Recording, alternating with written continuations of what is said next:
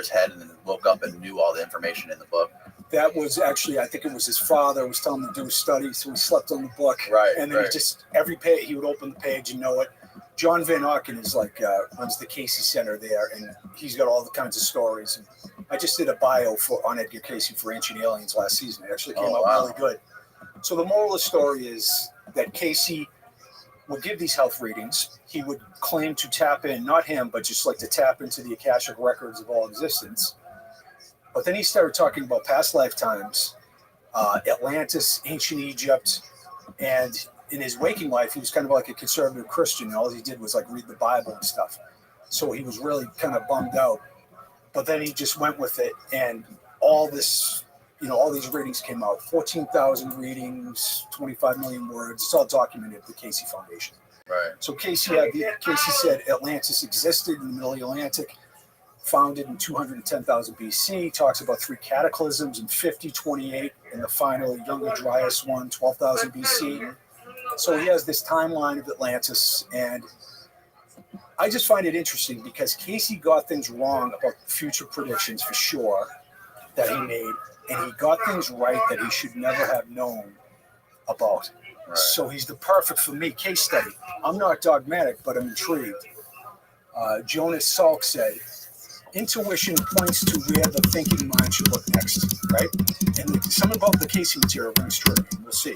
Like the idea of Egypt being older or stuff like that. So Hakim Alwan, I can imagine, was connected to the Casey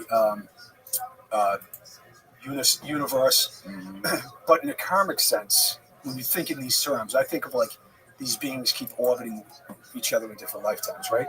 So you have Zawi Hawass, Mark Lerner. They were both supported by the Casey Foundation. Hawass went to UPenn. Lerner's education was paid at Chicago, I believe, an archaeological degree. And Lerner wrote a book, his parents were Casey people, about kind of proving the Casey material through the lens of archaeology and mysticism. But then he went against that, and he became a mainstream Egyptologist. But they still have this connection. So they were on the other, they played for the other team, but they're deeply connected to the Casey Foundation. Right. And then you have Schock, Robert Schock, you have Hancock, Bavali, all these people that are kind of floating in this Atlantis milieu, you know what I mean? I'll throw myself in there, you know what I mean? Just a little humble brag that I'm connected somehow to the Casey material and the people. Yeah. And I just think it's cool in this kind of karmic orbiting of different beings trying to unravel the story. It's just, it tickles my fancy. My favorite theory is Chris Dunn's power plant theory about the pyramids. I'm not familiar with him. He wrote the famous book Giza Power Plant, and then he followed it up recently with his new book, The Tesla Connection. And he has this theory that basically the Great Pyramid was this a solid-state electron harvester.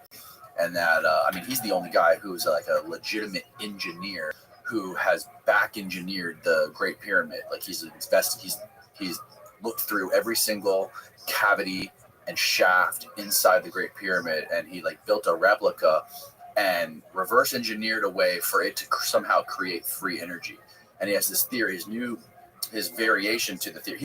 So he's evolved his original theory, and his new theory essentially is that the Great Pyramid and the two other pyramids, they sit on the Giza Plateau, which is a seismically active area there. So there's like a lot of seismic activity there, and there has been through history. And he hypothesizes that there was a hydraulic hammer device in the subterranean chamber that would hammer the earth and induce earthquakes, which would essentially bring up electrons through the igneous rock up beneath the earth, up through the pyramid, which is built with igneous rock, with the limestone and all the granite. And all those electrons would somehow come through the queen's chamber, and there were shafts that were peripherally outside of the pyramid that they would pour. What was it? It was some sort of acid. Yeah. Sulfuric acid. Maybe sulfuric acid. I could be picking that up, but they poured it in those shafts. They were like they were pits outside of the pyramid, and those pits fed the shafts that went into the queen's chamber, right? Because he believes that they're connected. When they sent that rover up those shafts and figured out there was that Gate and Brink's door there, and they busted through the door because the door had these little 2 electrodes that were coming through. Which is why would there be little two copper electrodes coming out of that door, that way up in the middle of that shaft in that pyramid that was supposedly a tomb? And he thinks that it fed liquid, that acid into those shafts, and those electrodes were there to like keep the right amount of liquid in those shafts, and that would create this liquid, or this hydrogen that would come up through the Queen's chamber, or the Grand Gallery, will create some sort of resonant frequency and create some sort of combustion in the King's chamber. And the two shafts that came out of the King's chamber were like masers, right? That somehow created some sort of a field of free energy that he believes powered that civilization that was there during that time. Yeah, I'm friends with Chris. He did Hugh does an Origins conference in London, and I gotta tell you, he's a funny man. Like behind the scenes, he's hilarious. He's hilarious. Yeah, what a great sense of humor that dude has. Michael Cremo too, Forbidden History, or I think that's a book he wrote. He's another, because people don't know the personalities of some of these guys, man. I love Chris. I think, it might have been a multi-purpose use, right? I think we all believe it wasn't a tomb, you know? There's no adornment, there's no hieroglyphics. You get into the Howard Weiss 1834, seemingly forged cartoon, stuff like that. He's looking for funding, he's using dynamite, he's a piece of shit, you know? Right. So, and it's fine, you know what I mean? See, I know Zawi gets a lot of shit, but he pushes back because they've robbed antiquities from Egypt. They portrayed the Egyptian people in really bad ways over time. You know, science has. So I dig where he's coming from. I would just say, I think the archaeologists would agree with this. I think world government should lay out about $20 billion a year and do archaeological digs around the world, especially at this point in history. Yeah. Figure out our past, because there may be clues within the past about like ways to understand our true nature and understand what's going on, you know, in space, all those big questions. But my point is, let's excavate under the part of the Sphinx. Let's get into the Great Pyramid as much as possible. Let's excavate all around the Giza Plateau. If you're interested in this, my boy Trevor Grassi and William Brown spoke at the Casey conference. William bought a piece of land near the pyramid, and they do have like a 3-series video set on YouTube. Beneath Gaza, no, the underworld of Gaza. Anybody listening who's into the story Of Giza? of Giza, yeah. So they're looking for the lost hall records. You know, they're not dogmatic; they're just following, you know, the traditions and stuff like that. So the moral of the story is like a lot of people don't believe the pyramid was a tomb. So let's find out. Right. You know. And it seems like there's a lot of young Egyptologists that are coming up in Egypt that are Chris Dunn's stuff seriously, like looking more into it. So like sort of like a new guard who's looking. I'm like, we should look into this stuff that we don't understand. Like we're never going to get anywhere if we just keep accepting the narrative. Totally, and it's part of that cult-like belief system. It's like, this is a belief in my ideological enemy. I'm not going to give anything to this. It's even like, you know, I'm a stonemason with engineering experience, and you look at like Göbekli Tepe and Karahan Tepe, these Hugh probably talked about 12,000-year-old sites. Mm-hmm. It's not technology, but it's like incredible work that requires like feeding this huge population and skilled masons and all kinds of organization through a civilization or a society of hunter-gatherers. You know, that's where Hancock gets like, where was there a transfer of technology at the same time? You know, because it springs up everywhere, and the massive scale of it in Turkey now is just like incomprehensible how much of it is. But the skeptics, because they don't want to yield, they don't want to give anything to Hancock. It's just like, you know, there's some rudimentary stonework. Instead of embracing how up it is and how like paradigm shifting it is, you know. So I would like more honest, objective evaluation. Like, let's take Hancock. He starts off in the 90s or the late 80s. He has this hypothesis: there's a cataclysm, and there's a lost civilization that's destroyed that goes around the world and teaches the arts of civilization. And lo and behold, we find the evidence for his cataclysm, supported by an international team of scientists called the Younger Dryas Impact Hypothesis. Yeah. And if it wasn't considered a mythological and religious idea, it would have been accepted like 20 years ago. If you look at the evidence, it's pretty incontrovertible in my estimation. And then we find a super civilization in Turkey that's 12,000 years old.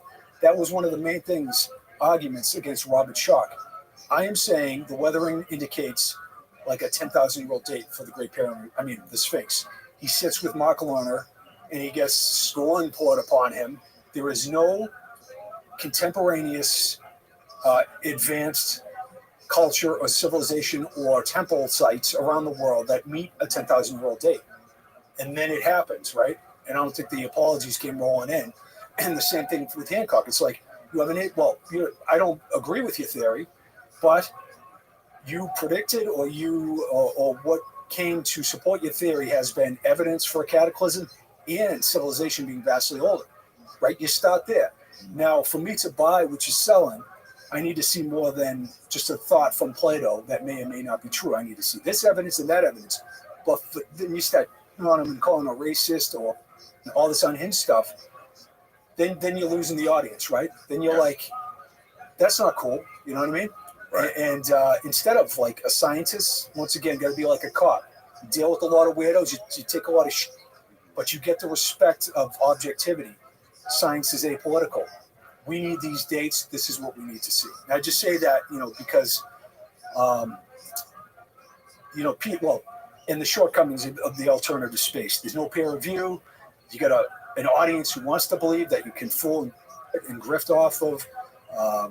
There's a lot of flaws. There's not a critical analysis of everybody's theories oftentimes, but there are strengths too. There's intuition. There are a lot of people who are oriented towards metaphysics, because a lot of people get into ancient mysteries because they are interested in spirituality and metaphysics. Like Megan Fox, for instance, she liked my show, so she had me on her show, which is kind of Megan Fox, the actress. Yeah, Megan. She did a Legends of the Lost a couple of years ago. She did a one season show, and the last episode was about the Clovis Barrier and giants and stuff like that. So we were talking, and we became friendly. Really? Yeah. She's really cool. She's into Edgar Cayce. She's into metaphysics. Wow. So we communicated back and forth. The first thing she said to me is like, I don't want to incarnate again. I don't want to tell stories out of school, but these are like glowing reviews of her as a person, so I don't think she'll mind. So she said, I don't want to incarnate anymore. I'm into the Cayce material. I'm into ancient mysteries, but the rest of the world bores me to tears. You know what I mean? And I said, I agree. It's like, what's our real nature? She asked about ayahuasca. I said, you don't want to incarnate again. Go read Disappearance of the Universe by Gary Renard.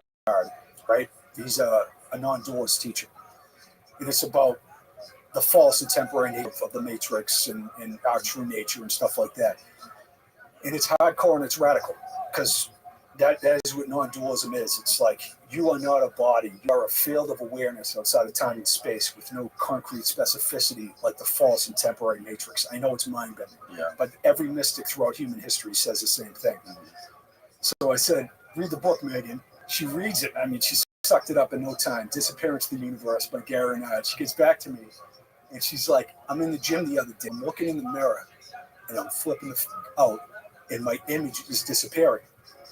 And she's like, I understand intellectually everything that's being said, but look, I'm a mother of 3 kids. I'm in my early 30s.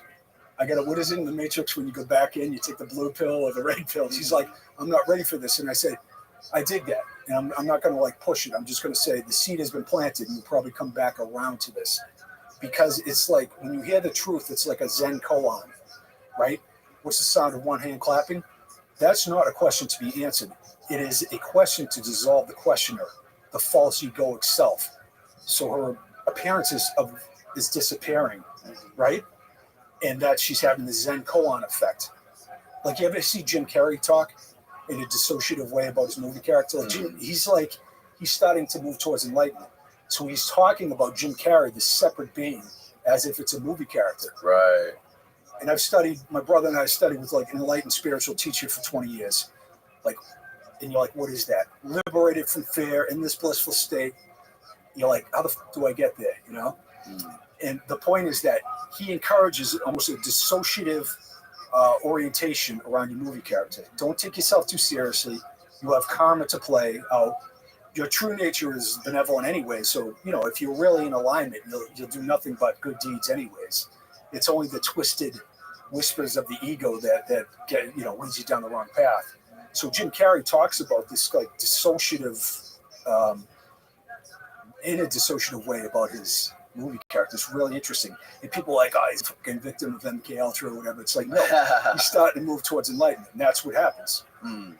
Like, and these are the lifetimes where you deal with all this, trauma, you reflect, you forgive, and then next time you have to show up in the Matrix. Your parents are like mystics or whatever. You've undone so much, and then you flip the switch like Eckhart Tolle, right? Like he came into this life, you're like power now. I can't fucking focus, but he came into this life ready to be switched on or switched off, I should say. And that's what the mystics say, that you undo. You keep coming back to the Matrix until you break the cycle of reincarnation, but you undo all that is false about you. And that's the book Megan read. It's just like you undo. What's the name of that book? The Disappearance of the Universe by Gary Renard. But it's not like the Course in Miracles is this kind of new, channeled, non-dualistic teaching, which is interesting. But the Advaita Vedanta, the Vibhu Gita, the Ashtavakra Gita, all these texts throughout history, the teachings of Lao Tzu, Ramana Maharshi, even Jesus in the Nag Hammadi scrolls, the Apocryphon of John, he comes to John and he speaks about the inexpressible one, the field of existence, in completely non-dualistic ways. Go read it. He's like an Eastern mystic, not the Jesus of kind of the evangelical movement. He's been transformed. The Gospel of Thomas, who Elaine Pagels talked about, the shortest passage is be passerby. Leave everybody alone. Do not try to change anything. Bless, forgive, turn the cheek. You are making it real by conflict and judgment. You are experiencing a false and temporary, and you can make whatever you want about the sojourn, its time and space, right? People have different ideas. God made man, so man could become God. These theories of like, oh, God wouldn't even know what it was like to turn his ankle and see a set, whatever. You know what I mean? Like, and it's not like a white dude in the throne. God is the field that you are. That's what the mystics say. The point is, I think it's worthwhile pointing to our eternal nature and then make of it what you want, because we could talk intellectually about this all day long, but all these teachings and ceremonies are geared towards the experience, the literal, visceral experience of what you already are. So when you break through and you're in the zone of the one, you're in the field, all doubt is cast away. You don't even want to describe it. You don't even want to think. It's a realm without thought and time. It's fucking crazy, and it's awe-inspiring and enthralling. So I could talk shit all day, but it's just like, what can you do in your life to get you back to your real nature? And the mystics would say, forgive. Don't do it out of phony goodness. You're already perfect. So I don't want anything out. I don't want anything transactional out of you. Right. I don't want to manipulate you to get an extra hit. I don't want to look for my soulmate on Tinder. You know what I mean? I want to treat people for what they are, which is divine, and forgive. And what I don't, I'm being a fraud and a piece of shit, and a hypocrite. And you don't condemn yourself, though. You're like, kind of laugh at your movie character. Mm-hmm. Totally. So I know I went on a long rant there, yeah. But that's for me. I think that's a kind of a cool that seems to be the consensus with people who experiment with psychedelics. There's a guy who I had on the show about a year ago named Andrew Gallimore, if you heard of him. Yeah, he's doing this study called DMTX out of Tokyo, where he's putting people on extended state DMT trips. And they're essentially trying to map the DMT realm, right? And figure out what's going on and try to build some sort of consensus or some coherence of what people are experiencing when they're on these things like ayahuasca and DMT and what's going on. Because there's a lot of very similar things, not just everyone's having their own unique experience. A lot of people are seeing and reporting the same exact sort of things, like entities and patterns and colors. And he is a neurobiologist, and what he seems to believe is that there's more of a reality there. And what our brain is essentially like a filter, and our brain is here it exists evolutionarily to filter out everything there, so that we can only sense what we need to survive and to evolve and to reproduce. And what happens when you're ingesting these substances and integrating with them is you're activating more of your brain, so you can experience more of what's already there. like reality, if we were to have our entire brain engaged and somehow be turned on, it would be something that's so overwhelming for us, we might just dissolve. Maybe we can only handle like a couple hours or 10 minutes of this. But it seems like there's definitely something there. And when you hear people talk about like their experience with these drugs and tapping into this other realm or whatever, they seem to talk about these kind of things. Absolutely. I've experienced that. A mystic would also say you're not going to experience all your lifetimes at once because it would be overload. You'd have a nervous breakdown, but you can, right. Well, there's some psychics, there's some artists and grifters out there, but there's some psychics whose game is pretty tight, who have a good track record, right? So it's like, what are they doing tapping into the past and the future? It's because, Einstein would say it's a false construct in a false world for whatever purpose. It could be the experience, one of the shamans that I've studied with and did ceremonies with, at least there's a beauty in forgetting. It's like when you realize, you're in this blissful state of eternity and it's incomprehensible, but it's almost kind of a cool game to forget, because when you remember what you really are, it's like so awe-inspiring, it's beyond comprehension. You know what I'm saying? Yeah. Like, I thought I was this hopeless piece of shit, but I'm this glorious divine being that has to do nothing to be what I already am, right? Right. So I don't know about the nature of that. I'll just say that on a worldly level, it's worth looking into psychedelics. Are they letting us go into other dimensions? Are they showing us our true nature? You have Johns Hopkins just built like a $17 million research facility. End stage cancer patients are losing the fear of death, right? It's like, this is the that we need in our society. We don't want to demonize it. That's why I like Hancock again. He's always like pointing to psychedelics, and it's hard, man. Have you ever done ayahuasca? Never done ayahuasca, just DMT. It's like, stop the ride, I want to get off. It's real rough. No, it seems terrifying. Yeah, like I imagine, like I always thought, well, like from the description that I've heard of it, it sounds like you're literally going to hell and facing demons.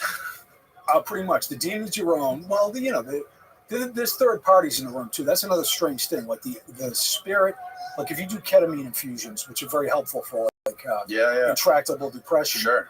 There isn't a third party. There isn't a spirit being there. But ayahuasca, they call it like grandmother.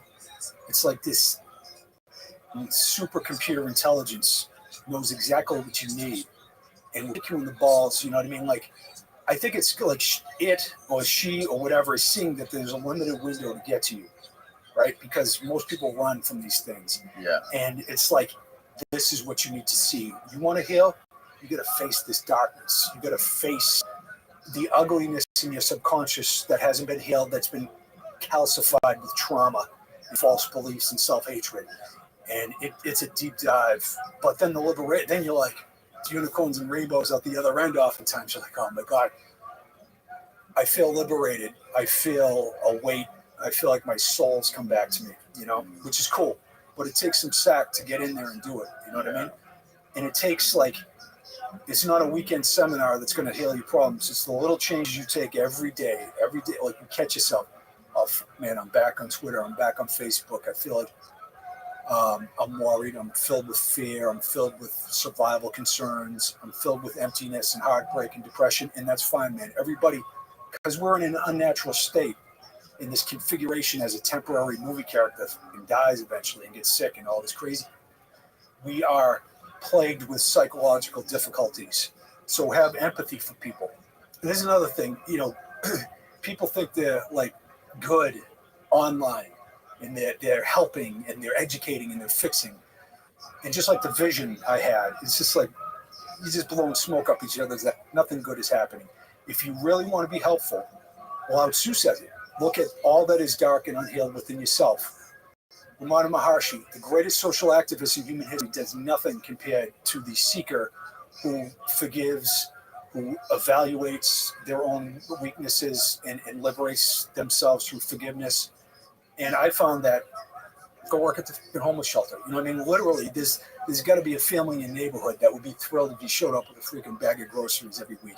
Right. And this isn't a diss, but see where you're a cokehead looking for another hit on social media versus true empathy Like, look somebody in the eye and do something kind for them. That's a good, and that's not a judgment, because I've been in cokehead zone, you know. Yeah. So, and then when I act out of empathy, you know, a couple buddies of mine, we call the Hilltown helpers. We live in the Hilltowns. I'm always like shoveling off old ladies' roofs and shit like that. You know what I mean? Like, really, you know, some old lady hasn't seen anyone in a while, and you sit down and you talk to her and you're kind to her and you do, and she's like, oh, let me pay. And it's like, no, that's not what this is about, you know?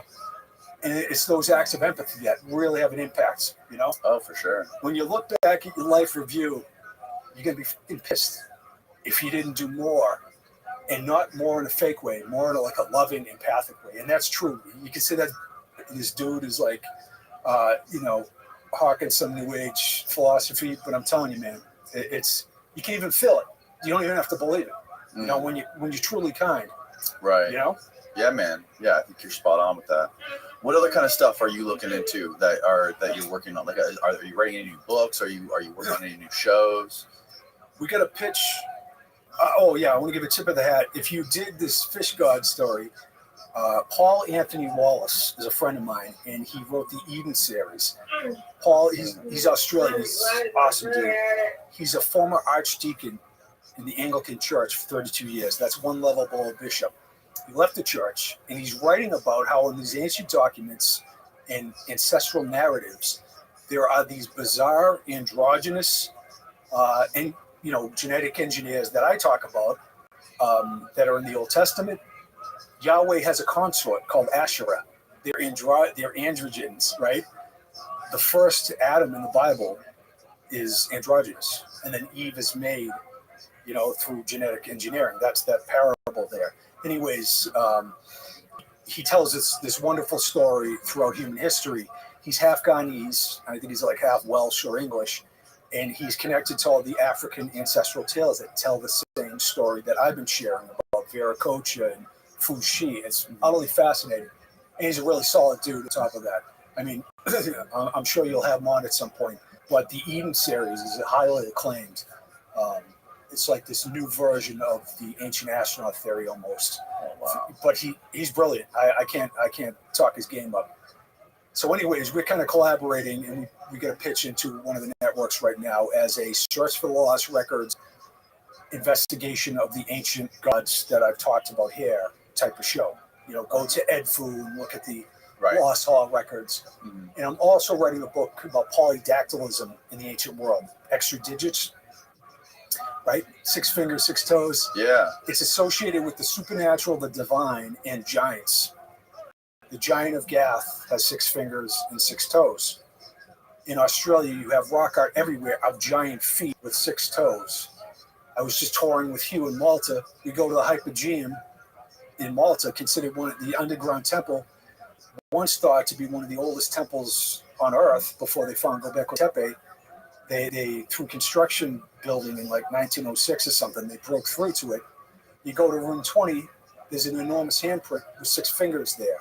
You go out to the American Southwest, there are giant hands and feet with extra digits.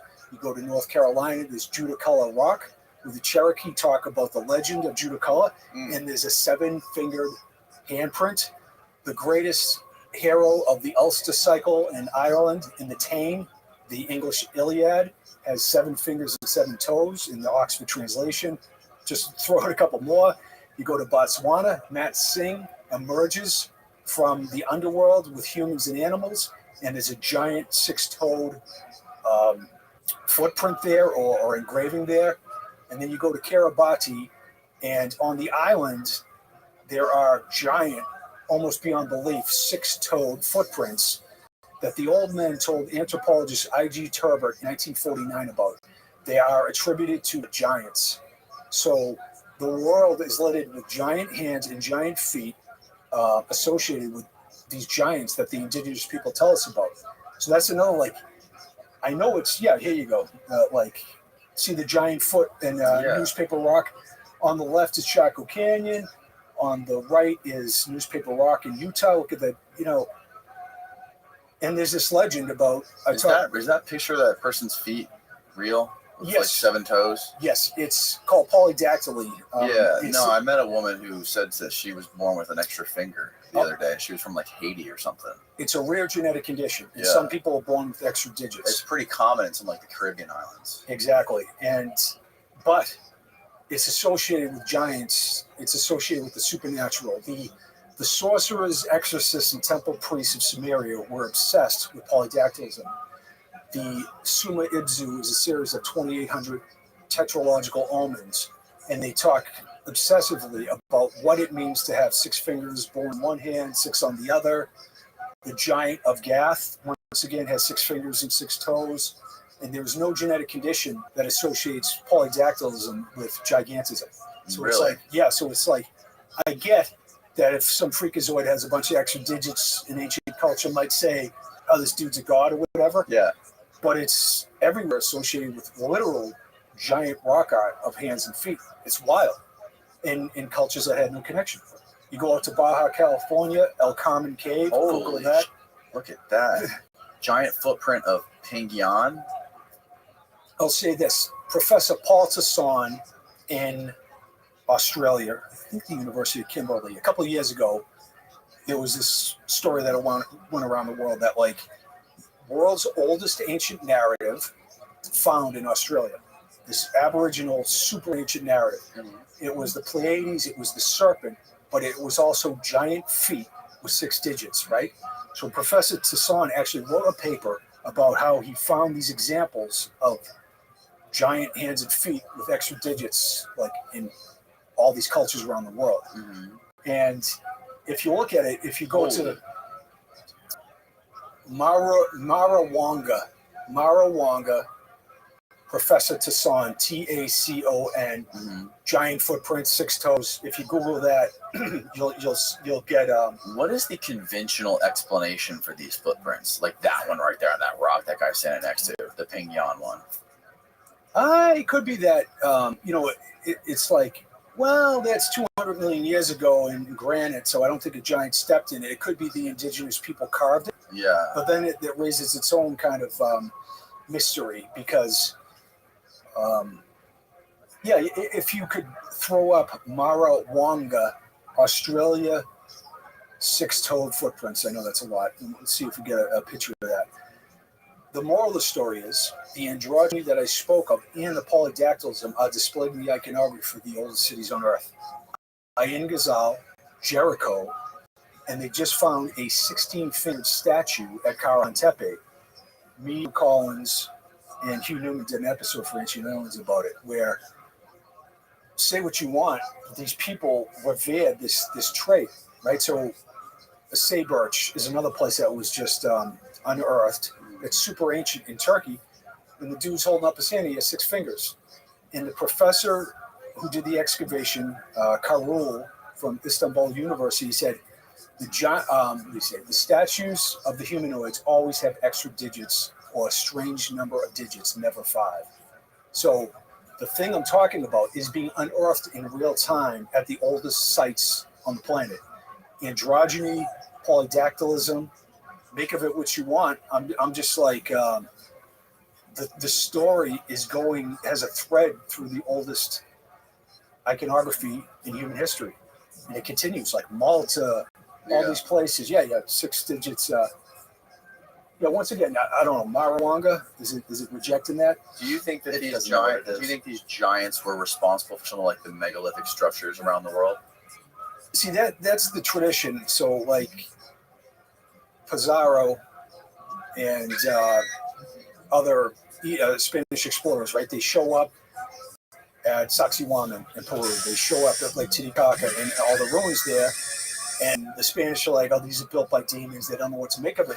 They ask the Inca, they ask Pizarro, and they specifically said they were built by the Huaris, the giants, after or before an age of darkness and cataclysm, essentially. So that's what we're told. Because if I say, I don't know if you could build that, like with the tools of the time. That's not a diss against the Aymara, the Inca people. Then I'm right out of the gate like I'm some racist, But then again, go to Malta, it's the story, the freaking Sicilian farmers. But the point is that the indigenous people have all these myths and legends about giants. Stonehenge is the same way. And the Neolithic boomers, they're going to be pissed at me if I said giants built Stonehenge. It's just like, I don't want to go round and round with that. But the point is, these traditions are the things that's interesting, not my theorizing, absolutely. right? So what the does it mean? I don't know. Is it pure fantasy? These people who we attribute having the wherewithal to do these amazing things are telling us these kind of wild stories. So you can't have it both ways. It's like, or at least be open to the idea that there's more going on. Yeah, man, absolutely. What is that one on the bottom with all the holes in the ground? You see the one with the circular carvings in the ground? That's Pueblo Bonito. That's a kiva in Colorado, and that's where the footprints going up the wall are. Yeah, the six-digit hands. This is in Colorado? That's in Colorado. Wow. So go to Palenque, and there's hands and feet all over the iconography there. Go to Peru, go to, so many places are, and it's not just because we know it's a rare genetic condition. It's just not associated with like some gigantism. Giants. It's literally associated with the supernatural, the divine, the malevolent, and giants. And to any I've never analyzed a 10-foot skeleton. I know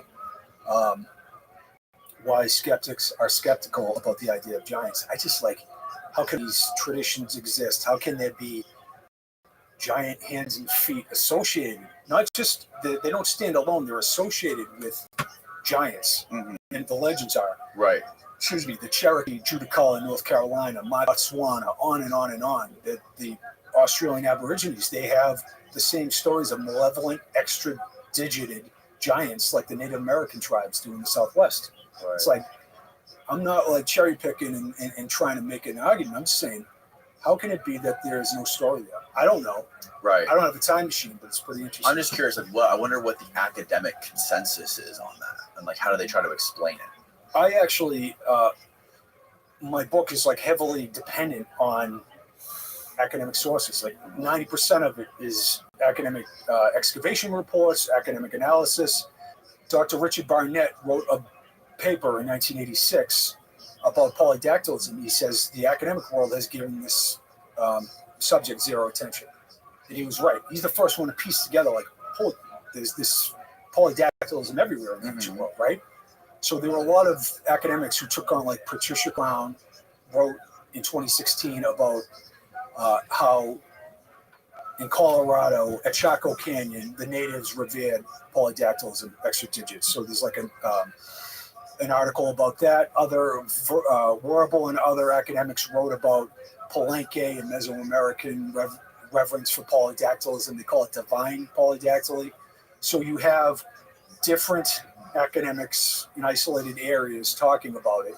And I understand the skepticism, but I would like to know, just like we had Professor Todd Disotell, evolutionary biologist, on our first show. And I love Todd, he's great. And I asked him, like, how can, what's the anthropological explanation for skull elongation all around the world between cultures that had no contact? It's the most bizarre and specific thing to do. Are they emulating something? What's going on? And, he didn't have, he's just like, I don't know how to explain it, essentially.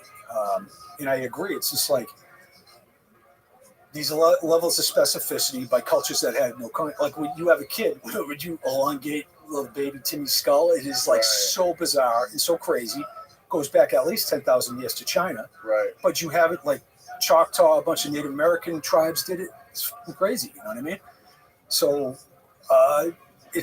that's the kind of stuff where if it is dismissed as like garbage or lunacy by the academics or the pseudo skeptics, people push back and they feel like these ideas aren't getting a fair shake.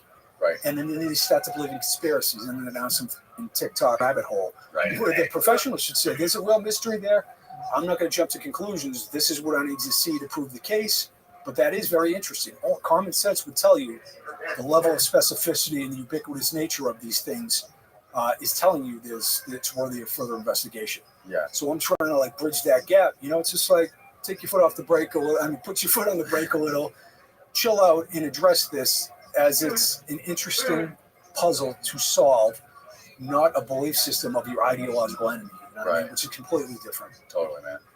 Well, Jim, thank you for doing this, man. This has been a fascinating conversation. Super fun to talk to you about this stuff. I love learning about this crap. You and Hugh are really. I think you guys are really onto something with what you guys are doing and teaming up on this work. It's fascinating shit. That's great, man. It's just being open to these seemingly bizarre ideas is really cool. I think that's why your platform is so popular, and it's just like people dig it. And I hope, and I appreciate, like, especially being, dudes, to like give permission to men talk about difficulties, talk about depression, talk about empathy, right? It's really important to embody contradiction, be the best of what a man is. It's not like a tough guy getting drunk at a bar and beating the shit out of someone. It's about like empathy and concern. And I really, that's the best part of it, that we're in the same zone there. And I really, Definitely. I dig that. I appreciate it. Thank you, man. And where can people find more of your work, get in touch with you? I'm in the witness protection program of fucking Ancient Mysteries. I'm such a loser. I got like the tech skills of an Amish preacher. I know I can pick up my game. I'm on like Facebook.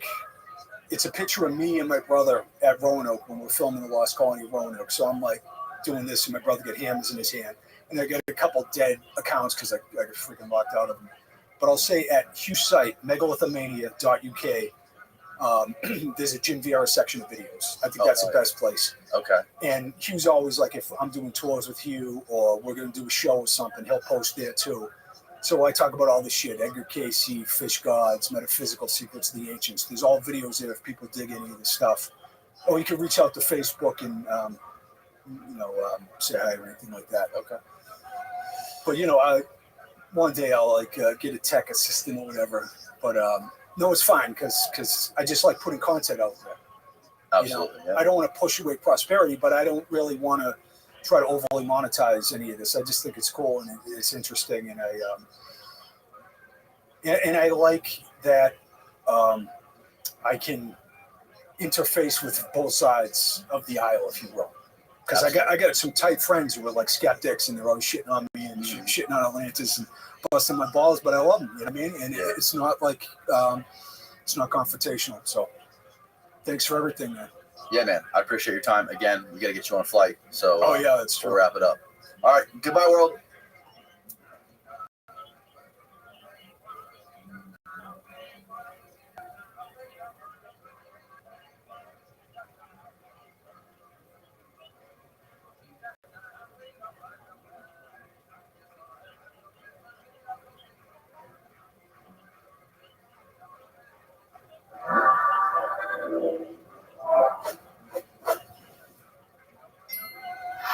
Do you listen to punk rock? I listened to Sex Pistols. Yeah. When I saw you, my initial reaction was like, this is like a kind of a grungy German punk rock dude. Well, but I literary punk rock kind of dude. If you say grunge, I saw actually one of the last concerts of Nirvana in New York, and then I was in a grocery store, like an organic store, and it announced that Kurt Cobain had shot himself. And that day I received a music tape from Berlin with electronic music, and I kind of concluded all this punk rock grunge stuff that's dead, and the new music is electronic music. So that's actually why I moved back from New York, where I was living in 95, to Berlin. Really? Yeah. And then you started listening to dubstep in Europe. And I just went to clubs in Berlin which were playing techno music, which was new at the time. I thought, exploded right around then. Yeah, I thought it was always they call it house music, though, right? That's what it was. Well, no, there's different kinds of electronic music. Oh. House is one, techno is another. Then drum and bass came, so it was a big kind of flourishing culture, which at one point stagnated. I think it's just stagnated, but I think it's still fascinating. But at the time, it was like new. So yes, I don't know where we're trying to go, but this is. We're not trying. We're not trying. We're just going. I'm happy. Good, me too. Your shirt is amazing. That's the meth that the Nazis were taking on your shirt, right? The Pervitin. Yeah, I mean, I like the branding, the design. Also, the name is very good. It's a good brand name for methamphetamine, Pervitin, because it's the word perverse, perverse kind of Perverse. in it, Yeah. which it is a perverse toxin, I would say. Mm-hmm. Methamphetamine. Yeah. The famous saying that everything goes back to the Nazis couldn't be more true. Even the drugs go back to the Nazis. Well, I mean, somehow it's not surprising because they were really interested in performance enhancement. Mm-hmm. You know, they were the Nazi movement was a very modern movement. They were applying the newest technology, the newest forms of propaganda, the newest medicines. So they were. They were on the cutting edge of everything. That's correct. You know. But they didn't have empathy and they didn't have the right morals. Right. So that can always be a problem. A very efficient system can also go off the rails. You need some kind of, I guess you would call it morals. It's a term that Nietzsche hated, but what do you do without morals? Then you just become kind of the soulless machine that can go anywhere and in a big way too. Yeah. So you've written 2 books on the history of drug use in the Third Reich, right? You've written the first one, which was Blist, which was all about the amphetamines and the uppers and all the kind of that Hitler's doctor was giving him. And the second one was Tripped, which was more about the psychedelics and the LSD research they were doing, trying to find truth serums, which is eventually what happened, what the CIA got its hands on in the Cold War. First of all, how did you get into writing, and what made you want to write a book about Hitler doing meth? Actually, we have to be very precise. What we say, and Hitler was actually not into meth. Oh. The German army was into meth. Oh, okay. They were really methed up. But he didn't do it? No, because he thought this is for the foot soldier, just the robot that has to function, because that's what meth does. It just releases neurotransmitters and you follow orders good. You kind of, but it's not the drug to use the most complex questions. That you don't do that on meth. So Hitler wasn't using meth. He was using a certain opioid, which is actually the same one that is now being used in America excessively, which is oxycodone, it's called, right? Or Oxycontin. I always confused. Yeah, Oxycontin. What's the difference between oxycodone and Oxycontin? That's a good question. I'm not sure. I think codone. I'm not sure. Okay. I think codone comes from codeine, which is like a syrup, and the contin is just. I think that has a time release in it. So. Yes, I think so. So that was Hitler's favorite drug, actually, the opioid, which at the time was a German product called Oikodal. So it was a German product. It wasn't a crazy, illegal drug that he was taking. Yeah. Wasn't he mixing it with? Oh no, maybe he was speedballing it with Coke, right? Yeah, he was doing that. Oh, okay. But only for like 2 months, and he stopped the Coke. He wasn't a Coke guy. No? He was an opioid guy. Okay. Usually they go hand in hand with those kind of dudes. I don't know. I mean, I think, but yeah, maybe. But his doctor, his personal physician, Morel, he was the opioid guy. He always gave him the oxycodone. And a new doctor came in after the bomb attack on July 20th, Operation Valkyrie. A new doctor, ear specialist, because Hitler's ears were blown in the explosion done by the bomb of Stauffenberg. Oh, yeah. And this ear doctor brought the cocaine, because cocaine was like also an anesthetic against pain, and he had pain. So he received the cocaine, but the doctor realized immediately that Hitler loved also the high of the cocaine. Like this guy wrote a report that I found in the National Archives in Washington. It's quite funny. Like, he realized immediately that Hitler's like a totally drug. Like, some people really like drugs, take a lot, experiment with it, and Hitler was one of these guys. I mean, and the doctor realized that immediately when Hitler was demanding more and more coke, and then Hitler was happy when the guy left, and Morel came and gave him the opioids, so he was kind of speedballing for a while. But then this other doctor fell out of favor because he was actually trying to get into Morel's role, but he didn't succeed, so he had to leave. So also the cocaine left. So Hitler remained with opioids. And didn't they get the coke from one of like the biggest pharmaceutical companies that's still around today? Wasn't it Merck? Well, that's Merck. Merck, yeah. Merck's cocaine was apparently the best in the world. It was very famous.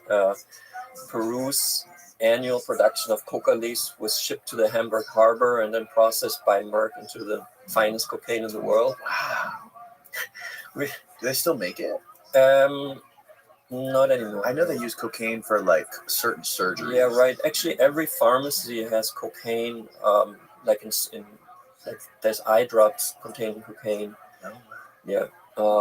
But it's not. It's in a very small quantity. So back then, cocaine was actually a big hit.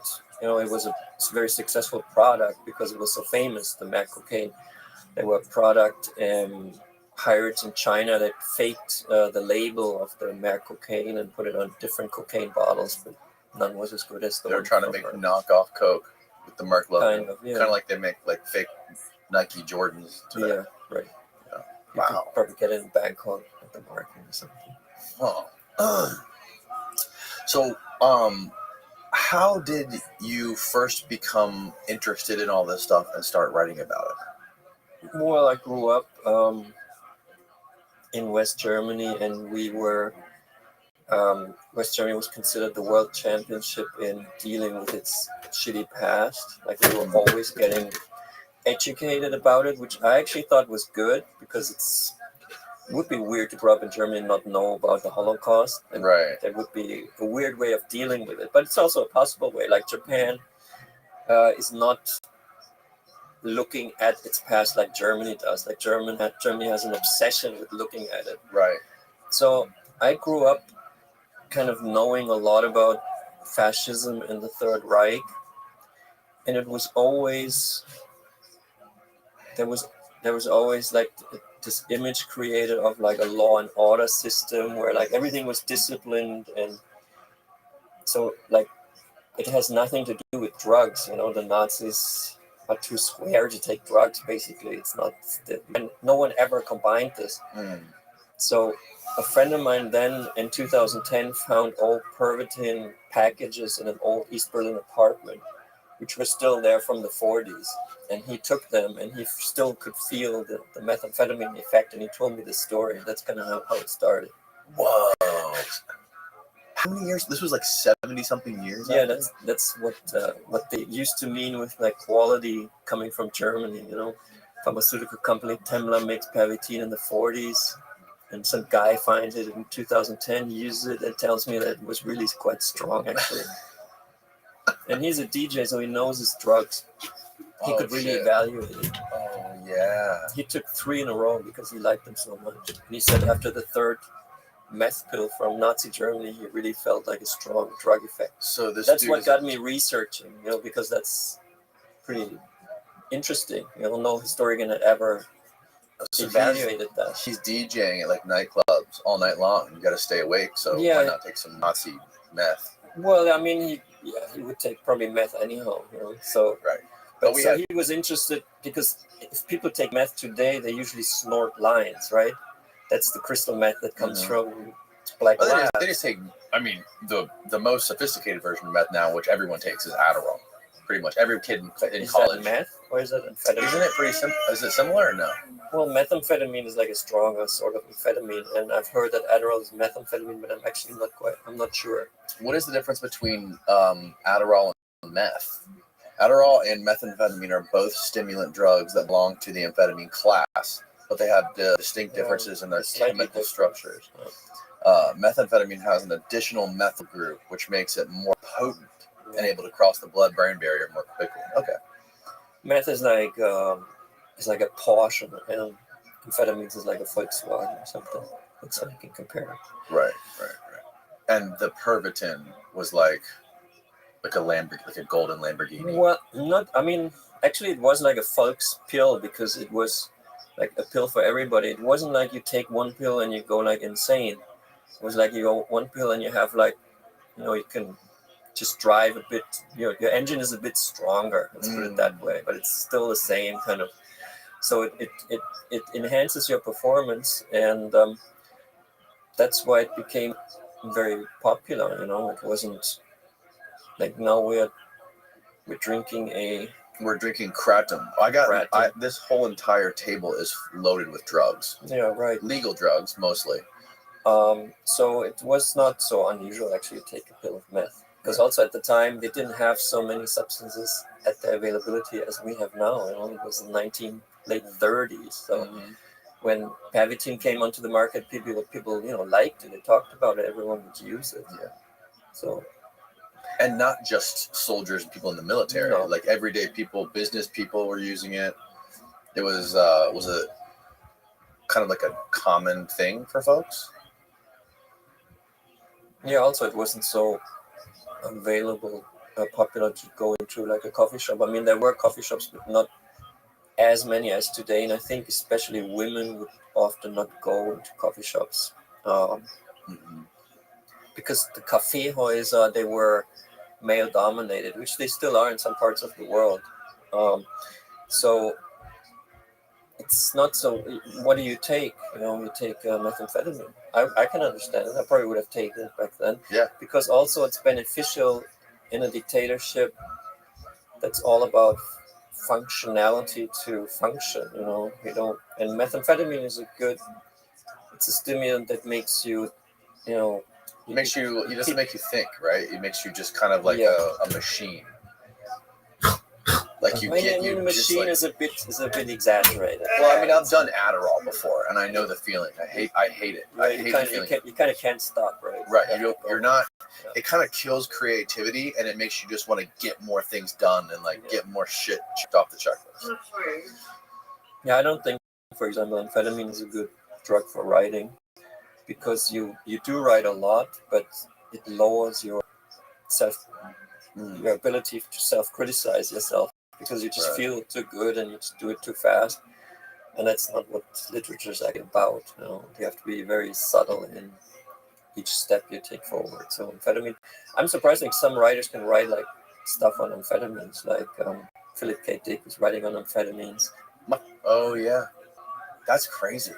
But also On the Road was written on amphetamines by Kerouac, supposedly in 2 weeks without sleep.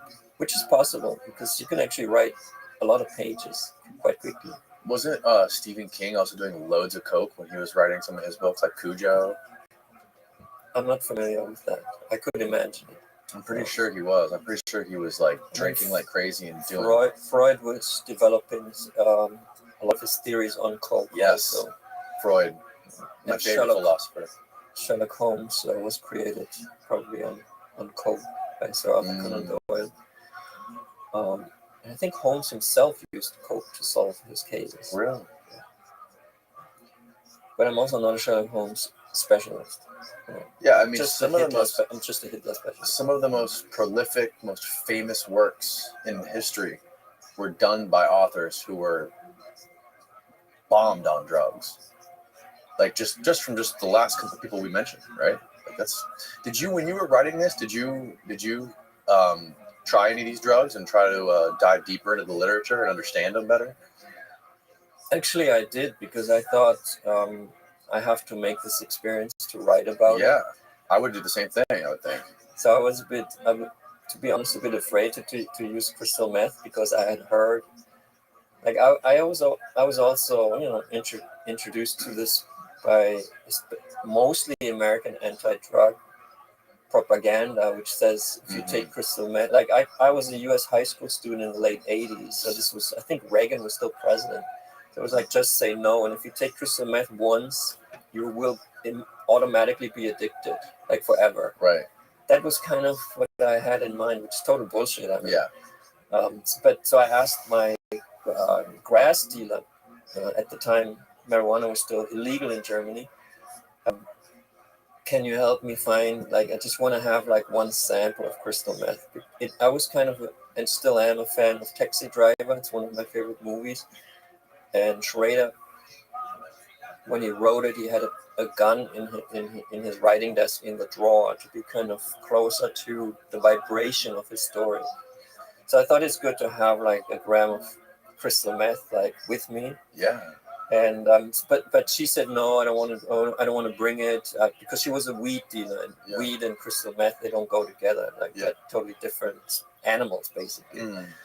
But she said, I know a guy, he has crystal meth, and then she asked him, and he actually brought me a one gram, and he brought a Xerox copy of the old Pervitin patent that they made on methamphetamine. He Xeroxed that and gave it with the gram without knowing that I was researching this book. Yeah. So he was like some kind of crystal meth dealer that was like a history buff or freak or whatever and wanted to educate where it comes from. It's kind of funny. I didn't know.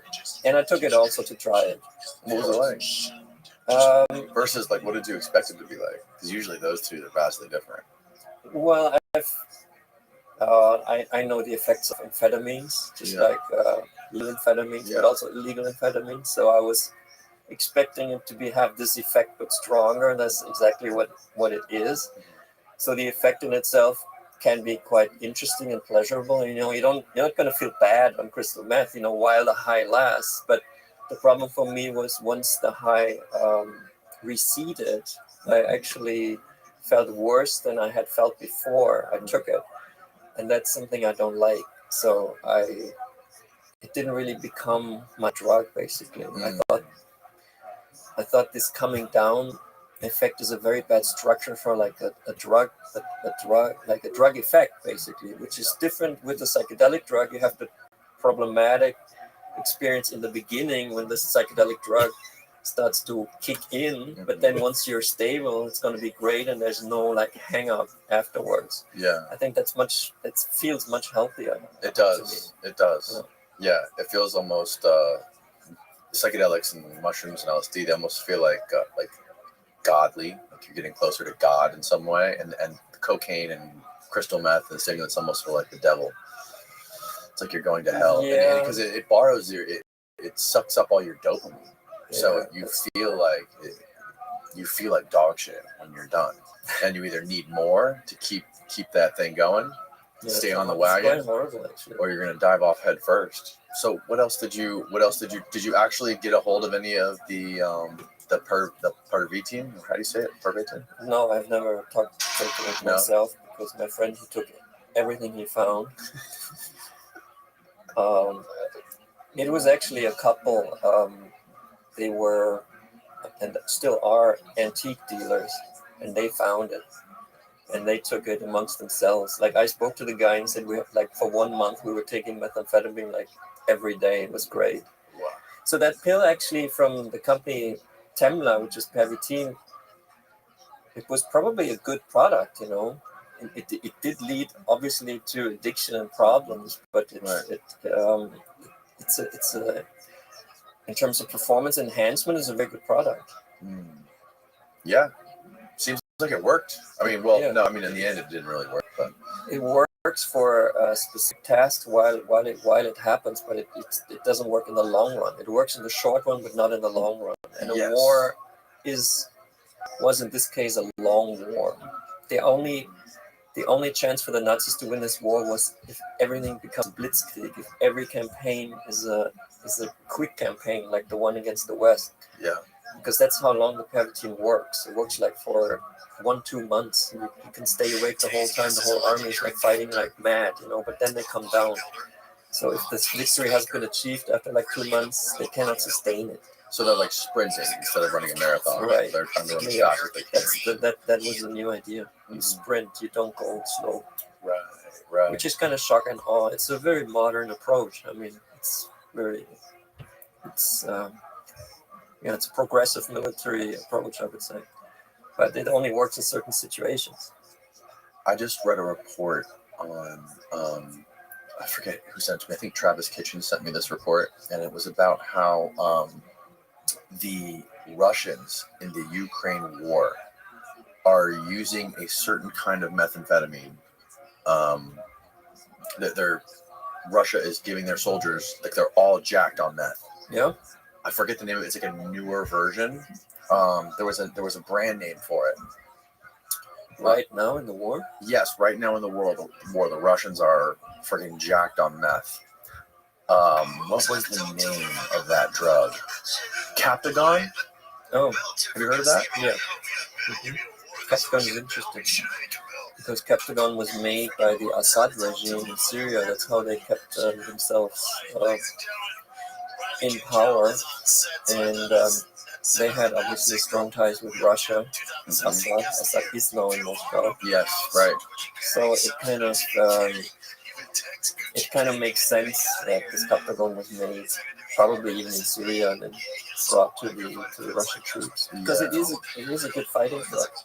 It's not good for it's not healthy, it's good for the soldier, but it might be beneficial if used, intelligently. Can you Google Captagon ingredients, or like what is in Captagon? It's just a different form of amphetamine. Yeah, but is it actually methamphetamine, or is it just amphetamine? Phenethyline? Okay, it's just an amphetamine. They can contain amphetamines and caffeine. And it's a very strong amphetamine. Very strong amphetamine. So it's not crystal meth is strong. Well, yeah, I'm sure. So this is actually. I think a pill of Pervitin would have been stronger than a pill of Captagon. Yeah, I'm sure it would have been. Because the Nazis always wanted the strongest. Even though it wasn't a Nazi man, it was just a German invention of a pharmaceutical company. It has nothing to do with the Nazi party. It's just a general company. Yeah, just a product. It's drugs and neutral. Also, there's in that same report that I read, they're saying that they're giving Ibogaine to the soldiers on the Ukrainian side. And I don't think it's just the report was saying that it was for brain injuries and for PTSD, but I think they're also using it on the battlefield for things like edge detection and stress and combat fatigue.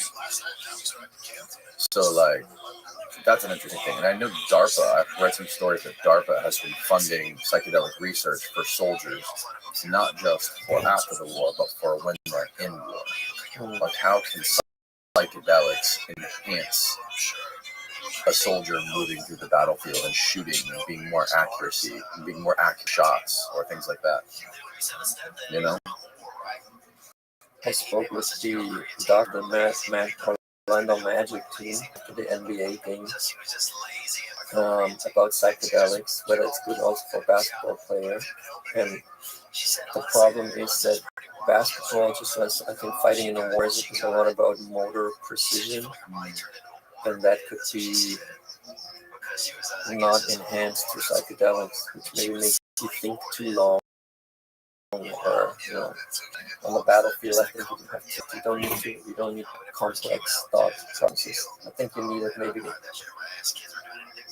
for strategy, for generals it might be good to see it in a different way. Well, I think actually now that you mentioned that, I think what I heard about DARPA studying this stuff is they're trying to take the trip out of it, so you get the benefits of visual acuity and edge detection and other things without having the trip.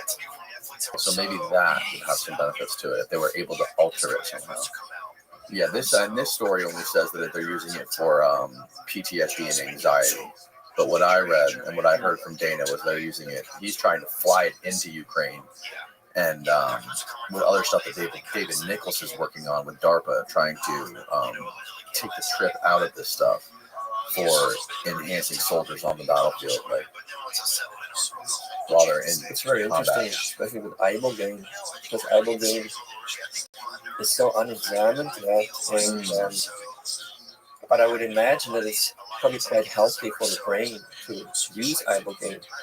So an army on the one side using amphetamines, if it's true, then this would be the Russian army, and another army using Ibogaine is, of course, much better for the Ukraine side, because it's a much smarter, more sustainable way of being. Yeah. Because Ibogaine is good for your brain, while amphetamine is not good for your brain. Mm-hmm. In the long term, right? Yeah. So, when you wrote your first book, you didn't do it the way typical authors do.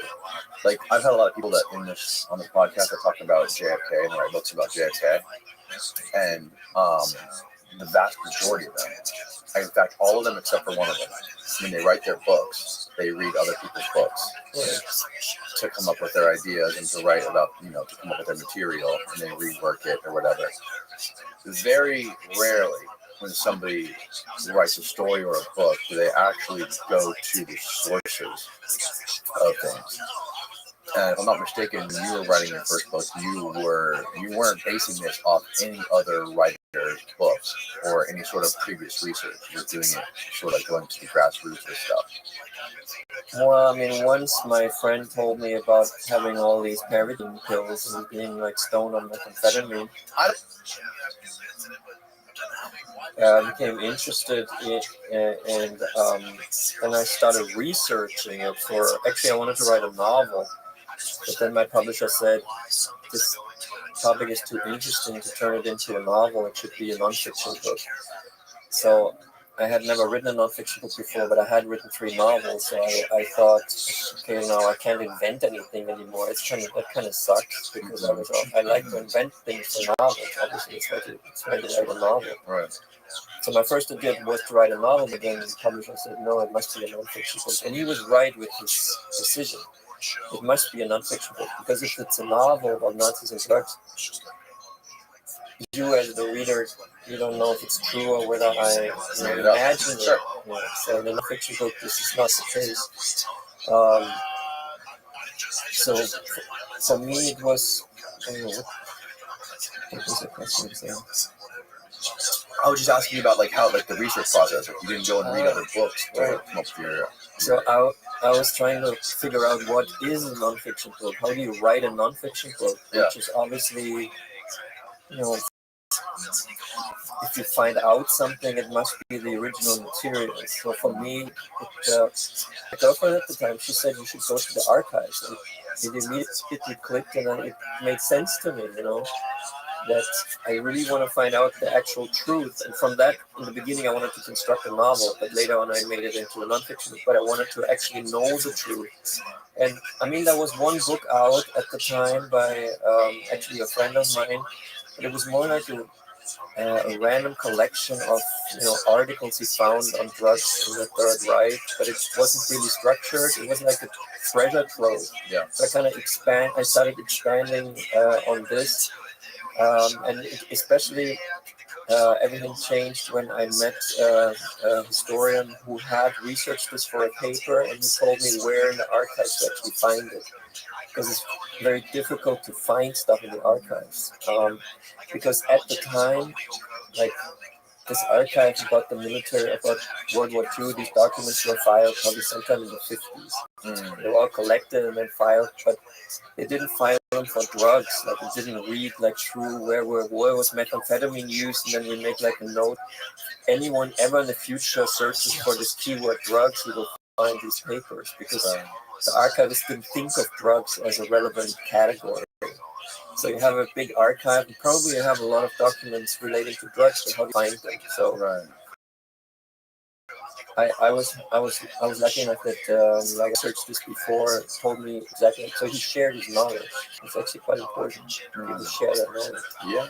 Which is kind of a spirit probably amongst researchers, because most people don't research. It's kind of a secret cult, like you go to the archive. It's very fun, and everyone is kind of friendly because you're like such on the fringe, but at the same time you're like at the center of it all, because only at the archive are the documents, in their original form. They have not been processed by, let's say, books. Yeah. So being a historian, just copying passages in books of others or ideas in other books.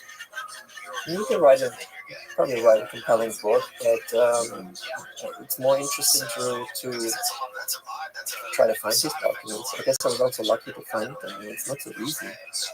I bet it's way more exciting to do it that way, because you feel like you're probably getting something out that hasn't been out before, right?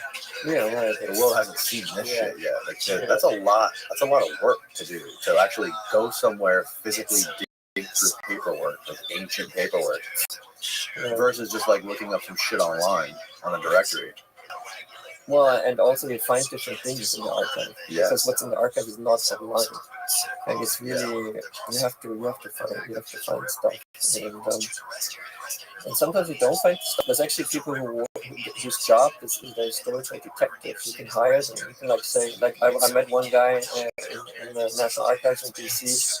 He said his client wants him to find out why a relative of his, a U.S. soldier, died falling out of a window in Heidelberg in summer of 1945. There's like all the information. Then he goes to the archive and actually finds that story. Wow. This is good to find it. It seems highly improbable, actually. Very. Oh, yeah, I bet. But who knows? How good a detective you are. So I have like this side hobby, which is like I'm like a hobby detective also. But basically I'm a writer. Yeah. Sometimes it has the shape of non-fiction books and sometimes the shape of novels. Both are great. I mean, both forms are interesting. Yeah, I bet you like the difference between writing about stuff that you're finding in archives. Like, how is that process different versus like just writing? Well, when find something in an archive, there's no one that helps you at first to evaluate what you've seen. Like the problem with Hitler's drugs was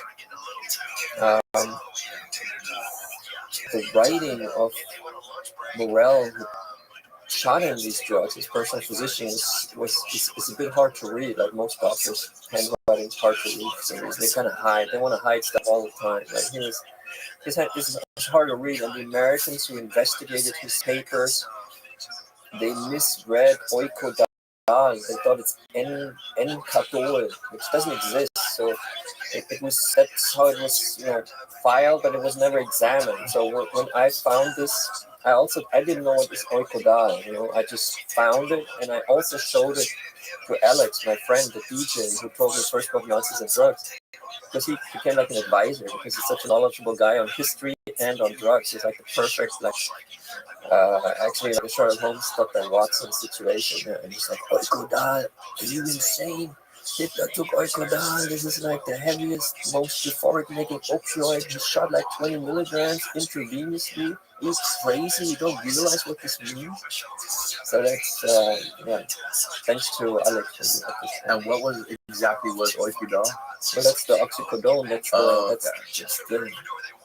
That was the drug that defined Hitler, basically. It was his favorite drug. Is that the drug that he first took before that famous meeting with Mussolini? Yeah, he wanted to pull out of it.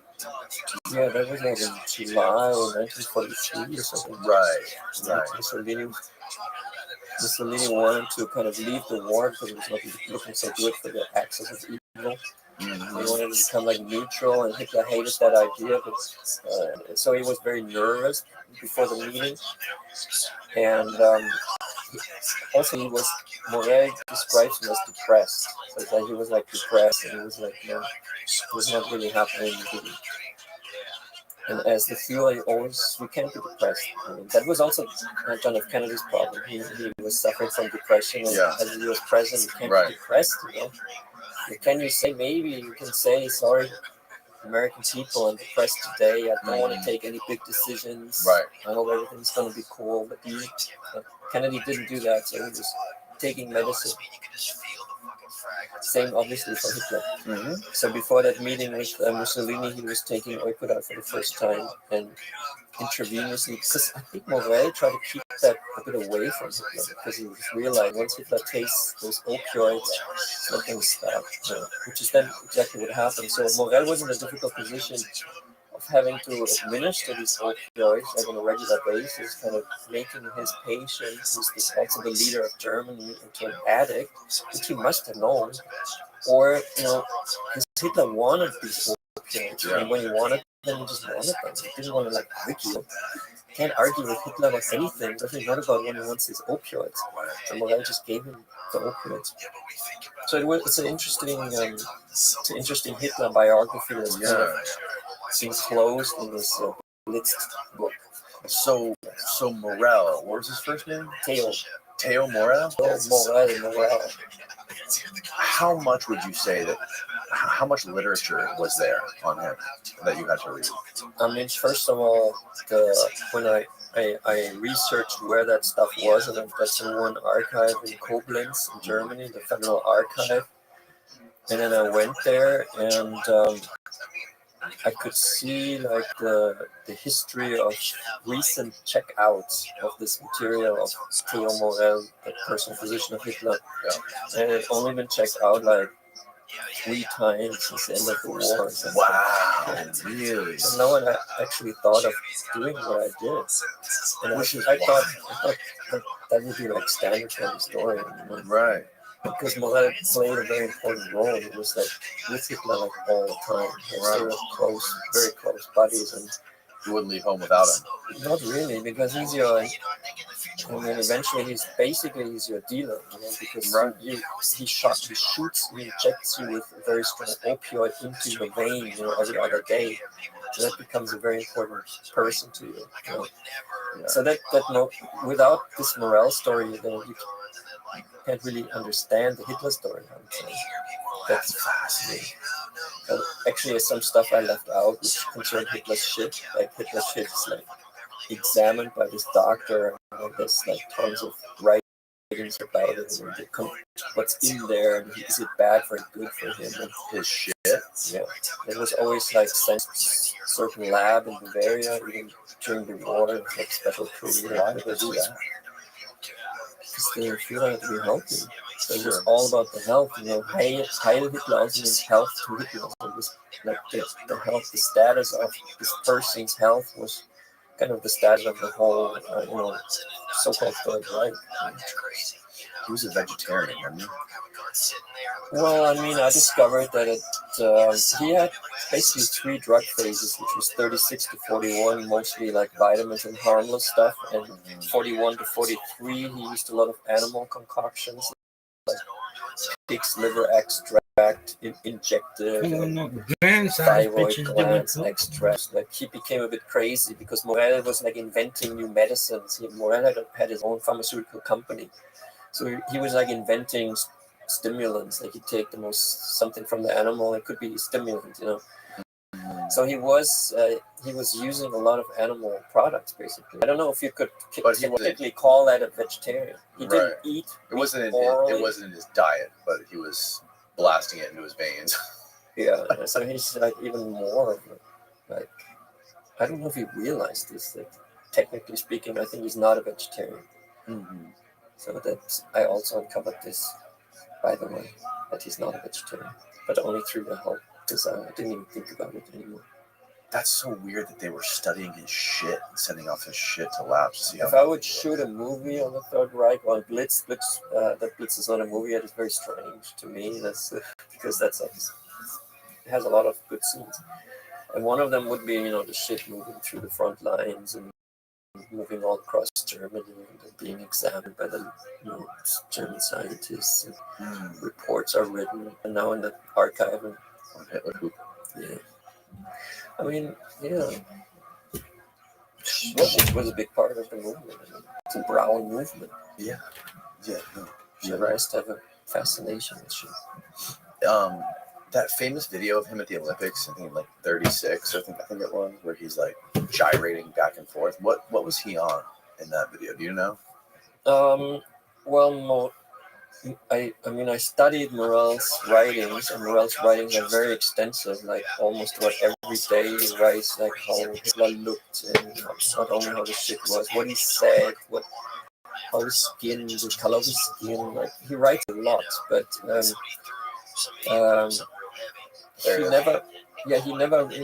he doesn't mention this thing. So I kind of think it looks a bit unnatural. It looks sped up, doesn't it? Yeah, I think it's definitely sped up. I think it's not natural. My research actually would say that this is a fake video because at the time Hitler had no problems. He was very healthy. He was also younger looking. How old was he here? Do you know? Not off the top of my head. But he was pretty young. But in his 30s? He looks older. Something's off with this, but that's just my gut feeling. What do you mean is off? How do you think it's fake? Just the movement doesn't seem natural. I think it was done by a director. Oh, really?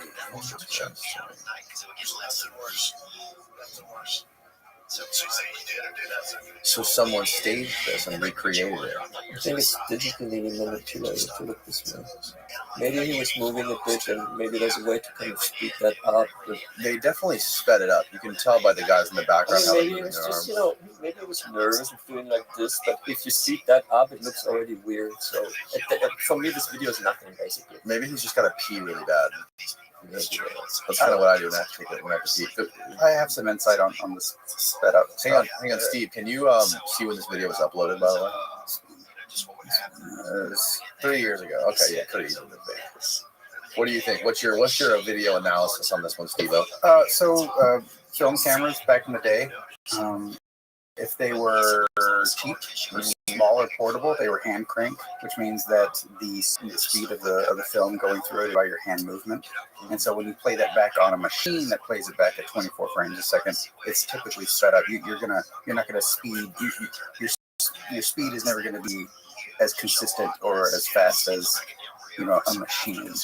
You'll see that a lot with like the Charlie Chaplin videos and stuff. Oh, okay, interesting. That's why the old black and white stuff was sped up. So 36 was before he was really experimenting hardcore with drugs. Yeah, that's when he met Laurel. That's when he met him in 36. Yeah, so Oh. he was basically on nothing. Huh. But she could still behave. Okay. He's a pot guy. But she was on nothing in 36. At least Morel doesn't write about it. Maybe he gave him something, but it's a slow increase of. Maybe methamphetamine wasn't invented yet, so also it wasn't on there. It wasn't invented yet. No. Was Coke invented yet? Yeah. When was Coke invented? It's like I don't a know. spicy pepper from You have to Asia. look at when, I don't know if it's from Asia, but it's used in a lot of Asian food. That was older. Methamphetamine was patented in October 37. 1856 by a German chemist, Frederick Geitsche. The Germans invented all the drugs. The Germans invented everything. Just drugs and cars. And time machines, spaceships, flying saucers apparently came from them too. Rockets. Yeah, rockets. There you go. Isolated active ingredient from the coca leaf. How crazy is it? The coca leaf is illegal.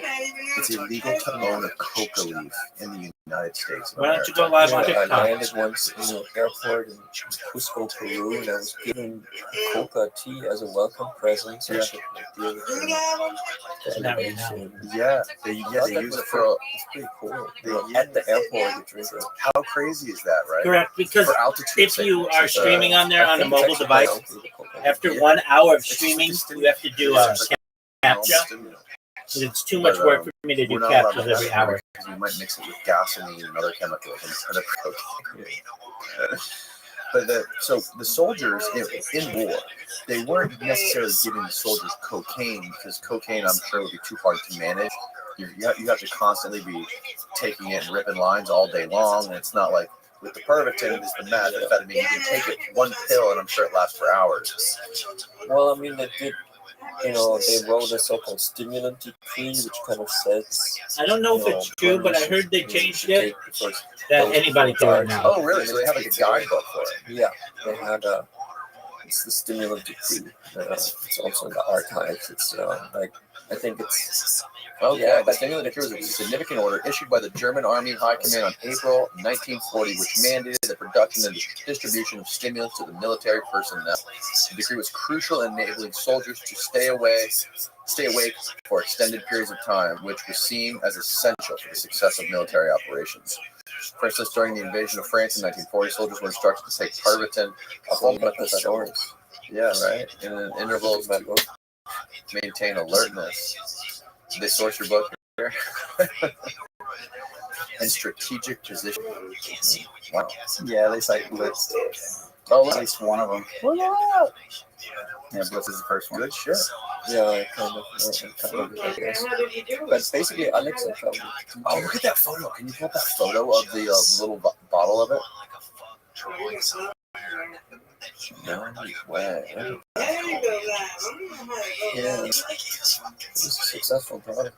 That's the plus I button. mean, it's normal for a soldier to take drugs in battle. This has happened since It's happening today. there's war, and because you always want to, because it's such a weird situation to deal with anxiety. You want to do it performance. Like it's a very complex situation to be in a combat situation. Yeah. Also, it's risky to take a drug. You might go wrong. But drugs are a big topic for the soldiers. And slide left to right or right to left. World War One, a small role for pilots. Like because they're the coolest anyhow, so they take cocaine and they fly better. Just one moment. It makes perfect sense. Okay, here's how you do it. Pilot's drug, maybe, On but iOS. it's not a mass drug, really. You go, so that open your you can't really give it to like 3 million men, like it doesn't then make you sense. press the plus button. Methamphetamine is quite cheap to manufacture. You're right. That's why it became mad. The person that told me that French, for 1,000 example, people, still it must wrong because usually banked you on that just wine. from there. So every French soldier, when Germany attacked them, drank 3/4 of a liter of red wine, while each German soldier was in milligrams of methamphetamine. So they're running circles around these French guys. I mean, the French guys didn't really stand a chance. Right. They're running around drunk. These Based on Germans are in their tanks.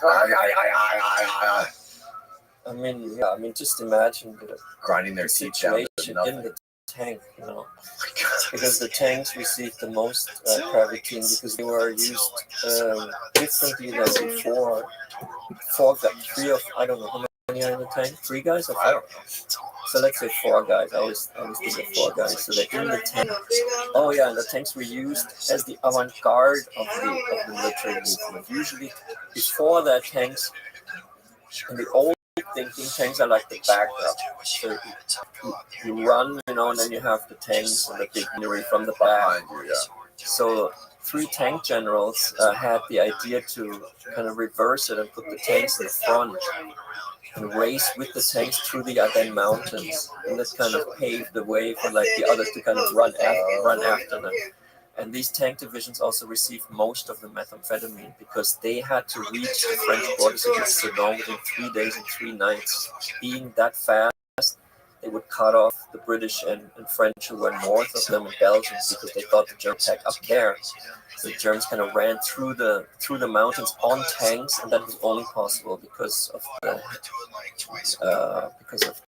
methamphetamine. That was used especially by people in the tanks. So that's why I always think of the tank with the 4 guys high on crystal meth, like racing into France. Like they were young guys, they were just like in the tank on meth. Like I think it must have been a very intense experience. And then it just kept going, and that's what led to this victory against France, which no one thought would have been possible because it was Britain and France together. Stronger army. The defenders always are, to invade successfully, you have to be overpowering. You have to have much more strength than the defenders, usually 3-1. But in this case, the Germans were weak, and it still won because they had the better strategy to go through the Ardennes Mountains on crystal meth, basically. Right. Wow.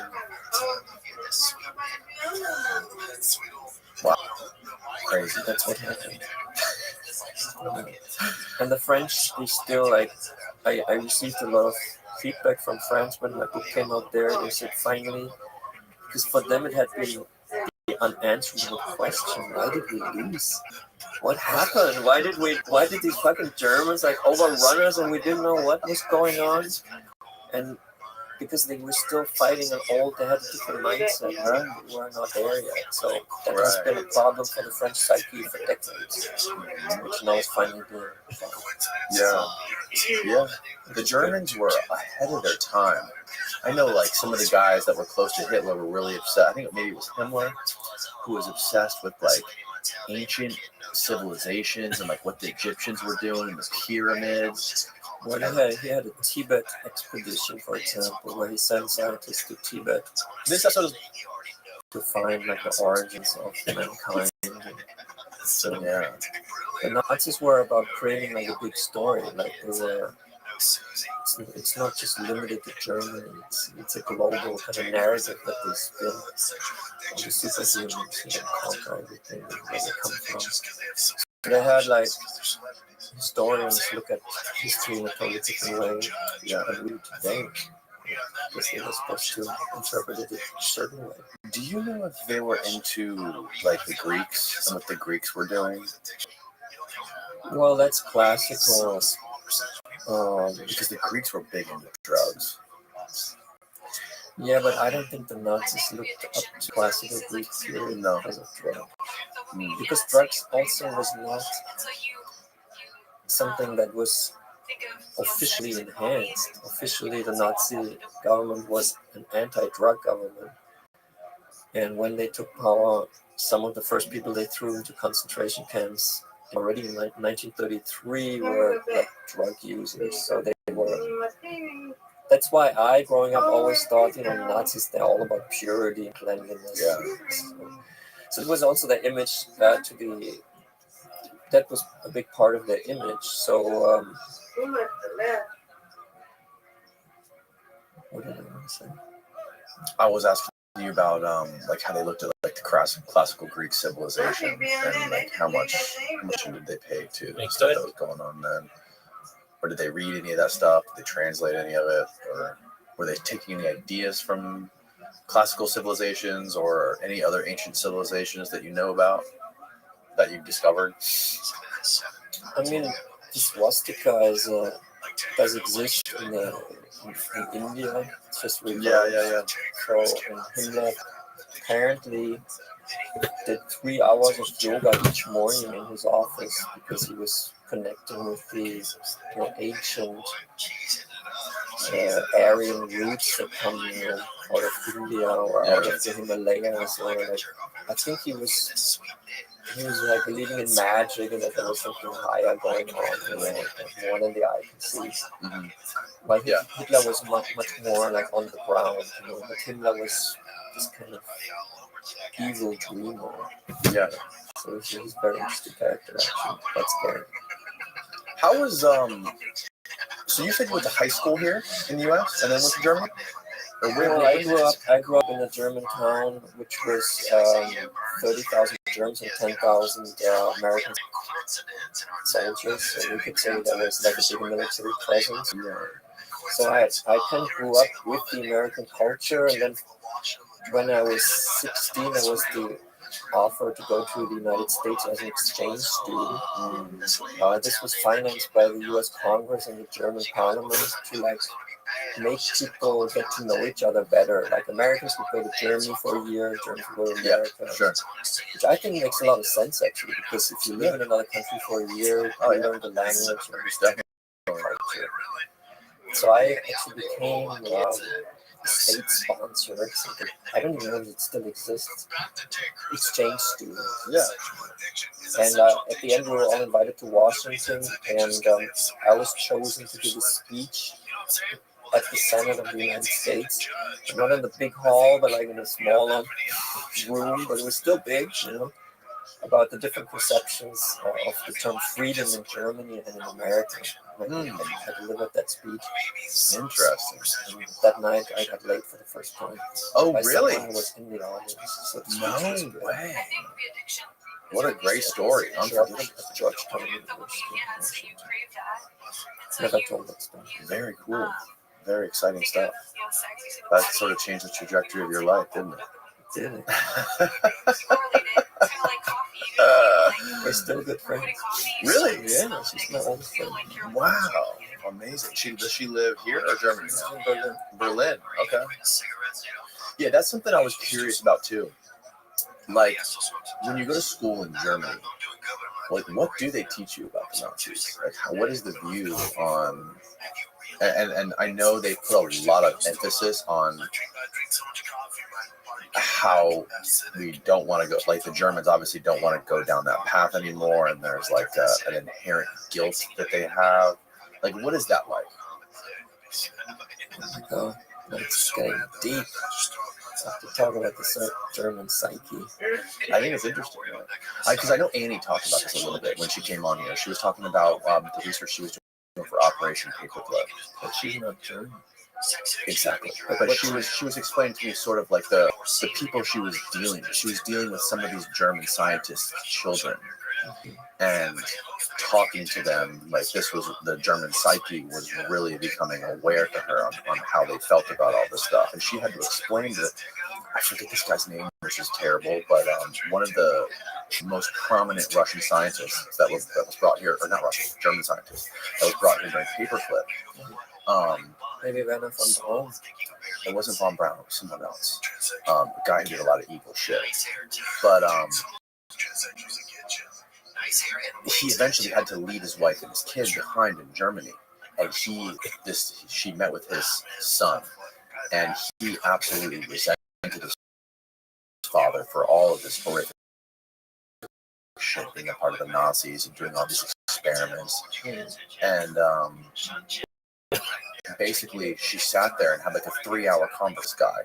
And this guy was like writing love letters to his son about how much he missed and how much he wanted to reunite with them. He was back in America doing this stuff. And like, this guy had like a deep love for his family, and he thought his dad just abandoned him. And like, it was a really complex, like, this guy ended up giving Annie all of the material, all the books, all the letters that he's been writing his son his whole life. And she went back to America, and she had to hide all this stuff because some of his letters had swastikas on them and stuff, and she had to like hide all this in the bottom of her bag because I think you go to prison for trying to steal this out of Germany. Like, they're very, very strict about any kind of anything to do with studying Nazi history or Nazi propaganda or anything like this. Well, I mean, yeah, we are taught a lot, but it's always we see like secondary, how other people evaluate it. So it's kind of, in a way, you could say it's force fed to you. It's a very, you learn that the Nazis are bad and that everything's horrible, and it's probably the right way to go about it, because the general consensus is that it was bad, that it shouldn't happen again, that we engage in such behavior anymore. So I think that's good. At the same time, I think certain things might be weird. Like, I'm not sure, for example, if Mein Kampf is prohibited or not. So maybe, usually it's maybe some source not.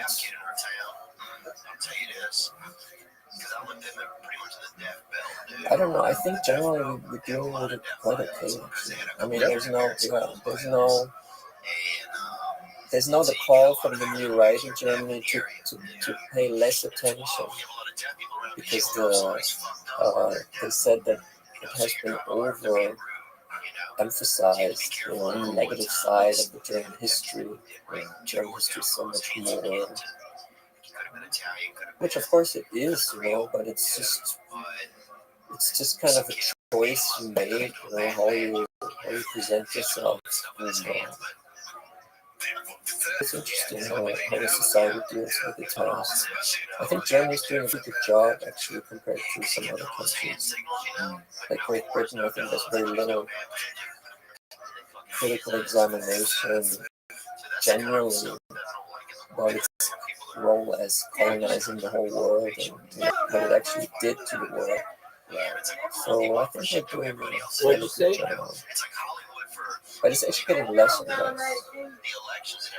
Yeah, it's so different for different countries, right? Because I don't think there's really much, because like in Germany with. What'd you say? They said they're level 19 over here. You might be level 20. Yeah, you level 20 over here. In what? I'm near my TV. Oh, okay. Is that good? You're leveling up. What are I you? don't know how you get to level up, because I ain't been on there. Every time I get on there, I'm like leveling up. So I'm trying to figure out what am I doing? I'm on 14 now. There you go. I don't go by with it. No, bigger. No, this is bigger. Oh, well. with the Nazis, like it was all happening there, right? Like all the death and the concentration Watch your show. camps and all the fucking war was there in Europe. But like for Watch your show. Americans, we never saw anything. Everything was away from us. Like we dropped 2 nuclear bombs on Japan, and killed millions of civilians and children and innocent people. And like we don't sort of have. It doesn't feel like, to me at least, that there's any sort of like guilt, for lack of a better term, in all our culture for doing that, right? In American culture, there's more guilt over like Jim Crow era, when like women and blacks didn't have the right to vote, over slavery, which is it's humanity evolves, right? But like, and I don't want to compare evil, but dropping nuclear bombs and killing people is like crazy. Crazy. And like I said, there's no real it's fascinating stuff, like people like the sort of development of the bomb too, which was a huge, in part hugely to people that we brought over here from Germany, right? Like that Cold War history is just so fascinating and complex, and how like that put America, at least, into the trajectory that started the trajectory of where America has ended up now, with like the bolstering of this military, and more money on weapons than any other country, all other countries combined, I think, and like getting its foot in controlling governments of all these other countries. It's interesting how that in history after World War II was a pivoting point, and I think very directly did where we've ended up now.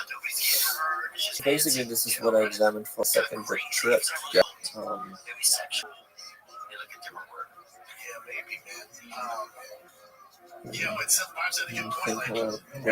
Want some more? Okay. So what do? You always cut it out, or you just No, we just put it in there. We do drugs on camera, huh? Oh, we just do it. Well, I mean, in general, do you leave it running, or do you cut the talk? We don't cut anything. We leave it all in here. I think it's better. It's more raw. I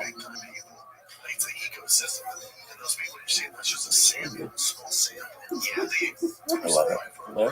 When it's brand new, when it's fresh, when you first get it out of the package and you take a whiff out of it, it'll literally ruin your day because it's so strong. So yeah, I just kind of like did I really was long-winded on that elaboration on how the Cold War and bringing the Nazis over here to develop the bombs and the creation of the CIA and all that shit kind of spiraled out of World War II. And your book Tripped essentially is about LSD and how we got LSD from the Nazis and tried to use that as a truth serum to try to do things. And people are familiar with shit like MK Ultra and Operation Chaos and all the stuff that was going on. I mean, I wanted to write about the early history of LSD, not about what went wrong in the 60s when the hippies were taking it. So I was actually curious about why was Sandoz, the Swiss company that made it, not able to turn it into a product.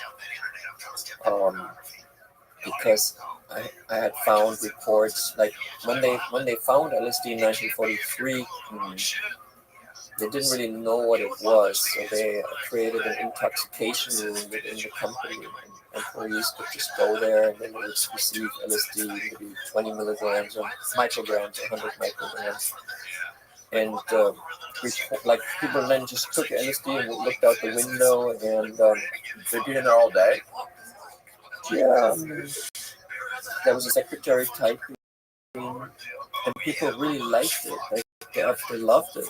They were like, finally, I feel like I always wanted to make it better. So Sandoz thought that they had a potential big hit on their hands because this was in 1943.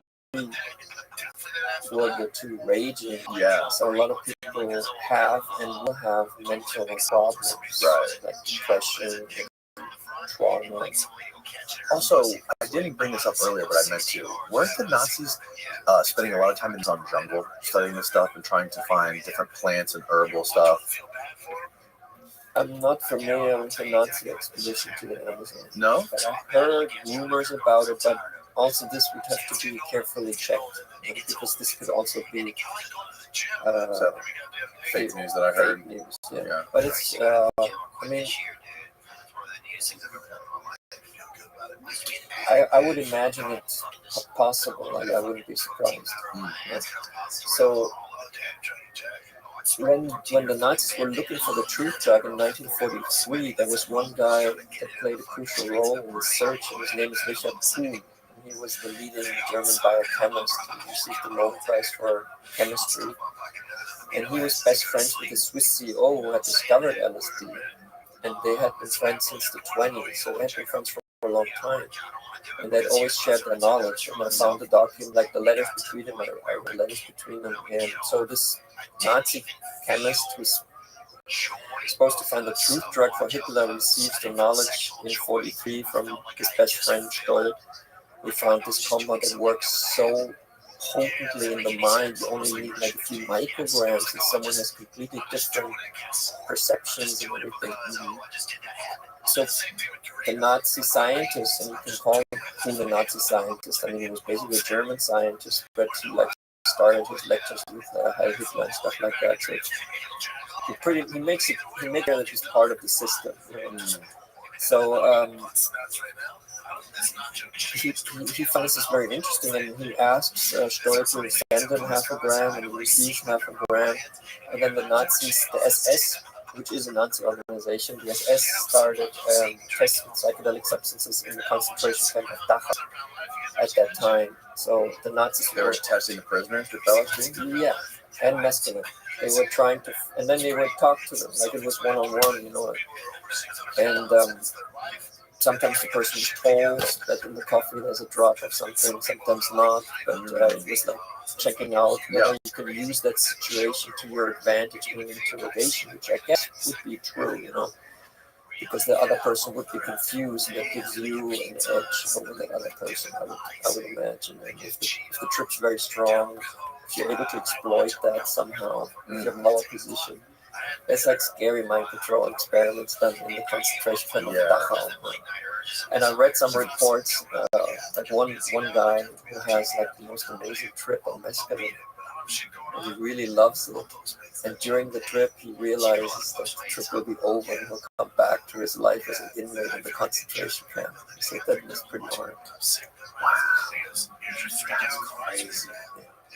But he survived it. He later wrote about this. Oh, yeah.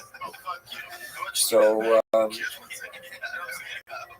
that basically put LSD in a position where when the US military, when they invaded the concentration camp of Dachau, became aware of it because they confiscated the SS papers. They had them reviewed by their drug expert, which was Professor Beecher from Harvard University. So suddenly the knowledge of LSD was in American hands. And then Americans, I mean, they thought if the Nazis were so interested in it, maybe there's something, you know, we should also look at this, you know. And the US started their own search for truth drug back then, because right after World War II ended, the Cold War started. Confrontation that's going on until today. I'm sure they knew Russia had it, so we had to figure out everything about it too. And Sidney Gottlieb was a huge part of this. Well, Gottlieb was like a weirdo who was chosen because he was not like usually directors and higher officials. They were all WASPs. And Gottlieb was Jewish, so he was like an oddball. Was he Jewish? Yeah. Really? I mean, Gottlieb, I'd imagine that is, I guess that's Jewish. He was from the Bronx. Yeah. And his parents came from Hungary. Okay, to the United States. Okay. So he was like an odd choice, but the kind of department that he was leading, or the program at MK Ultra, was so secretive that, you know, he was kind of the right choice, and kind of merged with that program. And that program, I guess, was understanding the human mind in order to pass through like certain means. Like, for example, LSD was a big topic for Godly, but not only LSD, but LSD for him was very interesting. Can we, as the CIA, investigate like properly how to develop LSD into a pharmacological weapon? Yep. Which is very difficult, because LSD is so weird. What does LSD do? Right. They didn't know at the time, really. We're only starting to understand it more now, and I'm very happy to talk about what we understand now, what actually happens in the brain, because it is quite interesting. I don't think we know.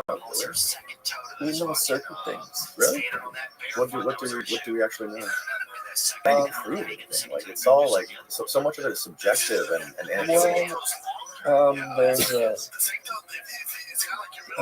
brain scans that are being done with brains on substances, so you can see the difference in the energy flows in the brain. And one of the leading experts in the field is Professor Vollenweider. I write about him in the script. He's a professor at Zurich University. And he's been putting people on psychedelics since the 90s and put brain scanners and then examines exactly what changes in the brain. And what changes in the brain is in their 90s? Yeah, early 90s. He's at it for a long time. That's why he still works. How old are the patients that he's doing this stuff to? I don't know.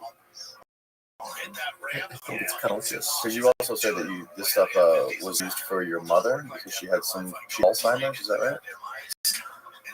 Yeah, I mean, I actually asked Vollenweider why doing research for the book. I got to know him because I knew he's the leading expert who can actually tell me what happens in the brain. And I had read a white paper that low doses of LSD are good again, and therefore we decided to research this properly and then maybe administer it in the family.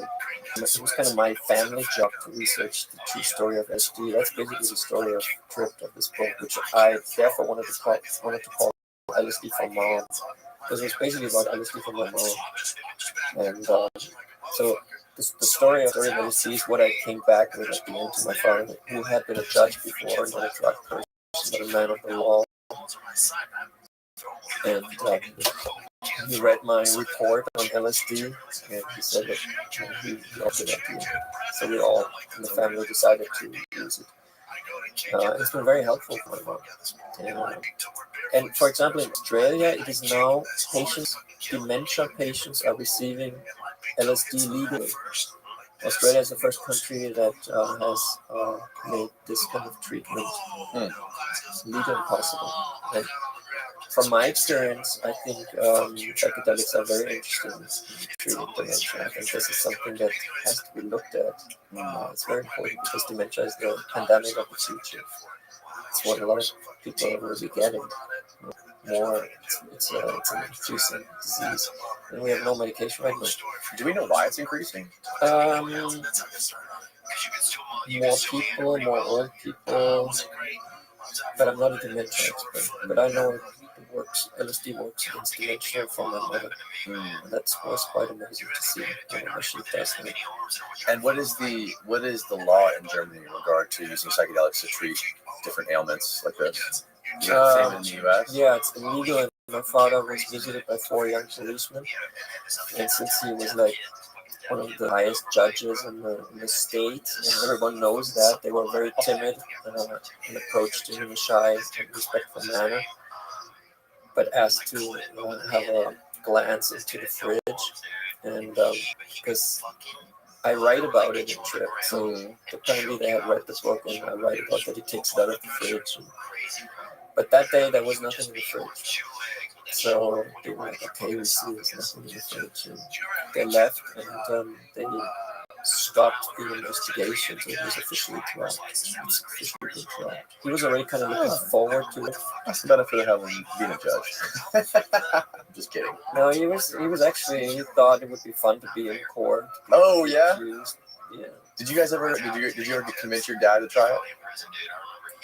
Yeah, he's tried it a few times in microdoses, and it usually doesn't feel it. You can't feel like the hallucinogenic effects.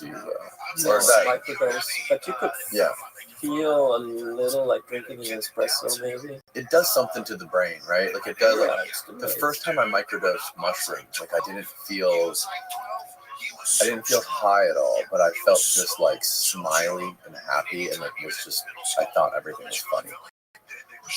I mean, so what Feuerweider found out is that certain areas of the brain receive less energy when you are on a psychedelic, and the area that receives less is kind of a command center. Some neuroscientists call it the default mode network. Oh yes, and that is what kind of tells you right now that you're doing a podcast with me, and that it's like, associated with like the ego, right? Yeah. It's me, and I'm here doing this now. yeah. And if this receives less energy, then you're more open to perceiving something not being separate, because you don't the ego like immediately judges this as a can, you know. But if that judgment wouldn't be there, you look at it and you kind of maybe see like it's how beautiful it is, maybe as an art. I don't know. You would see something else. So that is what he could see actually in energy flows. Also, he could detect that on psilocybin, unpleasant memories are less often recalled than not on psilocybin, and that makes the anti-depressant effect. Really? Because we all have negative things inside of us, obviously. Yeah. Some more severe than others, but we all have them. Yes. It's just a question, do you access them the whole time? Do you get into loops and repeat them the whole time? Right. Psychedelics disrupt that. Yeah. So you think about something else, and then it immediately becomes a little less relevant to you if you can get out. Isn't that so wild about psychedelics? Because with marijuana, for me, when I smoke a lot of marijuana, or if I do like a marijuana gummy, which can be like 10 times more potent, psychoactive, all of the dark shit creeps in. Like, for me, like, if I take too much, if I get too stoned, I will be like in the fetal position in the corner with my world caving in on me. But at the end of it, usually it's positive, right? At the end of it, I kind of like, I have an epiphany about something, you know what I mean? But it's not the same with like DMT, for example. First time I tried DMT, I thought it was going to be like that times a million, right? And it was completely on, not even in the same universe. Yeah. Have you ever done DMT? Yeah, a few times. I had once a DMT vape, which was kind of nice, because you just vape DMT. Yeah. But it's also crazy because it's a very strong drug. Just to use it so casually is a bit weird. It's interesting because it's the one drug, one of the few drugs that's illegal, that is in every living thing on this world. Like, it's in every plant, it's in every biological creature. DMT is a bit under-examined, I think. Yeah. Like, it's a very important substance, but we don't really know that much about it. Mm-hmm. So it's a different thing than the other drugs, right? It's like it's like almost impossible to become addicted to it. To DMT. Or to maybe like ayahuasca. Because for most people, when you talk, people like psychonauts, people that are very into this kind of stuff, when you ask them about like their experiences, they'll explain to you like in vivid detail everything they've learned from it, how they do it, and what they see and what it's like and how it changes their brain. It's like, when's the last time you did it? Like, oh, it was October of 2022. But I can describe it like they did it yesterday. It never leaves you. It's not something that you constantly are chasing and want to do it again. Right. Like heroin or cocaine or meth or some of these things. Yeah, it's hard to become addicted to psychedelics. I tried it once with LSD, and I took like every other day LSD for like half a year, and I wouldn't leave the house without LSD. And then I just stopped, and then I became addicted. Every day? Every other day. Every other day. There was in microdoses or like big doses? Zero doses. Hero doses. With my girlfriend. We were both experimenting. This was in Berlin in the mid-90s, so we didn't have to work. Because everything's so cheap. We just party. Wow. How did that affect you? I think I couldn't have written a Nazi drug book without drug experiences, because I was able to understand much more because of experiences I have had, and I worked on the book closely with an elderly German historian, Hans Momm, who was like the leading German historian on National Socialism. And we don't know anything about drugs. That's why we have overlooked it the whole time. So he immediately understood it. All the Xerox copies from the archives, and like said, this is it. This is the missing piece. We just never thought about it because we don't use drugs. So in a way, I know I'm kind of thankful for using these drugs. First of all, it was a lot of fun while I was using them. I thought for a while I would come just like parties and nothing ever comes out of it. This is what usually happens if you become a Berlin kind of party person. You just kind of you have fun, but you kind of waste your years. Maybe, Yeah. So I could use it all for this. So that was actually, I think it really helped me to grow in Berlin, to understand that much about drugs and about German history, because Berlin, this is where it all happened. This is where the bunker was, whatever. Have you heard of a guy by the name of Karl Russ? Yeah. He wrote that book with Gordon Lawson and Albert Hoffman. Oh, did you really? When you were researching your book? Yeah, I wanted to know if he still thinks that it's a valid case. And he was totally convinced. In the book, The Road to the Eleusis, they try to prove that a hallucinogenic potion was used in the ritual there. For the kukion mix that they would take. Which is ergot. That's what they think. Yeah. So they went there, and Hoffman, being the chemist who had found LSD, like his drive was to show to the world that this freak that he found, LSD, was actually a compound that has helped us evolve as a culture, especially as the Western culture, Western civilization. Most important ritual, the Eleusis for Athens, ritual, had a psychoactive drink called kukion. That was the thesis, but the problem is that so far it has not been proven. Right. And it has not been proven because technology only recently is able to examine residue in pots. Yes. So when they were writing the book, The Road to Eleusis, this was like, the 80s. No, it was in the 60s, I think. Yeah. I think it might have been. Well, Ruck was I think he was at Harvard in the 60s, as early as the 60s. And maybe it was find out when The Road to Eleusis first came out. But he was blacklisted from academia, Yeah, now you're like the hottest shit. You're doing psychedelic research, back then you were blacklisted.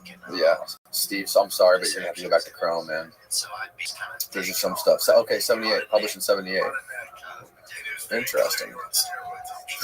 So they didn't know, and the problem in the book is that it all makes sense. It's very probable, but it still just remains a speculation because they don't find a proof. Like Hoffman really goes all the way, he examines plants and tries to find ergot there, and I think he finds something and then they brew it there and then you take it, but it's not strong enough. So it's like they really try to figure out what was taken back then, but the only way to figure it out would be to examine cups where the kukion was in, and then we would know. Yeah. So this is probably going to happen. Yeah. I think one of the reasons that Ruck was sort of blacklisted, and then there was a famous guy from Boston University named John Silber. I think he was the head of Boston University, who basically came out and said that Ruck's work was vanity press. And I think the academic institutions didn't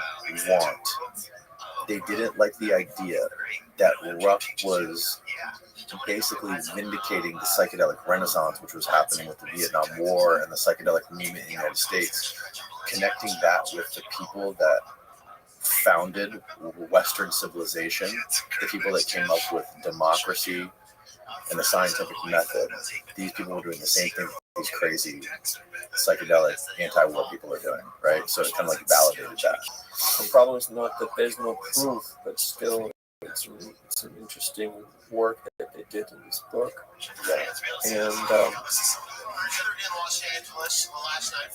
I mean, today I visited the Tampa Art Museum. There's a now famous like cup of Best, God Best. Yeah. Oh yeah. Pull up that article, Steve. That's fascinating. They found like breast milk and vaginal fluids in this thing. So you went and saw this? Yeah. I had a conversation with the curator.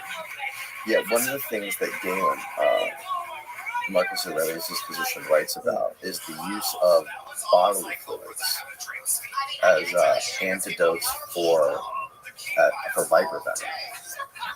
Because a lot of people were getting bit by snakes around that area, right? They were everywhere. So what they were doing was one of these classical philologists that I have in here, Amon Illman, wrote about this stuff, how they were taking bandages and impregnating the bandages with these venoms, these viper venoms, and they were making cuts on people and wrapping the bandage around the cut, so it would slowly induce the venom into their body. And they're young people, young kids who had robust immune systems, so they would develop the antibodies to this stuff, so they could use the bodily fluids of children as antidotes to snake bites and viper venoms and stuff like this.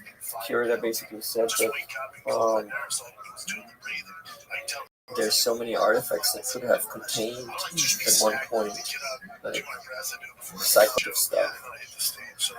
But since it's not evaluated, we basically look at these artifacts in museums and we have no idea really what was in all these bases, especially in Greece. The problem is that it's expensive to examine it. There's no funding for it. No. So we don't pay enough.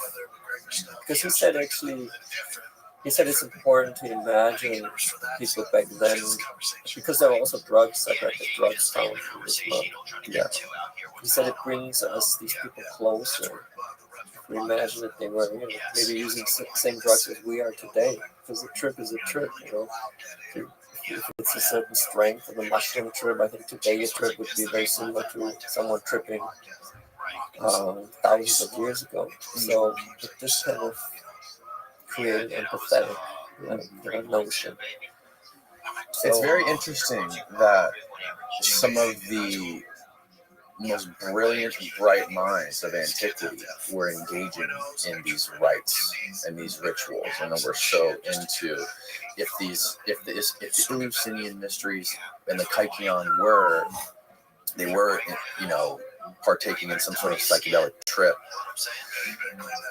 People like Aristotle and doing all this stuff, coming up with all of these crazy ideas like democracy and the scientific method. It's crazy to think that that stuff kind of got buried. I think it was in the 3rd century or something like that. The church they burned it down. They burned down the Lucis, made all this stuff. I have to actually examine how it degenerated. It's interesting. I think it was going on for like 1,000 years. Yeah. I've been there. I looked at the ruins because as a historian, you have to look at archives and documents. But if you look at a time that's older than documents, then you have to actually look at like ruins. You have to basically become archaeologist, which is also an interesting profession because it's just like a story. You just see like some carvings. So you're working on a new book right now, which is about what's it about? It's basically about all kinds of historical epochs and how drugs played roles. And that's why I was interested in this head, because that's shed light on a certain period in time that psychoactive drugs for sure were used, because it's hard to find proof. If you examine it in an old cup, that's a proof.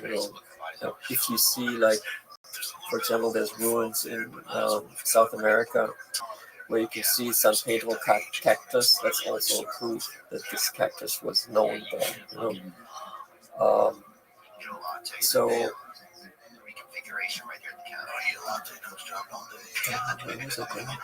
Your new book. You want more kratom?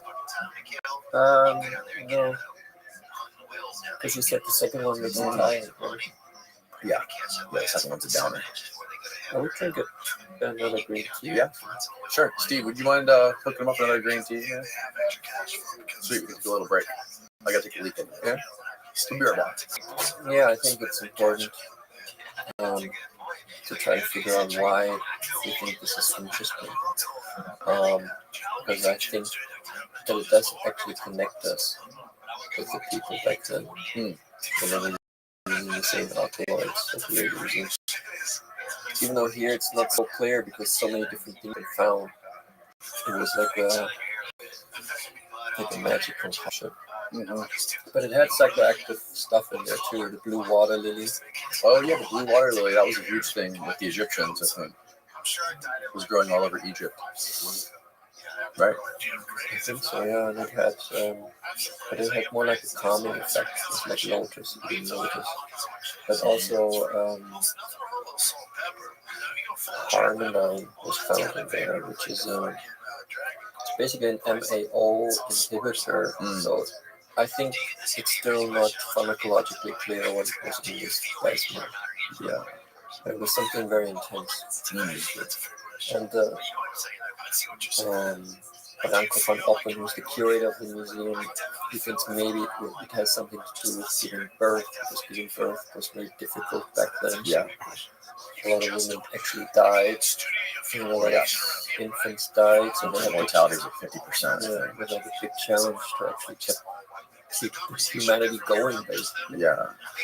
And apparently, because this was also because vaginal fluids are found in their mother's milk and blood, it seems to have some kind of connection to something very female going on here. Very. Yeah. The ergot thing's interesting though. There was a guy that you mentioned, I think, in your book, who was he was the guy who did the most research on ergot. Well, I know the guy who produced the most LSD, which is Leonard Picard. Oh, okay. I don't know if you mean him. Maybe. But there's also a scientist in Switzerland, on the mountains, who did a lot of ergot research. It's a very nerdy topic. Yeah. To become an ergot expert, but it's quite interesting. Well, it's an alkaloid that comes from a fungus, right? Yeah. It grows on it. People were getting stoned off it by accident because, wheat and barley was just infected with it. I think in the Middle Ages it was a problem, ergot poisoning. Yes. That could lead to like mass psychosis and people freaking out. But Paracelsus said this, it's always the dosage that makes the poison. So that was the idea of Sandoz, who created later LSD, to extract the potent alkaloids from ergot and turn that into medicines. So that first medicine in the 20s was a migraine, anti-migraine medicine, anti-headache medicine. Because ergot basically makes you contract your vessels, like your blood vessels.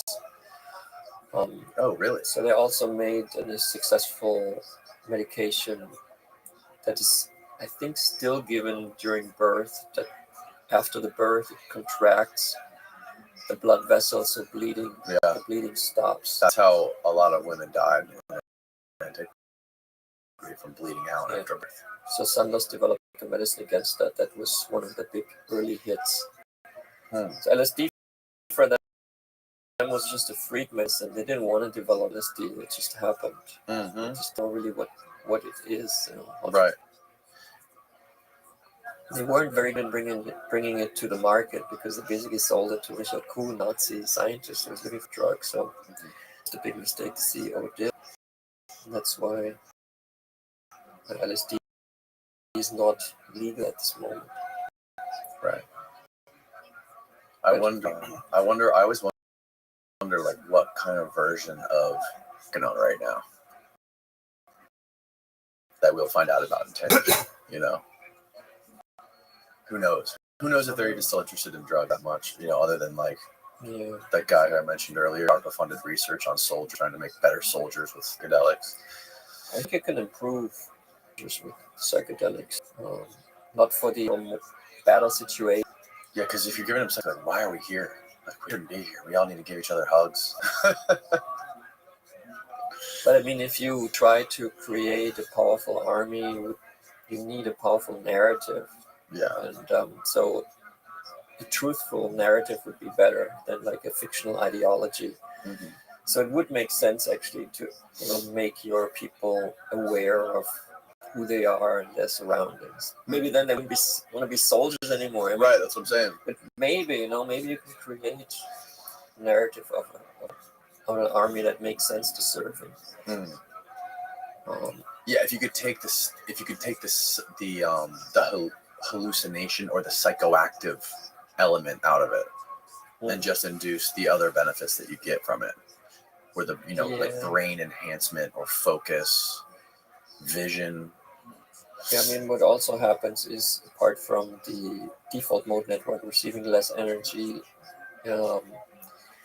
is that for a window of 2 weeks after the psychedelic experience, your so-called neuroplasticity is enhanced. Oh yeah, your brain is more mm-hmm. kind of flexible and moving. It's Yeah. not like rigid, like it always the same thoughts. It's more like it's reinvent ourselves and look at everything. So I mean, like when you're a kid and you're learning way, things. Yeah. So it makes sense to me that this is a healthy process, but maybe if your brain is very unstable, that additional instability could cause you problems. So I think everyone has to decide for him or herself. Mm-hmm. It's just very weird that the U.S. government or any government in the world would kind of put up a chemical wall on our brains and kind of dictate what we can do and what we cannot do. Mm-hmm. And I mean, Kennedy claimed that he would reevaluate this and legalize psychedelics, but I'm somehow very skeptical. But that's at least, it would be a very libertarian thing to do also, to remove these kind of regulations, because I think that's what the new administration is all about, kind of removing regulations and kind of disrupting what was here before. And anti-drug laws, like really old school stuff, they come from the Cold War, like they have no correlation to reality. They're not working. They're not contemporary anymore. So that should be one of the first things that need to be reevaluated. Yeah, the drug cartels would lose a lot of us. They would, they would not be happy. I think it's interesting also. I mean, I would like to, like it's said, like big corporations will benefit from like a change like this, but I actually don't think so. If they could patent it, if they could get control of the patents. Yeah, I think psychedelics is more. It's not a big company thing. I think it's. I have a feeling it would be interesting for a lot of startups to come up with stuff and develop things and get into the market. And I think it would be a shift. Big companies would lose money, obviously. They would not sell their products as well anymore. So Kennedy said you have a theory that Kennedy did LSD. Well, I mean, there's one source only for this, and it's Timothy Leary's autobiography. So if you believe this source, then he received a visitor in April 1963, Mary Pinchot, who was kind of Kennedy's lover. She was always in the White House with him, and they were alone a lot. And she said to Leary that she wants LSD for a very important person. And Leary kind of suggested that he would do the ritual with them, but she never said it was JFK. She was like what year was that? 63. 63. She was like an influencer, like a it. How do you spell her name? Steve, can you look her up? What's her? Pinchot, Mary Pinchot, Mary Pinchot. Yeah, she was married to a CIA guy, but divorced him and then became kind of a peace advocate of DC. Was trying to. So she was a Leary. She's quite hot, actually. Is she hot? There she is. Oh yeah, she's not bad. She's great fun in the White House. So they were smoking weed. That's proven that they were smoking weed together in the White House. And she had been married to a CIA operative before and divorced him and then kind of changed. She was murdered at this. What? Yeah, she was shot in the head a few months after Kennedy was assassinated. And I read, but I don't know if that's true. I just read that her diary also was confiscated. It's never seen. Pinchot was murdered in the Chesapeake, Ohio Canal towpath in Washington, D.C. on October 12, 1960. October 12th, so a year after Kennedy was killed. Well, they have to wait a bit. The suspect, Ray Camp Jr., was arrested and charged with her murder, but he was ultimately acquitted. Wow. Beginning in 1976, Pinchot Meyer's life, her relationship with Kennedy, and her murder became the subject of numerous articles and books, including a full-length biography by Nina Burley. So in any case, so she went to Timothy Leary. Because Leary was like known that he's the LSD guy. Oh yeah. So she wanted to turn on JFK, and she received LSD from Leary. And then she gave, he wanted to go, but she was like, he wanted to go and participate, but she was like, no, you can't go. You just got to teach me how to do it, because this guy's a big shot. It's too big. Find some more photos of her. Is there any other photos? And also, you should look up Kennedy's peace speech at the American University. Oh yeah, I'm familiar with that one. Which he held after she returned from it with the LSD. So that's the theory that they tripped. Well, they tripped together, and then he realized. And this was in what month? This was late, right? Like close to his death. Well, like half a year before. Because he changed his policies. He was like a hawk before, like really into arms race, and with the peace speech, he kind of said the arms race is bullshit, and he basically is kind of hippie-esque, and he wasn't like that before. In June 10, 1963, rather than a speech at Harvard, however, Kennedy gave a speech at Harvard University on 1456, where he expressed his views on the importance of peace in the swelling United States. If more politicians do poetry and more poets do politics, I'm convinced the world would be a better place in which to live. That was he says a lot of things like, the Russians also have children just like us, and so we just want to take care of our children and friends and people. Yeah. And I think that's I think that's the reason why he got assassinated, because he wanted to end the arms race and really make peace on Earth. Of course. Yeah, no, that was not really wanted. The Joint Chiefs of Staff were planning a global nuclear war. They wanted to nuke China and Russia, and they wanted to do that before Russia got intercontinental ballistic missiles, because they knew that they wouldn't be able to retaliate before the beginning of 1964 when they did get ICBMs. And only in 64. Yeah, they got ICBMs in the beginning of 64. America had an advantage. We had an advantage, right? They didn't because cheat of the Harry. German technology. Ran off on home. Right. Well, hey man, thanks for coming and doing this. This was fun. Thanks for having me. Of course. I love learning about all this crazy history of the Nazis and drugs and throughout history has also been super fascinating to me. So thanks again. I really enjoyed it. Tell people where they can find your books and find more about you on the internet. Well, I want to do a Substack, but so far I haven't done it yet. But I think it's a really good medium because it's you kind of own the content. I think while that's on Instagram, you don't really own anything you put out there.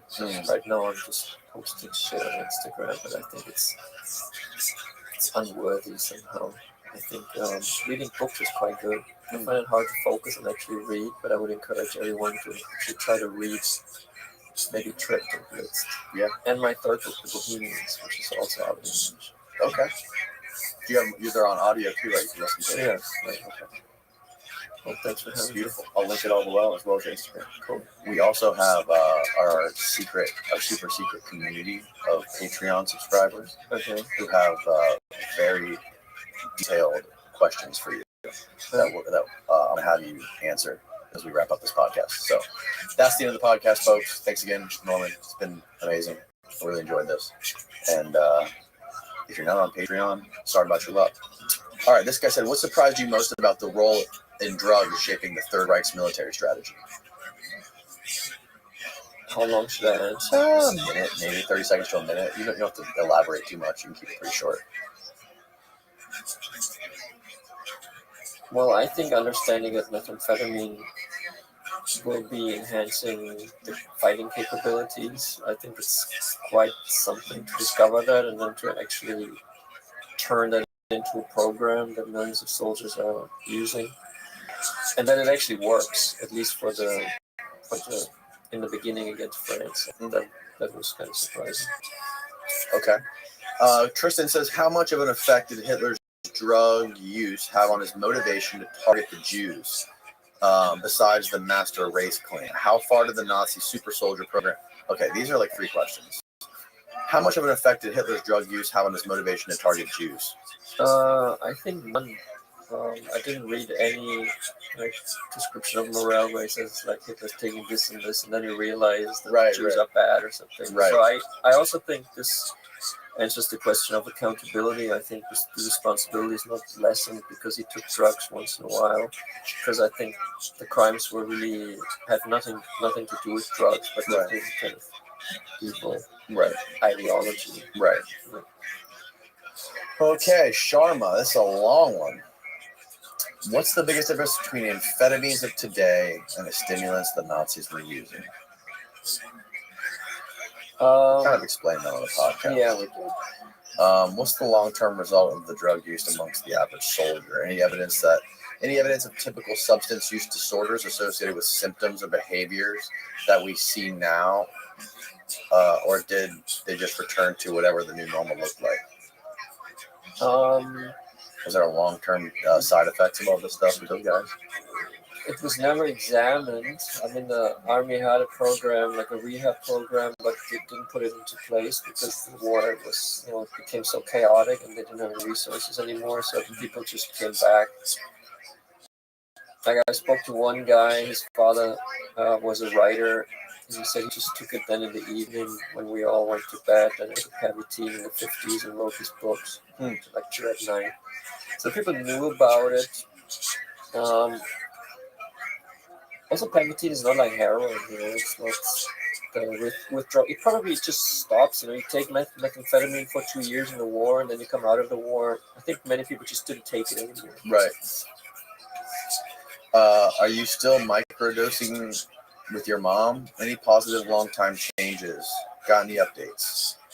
Well, it was really good for quite a while, like over 2 years. And then now my mother is in an old people's home because my father couldn't take care of her anymore by himself. And he stopped giving the microdoses at home because it's still illegal. And he doesn't want to give it secretly. And he doesn't feel like talking to like the nurses there that he wants to do this. Which I think he should try harder because it's always been good for her. Because it seems to be good for her brain. I think he's giving up too quickly, but I respect his decision. She cannot make the decision anymore. Right. Because Alzheimer does not. I think he said so before she went into the home that Alzheimer gets slowed down through the LSD, but it doesn't get stopped. So the Alzheimer basically wins even over the LSD. Right. It's just more Alzheimer in the brain. Thank you for work you've done. What was he saying? Questions. I know. How did the Nazis ingredients? Temla, the company that made Pavitine, made it very clear from the beginning when they advertised the medicine to doctors and then later to the military that the ingredients for methamphetamine are very easy to come by. It's nothing that's like scarce or couldn't be found anymore during the war. And so it was just like basic chemicals that a company just has, So they were able to make still millions of dosages of methamphetamine in 1945. And, there was not much being produced anymore during the bombing campaigns. But Temla kept producing. They relocated their production facilities to a brewery in West Germany. So in this brewery, they made beer and methamphetamine at the same time. Oh, wow. Like in 1945. Was there any connection to, I can't see it, Steve. Was there any indications that of hallucinogenic drugs used by the Nazis in regards to their occult worship? I didn't find anything. No. Also, the whole occult thing, I think it played a role, and I think Hitler was really into it. But I don't think Hitler was really into it, and so it's not so. I mean, people might disagree, but I don't think it's so important. This occult part of the Nazi movement. Were the Allies on drugs? They noticed in the fall of 1941 that the German pilots had been using methamphetamine, and then Churchill ordered a drug program also for the Royal Air Force, and they examined different types of amphetamines and methamphetamine, and they decided then to use amphetamines, and they started an amphetamine program, but they thought methamphetamine is too strong for them. Oh, okay. Yeah. But amphetamine is actually a better choice. Yeah. I mean, Nazis would say so. Right. Do you see any correlation with the current day big pharma medical industrial complex and the massive amounts of vaccines and drugs given to people? Is there a way to control, dumb down, or make people sick? Wow. This guy thinks you got all the answers. Yeah, I think the pharmaceutical industry is not really helping people to get more healthy. And I think it really needs the legalization of psychedelics. I think that will be a game changer, because then it's like the truth is there, you know. Sure. Then they have to compete with that. You know? Right now they have like a protected playing field, because Right. you know, the right stuff that can really help is not allowed. Right. That really needs to change. Were mushrooms used in any ways? Were mushrooms used in the same way as Nordic cultures, or was it mainly narcotics? I think there have been. I haven't examined it properly enough, but there have been like mushroom depictions on like boats and stuff. So I think they used mushrooms, but I haven't researched this properly yet. Thoughts on Gravity's Rainbow by Thomas Pynchon. Pynchon. It's actually my favorite novel, and I read it in the mid-90s in Berlin, when I was like coming home from Kit Kat Club and other underground venues in Berlin. So still high on acid, and I think it's one of the greatest novels ever written. It's very complex, very hard to understand. What's it about?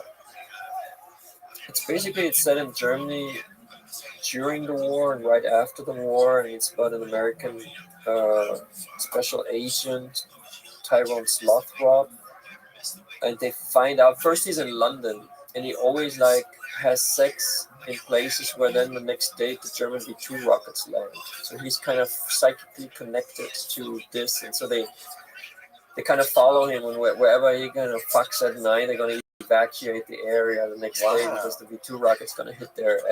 And then he later goes into Berlin, and he has all kinds of crazy adventures. I think it's an amazing novel, and I'm wondering really how Thomas Pynchon wrote it, because he has so much esoteric information about drugs and rocket science in Germany. And it's a very knowledgeable book. It's a bit hard to read. When was he? When was he around? He's still around. Is he really? He's the most famous, completely unknown American author. No one knows where he lives and how he looks. What's his name? I gotta get him on here. He won't. I'll have him on here tomorrow. He's very hard to trust him. He lives here though? I didn't know the city where he lives, but I wouldn't disclose it. Oh. Because he just doesn't want to be he doesn't want to be known. Right. It's hard. Like, Yeah, I'm sure. He's not gonna do Instagram stories. You know? Right. But he doesn't need to. You know, he's great. He should receive the Nobel Prize for Literature. I would be interested in whether he would come out with that. Yeah. Interesting. What year did he write that novel about the Gravity Rainbow? 70s. Solar panel death sentence? I don't even know what that means. Do you know what that means? No, I don't know what that means. It's good. All right. That's scary. It does. Maybe that lived. Do you think the Nazis' history of drug use and experimentation influenced the knowledge or practices transferred to Operation Paperclip? Yeah. I think we talked about that, right? What's the best drug for inducing lucid dreaming or enhancing a creative flow state? AI says that maybe galantamine and modafinil. Well, AI is pretty bad actually. Like everyone like praises how intelligent it is. I think it's pretty stupid still. It makes a lot of mistakes. And this which drug did it recommend? Oh, modafinil. Modafinil is okay, you know. It's like What the hell is modafinil? it's like it works a little like an amphetamine, but it's not an amphetamine. It's like a brain enhancer or a performance enhancer. Like the German army, when they were deployed in Afghanistan, they would use modafinil in certain combat situations because it makes you more awake and more alert. But it doesn't really have a great trip. It's kind of like what you said. It's like it doesn't have an intoxication effect, but it does have like a stimulating effect. Okay. And galantamine, I don't know, but I think the AI didn't give a This guy's talking about lucid dreaming, flow state. Yeah, you need something else. Yeah, I wouldn't imagine that to get into a flow state, you would be wanting to go towards like stimulants like that. Yeah, that's just me. Mr. Oler, are you suggesting that your work shifts the blame from Hitler to drugs? Yes, Farouk, that's exactly what he's saying. Are drugs? No, he's not. You're not saying drugs are responsible. No. I don't know. He clearly. No, well, I mean, it's a legit question. So I'm not suggesting that. It could be. Yeah. It could be my angle if I was like a right wing kind of guy, but it's not really my angle at all. Yeah. What historical connections are there between pharmaceutical giants of today and the Nazi regime? Well, Merck is still around, right? I mean, IG Farben was like a conglomerate of the biggest German pharmaceutical companies, and they were like... Weren't they also making rubber? Yeah, they were making rubber, but they also made like Cyclone B, which Cyclone was B, chamber. So they were like a big influence from a business side into the government. That's Mussolini said democracy dies when money has too much influence on the political process. And this was certainly what the Nazis did. They allowed, CEOs to talk into their politics. Wow. Crazy quote coming from Mussolini. Yeah. I mean, it's a very interesting quote what fascism actually is. It makes sense to me. He thought that was good, and a lot of people think it is good. But what? Think what's good? If money kind of decides politics has a big, Mussolini thought it was good? No, he was a fascist. He invented fascism. Right. So, what's the most surprising discovery in your research for Blitz? I mean, I actually didn't think Hitler was on drugs, before I started this research. And then when I read all the notes by his doctor, which are very detailed, very vivid, and also kind of well written sometimes, like how he washes the syringe. He actually used the same syringe over and over again, because it didn't have like, it was a different time. Well, also, the syringe was much thicker, so it was actually, oh God, it must have been quite painful. But I think Hitler was a bit of a masochist, kind of liked that, that pain going into. Yeah. So he really liked to get injections. Okay. What's the question? Keep going. To the question? Yeah, that was one of the questions. The other ones we talked about. Thanks again. This person just said thanks. This person is saying, Danny, get up with me on Instagram. Okay. All right. Thanks, guys. Thank you very much, sir. Sure. Fascinating shit. All right. Thanks, Patreon. Mwah.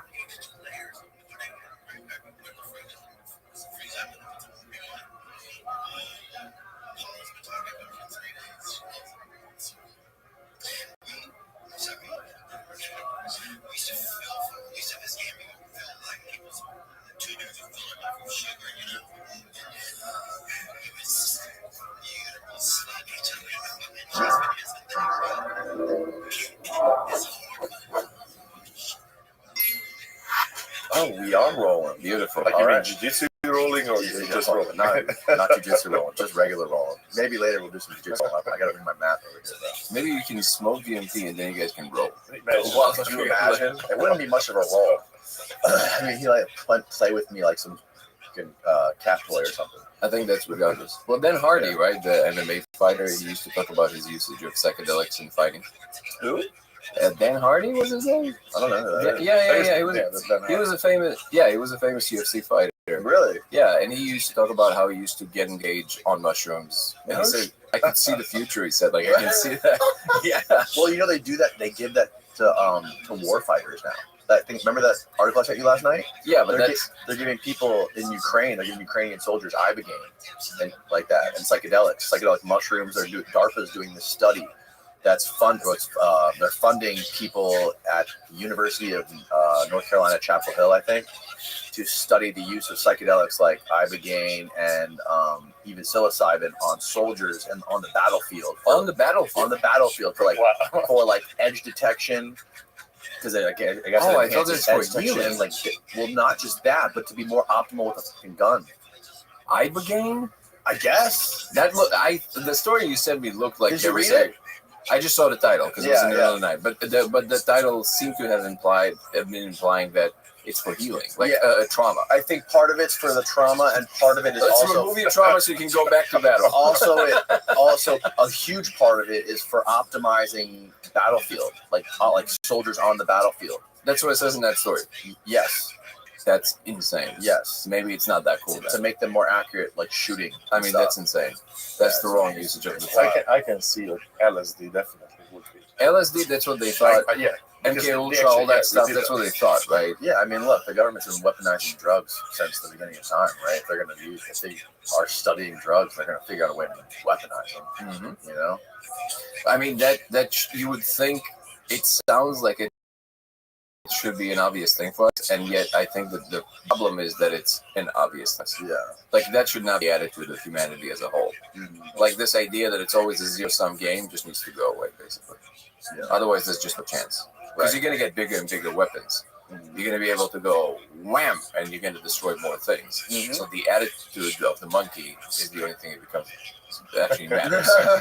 Well, there is that meme, that people who run the government, those people never took mushrooms, and the people who took mushrooms knew why this is a problem. Yeah. Yeah, exactly, right? Oh, man. Well, it's great to have you guys here today. Danny Goler, you're back. We had a fantastic episode talking all about the DMT laser experiment you did. And I'm sure we're going to talk more about that today and some of the new stuff you've been doing with it. I had a blast. And Zoltan, it's awesome to meet you, brother. We had a fucking wild conversation last night at dinner. You are like a Renaissance man.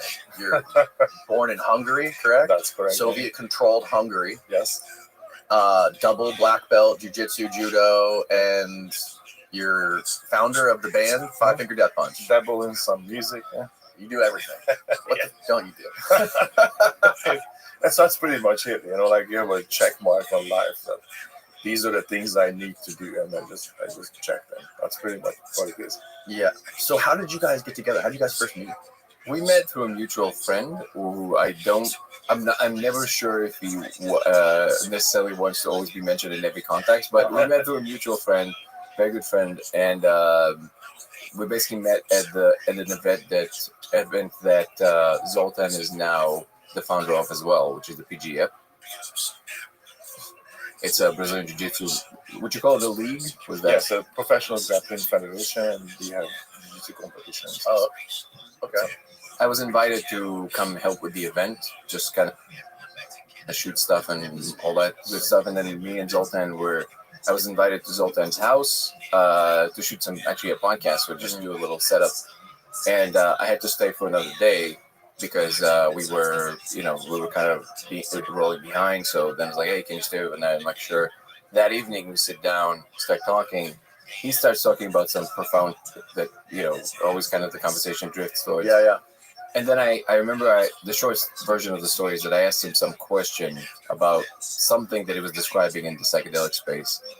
And then he kind of threw me a glance and he goes, okay. And then he kept on talking. And then I asked him another question. And then he goes, wait a second.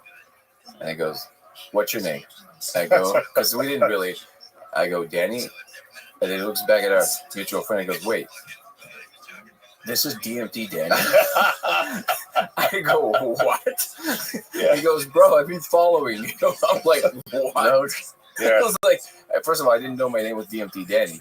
Second of all, and he's like, bro, and then later Zoltan was saying that the reason he looked at me is because he knew that the question I asked him, which I wish we would remember what it was, but I asked him something that he knew that only somebody who went really deep into space kind of would know that kind of stuff, because it's very specific. Yeah. And then from that moment on, we just literally became best friends. Like, we were just like two, buttheads just sitting there, like, talking till 5 a.m. about all kinds of. He stayed a week. I stayed a week. When we started a conversation, it lasted a week. Stayed at your house a week. Because, that's the kind of thing where, somehow people who are in space usually find each other. I always joke about it. There's no secret society. What it is everybody's underwater, and you pop your head out and look around, and whoever is out, you can see them. Like you always. We kind of have this network. We all sort of know each other. Yeah. But eventually we found each other, and I heard about him. Like, that was his nickname, DMZ Danny. And I kept hearing the stories, and I was aware of the laser, and I was aware of Pepe, the guy who was making the lasers for me. So I knew of him. Yeah. Right.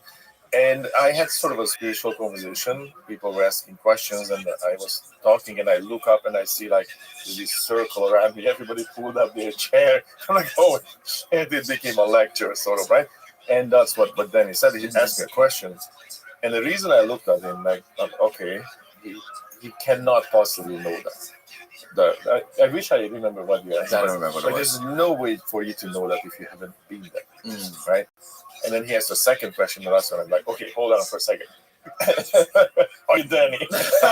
You knew it. One thing I can say that was kind of surprising to me is because a lot of people in the psychedelic space in general, they have this way of exploring these spaces that is very loose, so to speak. So people go into these spaces and they have their experiences and then they exchange notes, but ultimately it's always a very shifty ground that people are trying to describe to one another, right? So people come to a conclusion about particular things like beings or spaces and things like this.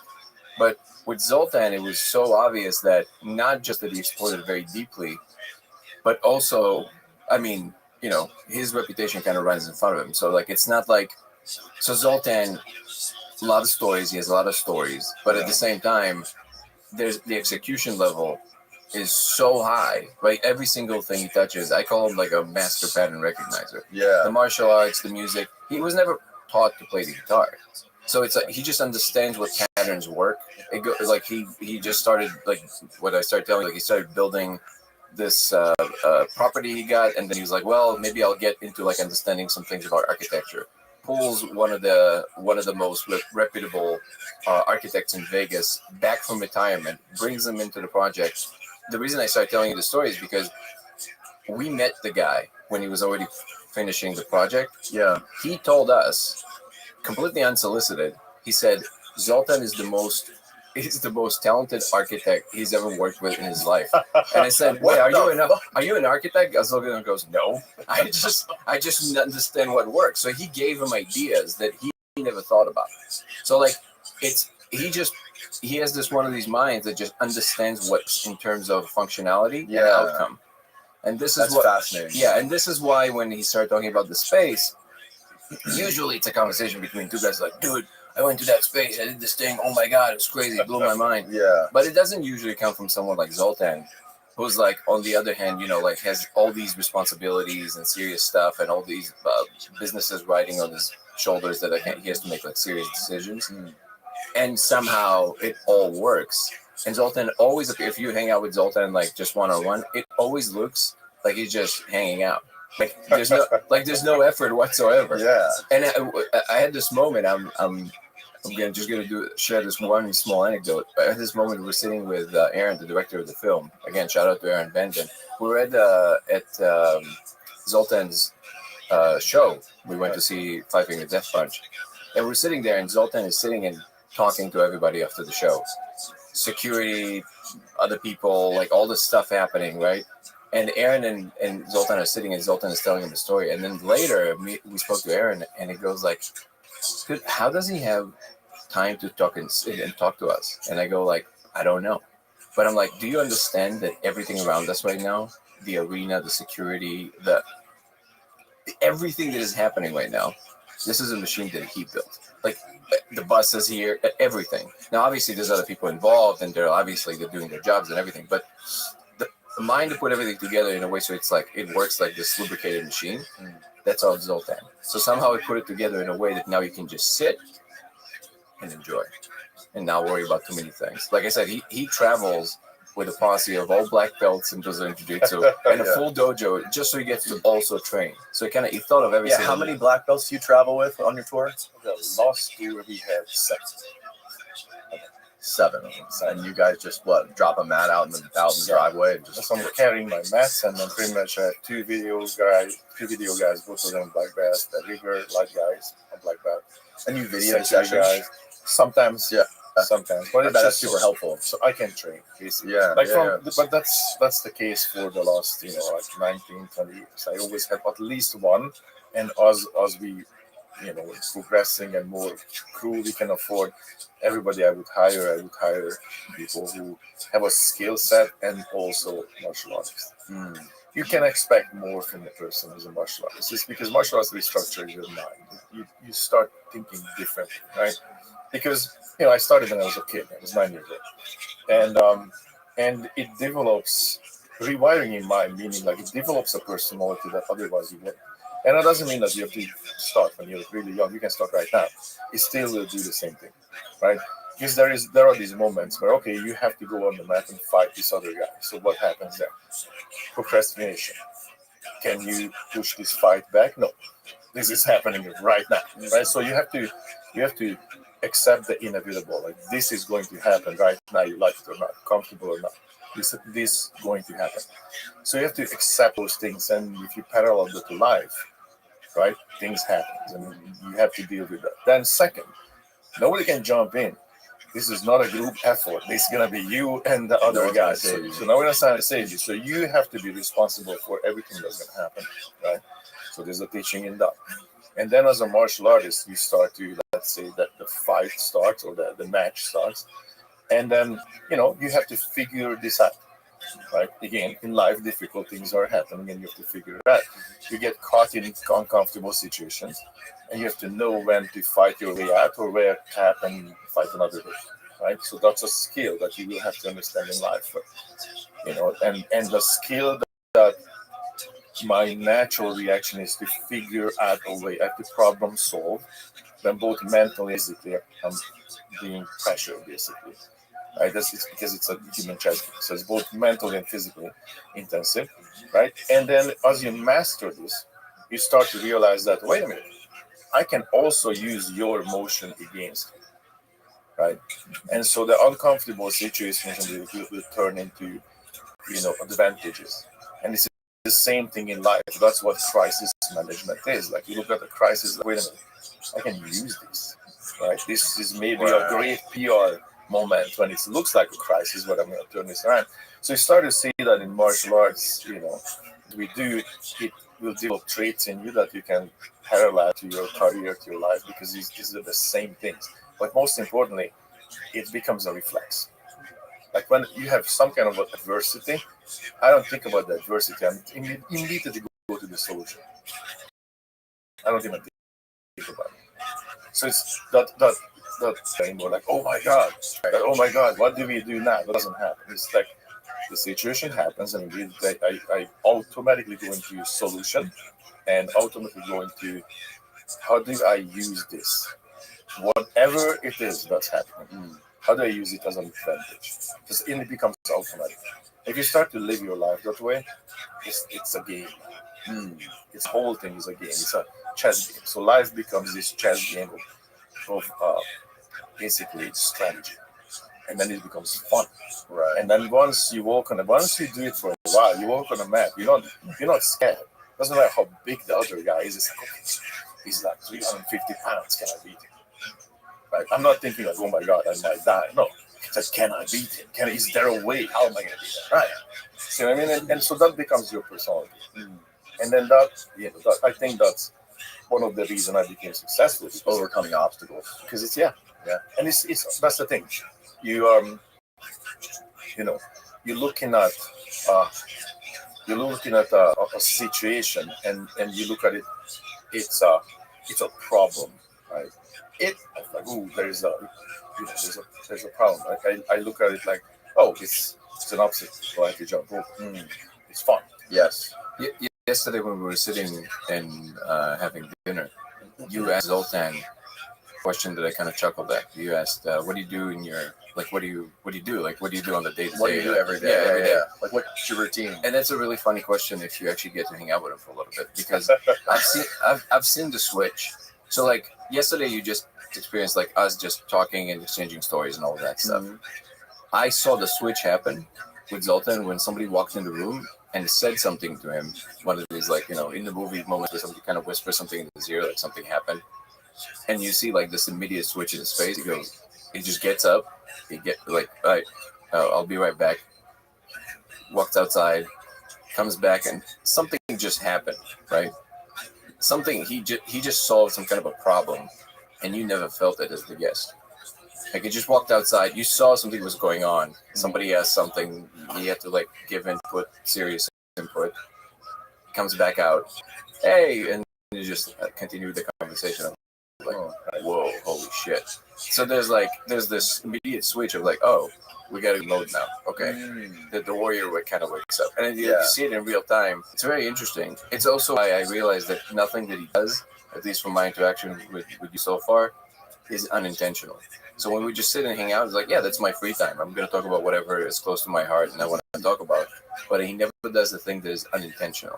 And because of that, when he told me, okay, he recently just decided to come on my, which is not even that huge yet. So there was a decision. It's like, no, I think this is important to talk about now, because he never spoke about this publicly ever, because there was no reason for it. It was just, and now he felt like it's important enough. And I took that also as well. First of all, it's kind of like a check mark of like, okay, we're on the right path here.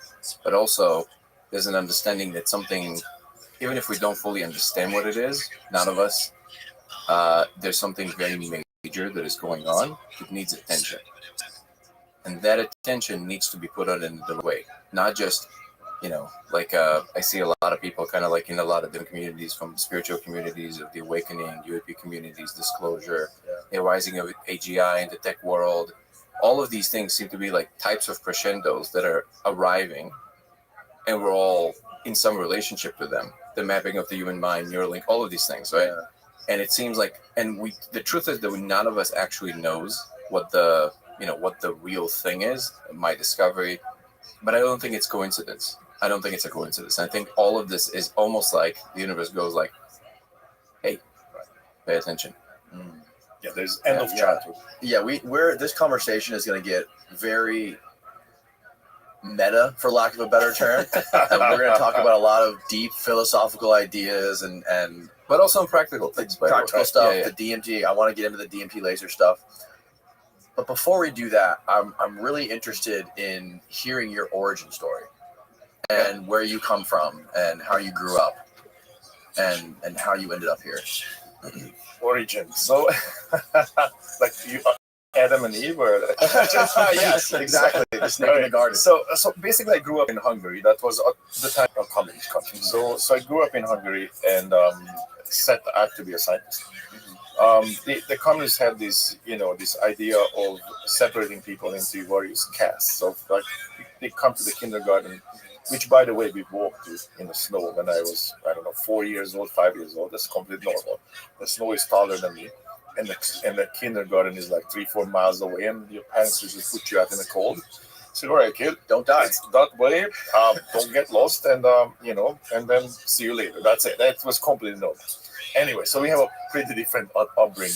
Like, okay, here's a spear, you go and fight for your it's Sparta.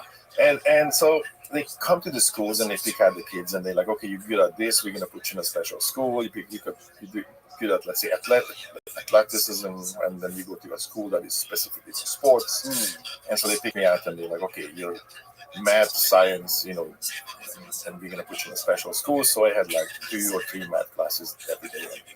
That was my jam. I was going to be a particle scientist. That was I was interested in. The moment I could read, instead of reading, books about cowboys and Indians and everybody did like deep down in the tectonic systems of the planet and and particle science, and that was my jam. And then somewhere around when I was 12 years old, I had because we're sitting here, so I'm gonna contact this story. I had an out-of-body experience. I had an accident, and at the time I didn't understand what happened, but I didn't look at my own body. I hit a truck with my little bicycle, and but I had the sensation of whatever I wanted to do, wherever I wanted to go, I was just there. And I understood, like, whoa, something's bizarre, something's weird. And I got up. Eventually, I sit up. I was in a pool of blood with a circle of people around me, and I just grabbed my bicycle, went home. My mother has come to this country. That's how it works. Like, kid, I'm bleeding out of my head. It's like, kid, don't get it on the carpet. That's it. You can have a sword sticking out of your head, and like, oh, probably you should go to the hospital. But you gotta walk because I'm busy. So that's pretty much how this works. And so I went to the library and I started to search. And at the time, the Google search all the times were like you reading the books and then you have footnotes and you just simply find out that where those excerpts coming from. So I dug down the path of eventually I found books about life after death. And eventually find Eastern philosophy. So by the time I was like 14, 15, I was knee deep into Kriya Yoga and meditation and all that. And so, and I also had issues with science. So I had a moment where when I was about 15, I started to battle professors about theoretical math. I disagreed with a lot of things, and there are issues of practical and theoretical math. So I had a conflict there while I'm researching and experiencing early days of wasn't psychedelic, so to speak, but I'm down on that path. Yoga, meditation, it's a science, breathing techniques, various techniques. Because that seemed to be connected to what the idea that you were searching for with that near-death experience you had. I understood very early the question that while we have, scientists like, Higgs and Einstein, and this is important. This is very important. Their work is really important. Science is really important. I was gonna be a scientist, but ultimately, the most important question, all these things, science is subservient of the most important question. The most important question: what the hell is going on? Mm-hmm. What's going on? Yeah. Why are we here? Who we are? Why? What is this? Right. So if you look at science, why are we looking for science? In one way, we wanna make ourselves comfortable. We invent things and build things to make ourselves less dependent on physical labor, right? That's one reason for science. Yeah. But the ultimate reason is like the explanation of what the hell is happening. And I felt like yoga and these mental sciences are on the same path. This is, I try to answer the question, and later in life, psychedelics. To me, it's the same exact thing, trying to figure out the ultimate question: what the hell is going on? What is this perception? How am I alive? How am I perceiving? Not even how I'm alive, but just the perception itself. And why? And why are we here? So that's the most important question. And so while I was having clashes with certain scientific ideas, I was also battling down this path of yoga and mental sciences and trying to figure this out. And so, and in the same time, I was playing music, which is, I was very interested in music. And again, as somebody who's scientifically oriented, I started to understand, like, wait a minute, music, everything is a vibration. And as a musician, I'm playing with the source code, basically. I am playing with harmonies, melodies, and correlations. If you think about the entire universe, is basically cymatic patterns, right? And so I understood that at that age, that okay, so as a musician, right, I am playing with the source code, and also with music, I can affect you as a human. Like, just to give a very short example, I can give you a guitar riff and I put a drum beat to it. I'm gonna make this drum beat a little bit shuffle, meaning that the snare will not come mathematically, but it's supposed to. It's going to be a little bit late, barely a little bit, right? It's gonna give you a feeling that, oh man, you're cruising. Yeah, this feels good. this island time. Yeah, right. Yeah. Now I take the same guitar riff. I'm gonna put a drum beat on it. I quantize it, so it's exactly in time. It's gonna be like, oh man, let's go to war. Bam, bam. It just feels like let's go. Or I take the same snare and I push it a little bit. Again, it's not really audible. You can all feel it. And so now snare comes a little bit early. I'm giving you anxiety, physically giving you anxiety, right? Go, right? So imagine if I start to just mix those patterns within a song. I give you an anxious verse and I release it in the chorus. Was there a moment you can remember that inspired you to start practicing music and learning? There's the obvious issue that music kind of chose you, right? So I don't really have I was always interested, I wanted to be a guitar player, so couldn't afford it. I got a jigsaw and my parents' coffee table, and I'm like, this looks good, all right. And I just made myself my first unplayable but very heavy metal guitar, So you have to make, Eastern philosophy and Eastern life is like what we have, how far we can go with that versus a wish list of what I need to accomplish. So I made my first guitar. Right. I wanted to be a guitar player. I wanted to, I was interested, but I don't have a specific moment that ignited like, oh yeah, that's what it is. And what kind of music were you listening to at that age? So I started with British punk. Okay. Like was just like the voice of the rebellion in a communist country. And then eventually switched into heavy metal. And it was a purpose. The purpose was really like it was not that it wasn't illegal, but it was frowned upon, right? So it was like a little kid. What can you do when you're 12 years old? You're not gonna, steal your grandfather's AK that he hid in the Second World War in the backyard. You're not gonna start a revolution.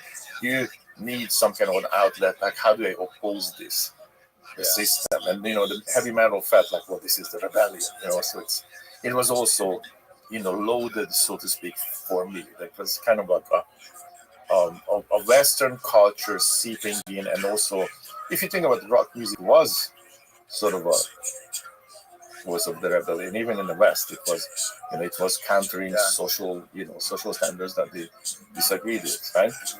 So, so for me, it was both interesting, as in playing with the source code, understanding that with playing with the source code, I can physiologically even affect how you feel. Yeah. And I've just talked about rhythm. Now there are major and minor scales. Minor scales are sad, major scales are happy. So I can manipulate how you feel. And I thought that's fascinating, right? Then understanding how there's a math involved with music. These are mathematical correlations. And then beyond that, it's also geometrical correlations. I see patterns on the guitar versus learning the scale. I see patterns, right? So I thought that was amazing. And it was a vehicle for rebellion. So I'm like, oh, this is perfect. So I was doing that. Yeah. Right? I'm doing visual art in the same time. So I went to school for that too. Like I have a commercial art and design degree. And I'm barreling down on the path of yoga and trying to understand what's happening. And eventually science started to sort of phased out of my life. Well, I always gonna have the scientific approach to things, but it kind of was phased out because I felt like science is a loose explanation, a collection of ideas that try to explain what's going on. And there's a difference between experiencing what's going on or trying to explain. Right. Because I look at it. There are four kind of people. The reason that then is sad that I finally said, like, okay, you know what? I'm gonna step out and I'm gonna start what we talk about. The second space. I've been involved in that for decades. There was no reason to talk about it because it's not like I needed the attention, and I felt like the world is not ready. It's just not there to talk about it. But something's changing. There is a end of childhood from a spiritual perspective for this planet. People growing up spiritually, and the four caste of people. Like there are the flower child, the joke around tree huggers, right? The modern, the hippies who jump into the place and it's a playground. And there's the explorers. The explorers are people who also jump into the secular world, but with a scientific mind, trying to explore that there is something more here, something tangible, something real, because our experiences correlate and we can verify that this happened to me, I saw this. Did this happen to you? You saw this too. So then we can verify each other's experiences. So something is real here, right? Then there is the observers, the scientists who watch this thing, but they want to stay outside. They more of they try to measure and figure out without being part of it. Right. And then there are the civilians who have no idea. They just they have no clue that this is happening. I don't know about NPCs, but but just different functions, right? Yeah. And I feel like that today we arrived to this moment where, when there are enough attention on it, and the observer class, the scientists who generally held highly as scientists, are getting taking on notice and getting more and more attention going on. That's why also the laser comes in. That's why these tangible things where, okay, something's going on here. And then is it not that our job is to figure out what's going on, or function in life, or existence, figure out what's going on. And when there's this space is opening, even though it takes a substance to get there, but it's verifiable real, then we need to explore that. And we there. And then so to make the full arch where I came from, growing up in the country and eventually coming here. But how hard was it to get out of there and get to the U.S.? How old were you? Took a revolution. I mean, communism had to collapse. There's a lot of we didn't have passports. We couldn't go to countries that are Western countries. We were completely aware of Western culture, but we were just not participating. So we were sort of in a pit. Life was, the race cars were going, and we were just sitting in a pit watching the race. We were not part of it. So while we were completely aware of Western culture and we can be the system, right? Oh my God, that's really cool, and this sucks, right? Right. So we wanted to get out of there, but there's a minefield, an actual minefield on the border with trigger-happy border patrol. You can't get out, and you don't have passports. And if the system was great, then you don't have to lock us in. We would have stayed, obviously. But we all wanted to get the hell out of there, and in '89, it started caving. It started in Poland, actually. The dock workers started to strike. That was the first crack in the system. Like, oh, wait a minute, you can strike it. And I remember a moment when I was very young, actually. And we were watching TV, and the one TV channel we had, black and white, one TV channel, communist propaganda, does not work on Monday, no TV on Monday, and stops at midnight. That was life. And I remember that there is a transportation industry in America was striking. And then, these guys were gleefully like, oh my God, the capitalist system is crumbling, the bourgeois will fall, and, communism will succeed. That was the propaganda on TV. And they were showing how the Americans were out on the street with little signs, and I'm looking like that, and I'm like, well, hold on for a second. So in America, I can go on the street with a sign and yell that I'm not happy, and nobody's shooting me, nobody's arresting me, and I don't disappear. That's how that works. I need to get the hell out of here, right? And the bewildering part, but he didn't understand what I was asking, right? Because they were born into that fear-based system. Yes, like they were telling me, like, kid, shut up, you're gonna get arrested, you'll disappear. Hyper normalization for them. Oh, that was completely normal to them. So they were broken souls born into this system. They never knew anything else, right? So they were that experiment, the fleas in the jar that can't jump out. I don't know if you know that experience. They put fleas in the jar and put a lid on them. They try to jump out and keep hitting the lid. And after that, you take off the lid and they will never jump out. Right. Because they learned that that's the lid. And so it's kind of like broken souls that couldn't even imagine. When I was telling to people, like, oh, I'm going to America and I'm going to play rock music, I'm a tour the world, people thought I'd be crazy. Like, that was ridiculous to them. Like, what? You're insane. That's not possible. We don't have passports. That's just not a thing, right? So I never had a doubt that I'm going to do it. And, well, obviously it's proven that I did. But, but that was basically growing up there in 89-ish when it's started to crumble and eventually collapsed. And once we had passports, then it reached like everybody was like, okay, let's go. Wow. Yeah. And then you said you spent a lot of time practicing Buddhism with actual monks. Yes. So how did that happen? So once I was in America, I came here without speaking a word of English. So I could say like, yeah, be, that's it. Is it true the Hungarian language is like not connected to any of the other languages around that area? Yes. The closest would be Finnish, but we have maybe 30 words, 40, 50 words, I don't know, that rooted in the same, word, but not really. Like, so we basically nomads, like Attila the Hun, the first wave, and then the second wave was Arpad, that was his name, Arpad, the leader, who... Arpad, yeah. Okay. So basically it's on North China, Mongolia, that area, the nomads were coming to Europe, and so that's how the Hungarians, came. So we were barbarians, right? And then, they picked the current territory of Hungary as their home base. So we're not, so with the European languages we're not connected. Right. So there's probably 12, 13 million Hungarians in the world who speak that language. It's a very different language. Logistic is absolutely different. Correct. Built, and I didn't speak English, so I had to learn that. Where I was staying in this place where somebody left a book, Shawshank Redemption, and I had a Hungarian English dictionary, and I translated this book word by word. Wow. Without any understanding of grammar or anything. So to translate it, I read the book 30 times because I always started it over because it started to make sense.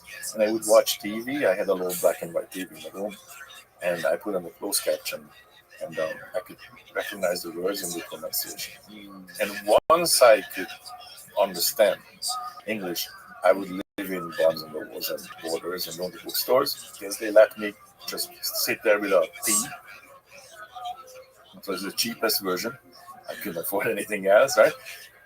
So I would have a tea and I would sit in Barnes and Nobles and just anything I could devour because I was suddenly I have this library of Eastern philosophy, Mesoamerican philosophy. I read Carlos Castaneda's entire, work 3 times at least, and then all the books that I could never get in Hungary. So that was my just devouring that. And I was a seeker, so I would seek out yogis and people that I would hear about that should do things, allegedly, that are superhuman. And then I met people and I saw things that I can verify that, okay, I saw that this happened. This is not, current set of understanding that what can physically happen, right? So I would go and meditate and then I found these Sri Lankan monks that I spent a lot of time with. So that was parallel to everything else I was doing. That's fascinating. Yeah, and last night we were talking about the monk who lit himself on fire in that protest. Yes, in Vietnam. And you were saying that was a recruiting call. That was not sort of a protest based on the gasoline exports. So if you understand, if you understand the way they think, the Buddhist monks, and it's very, very similar to the shamans or the men of knowledge, so to speak. Can you pull up that photo, Steve? Of Mesoamerican history, right? When the Spaniards came and what happened there, they have a very similar way they relate to oppression, because the smooth seas won't make sailors sort of idea, right? That spiritual or physical oppression will lead it to your most rapid development as a person, right? And so if you know that they understand that concept, right? If you understand the concept, then you know that they're not going to get involved in political. The motivation is not political. And if you read the Dhammapada or any of the teachings, right, it's always that the meaning of those teachings is dynamic. It's almost like you will understand what you're capable of understanding at the moment. And you read that same thing a couple of years from now, and it will mean something else. And that's the brilliance of that, right? And so there's so many of these teachings and these anecdotes that you read it and it might mean one thing, and then later you realize, that's just a seed, and there's some amazing things in it. So if you understand how they operate, then you know that that there's a different motivation. So, Yes. so things that what you see on face value is usually not what it is, right? And that particular picture that we're talking about, to me that was a light tower moment. What I call a light tower moment is when you look at something and in face value, this is a political protest. And as a political protest, this picture was one of the most famous picture in the time. I think it's 1962 when this happens. Can you find out, Steve? I think 62. Pull up like the Wikipedia page about it. And so so this triggered this major event of human rights and so the picture was published everywhere, and it was a very well-known picture because how the world related to this, like the shocking element of like you see this monk motionless, right, just burning to the absolute most horrible death without flinching. Take one look, right? 1963, June 11th. Okay, there you go. So 63. So Kennedy was president, right? So go back, Steve. All the time. Well, 63. So I think Kennedy was president at the time. In June, he was still president. Yeah, right. So this picture, this moment, right? Because of the nature of the picture, because how shocking that is, right? This became sort of and even if you read Wikipedia, it's probably still to this day going to relate to why this happened as a political event, right? And again, go back to how monks and how these guys actually think and operate. If you ultimately understand that, then you know that this is the face value, but there is more to this. And what I meant by a light tower moment, that this was a perfect vehicle for the whole world to see this. Because this picture was everywhere. And some of us, a small percent, but some of us saw this picture, and my question wasn't political. My question was like, hold on for a second. If this monk can sit there, burn to death without a blink of an eye, whatever power this human attained, I need to know and obtain. That's incredible, right? So some of us looked at it like, oh, I need to investigate this. I need to get into meditation, Buddhism, right? Because I need to understand this is superhuman, yes, right? So it's a light tower moment because I wasn't the only one who thought of this. A pretty large amount of people saw it as. Most of the people saw it as a political issue. Yeah, right. But a pretty large amount of people also saw it as I saw it. Like, hold on for a second. How is this possible? There's a miracle. It's happening right there. Happening right in front of us. If this monk came out and says, check it out, guys. I'm going to light myself on fire. I'm going to perform a miracle. Nobody would have believed him. Everybody would question, like, oh, maybe there was some kind of an ointment, or everybody would have questioned that this is real. But because it was sort of presented as a political thing, it just kind of went through the system without being questioned. But those of us who see the world differently, those of us saw superhuman powers. That if this is humanly possible, I need to know how. I need to know how to calm my mind and how to put myself in that position that I can do this.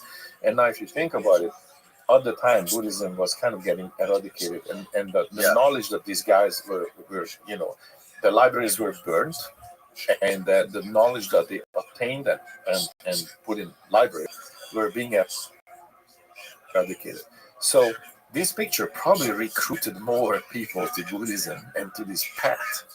And I don't even like to use the word Buddhism because it's an ism, but more people was recruited for this path than probably anything else they could have done. Right? Wow. Because even though there is a small percent of people who saw it as an incredible human feat, right? That's still a huge number because the whole planet was exposed to this picture. Can't even imagine really being there watching it in real time. It's just I think there's video of it. I keep trying to imagine what it's like. It's called the immolation. That's the immolation. The immolation. Yeah. And and again, right there, you see something that humanly should not be possible. No. Humanly should not. So right there, this picture should trigger you. And start you on a path, but I need to know this. Mm-hmm. This is absolute control. Like this is when your mind has full control. And that is the point of meditation. That is the point of the whole path, that you attain that power when you have this incredible computer in your head, right? Yes. This mind of us, right? And then and the train of thought never stops. So this is a constant. It's always moving. Right, Steve, you can play it for us, but don't show it on the actual podcast because it'll get us not copywritten, but it'll get banned. No, this isn't the same thing, is it? This is different. Yeah, no, this is it. This is really it. I think so. This is the same guy. There were a couple of more, but this wasn't the only movie. It could be a movie, or there were a couple of more. So I thought he did it to himself on the original one. He did, yeah. Yeah. He poured that, yeah. I mean, his students were there, but Right. so Those were his students. yeah, around him, yes. Oh shit! I didn't realize that. So ultimately, the point of meditation that you have this train of thought completely uncultivated, running free, right? Yeah. And there's this idea of mindfulness. If you at all time you are completely conscious of what your mind is doing. Think about it. You drive home, and I ask you, like, what did you see on the way home? What roads you took? Probably don't remember. You just autopilot home, right? Yeah. Right. So that means, like, that's a simple proof of you were like, took you half an hour, let's say, to drive home. For half an hour, you were not completely conscious of where your mind was and what it was doing. But you're saying, like, hey, this idea popped in my mind. Well, it didn't just pop in your mind. Something triggered that idea. You saw something triggered it. And before this idea popped in your mind was doing something else. And you're not aware of what it was doing. Mm. So the ultimate way of existence is that you are at all times completely and fully aware of what your mind is doing and thinking, and you're in control of that. Can you be depressed if you're in control? No. Can you have a suicidal thought? No. Can you have crazy thoughts? No. You're in control. And so we are not fully in control with our mind. And so the point of that meditation and what this Tikwan did achieve is that absolute control. Wow. So that picture right there has so many things in there. It's like a fractal. Yeah, there's so many things in there. Like you see a man in absolute control of his body and his mind. Yeah. And it seems superhuman. Mm. There's a lot backed in there. And so some of us saw that as a light tower. That's why I call it the light tower. Even when you see this and you go, okay, I need to understand this. I need to learn this. I need to be battling down that road, that path. And so when you started practicing this and learning more about it, you mentioned last night that there's something you can achieve, like a certain level you can achieve in the practice of this stuff and of this meditation, where you can basically like tap in to this, for lack of a better term, DMT state automatically, like by the flip of a switch. Yes, it's so that's yoga is a science, and there's a physical elements to how the Kundalini, which is basically a spinal fluid, moves up on your spine, and how it triggers certain things. But so there's an actual physical exercise. But yoga has 7 different paths, and there's Kriya Yoga, there's various forms, but it all goes to the same spot, right? You have a narrator, right? And this narrator is basically explaining to you the world as you're moving around, or it's like, did I close the garage door? That's technically a voice in your head. Yeah. Okay. So if the voice in your head is talking to you, that is bound by it's in a prison of the language.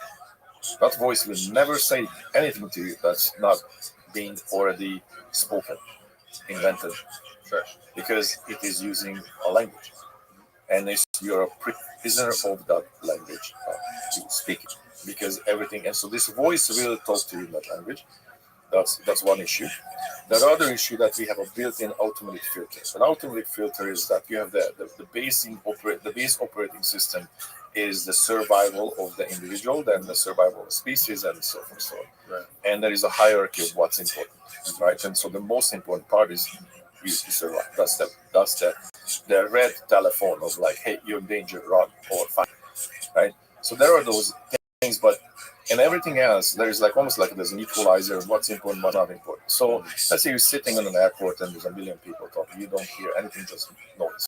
And I was somebody saying, say the word podcast. You'll hear that word because it's important to you, right? But you didn't hear any of the other words, right?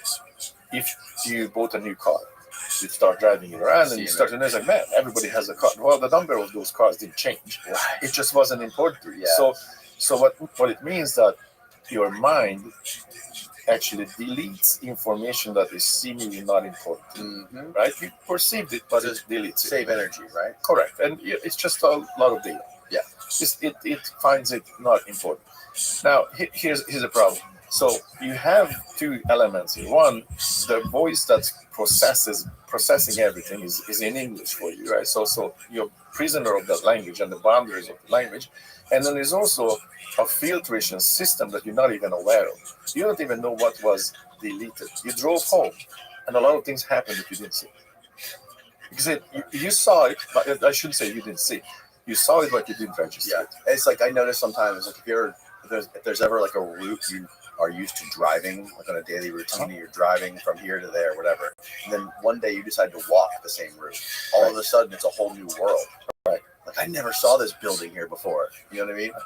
Now the question there is that okay, so I have the filtration system that takes out information that might have been important, but I didn't notice. Right? And everything that is described to me in my mind is kind of speaking to me in English. How do I get out of this? And that is the science of yoga, that is the meditation. Let's get out of the filter. Let's get ahead of the filter. Yes. And let's non-verbal communication versus verbal communication. Right? And a way I could prove that to you, I could point certain things in this room. And if I ask you to tell me what I'm pointing at, like, literally we can do that. So go for it. Microphone. Danny. Cup. So what's going to happen? Too much. I'm going to outrun you, right? Yes. Okay. You still saw what I point at, and you knew what it was, but you didn't have time to formulate the word. Right? Because that takes a microsecond. You have to reach in to the library, grab the word. Your hard drive has a speed, right? But your attention moved faster. So your attention moved faster than your language could possibly move. So is it possible to see and perceive things faster than you can formulate the word? Yes. And you knew what I was showing. You perceived it. You just couldn't say the word, right?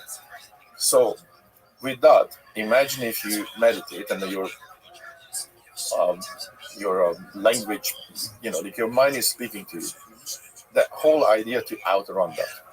You can't engage. You have to kind of like do your Mayweather boxing style, like you're just stepping away from the punches. You're just trying to talk to you and stepping away. It becomes a game of the mind is trying to talk to you and you're not engaging, and eventually you achieve that silence when it stops talking. Right? And then the first step of spiritual realization is self-realization when you have this moment when you realize that the witness, you're watching, you're the witness, and you're watching your mind trying to talk to you. And then all of a sudden there's a moment of, hold on for a second. If I'm watching my mind, then I'm not the mind, and who am I? And that's a very profound moment of one of the major steps in spiritual, processes, when you realize that, like, whoa, I can watch my own mind and process this from a different perspective. That who is the watcher?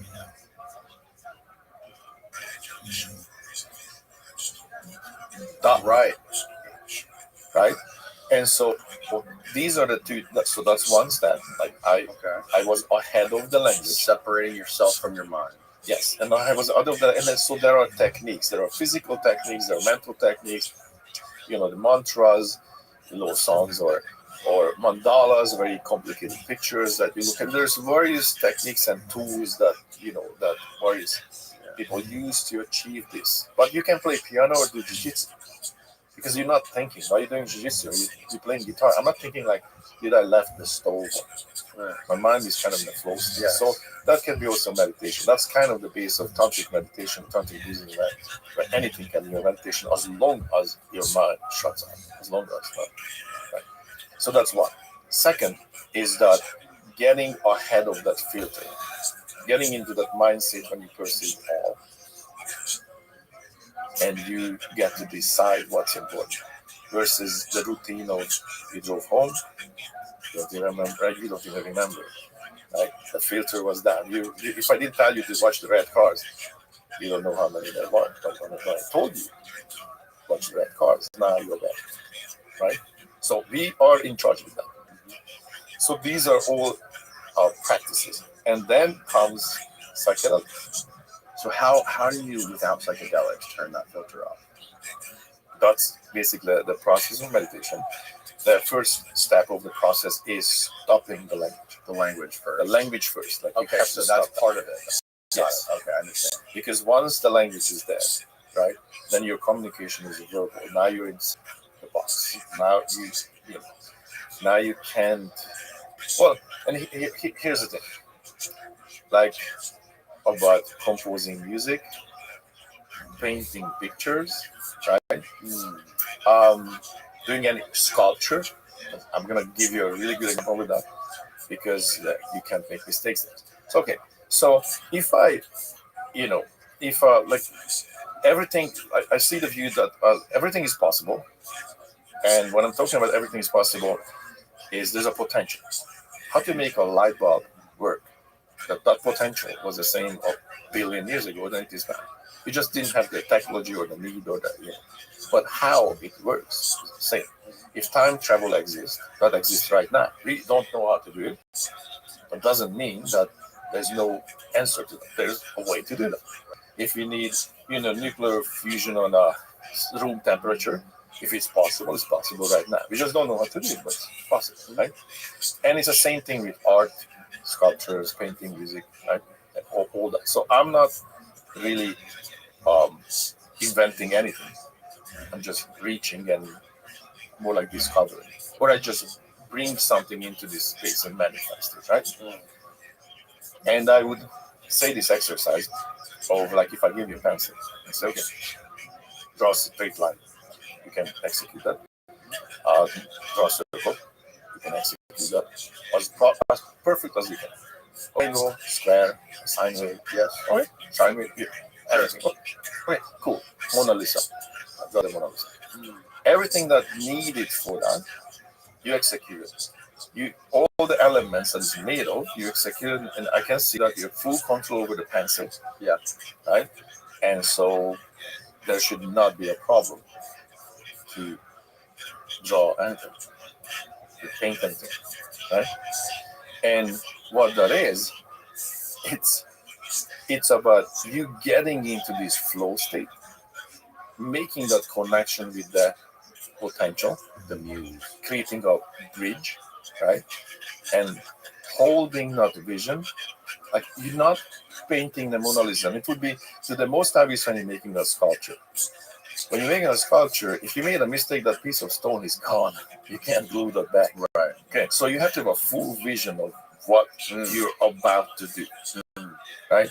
And so that is the process, like getting into those flow states when you can create this bridge. And the reason I'm bringing this example is that's kind of what happens in meditation, right? That I'm getting to this flow state when I have a bridge to the ultimate potential. And I'm just giving you the example of how it happens when I compose music. I have to hear all the instruments in my head to write the song. I have to be able to do that. I have to create that bridge. If I'm making a sculpture, I have to see that sculpture in my head and hold that vision in order to make that. Yeah. So I'm copying what's in my mind. What's in my mind is not mine. Exactly. Right? So I created the bridge. I am making a sculpture. I can't make a mistake because I chipped the wrong thing. It's no longer gonna be possible to make this sculpture. And so that's the thing that you're trying to strengthen in meditation. Like how do I make my connection to this universal soup of consciousness as solid as possible? Have you ever heard of the book called I think it's called The War of Art? by this guy named Stephen Pressfield. Art of War, yes. Art of War, yeah, of course you heard of that one. There's another one called, he's a guy named Stephen Pressfield, he's a writer, and he talks about the idea of tapping into this muse, which is similar to what your idea is of universal consciousness, where like he, every day he basically follows the same protocol, where whether he feels like it or not, he sits down at his desk at the same time every day and forces himself to write an hour, 2 hours, 3 hours, whatever it is. And he says sometimes he does't want to fucking do it. It's the last thing he wants to do, but he forces himself to just start fucking writing for the first hour. And then eventually, with no distractions, in a room with just his pen and paper, the muse will start flowing through him and take over, right? And then this creativity, this magic will start flowing through him. So what he is doing, I could equate that to, well, that's meditation. That is a process, right? So the difference, I guess, is that we are very specific. When I'm talking about the reason I use, let's say, an idea of sculpture, because it's so permanent. If I made a mistake, that's a permanent mistake. Not even like drawing, when I can use an eraser. That piece of stone was chipped off of that rock. It's gone. Right. You know what I mean? Right. So that demonstrates like how strong your vision has to be. And I can also parallel that to your life, because that's just what I do as an artist. What I do the same thing with my life. So when we talked about like, okay, you do all these things. Well, that's how it happens. I wanted to race monster truck. Okay, I'm gonna race monster truck. I wanted to work for the space industry. I have worked for the space industry. Yeah. Right. I wanted to be a musician. Yes, I am a musician. I wanted You work to for the fucking space industry? Yeah. Yeah. Jesus Christ. Doing what? We can't just gloss over this. He was a guitar player for this. Right. We were experimenting with ZOG guitar solos. No, it's like, look, my God. it started with, not to take a big side of there, but yeah, for a few years I was a consultant for the space industry.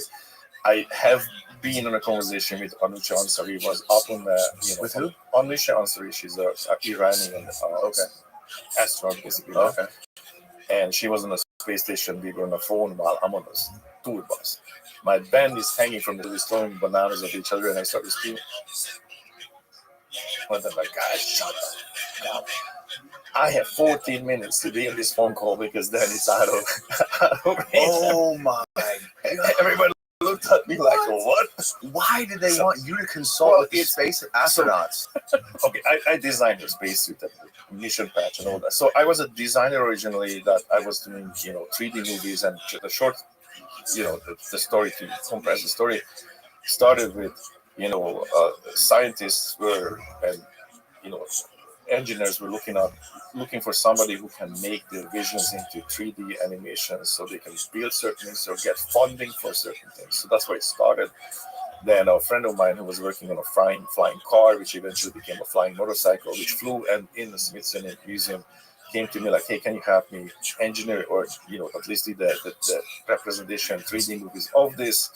And I do have understanding in engineering, so I start to build this thing for them, and I'm like, okay, this is not going to work. Right? I can see this is not going to work. How about move this here, move that there? So did some modification, and that made it patentable. Right? So I'm one of the inventors on the flying, motorcycle, and we got the patent, and it flew and all that. So that was the origin of this, and then eventually kind of stuck me into the world, because they needed somebody who has the design abilities, right? I could do 3D animation and all that. I can design all kind of stuff, and the understanding of engineering. So I'm not going to do something crazy, that's something unfeasible. So that's how I kind of got built in. And then I also did user interface design for various, electronics and whatnot. It just means like, if you pick up your phone, if you think about how it works, it's already gone. I have to be able to guide you. I have to give you a user interface that is obvious. That's the magic. That you should not be thinking about how to use a VCR. It should be obvious, right? To give you an example, the arrows, that's pretty obvious. Probably ancient times, if you draw an arrow, you kind of know, like, look that way or go that way. Where let's say a stop sign is learned. Yes. A stop sign is the color red is ancient, because you will recognize color red warning, right? So that's sort of it's in our genetic history now. But the stop sign itself, the shape of it, is learned. So there's a science of what is learned and what is, for example, something in between. If you look at poster, if somebody is looking to the, this way or that way in a poster, right? If you're looking it this way, right, then it feels like you're looking to the future because of the motion of the clock.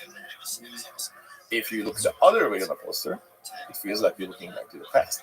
And these subliminal stuff that, that's just there. And some of them is learned, some of them is inherited almost genetically. Like how the birds know which a snake is poisonous. They have one child. They can get it wrong once. Right? So if that was the case, all birds would be dead by now, right? By chance, right? So somehow the birds know which snake not to mess with, right? Right. So there's a genetic history. So a good user interface designer knows this, that what are the things that are natural, almost a genetic history, and what are the things that are society taught you, right? And how much of that you can use. So anyway, so I was involved in that. So you helped design the spaceship, the space suit. Yeah, well, that's just a design. That's like it's almost fashion. It's not like not like the functional. Not the functionality, but I was involved with a lot of stuff that more technical. But I'm not a airframe engineer. I've worked with them, but I'm not. So anyway, but I was a consultant for them for things. Wow. Yeah. I think I just realized something about you. So in terms of meditation, the way I see it is you basically learn how to quiet your immediate field to get access to the bigger field where there's more information. Yes. And most people are just like in the immediate instance, constantly splashing the pollen of their immediate field. They're like all the time, like the stuff that's right in front of them. Right in front of them. So then it's that's the immediate language you interact with, the words you say. That's why everybody sounds so repetitive all the time. And because you're constantly excited, that's where you believe the boundaries are. That's my mind. Mm. But if you learn different forms of meditation, what you learn is to every time it tries to get excited, it's like asking you, like, hey, excite me again. And usually you just tap, right? But then you learn to not tap. You just wait. And then eventually it quiets enough and you start seeing the further parts of the mind where there's like more interconnected information. And it's actually easier to acquire some form of genius in a lot of different things because you all of a sudden see, oh, I didn't realize that's like connected. Oh, then you start like connecting all these things, right?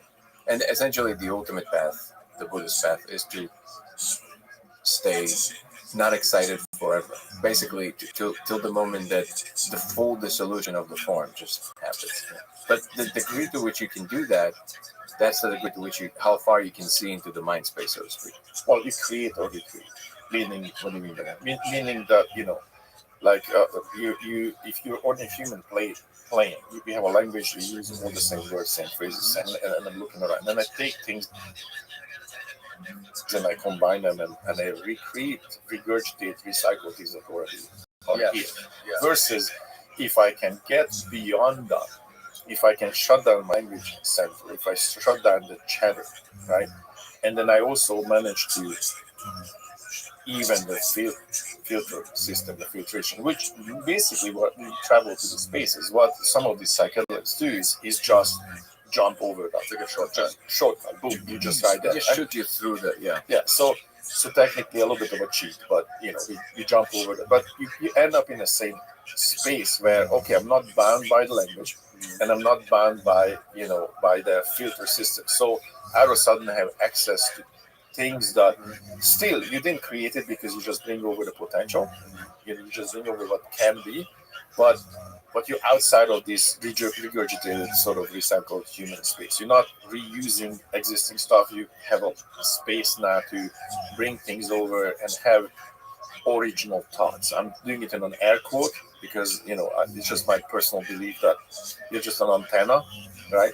And but let's say you bring it for the first time, but that's innovation. Manifest, right? Meaning like we're living in this three-dimensional universe that we accepted as a agreed upon reality, and by having these meat puppets, these exoskeletons of meat puppets, I guess I can call it, that can interact with this perceived physical world, I can create things. That sculpture exists because it was somebody's idea, and then that was a non-tangible, just an idea. It's energy, sure, but it was not tangible, right?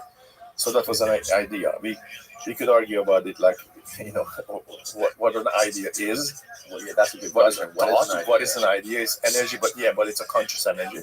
So that was first, and then somebody through the exoskeleton that we can control, the real puppet, will physically capable of bringing that into this world. The same way that I need this body and an instrument to create a guitar piece, music, right? But the idea, the melodies, and all those things, the idea itself, we could argue about what that is and where it is from. My personal belief that is the number of beings in the universe is one.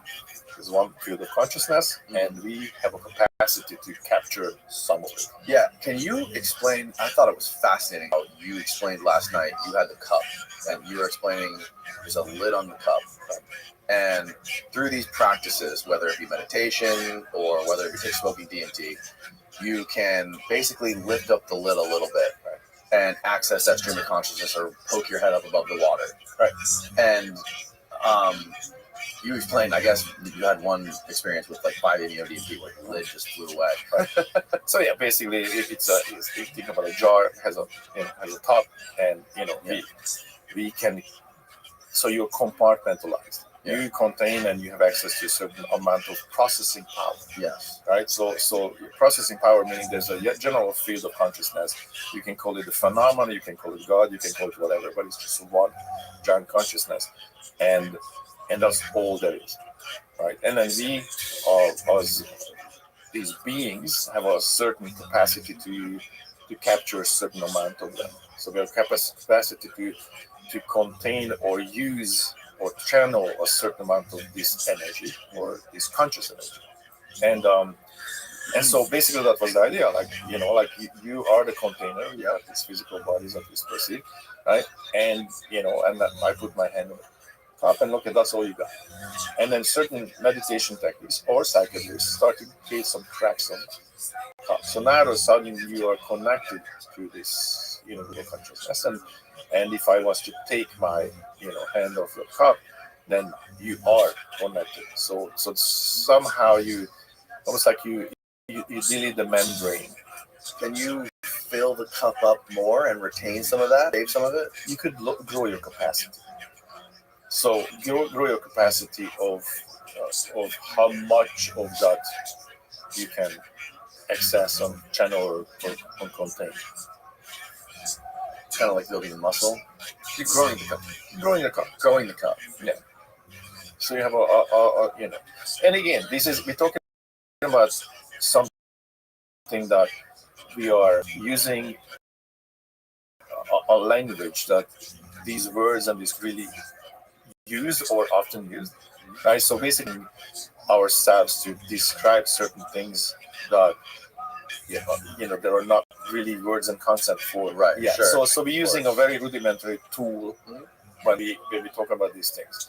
That's why it's amazing when we go into the space and we can talk about things. We both describe using language. We describe certain things that we saw or happened or experienced, right? And that's the amazing part that we're giving you an 8-bit version of a 256-bit experience, kind of, right? So it's like it's a crypto punk of what actually happened, right? So that's generally the issue, that when we're talking about these things, that I'm using words and concepts that I'm kind of forcing. They don't do it justice. Yeah, they don't. But for the lack of a better explanation, or I can say that the point is to crack that lid open or take that lid off, and the worst part of actually coming back from that space is understanding, like, I'm getting dumber by that's what you were saying. Right. Like, I feel it, like, man, I understand everything, I'm right here, and then you have to come back, and then you're getting dumber by the second, right? Because you're losing that connection, or you're losing the access. Is like, well, I've never met anybody dumb who's done a lot of DMT. Right. Everybody I've ever talked to who does a lot of DMT, they're super fucking smart. Right. Well, it's like you guys, relative. Dumb compared to what and it's one of those things. But I think in general with all contemplative practices, from meditation to psychedelics, any seeking beyond the immediate space that we're familiar with, the best part of it is the practice. Like in the main difference between the Eastern way of doing things and the Western way of doing things is that in the Eastern way of doing things, the emphasis is fully on the practice and the experience of it versus the theory and the stuff that you believe about it. Right, dogma, whatever it is. Sure. You might believe all the stuff about Jesus, but be nothing like Jesus. Yes. And you might believe nothing about Jesus, but be exactly like Jesus. Yeah. Just by understanding certain things about life, about experience, and the point of, well, in Vipassana, for example, the main point is to keep your lid open as long as you possibly can, and you don't resist and you don't push. And then what you watch happening is that all these little wiggles that trying to convince you that something is important right now, eventually when enough time passes and that thing expresses itself fully, you realize it wasn't. And then there's only so many times this can happen to you before you realize, all the little wiggles. Yeah, so the little wiggles, what I mean is that all these little things, all the little convictions you have of like what you quote unquote must do right now, right? You're like, you sit there, we can make it specific. You sit there, you just basically, you scan your body in a particular way. You're trying to do that, and thoughts constantly interrupt, right? Like, oh, I gotta itch this place. Yeah. So that's a simple one, right? Everybody's familiar with that. Okay, what happens if you don't itch? So the conviction, in the immediate moment, the mind goes like, oh, the world's like, I gotta itch. Like, that's not a what if. Like, no, we gotta itch right now, okay? And then you practice, like, okay, well, then let's stay 5 more seconds. And then you wait. And then eventually that itch goes away, like it never existed. And that feeling of complete conviction that you have to itch goes away with it. So this sounds like, oh, that's just like an itch. Well, everything's like this. The thought of like, oh, whoa, I gotta call this person right now, because I don't know, like they're gonna get upset, or like all these stories you have, right? Okay. Listen, if it's important and they need to get in your house to fix something, okay, I get it, but you don't need to panic about it. But usually, most things are not as important as we believe they are. Yeah. And the point is that the stress that is created in our bodies because we are convinced that we have to do X or Y are actually a much bigger problem than any X or Y. So basically, what you practice is, how do you let things go, literally? Not in terms of how do you not push, not pull. If something is pleasant, how do you not get attached to it? Like, oh, I want more of that. Or if something unpleasant happens, how do you not immediately recoil and try and push it away? Versus like, hey, you can fix it if it's uncomfortable, but you don't need to like freak out about it. It's like, okay, how do I just stay with it for a second? That's really the main practice. Now, from that simple practice, you start understanding that really it's the concentric circles, the fractal of life. Everything is like this. So when you try and get to like a solution to something complicated, under pressure, you can be more or less successful in it, but you will for sure be more successful in it more of the times if you can have a more quiet mind. A mind that is not constantly trying to compete with a million ideas of what's important, what's not important. If you know how to quiet that pond, the right ideas find you immediately. It's almost like as obvious as I just got to pick up this cup, versus all these competition that happens in your mind. So I think that ultimately, when you're looking at all the practices, meditative practices, and the psychedelics, the late part is just the realization that your immediate space is not everything. And most of the time, you don't have to make as much effort to achieve things as you think you do. It's more of just your neurosis. I don't know how to pronounce that word. How do you say that word? What is the word? Neurosis. Neurosis. Neurosis. There you go. Neurosis. The Hungarian guy. Yeah, that's the Hungarian guy. Neurosis. So your neurosis is basically the thing that really convinces you that something is wrong, when in reality, you could have just relaxed and not say anything. So this is actually a perfect example right now, right? So it's making you like basically. This is basically you're comparing something like myopia of the mind to perfect example the forest. Yeah, I just want to say this was super interesting for me. I'm watching you guys talk, and every single thing you guys are saying is so fascinating to me. And I'm like, oh yeah, I want to say this thing about it, right? And then I was like, okay, but then you just wait a second, and then it was expressed. I was like, oh, perfect. but imagine how much this happens in life, right? Where you just like kind of like, oh, I gotta do this. It was like, well, what was your goal? Your goal was that idea would be expressed. Well, it was just expressed, so don't worry about it. Right. Yeah, just relax. But that is very difficult to do because we always want the self-expression, and we want to in some way to existence is already implying you there, and if you can be comfortable with not being implied, the degree to which you can be comfortable with not being implied is the exact degree to which you're free. Because if you're okay to be completely to dissolve into the background, that's essentially nirvana.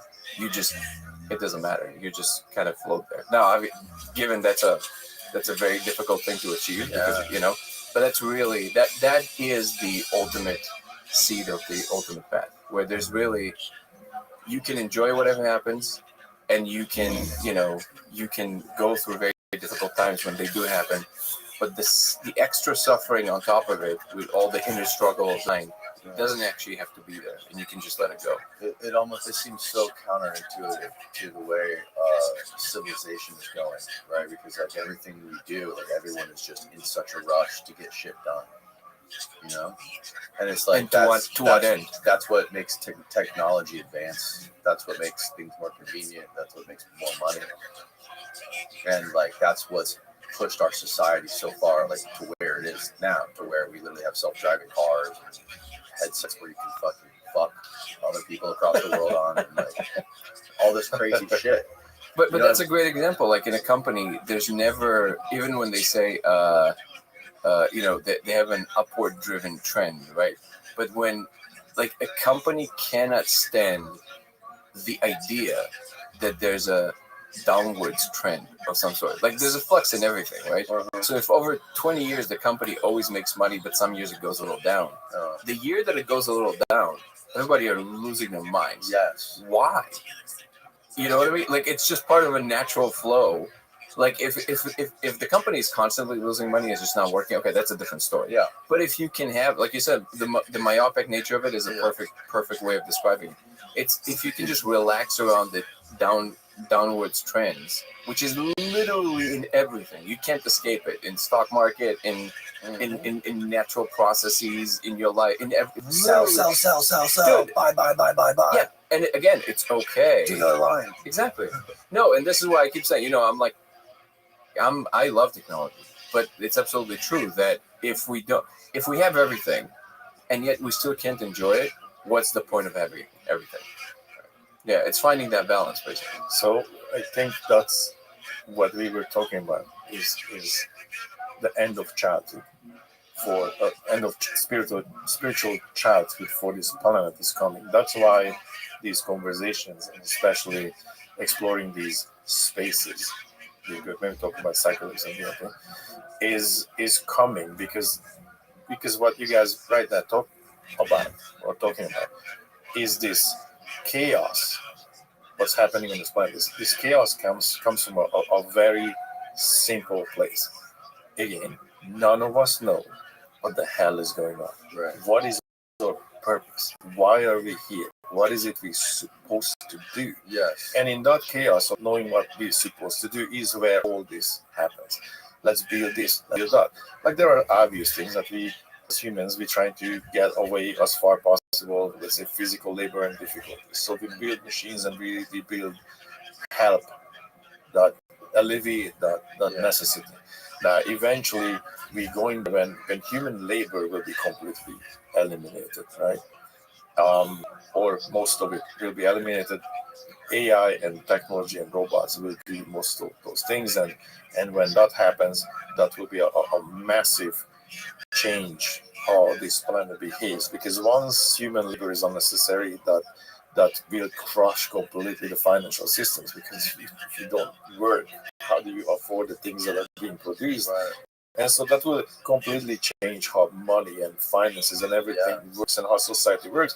Also, it will give you the freedom that now you can do really whatever the hell you wanted to do because your physical labor is not necessary. Also, the exploitation of that will has to end because we don't need you to seed and harvest those, I don't know, rice crops or whatever the hell, or you don't need to go and mine because robots are doing that, right? So that is coming. That is definitely coming. And but there's the spiritual side of that we're going back to times where the great philosophers from ancient times when they had the time to sit around and think about what the hell is going on, right? And so I think our society or species, I should say, is going back to that point where we will, what we're doing and core is what we're talking about, what our connection is, like me and Danny, and a bunch of people who are in this space talking about is like, okay, there are answers in that space, and humanity, the entire species needs to figure this out. That because again, there's science. Is science important? Yeah, but what science is basically looking for answers for the same question: why are we here? What's going on? Or if you just think about if science is looking for explanations, well, thanks, you explained how it works, but that doesn't give me the answer why I'm here still, right? So if you can scientifically explain how I exist, or scientifically explain the processes in my biology and all that stuff, cute, awesome, yay, right? But still did not answer the ultimate question: what the hell is going on? Why are we here? Why is this happening? The way that science is done now, I feel like it basically decided that there's one modality to understand the world. Yeah. So the original question was always, what is going on, right? Yeah. And then people went about it in different ways, through religion, philosophy, fill in the blank. Right. Science came along, and it was another way of coming at what's going on. Yeah. But it produced a certain amount of tangible goods through that method that kind of verified it on a different level, because it made something that everybody can see regardless of their, inner seekings. Like they just like, oh, it made a camera, it made this and made that. Yeah. And it is a very, very strong tool. Mm-hmm.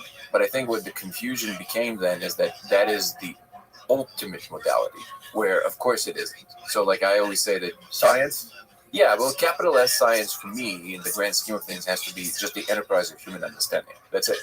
Which should include all the inner science, which is like what it's like to be you, what it's like to be a society. It has to do with everything that is contained within what we call existence, including experience and everything else. So contemplative science is part of science, capital S science. And it's only when we're going to start understanding that it's one project and bringing it together, technical stuff, but also the problem of consciousness, like actually the connection between consciousness and all the technical stuff and how it works. And what Zoltan was alluding to is that we just started the Code of Reality Inc. So I guess it's just in its infancy, and I asked Zoltan to be on the board of directors just to kind of help guide the process. He has a lot of experience both in building things, understanding what works, and our ultimate goal is to basically bring as many smart people from all the possible domains together to work on this problem without feeling the pressure of either being ridiculed or like we want to create a coherent picture of what it's like to have what we call capital S science. So like the enterprise of human understanding. Science. Well, not institutionalized, more like you create a container for people to come together. There's already by the way, this is not necessarily that. So there's there are scientific endeavors that are doing it in that way or starting to do it in that way. Santa Fe Institute are doing that. That's a known thing. They bring interdisciplinary minds onto a project. So like if they have a problem in engineering, they would still bring philosophers or even musicians to think about the problem together, because there's certain understandings from other domains that are much more holistic if you approach it that way. Now, and those are very important things. And we want to create something that will put even a bigger emphasis on the fact that, hey, you bring a neuroscientist, a physicist, a really experienced psychonaut, work together to understand. Because I keep hearing these, people think they're somehow domains shouldn't be talking to each other. They'll say, why are you talking about your experience with DMT from the perspective of physics? I'm like, what do you mean? What? why wouldn't I? Like, it's part of whatever's going on. Yeah, but that's something that has to do with the mind. It's like, wait a second. Yeah. Is whatever the mind not somehow related to everything else that is physical? And this is super smart people, and they keep there's this confusion that somehow there's this separation because of the domain that we've created in our minds. No, that's biology. It has nothing to do with physics. What are you talking about? Of course, it has to do with physics. We just don't understand that connection. We want to create a container for people to express themselves in that environment in a way that will build towards a common goal versus just having like a patchy kind of interaction online that sometimes maybe somebody will stumble upon some information somebody else did in a different domain. We want to bring it together. And it's also by nature, this thing, you can't really study this thing with the scientific method. And which one specifically? With the DMT experience, with the laser. Like, well, I mean, Gallimore's doing that, right? Define science, right? Right. Like so reductive science, like the reductive method of of figuring out what the fuck is going on here, right? I don't agree. I think it's just broader. So I think it's just like how wide the ontology you include. So right now, if you can't actually put it in a fucking on a scale and weigh it. You might, right? But you're talking about science when we look at science from the observation point of I measure and I verify process and see if it's repeatable, right? Yes, exactly. But here's the thing. Is it repeatable? Yes, because we are going, regardless of the method, regardless of what way, and it is a chemical process, so this is scientific. Something happens that a molecule gets introduced to your mind, and out of a sudden switch something on that I can access spaces that otherwise are inaccessible to me. And when another person, and many of us, doing the same thing, and then we can talk about verifiably the same thing, that you see the same things in that place, right? Even even as a scientist, you guys all hallucinating. It is pretty strange if you're hallucinating the same things. So it needs to be explored, right?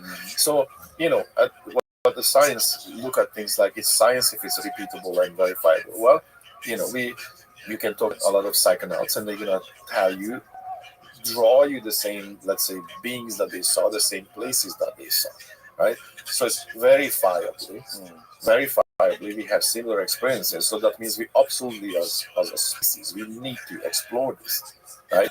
Besides, your body generates DMT, right? So your lungs and your mind is manufacturing this to begin with. So crazy, right? So so needs to be. Now, if I just go from the individual perspective and say, okay, I'm in a space and I am seeing structures, incredible structures, like incredible complicated cathedral-like structures, right? Where the Notre Dame is child's toy compared to what I'm saying. Okay, then let's say I'm hallucinating.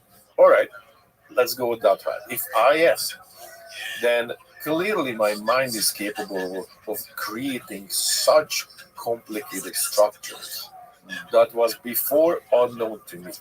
If my mind can imagine these incredible things on its own, that means I need to step out of the way and let this mind roll and create and bring these things here. Yeah.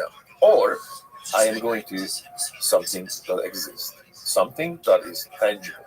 And this is when, the scientists drop off. Like, But if I can go back to the same places, which I can, I've been mapping this for over a decade. And going to the same places, have familiar places, and then we have conversations with people who also going into the space. Now, that's what I mean, like childhood ends. This conversation is now out in the open. I haven't been talking about this, but I am, because now a lot of people start to understand, so we have common references. If 15 years ago I told you or told anyone this, they would look at me like you're crazy. We have to have a common reference. Now, enough people being in this space when we have common references, there's a common library. Even words that we use. People talk about the machine elves. Yeah. And everybody knows what you're talking about. Whoever been in that place. Came from Terrence, right? Right. But the thing is, like, when you have many people saying the same thing, then it's like, okay, there's something to this, obviously, right? So if that's the case, then these places we're going to are more likely to exist than not.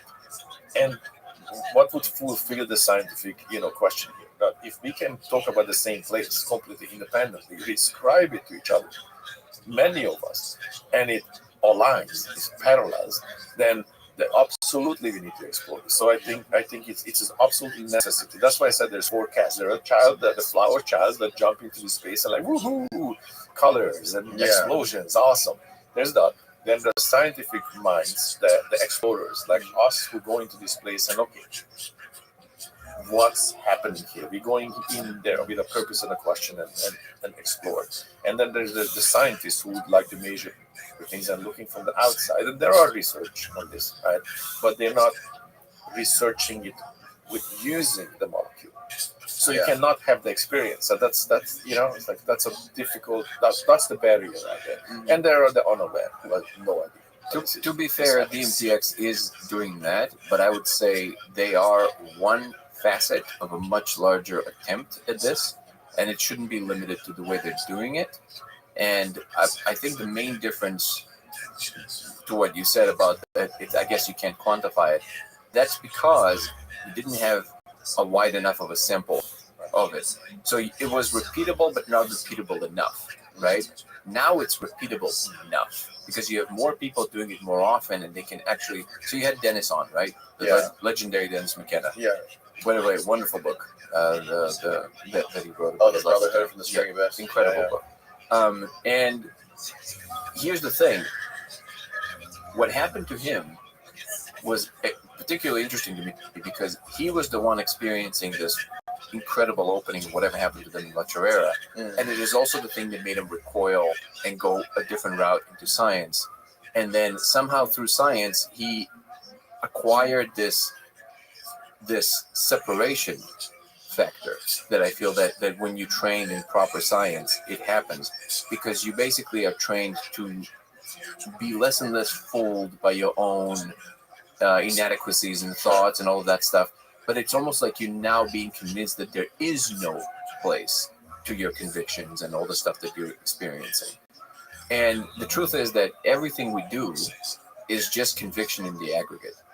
Everything we do, like I always say, especially in neuroscience, is some consensus between what we can see that the brain is doing at the time that somebody's reporting something. Yeah. And then we just collect that data over many, many individuals. But that's right. The cache value is from somebody reporting something to you, right? So if you have enough of a sample, and this is where things like the code actually come into play, because they're repeatable enough for you to potentially try and actually probe in a way that you would anything else in science. It's not like when you go and see the beings, like, well, describe to me the being. Well, it was a big spider. Wait, was it purple? No, it was black. Interesting. Okay, but you saw a purple one? Yeah. I wonder how many years it would take us to reach any kind of consensus this way, especially because we know that the worst kind of data point on the planet is hearsay by a witness, right? So it's like, okay, you have to be able to record directly from the brain, right? But if you have something as concrete as the code, you can potentially do like perturbations to it, see if actually something changes. Now, it might pan out to a different degree and not pan out to other degrees, but that gives you the freedom to actually explore it in that way. Now, to be fair, again, specifically with the code, people like Gallimore, in a very good faith way, from a scientific standpoint, say, well, I do think that with all my expertise, I'm saying that, yes, there are hallucinations that should be able to be mapped on this perfectly as you describe it. Fair enough. Let's explore that proposition. There must be ways. The question should never be like, can you explain it away with science? It should be, okay, is there a counterpoint to what I'm saying? Yes, great. Let's explore how we can discern then whether it is what A or B. We should come up with experiments to make the discernment versus saying, can science explain it in the way that we perceive it currently? Sure, but we should explore how it explains it. And maybe what we should question is certain assumptions that science makes about the world. Because I think at this point it's pretty clear that at least physicalism, as it's perceived in the most naive way of it, which is like there's just physical matter and then there's just us arising from physical matter, I think that's pretty clearly out. So I think it was really interesting what Gallimore said on that video. He was explaining, and we explained on the podcast, was this term called objecthood. Yeah. So it's like this idea of, and correct me if I'm fucking this up, but like I see this can, right? And I know it's a can because I've seen this a million times before, right? And I know it's on the table because I've seen this table a million times before, blah, blah, blah, blah. But if it's the first time I'm seeing this can, I'm going to be like, whoa, Like it's gonna like freak. I'm not gonna know what to think of it because I don't have any sort of frame of reference for this can, right? To know that it's real and it's sitting here on this table.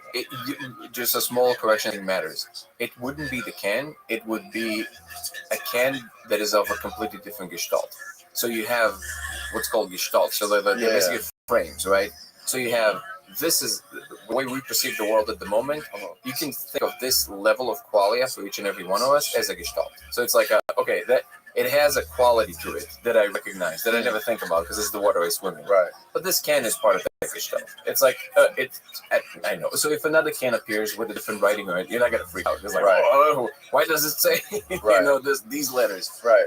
Well, what happens in DMT, which is why it's so interesting to so many people, that there's no argument about that.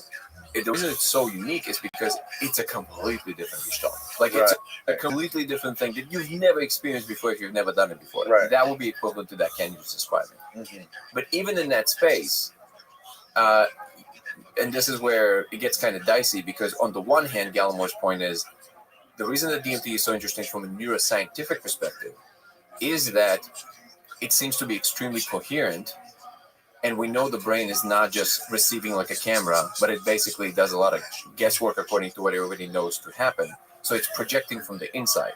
So if something immediately comes to you that you've never seen before, of a completely different flavor, and it's super coherent, well, that's difficult to explain in neurological terms because the brain is not just, again, receiving like a camera. It should have some form of inner representation of it. With the case of the code, and this is why it's very unsatisfying because you kind of have to see it to really understand that point.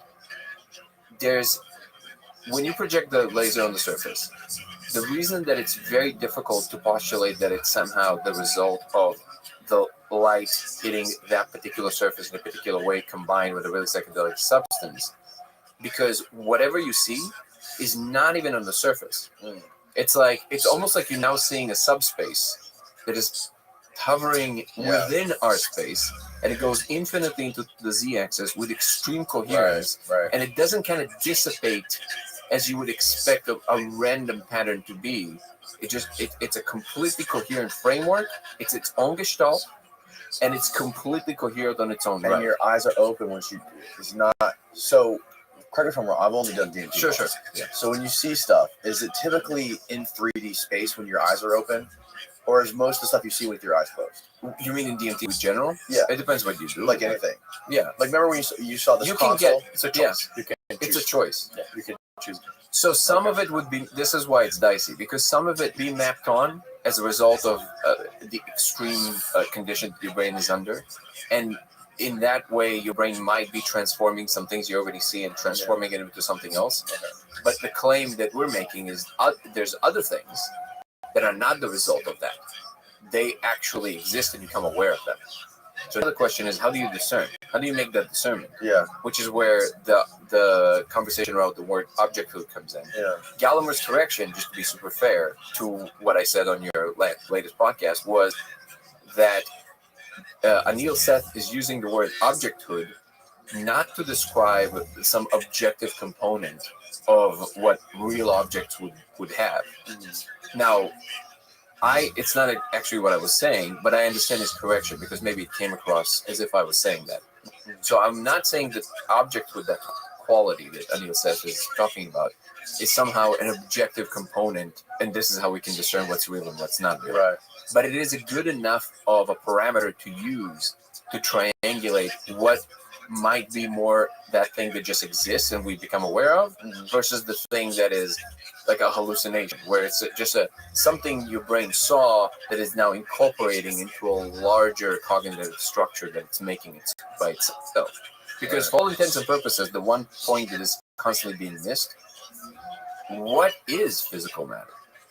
Because in the end of the day, even if it's all mind, even if it's idealism and, mind is the most fundamental thing, whatever you picture about the world, something is regular enough that you can't walk through the wall. Right. And I actually asked this when I was out with Yalmo, we were like meeting face to face, and I asked him but what is in the context of everything right? how would you define what's out there? Like, what is this physical thing? And he goes like, the multi-billion-dollar question, man. And like, that is the question, because even if you do believe that everything is spiritual stuff, ultimately, something is happening that prevents you from going through the wall. Yeah. And that part, that there's a rule set. And that part is constantly being overlooked by modern neuroscientists, it seems, that they're saying, no, but it's all, it's all mind. Like, sure, but we have to talk about what is it that gives it this quality of being physical, because there's clearly a difference between that and what I'm like. There's a reason why it's so difficult to manipulate the physical stuff, and it's so much easier to manipulate the mind stuff, right? There's a lack of malleability there that needs to be talked about. This is why physics has to enter the picture, and you have to combine our understanding of physics, because there are abstractions. Nobody has ever seen an atom and all of that jazz. Sure, that's true. However, these abstractions help us to understand certain functionalities that we can make predictions on, and it checks out. So, like, the reason we can build complicated things is because we understand something about this processes. So how do these processes then connect to what we call consciousness? Not just from a philosophical perspective, because where DMT is exactly this margin. It is the event horizon between the physical and the non-physical, because it is so profoundly real and at the same time not physical. So it kind of, like the event horizon is like, that's where quantum physics and classical physics meet, because it's such a extreme condition. Extreme conditions allow us to investigate the deeper parts of nature. Right. DMT is an extreme condition that allows us to probe into that question. What is the connection between the physical and the non-physical? Look at your dreams. You can have a dream where your eyes are closed, but you're dreaming on the beach. And there's light on the beach, right? Your eyes are closed, but you're experiencing in your dream full color, the smell, the feel, that you can have even lucid dream that you wake up from and not even sure at the moment, and you wake up like, oh, was that real? Oh my God, you're still almost physically affected by the dream. What happened there? Right? How real is that? And what's the difference between right now and the dream? Right? And so there's this idea that, not proven yet, but the idea is that DMT is the reason that's the fuel for the dreams, right? That's the fuel from the dreams. And so when we talk about the event horizon, right, and you look at the dreams and how real is that and how real is this, right? The only difference is when you're talking about the mind's work, it's the same. The only difference is that in this reality that I perceive, if I move this cup and I wake up tomorrow, it will be still there, right? So wherever it is, tomorrow I come back and it will be there. So there is some kind of permanence of this when and the code has that. Right. That's what I meant by the code has objective. It's clear to you it's there, just by observing it. So now it's very difficult in linguistic terms.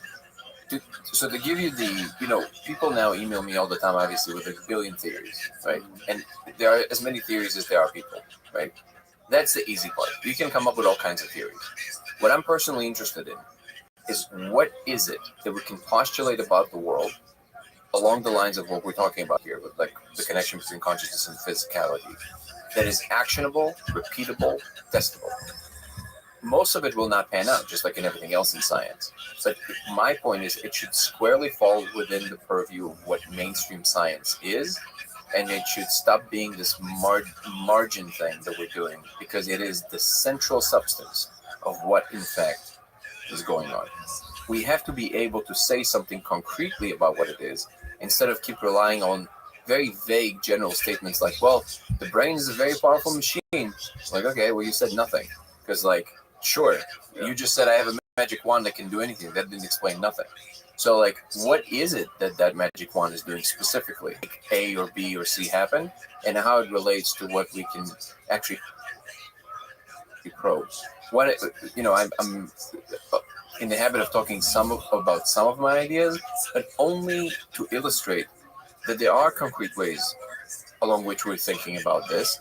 They might not pan out, but here are propositions. What I'm trying to do is to encourage more smart people to think about this in these terms, in serious terms. I think the holographic principle is exactly correct. And there is a way to map. So the holographic principle is a principle in physics. I think we talked about it a little bit last time. But essentially, I want to see if we can map onto what is happening with the laser and us and the universe in terms of a hologram. What is each component in the setup of a hologram that maps onto what our real world is? Because the holographic principle is one of the most promising frames in physics at the moment. So I think it's exactly correct, which is that we are a holographic projection from a two-dimensional filament. I think we're a three-dimensional projection from a four-dimensional projection from a three-dimensional filament, but that will take us far afield. But I think that in a hologram, you have the source light coming in. It's being split by a beam splitter. Each beam goes its separate ways. This one goes through a set of two mirrors or one mirror. This one goes through a set of two mirrors or one mirror. And then this one goes through an object, hits a screen. Okay? That screen records the information that the beam hit after it already passed the object. So if the first beam comes from here, hits the mic, from the mic it goes to a screen, the screen records the information. Just like in a photo. Yeah. Okay? Now the difference between a photo and a hologram is that the second beam that was split from the original beam comes from the set of mirrors from the side now, and it meets this first beam here right before it hits the surface. So it's stereoscopic. Essentially, it measures not just the amplitude, but also the phase shift. And that gives you this ability to basically measure more information about from all directions of the whatever it hit, the mic in this case, instead of just hitting the two-dimensional imprint of the mic. Right. Okay? Yep. So what I think, here's one proposition of how to think about this problem, and we'll see if it checks out. I think that our consciousness, whatever it is this is called the reference light, the one that comes from here. So I think we are the reference light. Literally, our consciousness is a form of light. It's the reference light that hits the source light that came from here. And where they meet, the source light and the reference light. Where's the source light coming from? Big question. So that might be the source, God, whatever you want to call it. Okay, if you want to use esoteric terms, I don't know what the source is. I have no idea. Whatever started it all. Okay, but where they meet at the sheet, which in our case I would say it's the bulk, which is space-time. Okay, the sheet that registers everything is the substrate of whatever physical matter is, whatever space-time is. Okay. So when reference light and the source light meet, that instance, together with the bulk, they create the triangle that creates conscious moment. Conscious moment. It's the information being registered in real time. And I call it the pistons of consciousness. Like it's that sort of like instances of actual consciousness. Now, this sounds super theoretical, esoteric, cool. I think there's a way to map this in a way that is testable, because we can say, okay, if this is the reference light and this is if we are the reference light, certain things would be true and other things would not be true. Like, what are they? For example, there would be related to the angle to perception, specifically with light, so diffraction, for example, that would yield a certain kind of observation. The second we get to the details of it, and wouldn't yield other kinds of observations. So if I make the turn 30 degrees, it would create a certain coherence of the image. And if I go 50 degrees, it might not create the same amount of... Now, we have to get to the details of that, and I need a lot smarter people than myself to actually think about that, because there's a lot of math involved. But here's an example of how you can think about this specifically. You have to come up with a theoretical framework that would lend itself perfectly for experimentation.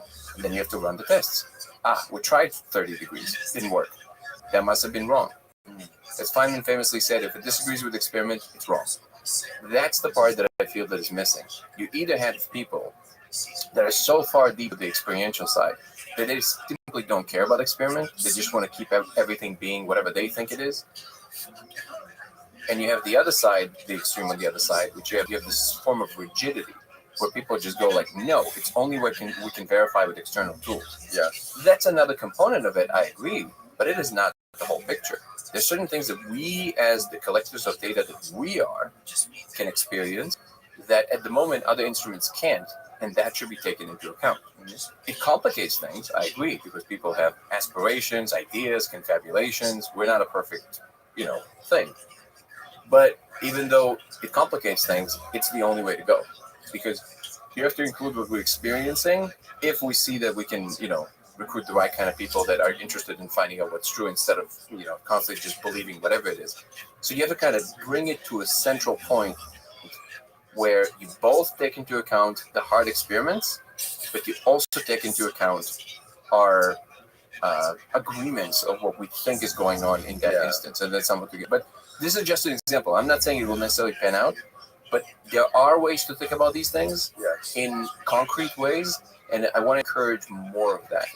And I do think that actually explains quite a bit. So, for example, if you look at a hologram from the side, like a regular hologram, right? If you can envision it, if you notice the reason that I'm saying we're a four-dimensional hologram and not a third-dimensional hologram is because the hologram on a when you look at it, it's actually three-dimensional only it's implied, because it's a two-dimensional sheet. The third dimension is implied. The fact that it looks like it has depth, right? But there's no actual degree of freedom. If you would be that hologram, you can't actually move in the third direction. It's just implied. But you can move in two degrees of freedom. You can't walk around it and see it from all angles. If you would be that hologram, you can't, right? But we can move in three dimensions, which means that we can't possibly. The third one is not implied. The third one is actual, which means so there has to be one more dimension that is implied, and I'm claiming that's time. The reason we cannot move in time on our whim, because time is implied. It seems to be there. It's the change from moment to moment that we experience seems to be there, just like the third dimension is implied in a hologram. But we have 3 degrees of freedom, so we're a 4-dimensional hologram projected on a 2-dimensional sheet, which is the bulk, which is space-time itself. Now you can say, well, the bulk is actually 4-dimensional. I'm saying that time is actually implied. The bulk is the surface of it is 3-dimensional. And again, this actually lends itself to real experimentation. Like, is there ways to curve the surface in a way that we can see that if we do that, then time would appear to move slower or faster, depending on our perception of it, which we know to actually happen, right?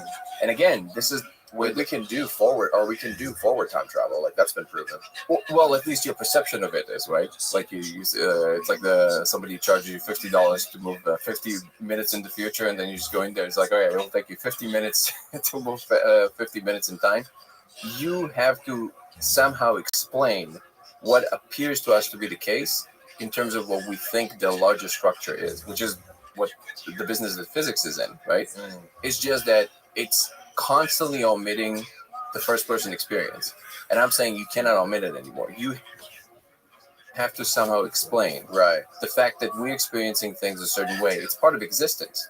And neuroscience will tell you, well, these perceptions, these apparent time changes in your perception, they're just in your perception. Fair enough. But is there a way to test for that? Is it possible that time for you is actually moving slower, just like physically it's moved slower, closer in physics?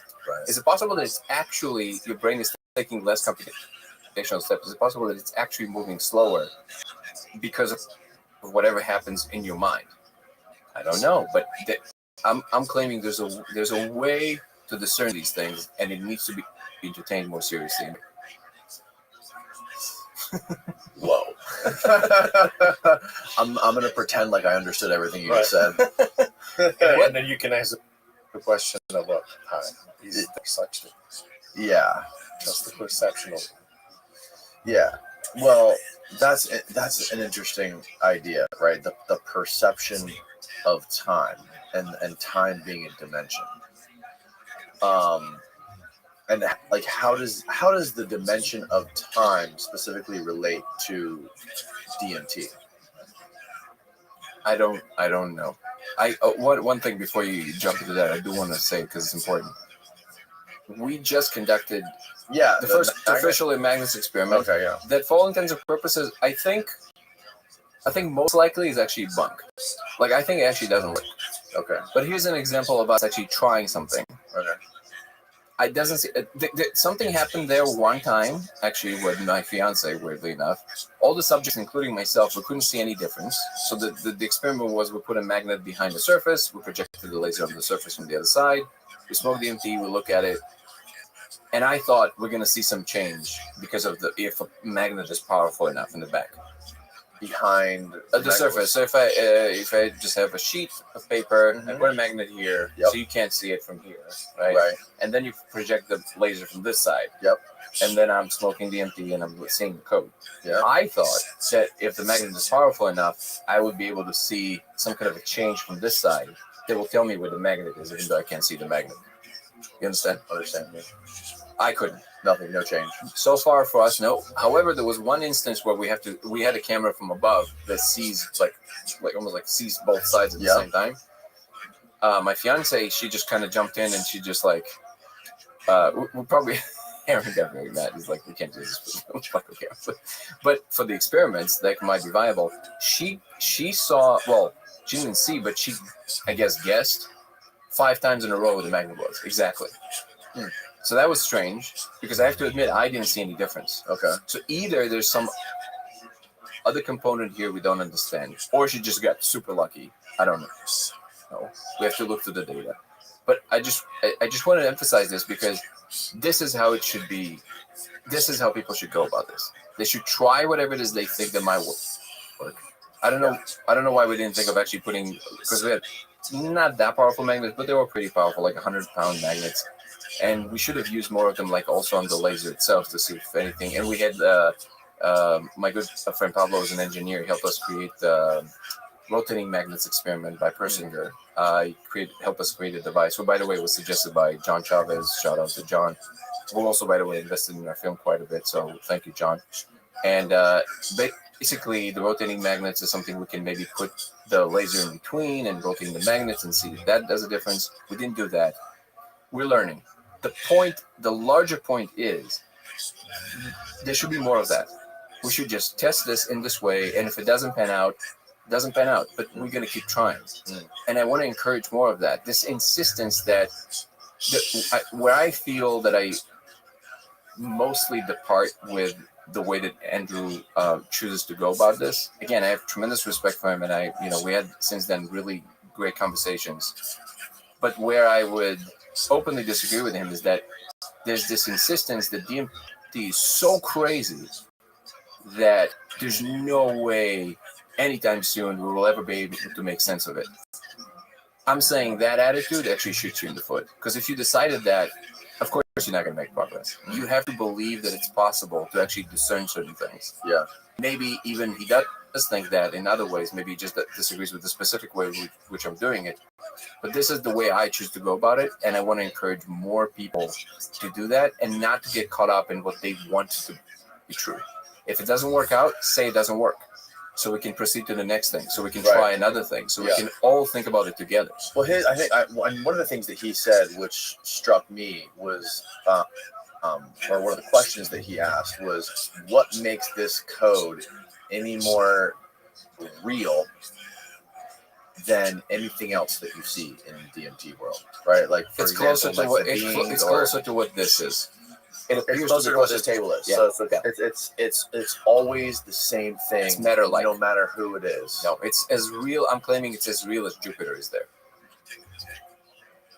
That's what makes it different.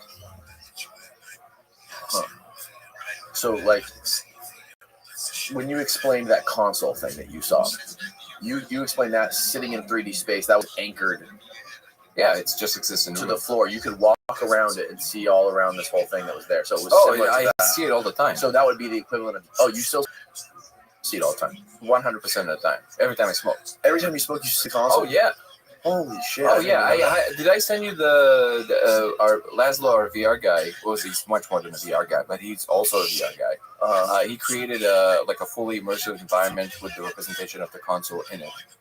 And it really delivers how real it is. Now, this is like Zoltan says, an 8-bit version of the real thing. Right. But it delivers how real that is for me. But that's just me. The reason the console is much less impactful is because I don't know what to do to make other people see the console. Right. Okay. But I can show you the code. You don't use any sort of external devices like the laser to see the console. The console just No, it just appears. It's as real as this microphone. By the way, the console is just a small anecdote and unrelated to, not going to be that interesting probably, but the console was doing something when we were shooting that experiment that it never did before. Usually the console opens up and has a lot of sections all over the room, and only the very small sliver of menus come and like follows me, but the rest of the console just kind of hovers in the room. It's almost like the body of the console, right? It has different sections. One of the sections, the more physical sections, the one that is just always there, came out and started scanning the people that were looking at the laser. I've never seen that before. Yeah, it was like a plate that came off it, and it was scanning them. Like it was interested in what we were doing. I've never seen that before. Again, this is one of these like, trip reports. I don't know what to do with that. It's not a, people say, hey, can you release the next video of the console? Because I'm working online. I'm like, dude, I need to have some information there that I didn't have the first time, and I don't have that yet. I want to say something new. I don't want to just keep repeating what we already said. And if I'm not sure, I'm not sure. Zoltan, how many times have you seen this code? So maybe four times. But the idea is that eventually this will reach a critical mass. There was a time when we had an idea of what geocentric is, right? And who thought that was geocentric? The scientists. It wasn't the workers in the field. It was the scientists who agreed to, and the scientific class agreed to something. It wasn't the case. And then came, Copernicus, Galileo. There were people who thought, well, I don't think that's the case, right? And at the time, that was the craziest idea. It almost cost their lives. It definitely cost their freedom, right? And it had to reach a critical where it flips.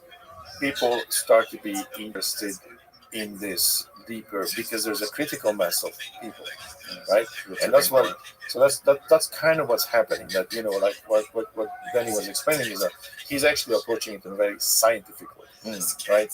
Of scientific mind will get into the space and will try to analyze it and that's the point of these experiments. That is there a scientific way to prove beyond the anecdotes that there's a code, we all saw it, right? That's an anecdote, and how do you physically prove that?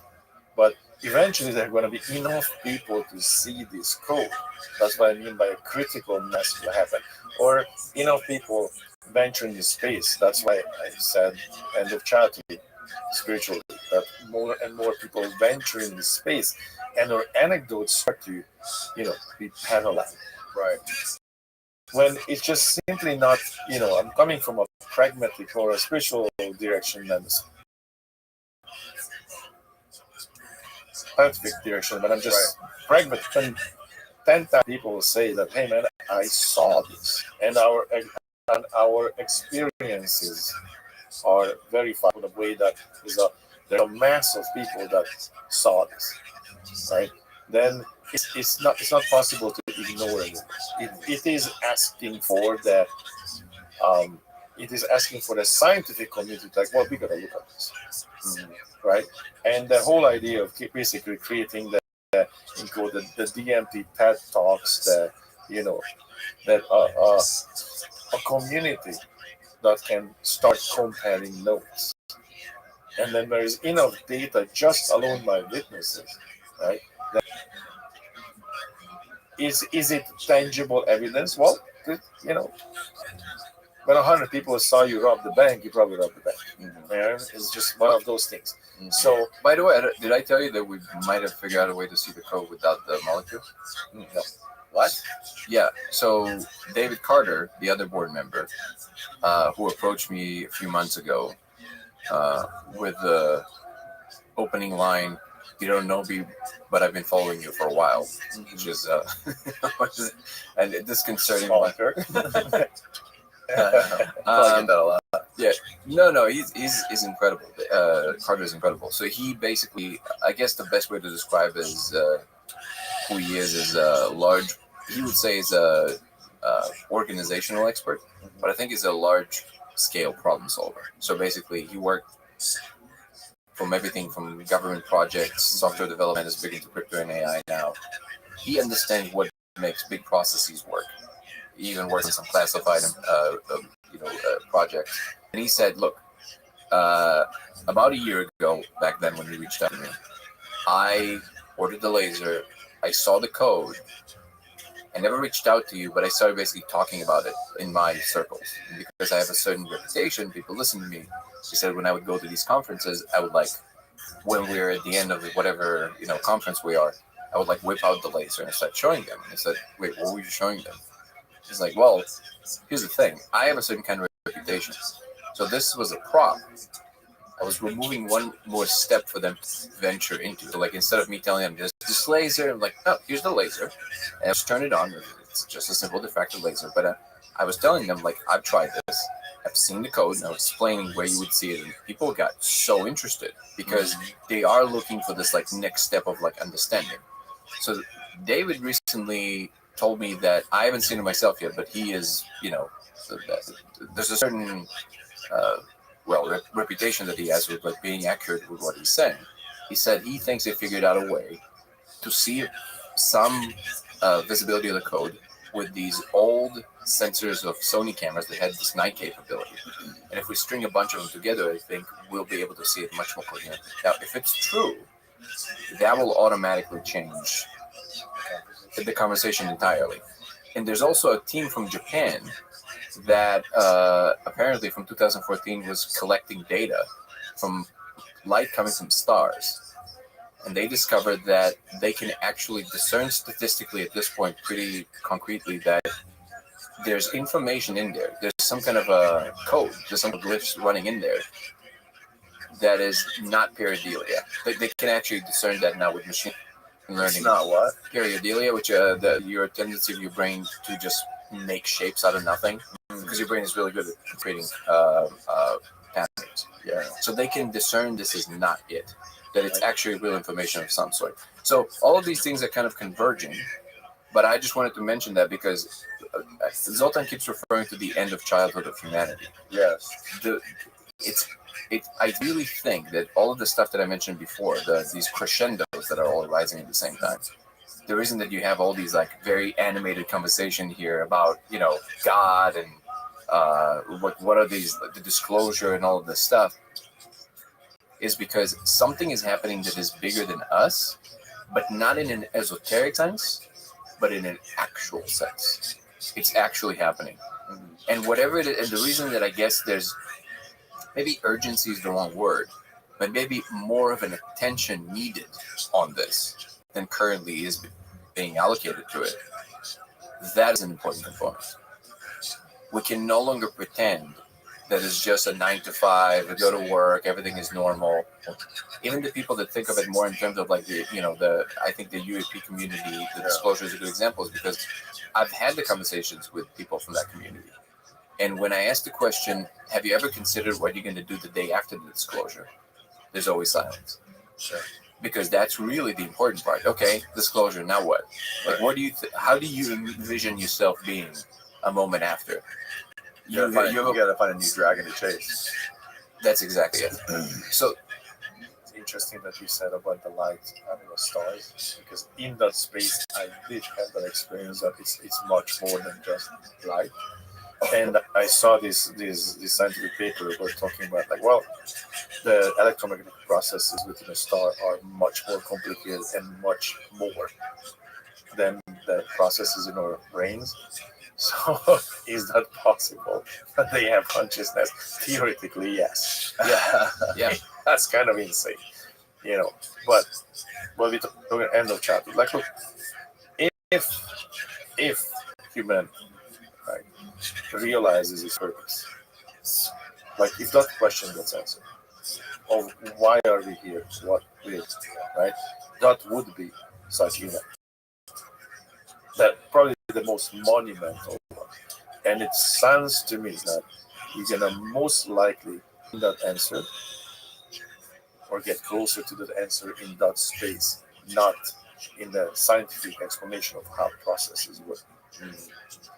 The process is just a result of the much deeper space. Right. I was gonna ask, when you're studying this stuff and when like you could help more people become more aware. Like the only way to study this is to have obviously lots of people look at it. If you have 1 million people look at this thing and 900,000 see it, 100,000 don't. Or to see a way to substantiate it on a screen, or to send the information directly into some kind of a chat GPT.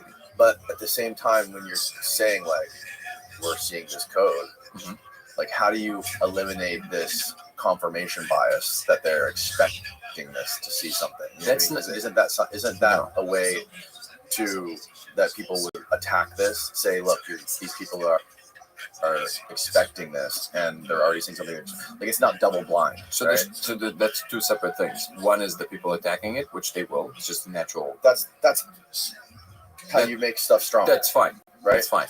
So that's a non-point for me. People can attack it all day. If it's real, like I always say, as Terrence used to say, you can take the pressure. I don't mind that. Exactly. The second part of your question is, even Gallimore, you haven't watched the full video yet, but at the end, he says... I finished it. Oh, you finished? Okay. So you know how he says, which is actually a self-contradicting point, which I alluded to in my response video, which is, he says that priming doesn't have this longevity that people attributed to it with the code. And yet he himself somehow... Priming doesn't have... So, okay. It doesn't have this longevity. So priming is, if I give you a cold drink to hold, if you don't know me and I ask you general questions, most people would have more negative kind of things to say about the person. The same thing with a warm drink and the other way. Okay, that's priming. Priming is a certain state that makes certain general occurrences more likely. Okay. Priming does not work with specific content, hyper-specific content that I would kind of convince you. If I say, so this is easily testable. If people think it's priming, take a group of people that you know for sure didn't hear about this, right? Sure. And then tell them about elephants. Inject it subliminally, talk to them about it, do all of that. And then show them the laser. Yes. Okay. If they still tell you they see Japanese letters,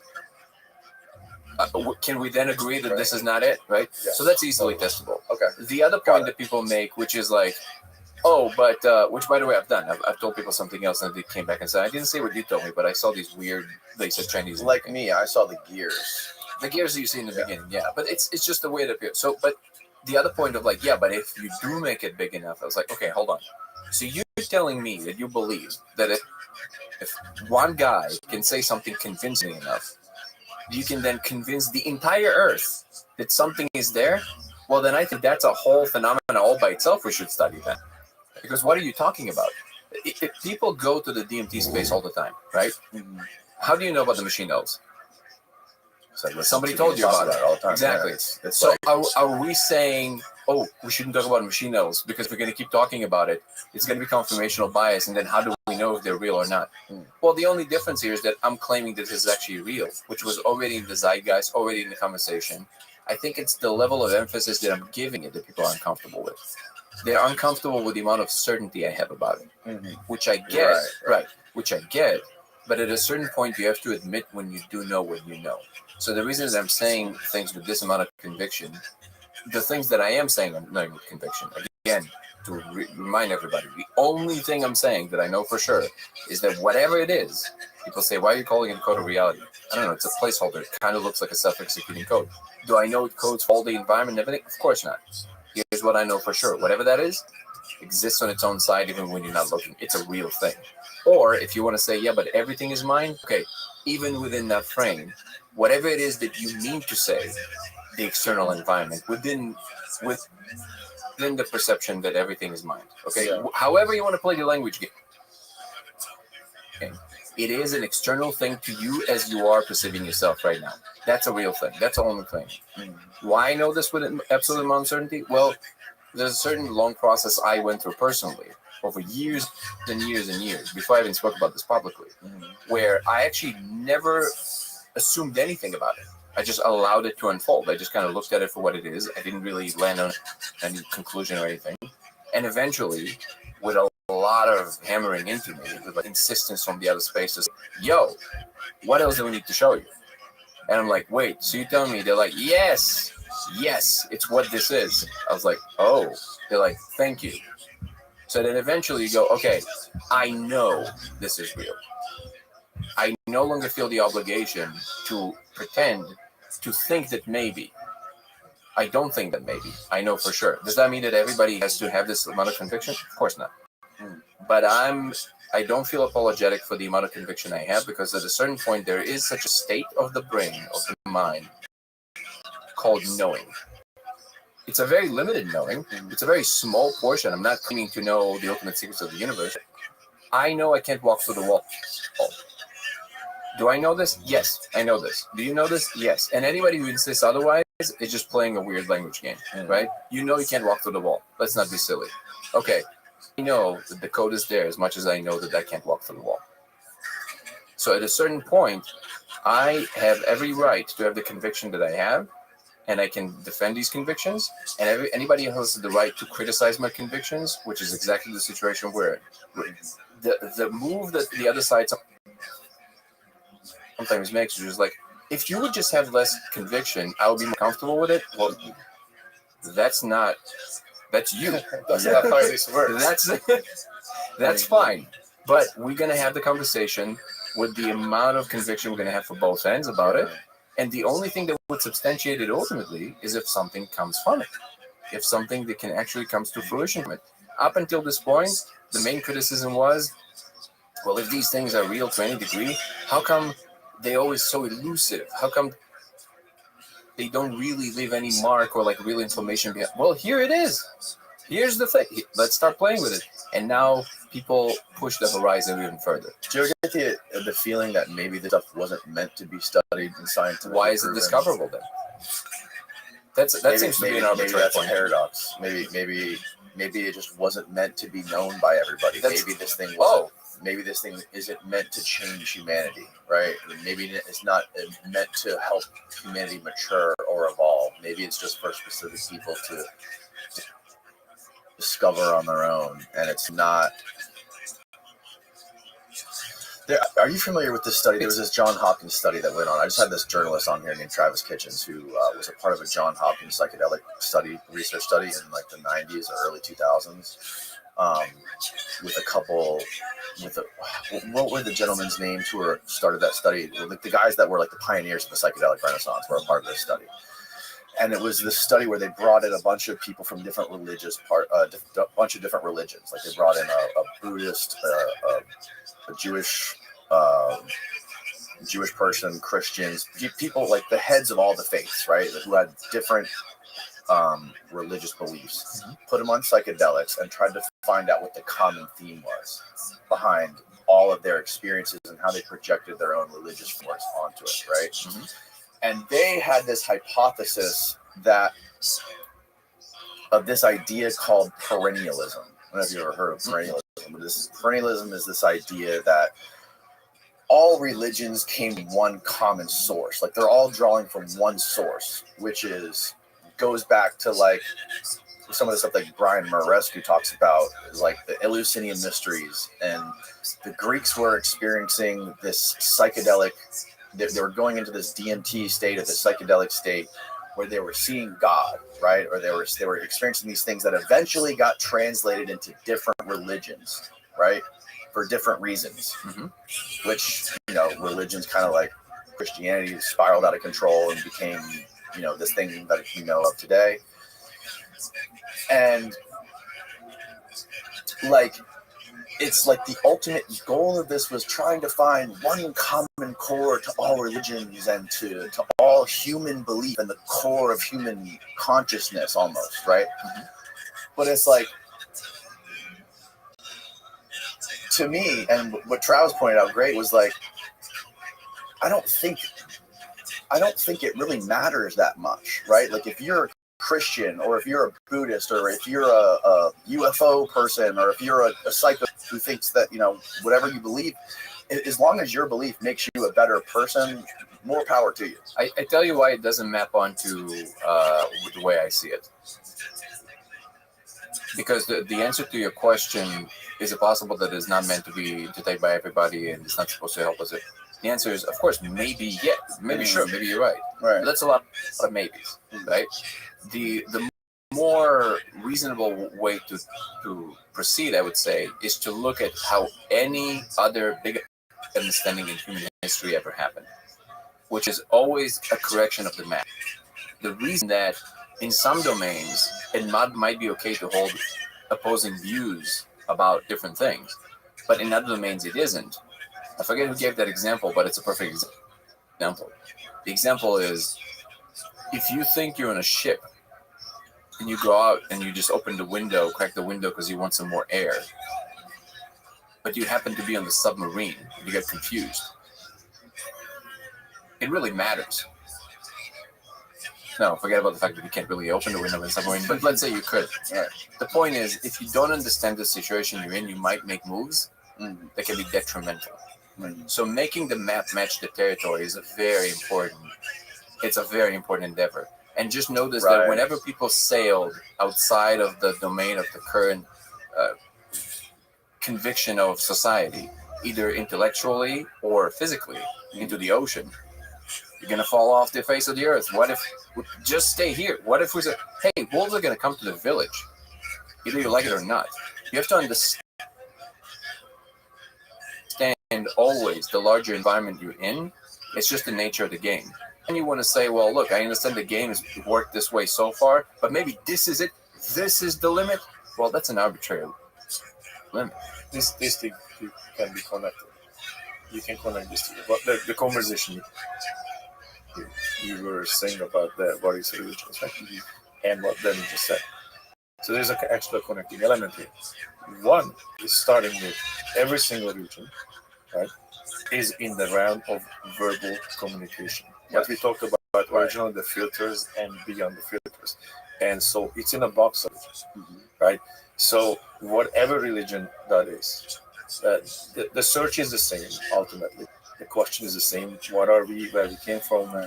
Is there an entity that created us, or how does this operate, right? And all that happens in the verbal realm, because regardless of the religion, they use a set of a language, be it Sanskrit, being Hebrew, being English, being whatever it is, right? You are operating in that box, and everything that you can talk about is a loose description of something. So you have to move outside of the box, outside of the language, and move beyond that point where it becomes an experience. And it's an experience, I'm pretty sure the experience is exactly the same to every religion. The split comes from the different culture and language that we explain or talk about things. But if you go to the experiment part, which is outside of language, which is before the filters, right, that takes out information, then it's probably exactly the same. It's your description of your experience is what difference, right? Yeah. And then, but then he was talking about the functionality of yes, it is our purpose maybe to go and explain and figure out things and have answers to this ultimate question. What are we doing here? Why are we doing it? Now, you equate it to the submarine that you might open a window that you shouldn't be opening, right? This could be true that we could be barreling down paths that that are not exactly optimal or even detrimental, right? But if we just stay with the absolute pragmatic basics, then the experience of it, right? One is non-verbal, it's most likely the same. So this is the language there, and the descriptions that puts it into different buckets of religion. And the question always gonna be the same: why? Why? Right? What is the purpose? Right. So that is a fundamental question of all. Everything else is a subset of that. Yeah. The ultimate question is what is happening, why is it happening, what is our purpose? Right. That's it. And I think that's part of the human brain's operating system is to ask that question why. Because because everything comes from things, right? We both came from our parents, came from our grandparents. A tree comes from a seed planted in the ground.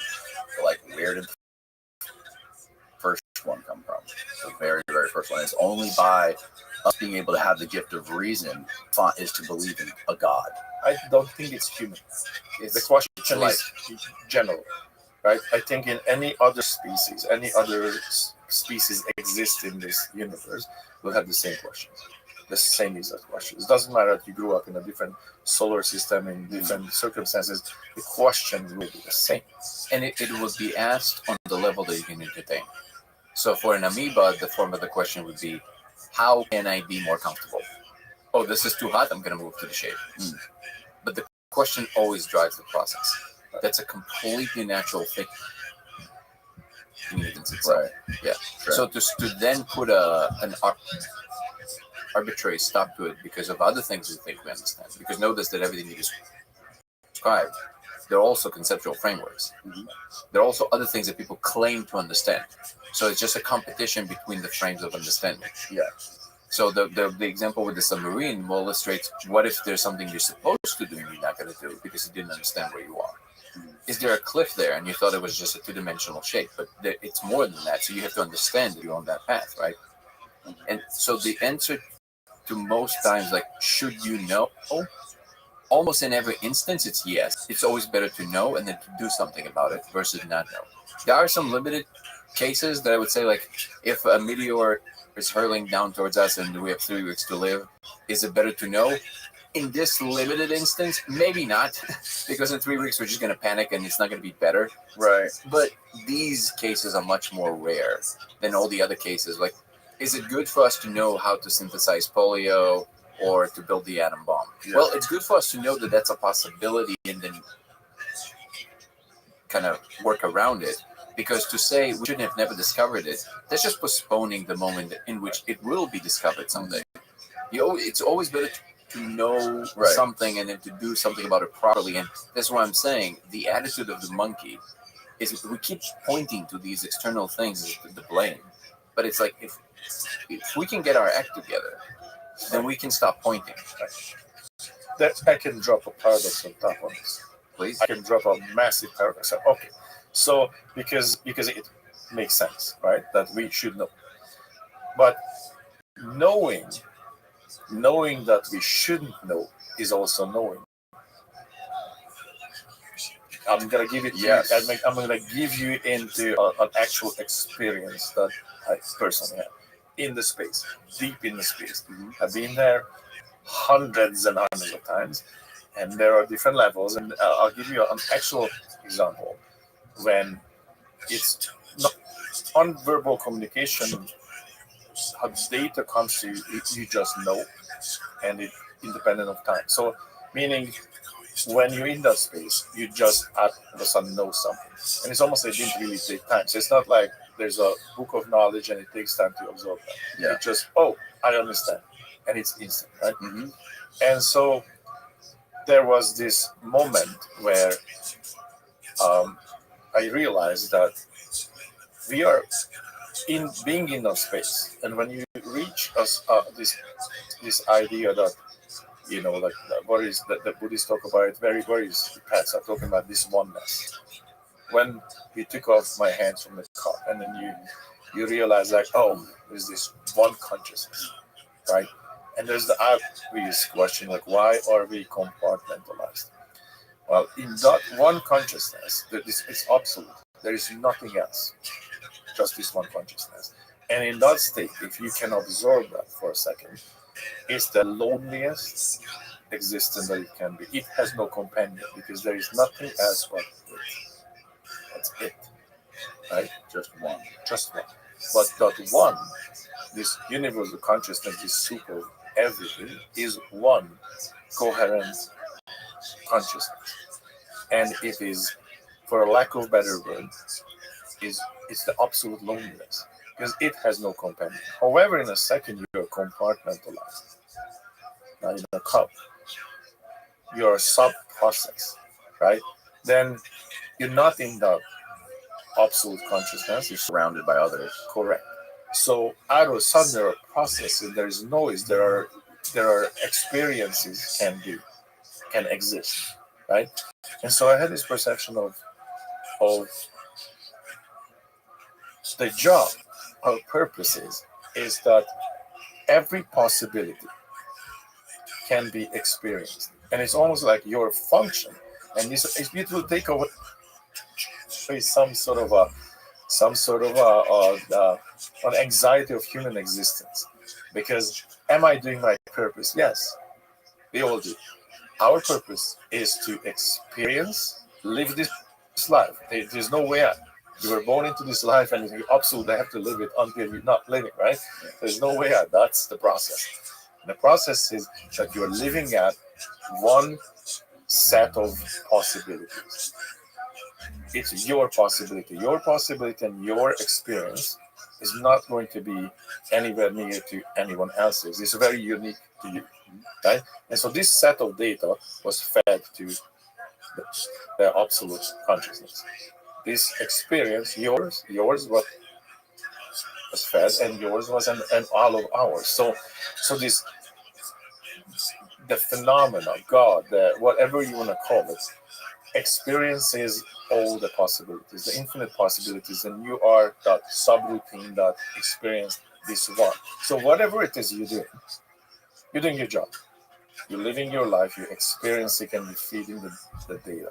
Now, you do have free will, and you can choose what you're going to experience. You actually do have the power. But the process is you are living your life and feeding the data, right? And in that particular moment, I had this understanding of if I'm searching, if I'm out of the pen searching for that consciousness, searching for God, searching for those things, if I was meant to understand, meant to know, it wouldn't be his. But it would also not be foundable. Don't you think? It is If you were foundable. meant to find it. If I meant to, well, here's that's the paradox. It wouldn't be foundable even in principle. Well, but that's a paradox. That you can experience that, but immediately the experience is don't look for it. Do your job, which is experience life. Go live, experience, and have that, feed that to the Akashic records or whatever you want to call them. Right? That's, if you understand that, then it takes away some kind of an anxiety. Now, it works for me. This experience that you've had, some people call it the void. I've had it. Michael Pollan talks about it actually on the Joe Rogan Experience, where he was so grateful when he came back that it was content. He was like, "Oh my God!" Rick Strassman also talk about this? It happens to a lot of people. I don't know if he specifically talked about it. I think he said he's on 5-MeO DMT and he went to like a white room. Yeah, the whiteout or the void. Yeah. So the thing, to me, I'm hearing this, and I've had this, and Zoltan is absolutely right. It is the most gutting feeling you can possibly have. But I always say I think there's still something to be said about the fact that you're experiencing it from some unitary perspective. You're still an ego experiencing the ultimate just loneliness, right? So that's why it's so gutting. But because on the other hand, and you have other people that are talking about, like, when you experience that, it's just the biggest bliss, like the fullest freedom. But I would say that specifically with the code, not necessarily with this, because with this I am open to interpretation and all of that. There might be a balanced place. I agree with that. With the code in particular, something else jumps at me, which is the fact that it is recognizable on the level of a human. Because if this is some kind of a thing that codes for, the function of reality, it could have easily been just the wiggles, just the signals. Why does it appear as a language that is discernible to creatures like us? Right. That is the question that makes me feel like it's a breadcrumb versus, and the fact that it wasn't a happenstance. It wasn't like a laser was on and I smoked some and I saw something. I was like, what is that? That's not how it happened. I aimed there for years. and something was giving me hints. So all of these things together, and it didn't feel like one of these, like, to the degree that I can discern energies, the energy of whatever that was guiding, it was like it was light. It was like a blissful energy. It wasn't like the other things, right? So in that sense, can it mean that I don't have to come and face something that is difficult to face? Maybe.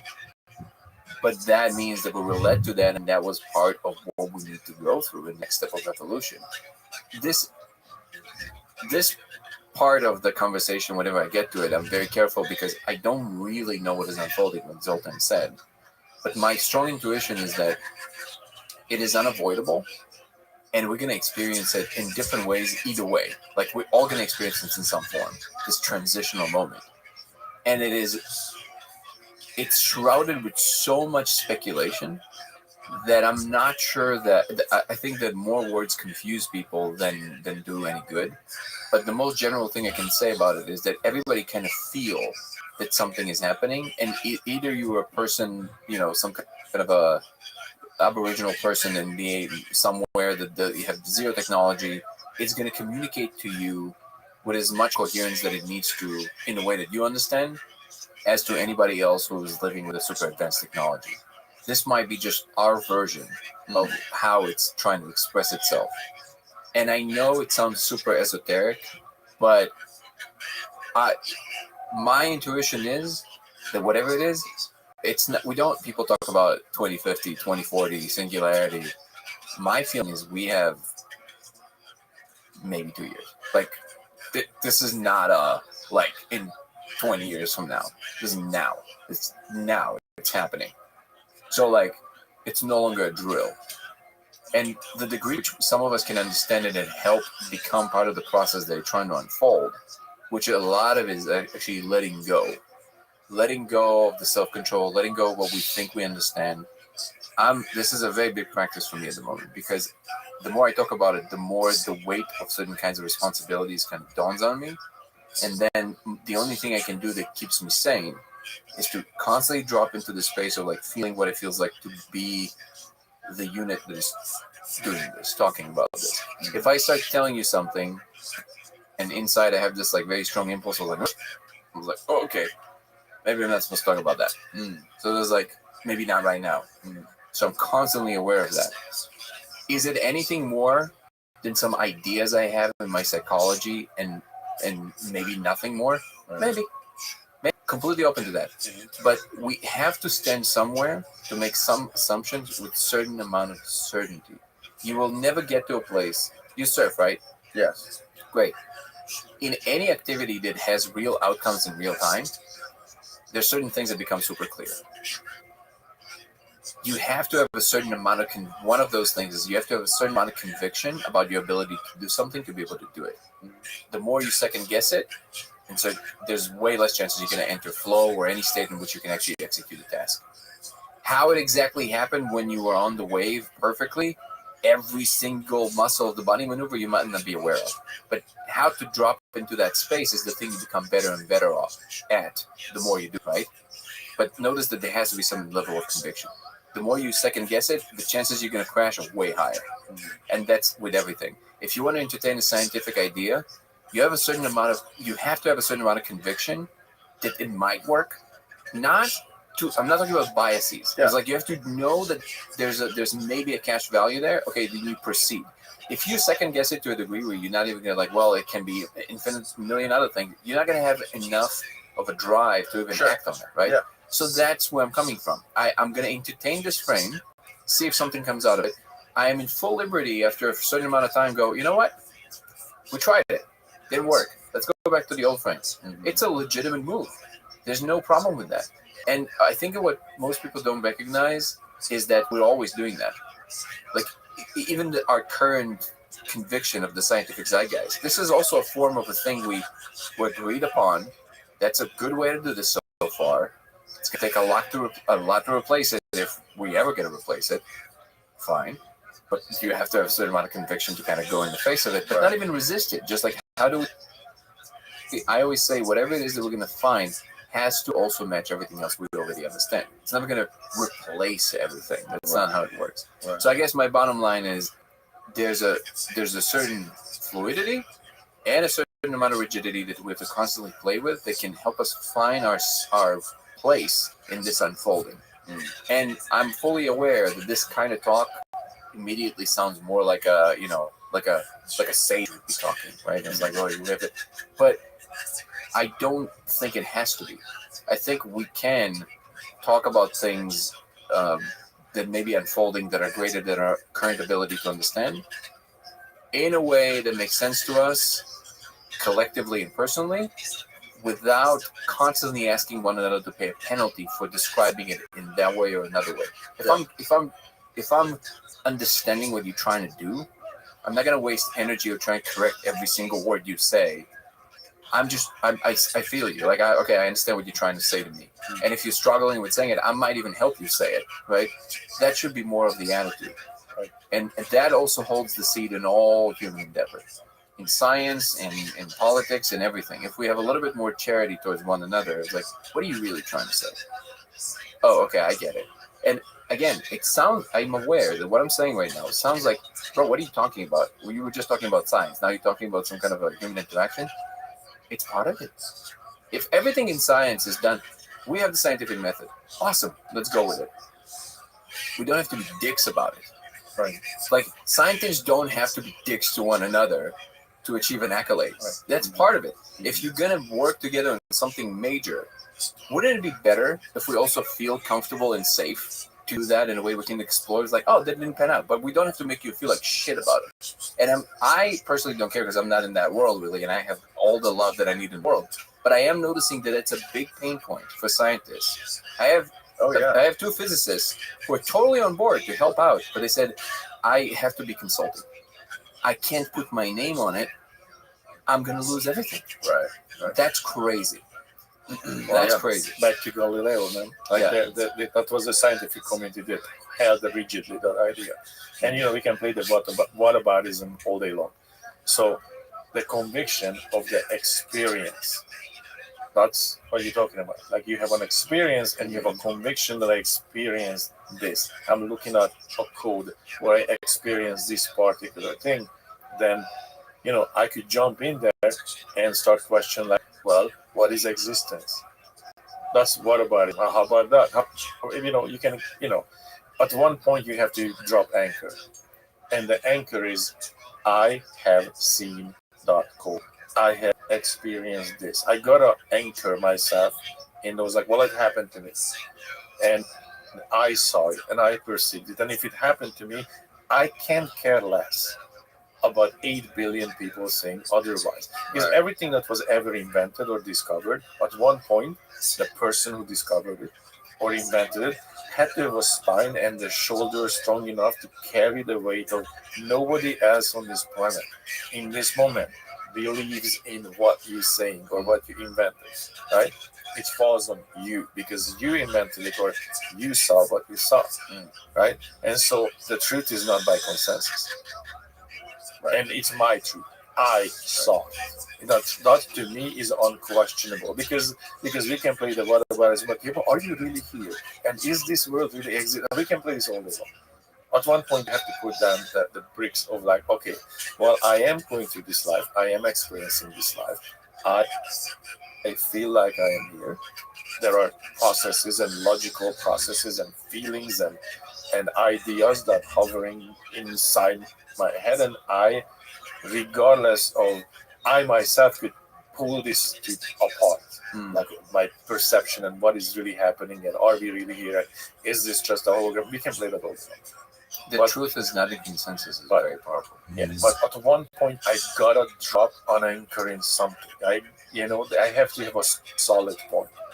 Right now, my solid point is like this: I know nobody in this room and nobody outside this room has a fucking idea of what's going on. Not one. There's not a person on this planet that knows what the hell is going on. Not one. Nobody knows. Everybody's guessing. Everybody just have ideas. There's no absolute. Nobody knows. I know that, and that itself is absolute.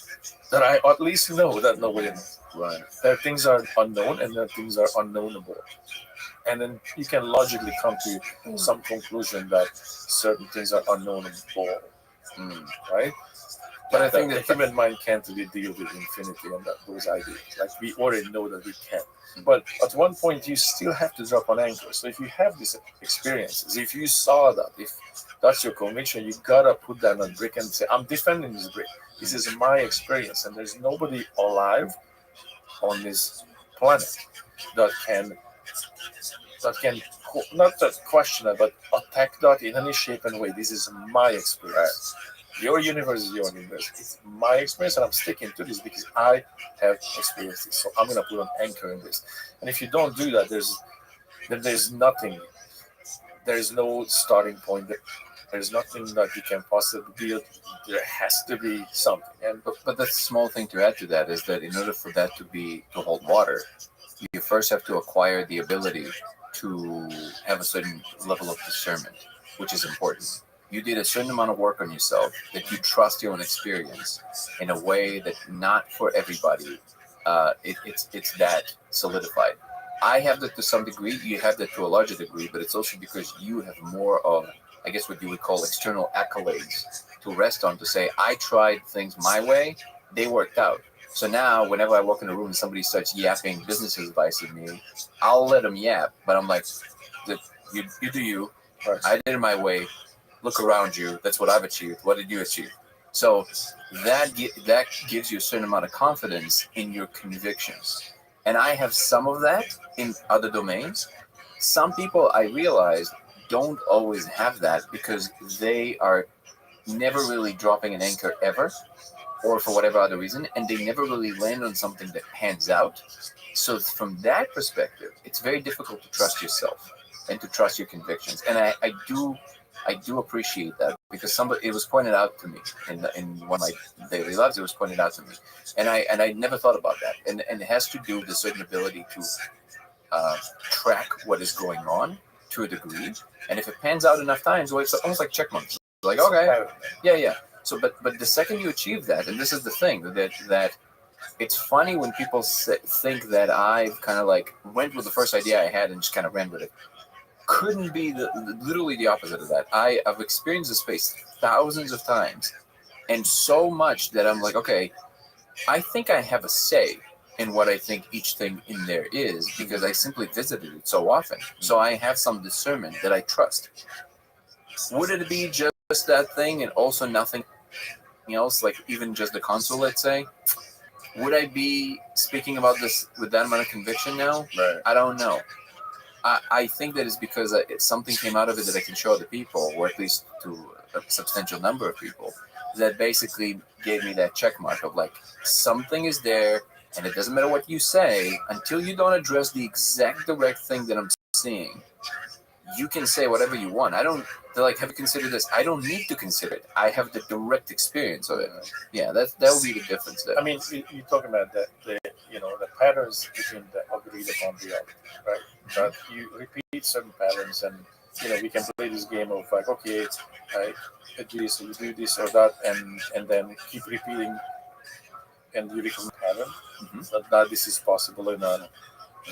So you can also establish like, okay, this is the truth of in this agreed upon reality, because in this agreed upon reality, I repeated a pattern, and you can all verify that what happened. Let's say in business, or it doesn't matter if I'm going to snowboard, play guitar, or do business, or paint or sculpt.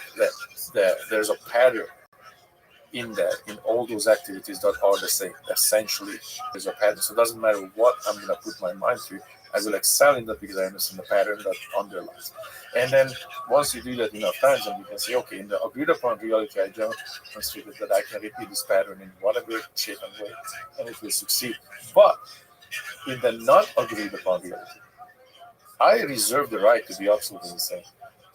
Yes. I could be a schizophrenic person will be convinced that somebody's sitting over there. Right? It doesn't mean that we just call this person schizophrenic, right? It doesn't mean he's wrong.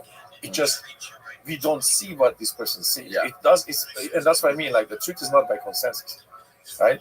So because we have much less people who see ghosts and spirits, and people that we perceiving that they're not there, we consider them insane. That's not necessarily the case. Right. It's just because we are a major with him, you're gonna say, "Oh, yeah, he's insane. He's saying things." It doesn't mean he's wrong. You just don't see what this person sees. So, so as reserve the right to be insane.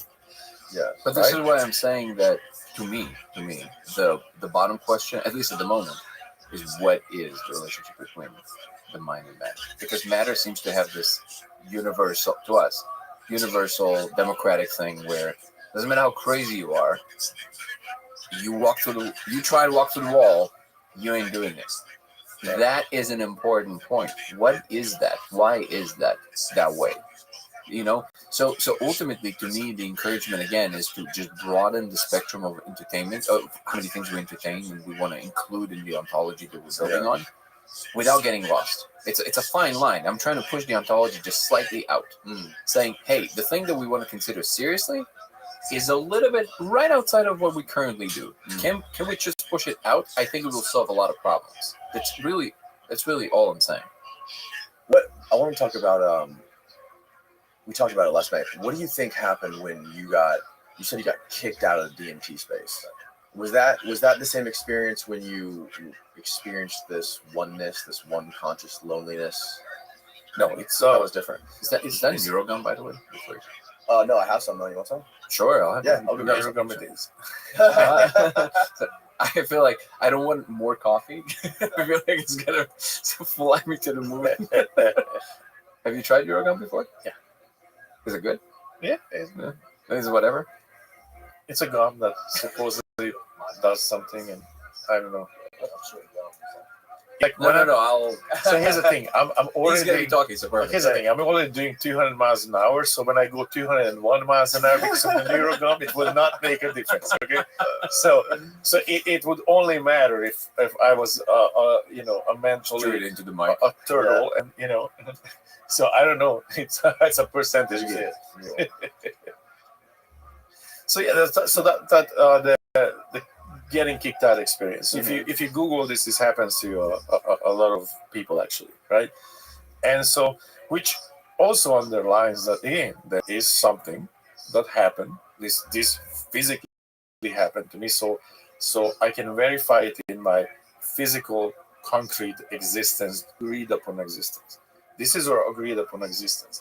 And the second I go into that space, we're no longer in the agreed upon reality because we can't verify those rule sets that then it talks about, like I can't walk to the wall, right, is now applying to all of us, right? So we have an agreed upon reality, and agreement is that I can't walk to the wall. Now in a second I'm in that space, right? The rule set is not yet established. There is a rule set, but we just don't know that rule set yet, so we have a hard time to agree upon the reality of that space. It has a reality, it has a rule set, and there sometimes something happens that I can verify that, like getting kicked out, right? So that happened to me, that I got kicked out. I can tell you the whole story, why and how that happened, but the physical proof of that is number one, research it, getting kicked out of DMT, and you're Find gonna it, Steve. See if you can do it. hundreds of people will talk about like they got kicked out for various reasons and for various period of time. And what happens once I got kicked out, I couldn't get back in. My friend got forcibly kicked out of hyperspace. Yeah, that's I'm pretty sure that you're gonna find hundreds and hundreds of these recounts. Yeah, on Reddit probably a bunch. Yeah. So, but It's like, I would search be like banned from DMT, right, space or something. So what's the importance of it? The importance of it that you're gonna find that some, hundreds of people will verify the same experience that this happened to them, right? And when it happens to you, you can compare it to the agreed upon reality. And agreed upon reality, right? There you go. The DMT itself was banned. Right. That's fine. It was banned from outer space. That's hilarious. So, all right. So what's the implication? What's the importance of it? So when you get kicked out of the space and hundreds of people will verify that it happened to them, then we can be discussing that event in our agreed upon reality right here. And the agreement is that they got kicked out, trying to get back, and they cannot. They can smoke as much DMT as they want, and they cannot get back in. Almost like some kind of receptor that is open to, access that space is not shut. The door is shut, and no matter how many times you hit that cartridge, you cannot get back in. And so if you're going to read that, you're going to find that hundreds and hundreds of people talking about this. So whatever happens in the DMT space where we don't have an agreement of the rules yet, Try Chrome. right here, we do have an agreement of the rules, right? And the agreement is that you got kicked out, you hit that cartridge, you can't get back in. And every single person will recount the same thing. So something happened that we can all verify. That alone is very interesting because it affects the agreed upon reality that we can talk about. It's with its rules of can't walk to the wall, can't do this, can't do that, can't fly, can't get back into the empty. That's not part of can't get back into the empty space is not part of because it happens right here. Right? So if that's verifiable, and then I say, okay, before you got kicked out, what did you do? What happened? And then you're gonna find similar stories. See what I mean? So in some way, this is what I'm talking about. Like there's gonna be a critical mass when we have enough data and enough anecdotes at first, because that's all we got. Yeah. Right? Anecdotes at first that are parallel. And eventually, when there is enough of that, then the scientific community has to, mobilize and go like, well, this is too weird. This is too much, too many to ignore. That these stories are the same. So whatever reason, they're still the same stories, right? And so for the story why I got kicked out, I popped into a space where there was an entity. Generally, my personal experiences are usually, I don't know. You want to? So even if you don't find hundreds of accounts, this is actually a perfect moment. Oh, you will, but yeah. But we can make a prediction because I can tell you from my daily lives, I do have quite a few, like dozens of people that told me that they had a similar experience. So I bet you that after this episode is released, at this point, you'll see a bunch of comments. You'll see people like, "Oh, that happened to me." Right. It really happens very often to people, right?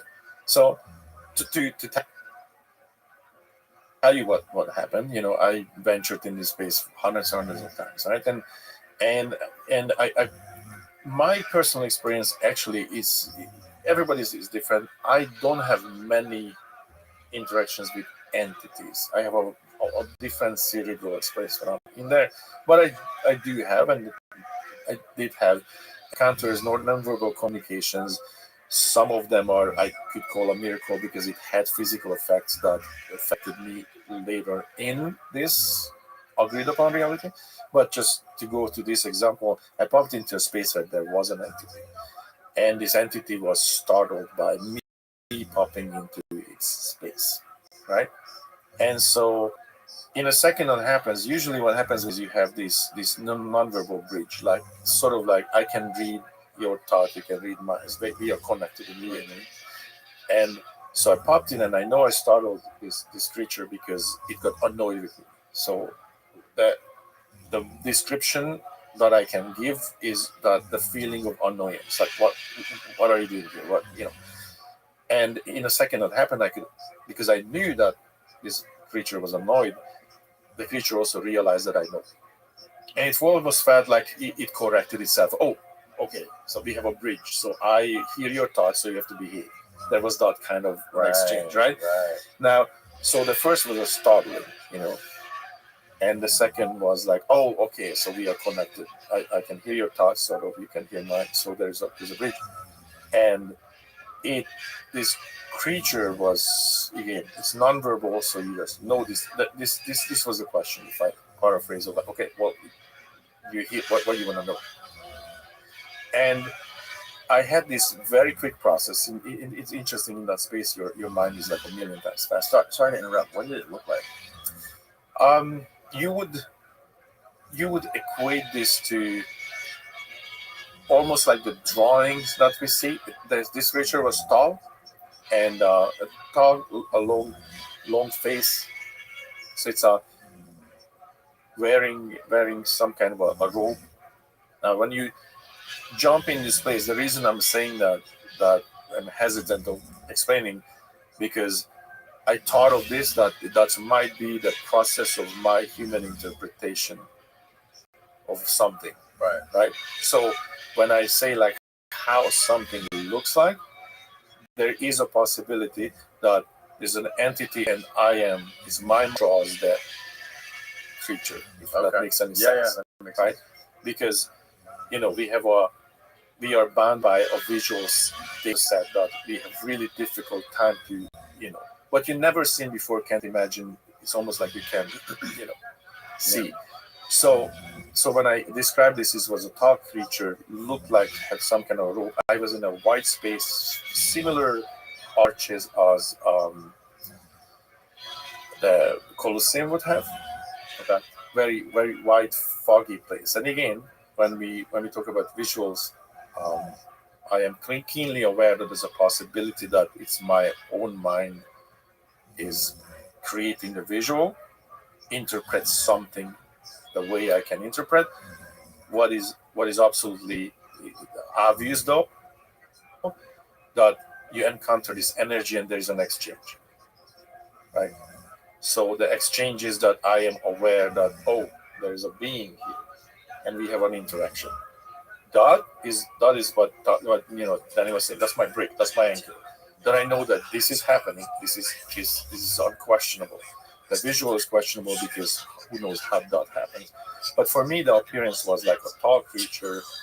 I know I hesitate to say the grayish skin because it's we have an idea of ETs, how they look like. Like the typical gray alien you see. Yeah, but it was kind of like, but tall, very tall, and then a longer sort of head, like this was a long kind of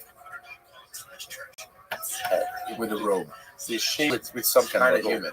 Kind of, yeah. That's what I mean. Like so that's what I mean. Like I accept that there's a possibility that that's my mind's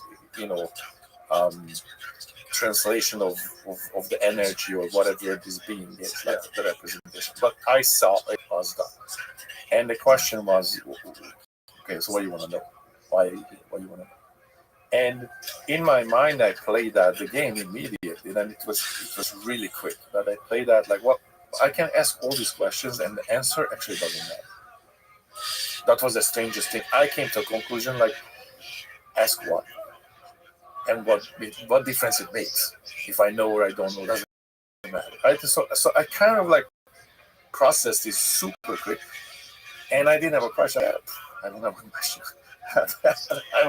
I'm just passing through. But when I said passing through, it wasn't like an unconscious response. Like I know that I processed this, that I knew that I lightning fast went through the possibilities, what it is I want to know. Mm-hmm. And I just came to this conclusion like, well, it doesn't really matter. Things are just are, and it is what it is. And I was like, oh, I'm just passing through that. I don't really have a question. And this thing got annoyed with me to the point like, boom, I was out. That experience stopped completely. The vision stops. I was out. I was sitting in my little meditation chair that I sit. And after that, for months, I could not get back in at all, no matter what I could do. So I was just kicked out. And then later on, 4 months-ish period, I went in with this, it went through my meditation cycle, and in that cycle, I was literally focusing like, I need to get back. I need to find out why am I banned permanently?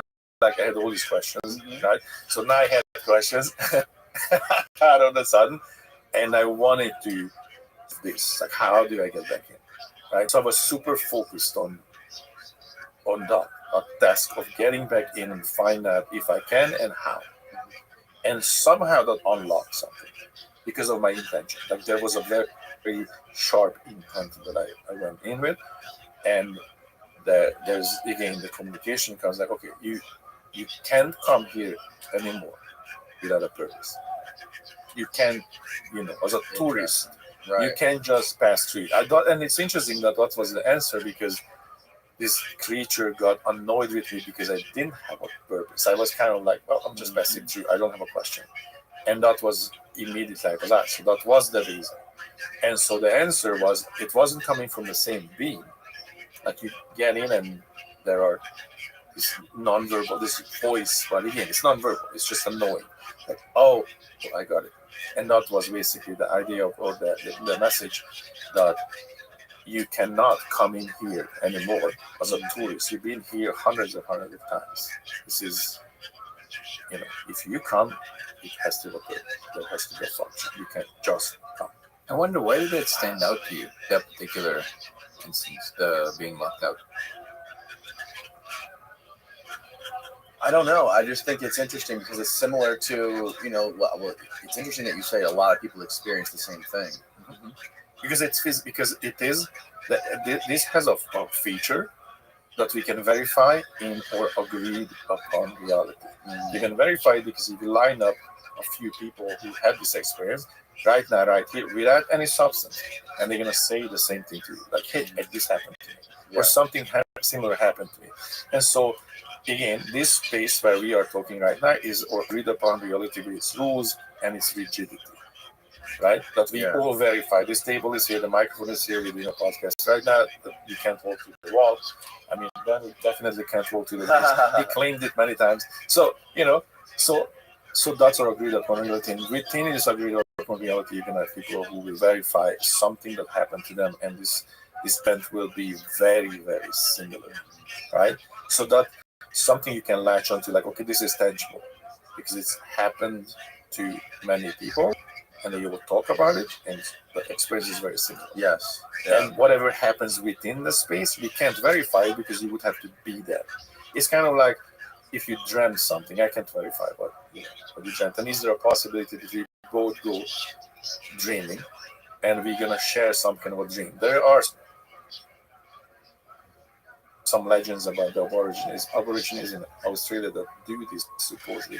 They go to sleep together and they interact with each other in their dreams. Yeah, could be a legend, could be, who knows.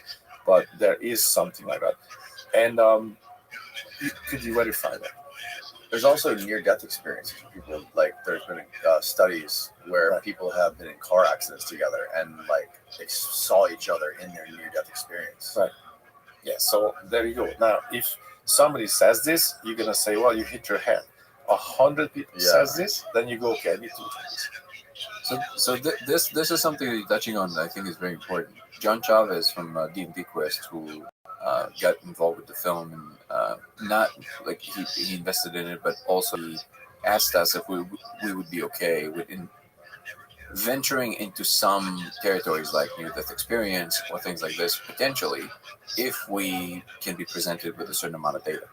So what John is really good at, he's very aware of all the different kinds of research that exists out there. And he made me aware of this. I didn't know this, that apparently what you would call these fringe investigative, sections of science, near-death experience, some people manifesting objects, like things that you would think like, oh, this is some, like Twilight Zone crazy shit. Apparently there's like real data about these things. Yeah. And for the most part, it's kind of being ignored. I have a friend that I know really well, and he had a open heart surgery, and he was very, well, kind of like us, like he's very open-minded, straightforward, not, like necessarily married to believe anything in particular, but pretty, I would say, secular. He came back completely changed, and he said, Danny, I was above my body, the whole shebang. I went to visit my mother in Ireland. I saw her. I know it wasn't a vision. I know I saw her like in real time. It's like, I will never be the same.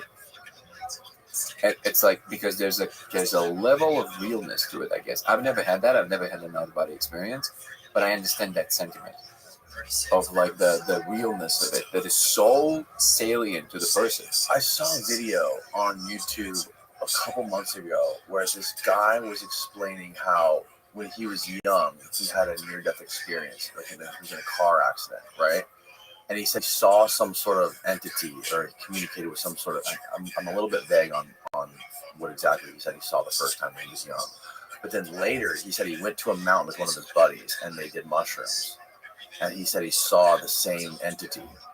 And he said maybe it was DMT. It was either DMT or mushrooms. And he said that the entity said, "What the fuck are you doing here? Get out and don't ever come back." I think I've heard. He said it was the same thing. This guy? Interesting. Yes, yeah, this is the guy. It's a 12-minute video. We're not going to watch the whole thing, but it's that's because the reason I bring that up is because I had this guy on here who did this. He basically won this. It was a part of the grant that this dude John Bigelow. Related to Ben Bigelow. I smoked DMT while a friend observed. Okay, so it was DMT. While a friend observed along the lake, I went from total fear, out my head, blast off to total calm and empty, quiet space. Same entity. Okay, so Did you have that? Did you have the NDE? Did you have Never had NDE, but I definitely met the same beings. So I had this guy in here. So there's this guy named John Bigelow who's been like a part of the whole. He's an aerospace billionaire. Yes.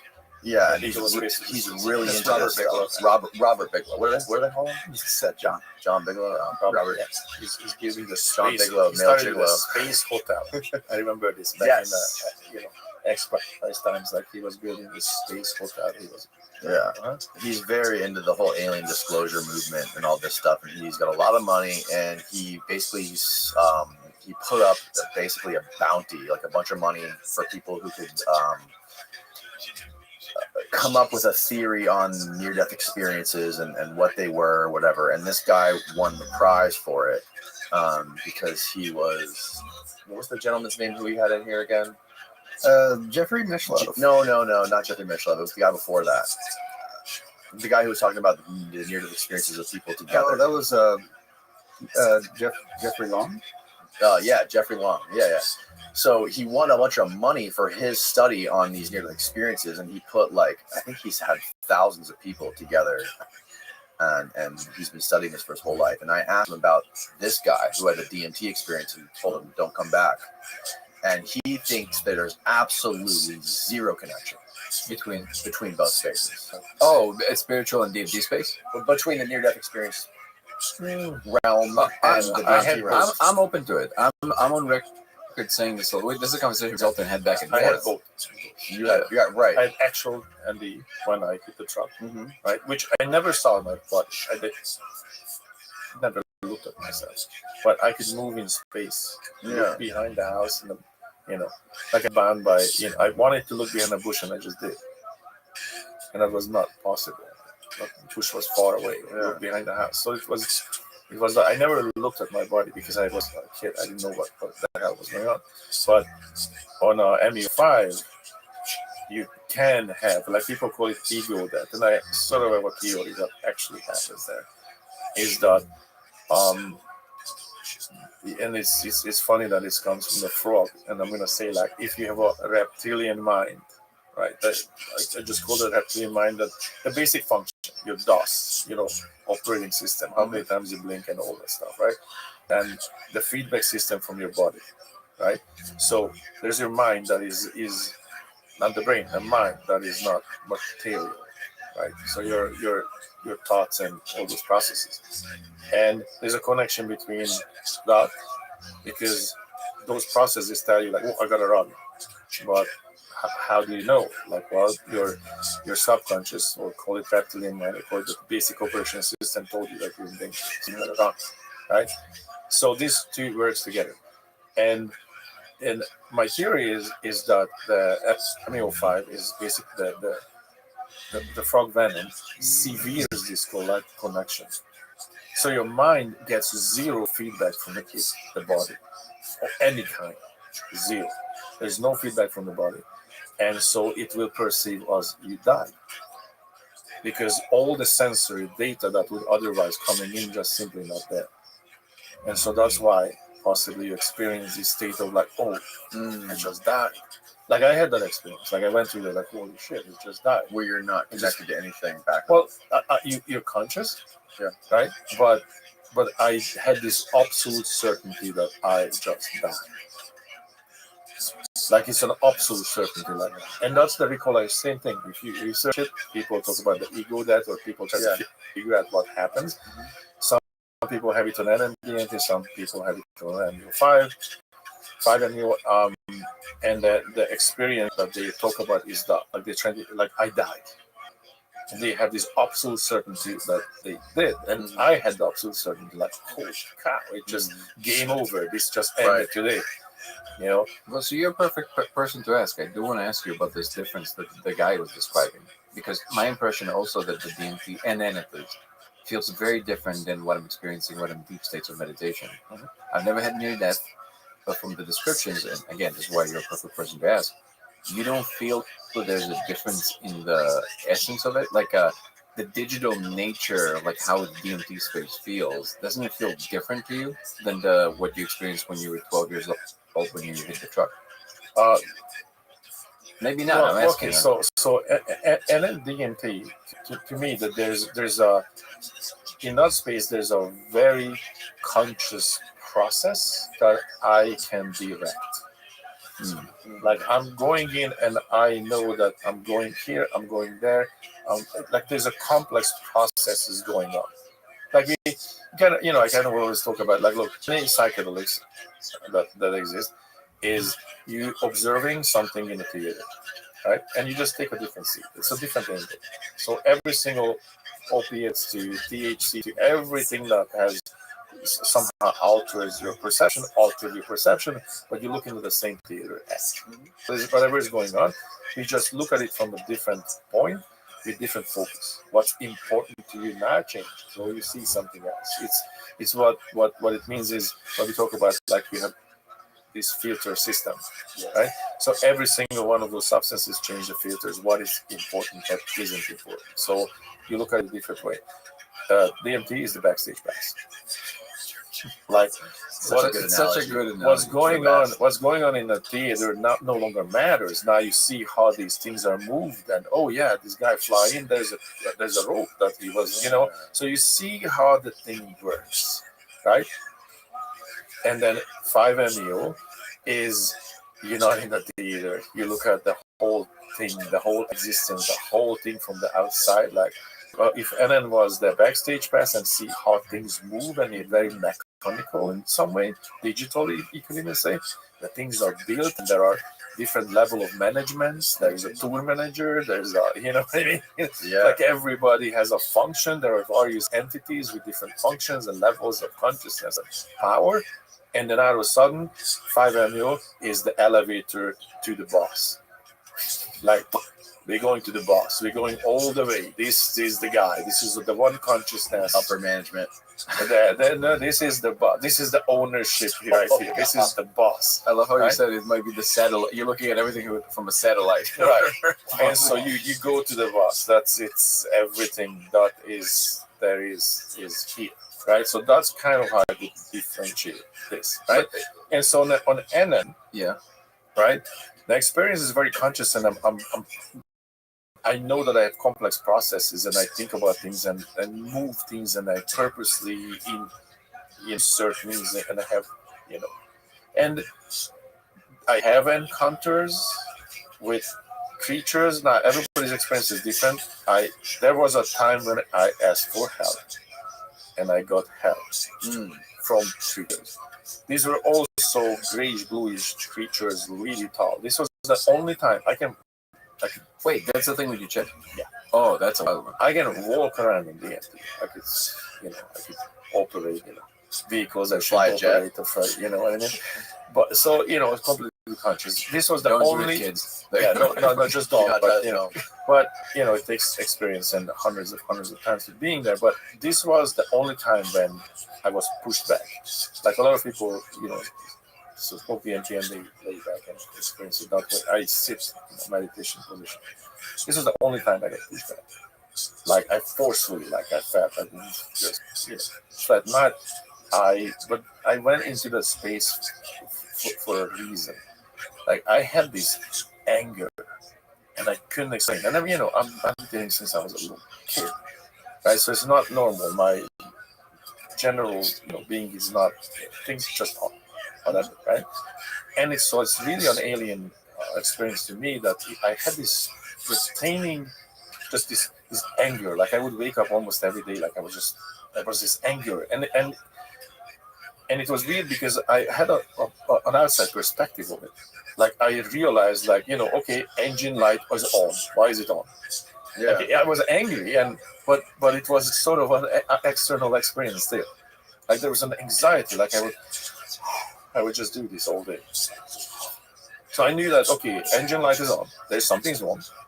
And I'm angry and anxious, and I am perceiving that in a weird way. I compartmentalize it. It doesn't affect what I'm doing, but it's just there. That's what I mean. Like engine light is on, so I'm aware that something, and it was not going away.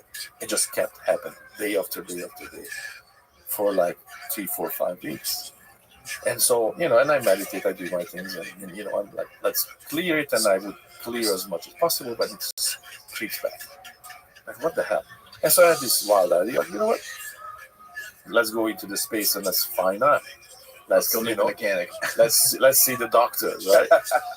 And I went into this with and this was after I got back. This was after I kicked out. So this is, to me, this is again a reason that I'm coming in a space with consciousness, with purpose. I came into this with a purpose, and this was again, this is what I lay my brick when I say this happened, right? And I'm gonna anchor that this happened. I was sitting there and I felt like forcefully I was pushed back, which is not normal to me. I felt that. And there were these giant, tall creatures around me. I looked up and they were, if I would gauge, 20 foot plus, just huge creatures, right?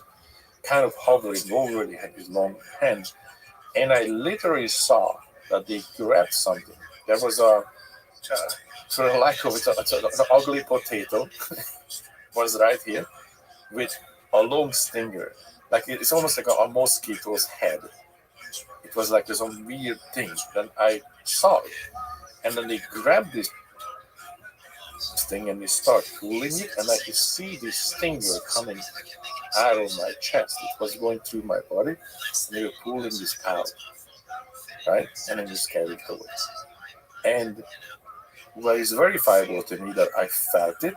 I felt how I kind of relaxed, and I'm like, wow, and the anxiety leaving me. So, and I can cut ahead of the story that after this whole anxiety and anger just went away. So, and verifiably this happened because also that agreed upon reality thing that was happening to me stopped.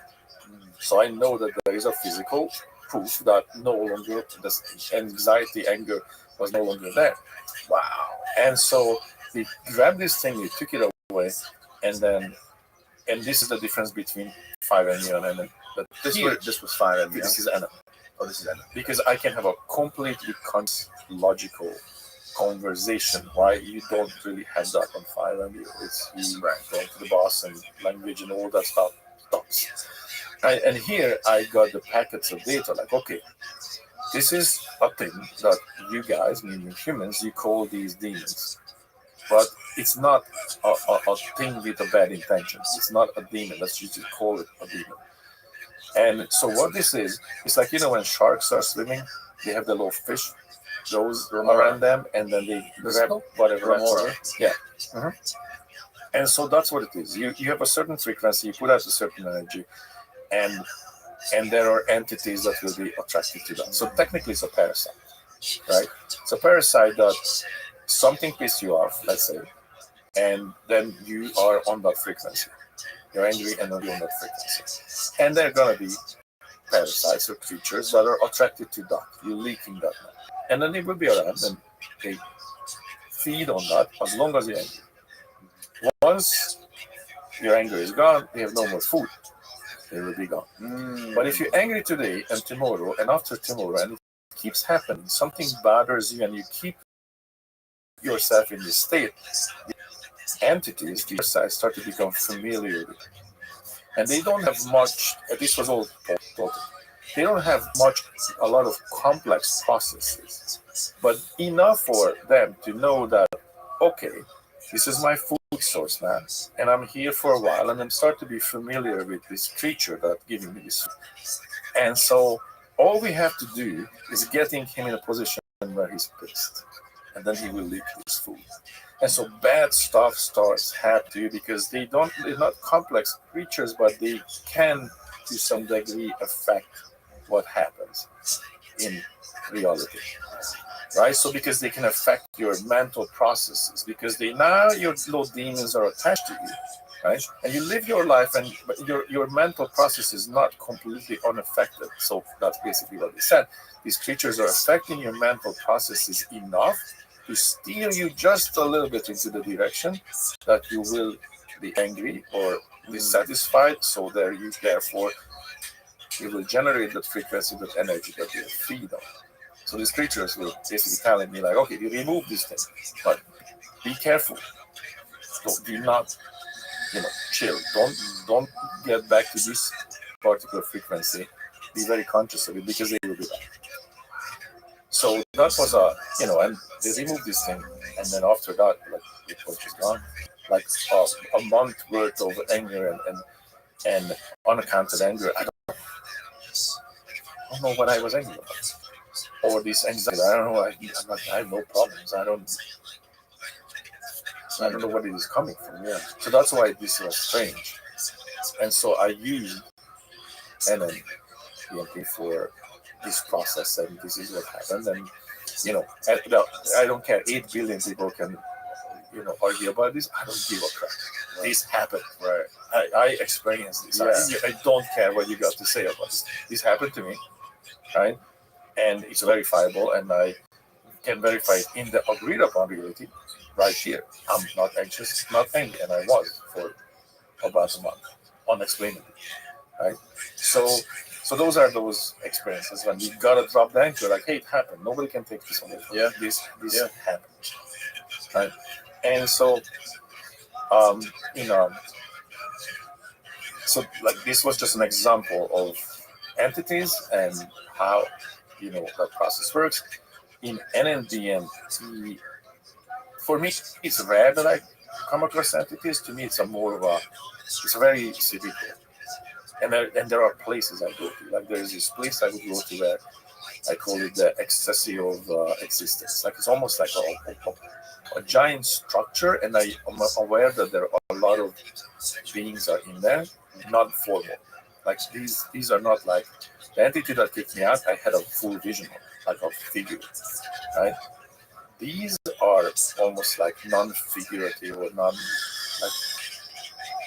what would be the word for it? They don't have a form. They don't, formless. I just feel the energy, and there are thousands of them in there just whirling, and they're like in this state of ecstasy, of almost like they realize that we exist and how amazing that is. And so generally, that's my process. I go to the NN space with an intention. First, I body check. The first hit is always, am I clear to go? Meaning, it's like, Houston, all systems are good. Are we angry? Are we distracted? Are we cool? Am I sharp? Am I focused? This has to be the first.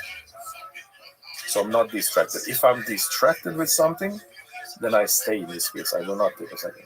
Okay, I will stay there.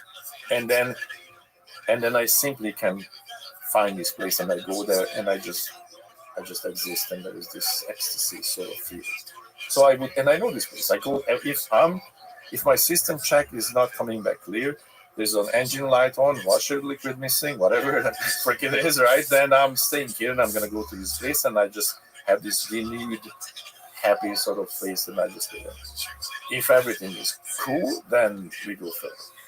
And then those processes are very cerebral. It's rare for me that I see entities and encounters all these mental abstract processes. Now, 5MEO, there's none of this happening.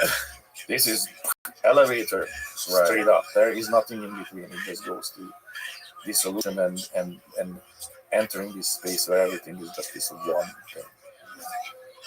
Dude, I mean, it's really cool to listen to you describe this stuff. Like, it seems like you're using it as a tool to enhance every part of your life. Yes, absolutely.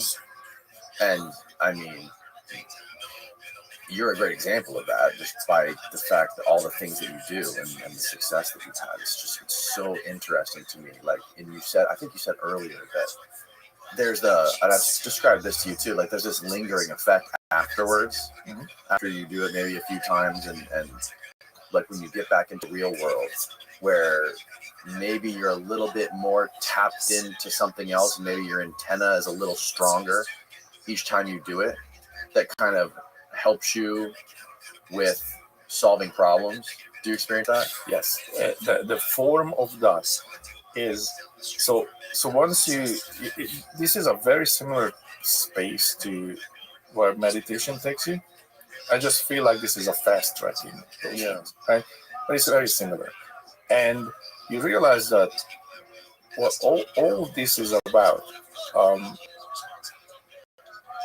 reinforcing and optimizing your being, not just your physical being, but your mental process and the witness.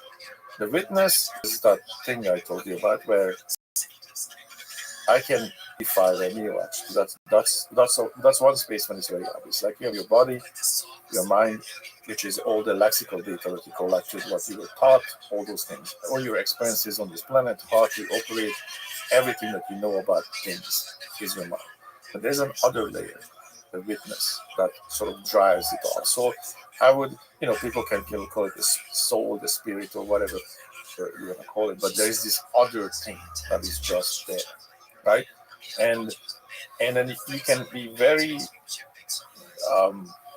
aware this differentiation.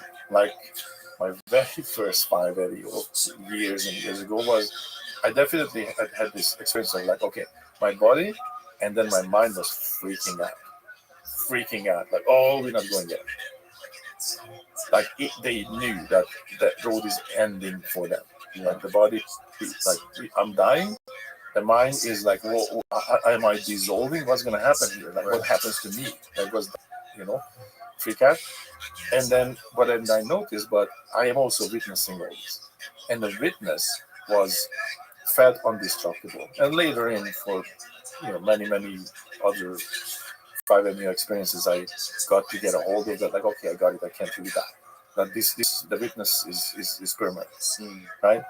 And so that witness, that spirit, whatever you call it, that attention that is inherently you. It's just no matter what happens, this exists. And then the more you go there, so the more obvious that this exists.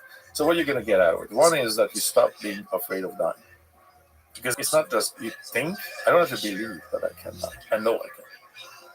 Because I was there. Well, the body can, but yes, but but that thing can, right? And so that soul, you think that soul right. just it gets put into a container? Yes, and then you know, and then when you experience it, it's obvious. Like you kind of laugh about it, chuckle about it, which I had. Like, it's not like I'm just laughing out loud while I'm in the space, because it's fun. Like how we didn't know that, so how do we, So there's that you reinforce that understanding, and when you stop being afraid of things, that's obviously happening. So that's fine. And then you have these processes, right? And in these processes, you can optimize yourself. Like it's very obvious, like, oh, how everything happens, even human emotions and how they structure, right? Like you have this moment of realizing that I exist, that flash of like, I am. The very next feeling will be fear of losing that awareness of being. And then you understand that every single thing that exists in human emotion is rooted in one of these: existence and the fear of not existing. And so negative, from jealousy to fear, everything that's negative in this yin yang is connected to the fear of losing something, but ultimately your existence, ultimately your consciousness. And everything that's positive is I exist and need to enjoy, love, care, all those belongs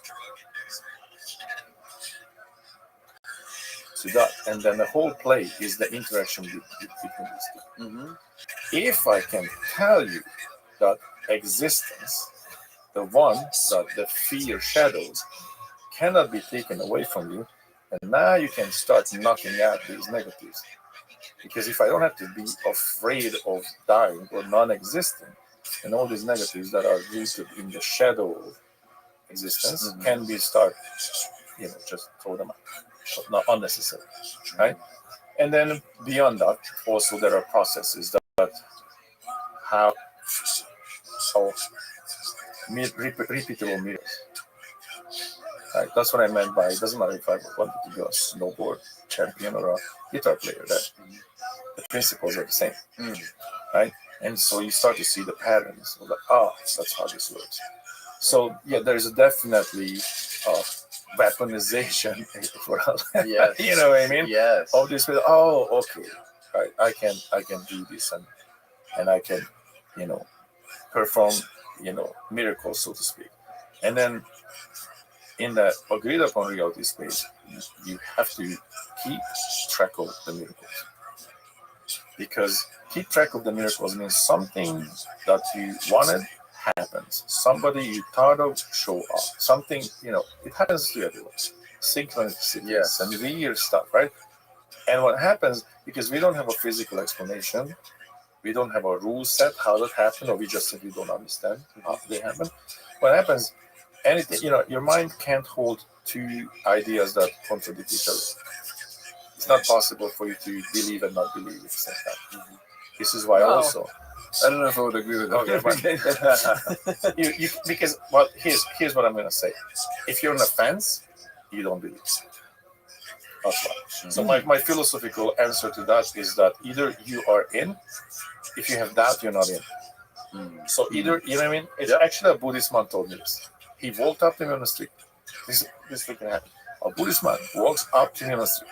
He said, I just got initiated by these monks a month before, and it was a weird time in my life. Monks in New York City, I lived in New York City at the time.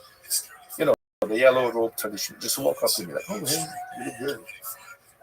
Like they just knew. That was a thing. Anyway, so my monk walks up to me and he goes, do you believe? I'm like, well, I knew what he was asking. Like, sometimes yes, sometimes no. And he was like, well, it's a yes, and everything else around that is a no. Sitting in a fence is a no. Right. It's either yes and everything else, you absolute, or everything else is So anyway, so that's my opinion on it. So sure. In an instance, it might be right. Yeah, I just feel like you can, you can move between pretty rapidly. That can definitely happen. That's yes, but because new information will change what So yes, I 100% agree with new information changes what you think instantly if you're not a rigid, perfect person that is holding on to dogmatic crap, right? Yeah. But beyond that, what I meant by holding on to your miracles is that when that happens, like I had a close encounter, right? Which if I told you, everybody would know this guy's crazy, right? But it happened with witnesses, so it's crazy.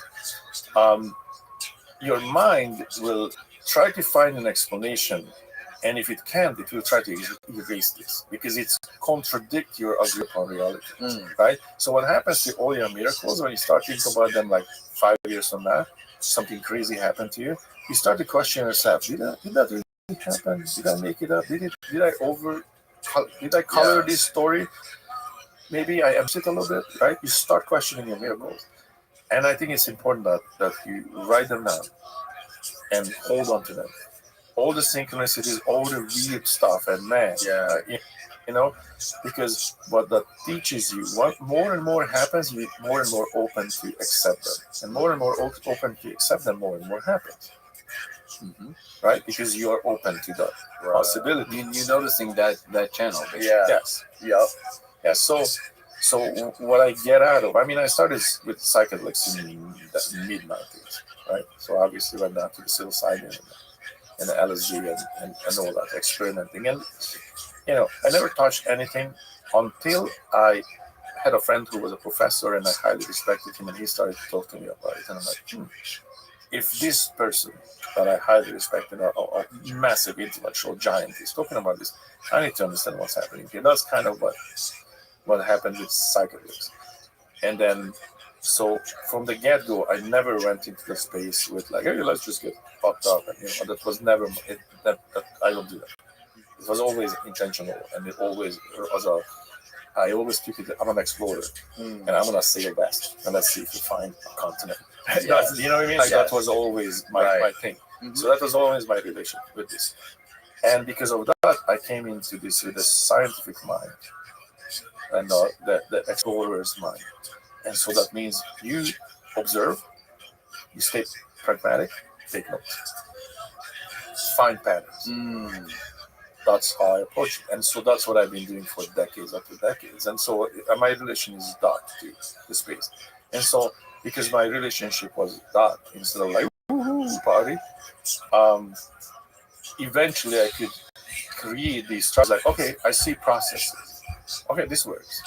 Oh, I can use this. And you know what I mean? And what that happens, but what it does, it modifies, 100% modified who I am. In fact, I don't think I'm the same person, Like I would go as far like if you can modify yourself genetically, turn on certain genes and turn off certain genes, I'm pretty sure that I have. Right. And, and then I went down to the transcendental meditation and all that stuff as well. Parallel to this, that, like you go into that space and with a flashlight. Let's see who I am. Everything, all the corners, leave nothing unturned. Because I have to look at everything that ever happened to me, everything that ever taught to me and told me was embedded when I was a kid. Is the data real? Did I understand it correctly, first and foremost? And was that real? Is that real? Is it verifiable? You were taught, like, don't cross your eyes because it stays that way. Is that true? Right. So, I mean, the dumbest little things, everything that was taught to me, had to go through that process and discover that, is it real or should I discard? That's the point of that. So I transcend into a different person. Everything that, and it's a little bit of a in-between transcendental meditation and the recapitulation of the Carlos Castaneda, sort of the man of knowledge of the Mesoamerican tribes, how they were handling it. There is a process, like how to clean house. So this is the big cleaning house. So I went through that. And so the combination of exploring new territories through psychedelics and going through traditional in quote actually, processes of meditation and the cleaning has a recapitulation process of let's change who I am, let's optimize, let's build Warhammer 40K, right? Let's rebuild, let's build a machine, let's build a war machine that's conscious and can do these things, and how I can give you examples like how just one of them, right? So how crazy this process is. Since I was a kid, once I started playing guitar, every time I tune my guitar, it's kind of leaning away from the guitar. I had this fear of the guitar strings break and hit me in the face. I had this fear, and so I always stayed away from it. I did that my whole life until I find why I'm doing it.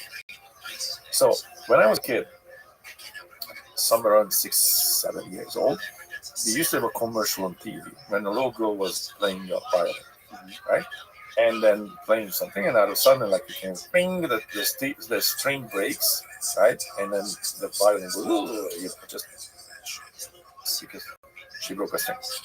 And it was a life insurance commercial, right? The metaphor was that anything can happen in life, and we have this, in my language, it makes all the sense that the string of life can break, and you need life insurance.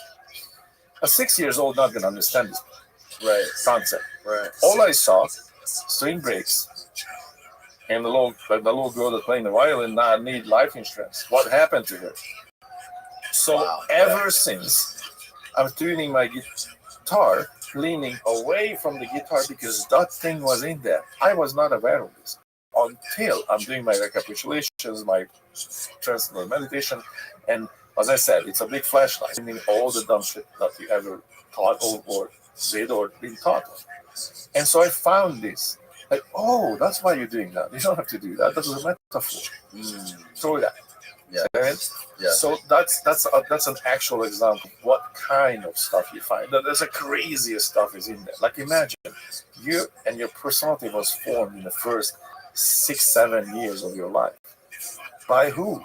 People were saying they didn't want to tell you the truth because you were a kid. Right. So teachers were all lying to you about stuff because they didn't want to tell you the truth. You know, like babies come with a bird and stuffed in a chimney, whatever the hell they were telling you, right? Wait, what are you trying to say? Yeah, right. You have a bird on the way. See what I mean? So there's dumb stuff that was taught to you, and there are irrational fears that were, so all that stuff. You become a person, and the personality of yours was constructed in a time when you were not really conscious of it, right? So kind of unbeknown to you who you are. Yeah. And that's the point. Let's go back. Yeah. Right? And I feel like psychedelics are supercharging that. Like I can really look at things like what's going on? Who am I? How do I modify this person into the most optimal form? The reason that what you're saying right now stands out to me is super important is because this is actually something that people can verify for themselves easily, even in the crazier ways, not in the because everything you just said can still be folded into kind of like the psychoanalytical frame, right? But even in the crazier things, like people don't necessarily have to go into psychedelics because, to be fair, there are worse things than not existing, like suffering forever. So there are worse things, right? Okay. But no, but and I take the fear, but everything that Zoltan did in his life revolved around a simple attitude, which is I'm going to find out for myself, and I think that is such an important thing to emphasize. Recently, I told this to Zoltan yesterday. This was told to me by a friend of mine, and he read it somewhere, so I'm definitely cutting somebody out from the chain of commands that actually uttered the idea. But it's a cool experiment. The friend Nico told me about it. Basically, you sit down in the house before you do some mundane task, bank, store, whatever it is that you're about to do. Okay, sit down, close your eyes for a second, envision yourself with everything you're wearing as accurately as possible, where you're gonna be. If it's at the bank, in front of the teller, doing whatever you're doing. Okay, if it's at the store, maybe the cashier doing the checkout. Whatever it is that you're gonna be doing, envision yourself there, and then say, "Please deliver me there safely." Simple. Then when you're at that spot, standing in front of the teller in the bank, you don't have to close your eyes, obviously. You look like you're tired, but envision yourself on that couch 10 minutes earlier, sitting there. Talk to yourself in the past. Say, "Thank you for delivering me here safely." So what's interesting is that you basically create a portal. You communicate to existence. I understand how this works. I know at the moment, from my limited perspective, I think of it as like, oh, what do you mean? I just got up and I went to the bank. No, it's an occurrence that happened because you had an aim, you had a vision, you stayed with it. It's a simple one that you do all the time and you can accomplish easily, but you're signifying that you understand how it actually works, which is you have an intention, you have an energy you're putting into the intention, and you stay on it for a particular amount of time until it occurs you wanted it to happen. You don't necessarily know how you're moving your hand or moving your body, or you just kind of accept it to be true. But what actually happened when you wanted to go to the bank is that you had all these ideas about going there, and then you had an impulse, and you stay with that impulse. The point is that when you start communicating to yourself across time this way, quote unquote, you're starting showing, wait, can I do this with a thing that I don't necessarily expect to happen? This is where you start playing with it. This is what I mean by anybody can verify this. The practice is that you're supposed to be expanding the amount of miracles or synchronicities that can happen to you, and you test this. So then you go, okay, next time I'm going to the bank, I'm going to imagine, I'm going to do the same, is deliver me there safely, but I'm also going to envision something that might not happen. Like, I'm going to see somebody with a pink hat or something. If you show up to the bank and somebody has even clothes, something pink, distinctly pink on their head, go, oh, interesting. Thank you for delivering me here safely. Also, yes, interesting. And then you start playing with it. Okay, how far can I take this? I'm going to the bank. I'm gonna meet somebody on the way, and I'm gonna have some kind of a big life change. And you start believing in it because you look at, well, dude, that was crazy. Like, why would they have a big thing on their head? And now you start playing with it. Try this. Right. Try this. Testing Anybody the can try matrix. this. Testing the matrix. I have this dude on here, Eric Wargo, who wrote a book called Time Loops. Have you ever heard of it? No.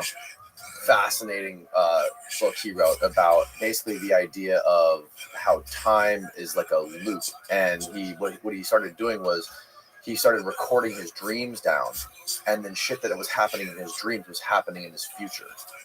Right? Whoa. So like, and then he also points out all these times in history where people had dreams that actually happened, like where people like that were like jotting down their dreams, had things happen. For example, and even around big events, that Titanic, there was multiple people who had dreams about the Titanic sinking, even somebody who wrote a book about it right before it happened. There was right before, That's a pull it up, Steve's got it. that's crazy. Also, before 9/11, there was hundreds and hundreds of people who woke up about having dreams about towers being taken down by airplanes before 9/11 happened. And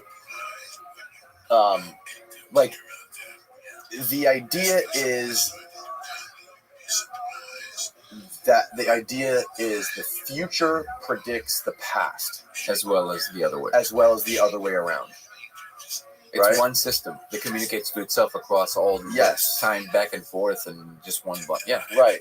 Or there is no time. Or there is no time and there's just one whole block. universe. So like if you know, or if your future self is projecting is somehow communicating with your past self, saying like, oh, I'm successful, I've done all these things, I've achieved all these amazing things, you somehow have this intuition that like, I need to become this. This is what I like. This intuitive thing you can't really describe, that you know is your path and your journey, right? But what it really is your future self communicating with you. And he has this whole. I'm fucking this up a little bit. No, I'm in full agreement with that. And I think it's just that the more you have these check marks, so like, that worked. Yeah. Again, in Zoltan's example, it's very pronounced because he knew he was going to be a rock star when he was like 14. Right. So, but he knew. It's not like he just postulated. He communicated that across time to say, I know that well enough to just to step into that frame. Yeah. Is there a world line for a version of Zoltan that didn't get there? Yes. It's the one that didn't postulate it strongly enough. Right. So now that sounds like one of these, parallel universes. Right. Test it. Multiverse. Try it. It's not, it costs you nothing to try this, right? And I promise you there's going to be something there that's going to occur.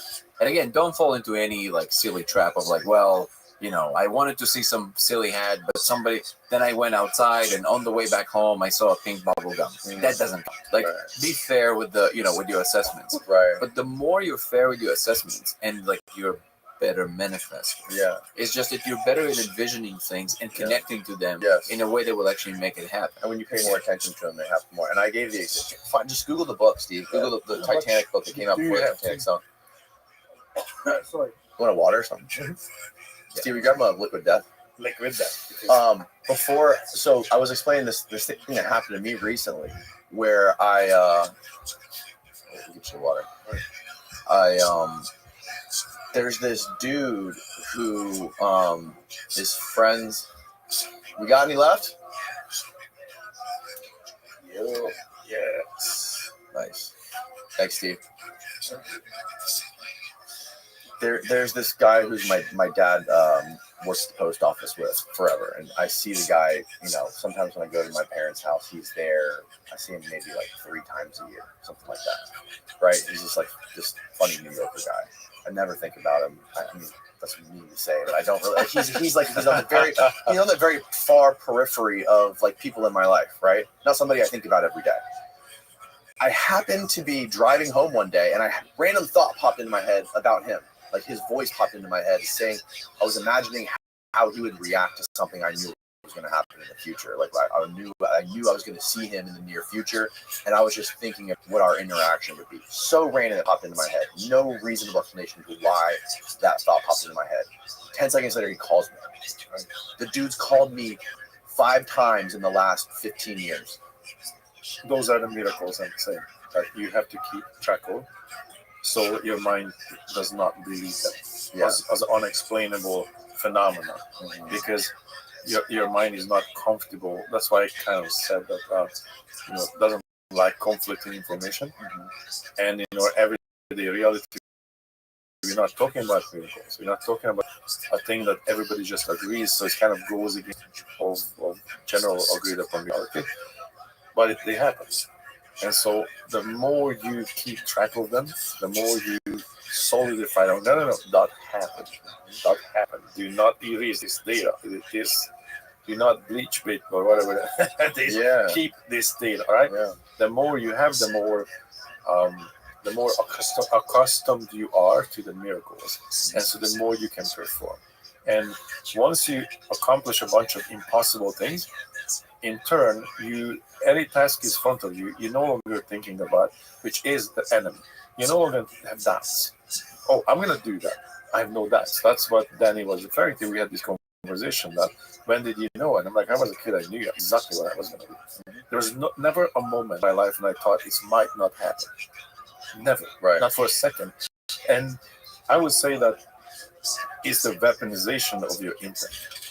So intent is a really interesting thing, because let's say, to give you a pragmatic example, you get up in the morning and say, I'm going to go get some bread. That's my intent. I'm going to go and get bread. You get in your car, you get a phone call from your friend, he gets a flat tire. Well, I'm going to go help him. Then some time passed, and are you hungry? Yeah, sure, let's go eat. You go to eat. So that, as you see, the path is nice, really convoluted all over the city. As long as you didn't forget for a second that you left your house for bread, right? You're good. Because the path to success is not a straight line. The path to achieving the things you want is not a straight line. Life will knock you around. But the important part is that vision. The intent has to stay there, unfazed. But light is there forever until you achieve. And then once you achieve that, check mark. I got it. You fulfill that cycle. And then you probably have more goals, more things that you want to do. And every single time you fulfill one, you check mark. And keep track. I did that. That was impossible. Yes, we here. All those miracles. And then what happens, that's just the record keeping for your own mind, so you not habitually believe these things, and you believe in your own miracles. But in turn, what happens to you is that whatever vision I have, whatever I want to do, I don't have the automatic question of, yeah, but that's not possible, that's maybe too difficult, oh, it's going to cost a lot of money, oh, I don't know the right people. I don't have those thoughts. Zero. Silence. I have a goal, I focus on it, and I'm going to go and get it. Right. I don't have the doubt process. Yes. And the reason I don't have the doubt process is because since I was a kid, I'm practicing this keep track of the miracles.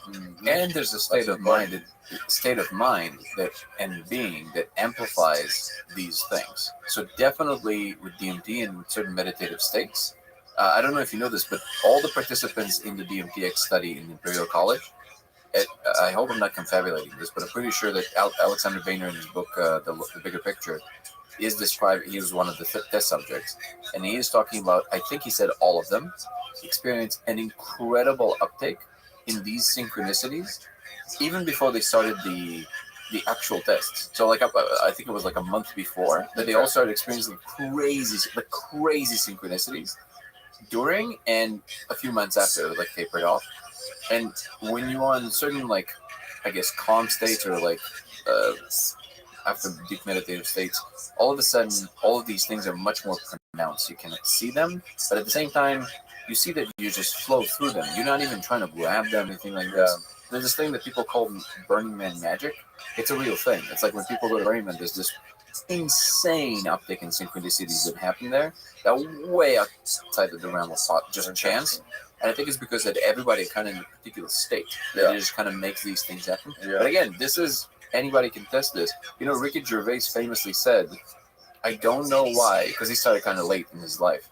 And he said, I don't know why, but I just knew it's all going to be all right. Like, never, even when we had no money, like, I was just like, isn't it weird? It's like something when you have this knowledge, like this deep knowing of what's going to happen, right? How it's going to end up.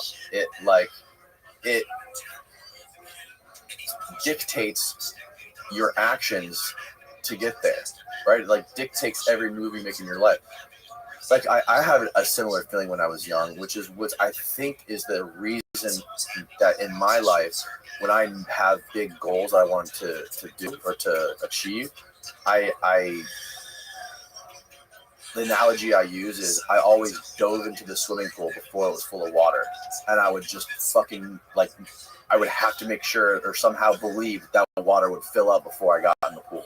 Where I make the big leap, right, knowing that it's possible, it's that I could land and lose, I could miss my mark and lose everything, but I'm like fucking hoping to God that I'm gonna land on solid ground. You know, and I always find a way to land on solid ground, and I don't like I always take the risk. You burn the boat. Yeah, you burn the right. Yes, yeah, burn There the are boats. all the boats, but there are the patterns in it. Look at the patterns. Yeah, Right, the pattern is like let's say we talk about creative visualization. I think people talk about it. Books were written about it. The principles are the same, right? The universe yielded to willpower, right? Countless books about that, countless thoughts about that. If you look at the underlying patterns again, you're gonna find there is something here, right? And so again to weaponize it and make it in a pragmatic, practical practice. There is something about following one side of this fence. Either you are happening to this world, or this world is happening to you. And it's a mind state, and you have to make a choice. And if typically, and people, if I come from a pragmatic perspective, which that's the side I live on, and that's the choice I made, I was born into this world. Allegedly, it was here before I came, right? We don't know, actually. But allegedly, there's a history. Allegedly, it's not a software that was downloaded to me. Like, it's not like let's just start to play Call of Duty, and all the buildings were there for whatever reason because a programmer put it there, right? So you could argue about, like, was it really here? But let's say, I was born into this world. The world was already here. That means I am impacting this world. Whatever I'm going to say, do, whatever activities I'm going to have in this world, I am changing now its course because I'm here, right? Someone impacted, right? And if I take that side and I accept it, like, okay, that means it also comes with responsibility. Whatever I'm going to do will affect permanently this physical reality, and it will have long-lasting impact, right? So I'm responsible for the things I will say and do in this world. That's one side.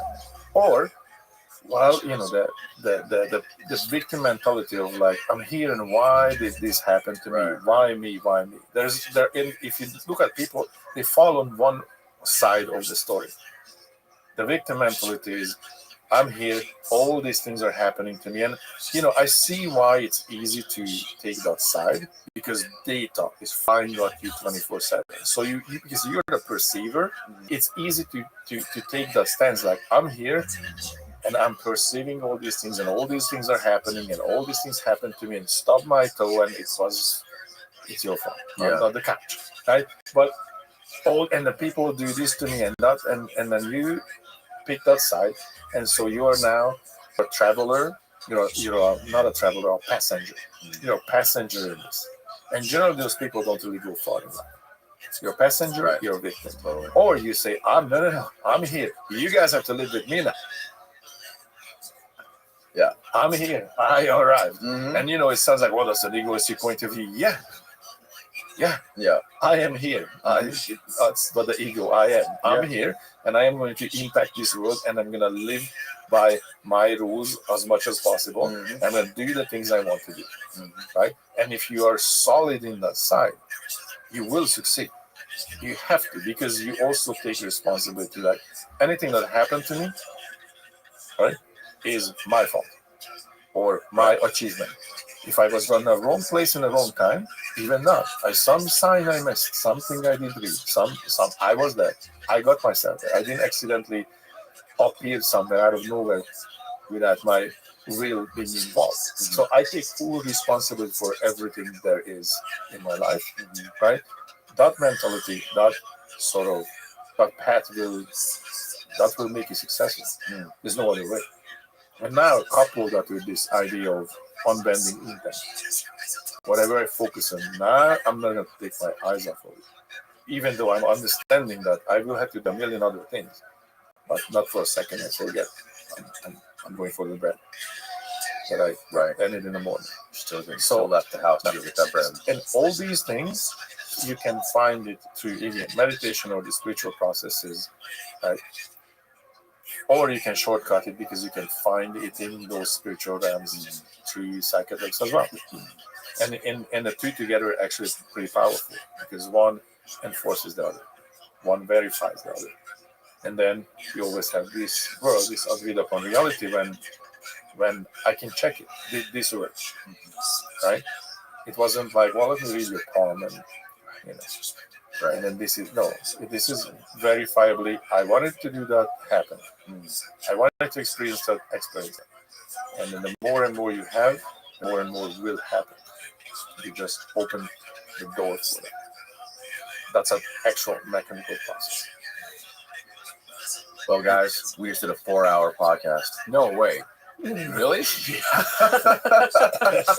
Oh my god! I think that's a perfect spot to end this. I didn't realize this is a mind melt of a conversation, man. I appreciate you guys both for coming to doing this. Thank you, brother. Thank you for having us. Sultan, it was fucking awesome meeting you, brother.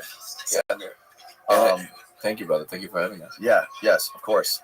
Tell people where they can find out the next thing you're doing with the DMTX experiment, and or not the DMTX experiment, the laser reality, the laser coded reality experiment. So they can always go to the website codeofreality.com. We have a new site coming up right now, and Dango Thoughts on you, DANGO Thoughts, and Code of Reality Inc. is basically going to be an official thing, and we're going to be working to actually bringing the right kind of minds together. Yeah. We have incredible minds coming into the space from literally, well, I don't know how many of them I can talk about yet, but from scientists to people who are just higher level thinkers and software engineers, and we really have incredible people that are coming online, and we're very excited about bringing everybody together and encouraging more entities around us to also do more of the same, more of investigative processes that are more open-minded and more also, I guess, open-hearted. So not so much rigid with what they believe is true, including more things. And Zoltan, I guess you're a famous person. but Zoltan, where can people find your we need to get your band some more views. Where can we It is a very family-friendly name of 5 Fingers Dead, but actually it came from a kung fu movie. But it's a manifestation. Did you of all create that these name? Things. Well, yes and no. I mean, it's there was an old kung fu movie, 5 Fingers of Death. Oh, and then remember the 5, what was it? The 5-point exploding heart technique in Kill Bill. Right? Oh yeah. I was literally watching that movie and I'm like, man, that sounds so ridiculous. It should be a band name. So here we are, right? So you look at it and the .com wasn't taken because it was so crazy, right? So it's both the best and the worst band name on the planet, because that is pretty incredible. Well, when some old lady sitting next to me, right? Some old lady sitting next to me in the airport and asked me like, oh, you look like a musician. I'm like, oh, here we go. I have to tell her, so I'm going to preface it like, so, do you know what Kung Fu is? Because otherwise you get the faces. But look, yes, that's the manifestation of that what we are talking about. So that's a vehicle for me. But what Danny was saying, I would add to that, that's exactly what has to happen. I think we need to achieve a critical mass. That means high achievers and high-level thinkers, the intellectual giants need to come together and explore this. And there are a lot of people involved. There are a lot of them are already there, and most of them will not yet speak up. I was silent about it for over 2 decades because it just wasn't the time. There was not right now we can talk about, encounters with extraterrestrials, and people no longer think that you're crazy. 20 years ago, right, you definitely were. I had experiences that had witnesses, and we were like, holy cow, this is actually happening, right? that 20 years ago I couldn't even open my mouth about. Yes. And then so this psychedelic space was kind of similar. So as I said, we reaching that space where end of childhood, and then we need to pull together the people so we can achieve the critical mass, and we start to define the agreed upon rules or reality of that space. The same way we define what this is, right? There are rules there. There are happenings that and visions and things that we see and experience that are verifiable by massive amount of people.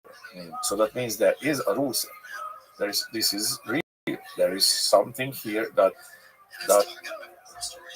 is important. And what's more than try to find these answers? Why are we here? What is happening? What is perception? What is going on? Really, that is the underlying question on everything else. Everything that exists around us, from science to everything, is basically a form of discovery of that very basic original question: what is going on? Yeah. What is this? Why? What are we? Why? What's our purpose? Done. I don't think there is a more important question than that. I agree. I think what you guys are doing is really pushing the conversation forward in a big way. So we should definitely do this again down the road, man. Absolutely. Hopefully we have fun things to update on. Yeah, man. All right, guys. Thank you, Doug. Good night, everybody.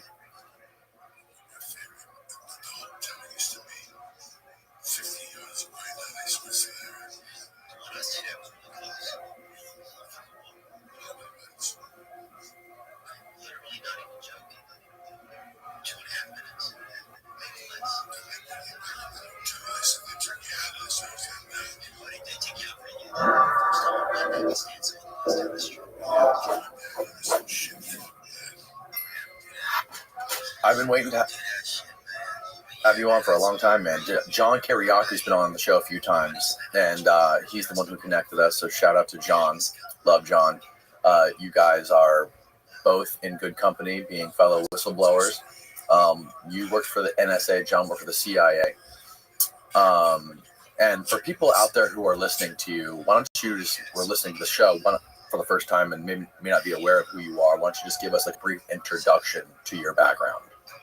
Well, no one knew who I was until I became what I call an asterisk American, at the point that the government made me a very public figure, especially in the United States, when I blew the whistle on a number of different things going on at NSA.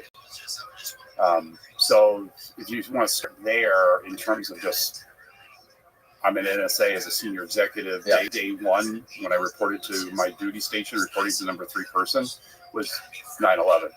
That day was my first day on the job. We'll talk about the whole story on how you blew the whistle on the NSA and how all that came to be. But going back before that, like, what made you decide you wanted to be in the NSA in the first place? Long story. So in my early 20s, I made a choice to volunteer military. So I volunteered. It's no draft. They still, technically there's still you have to register. So I joined the Air Force in late 1979, right before Christmas. After going through a bunch of screenings and tests. Mm-hmm.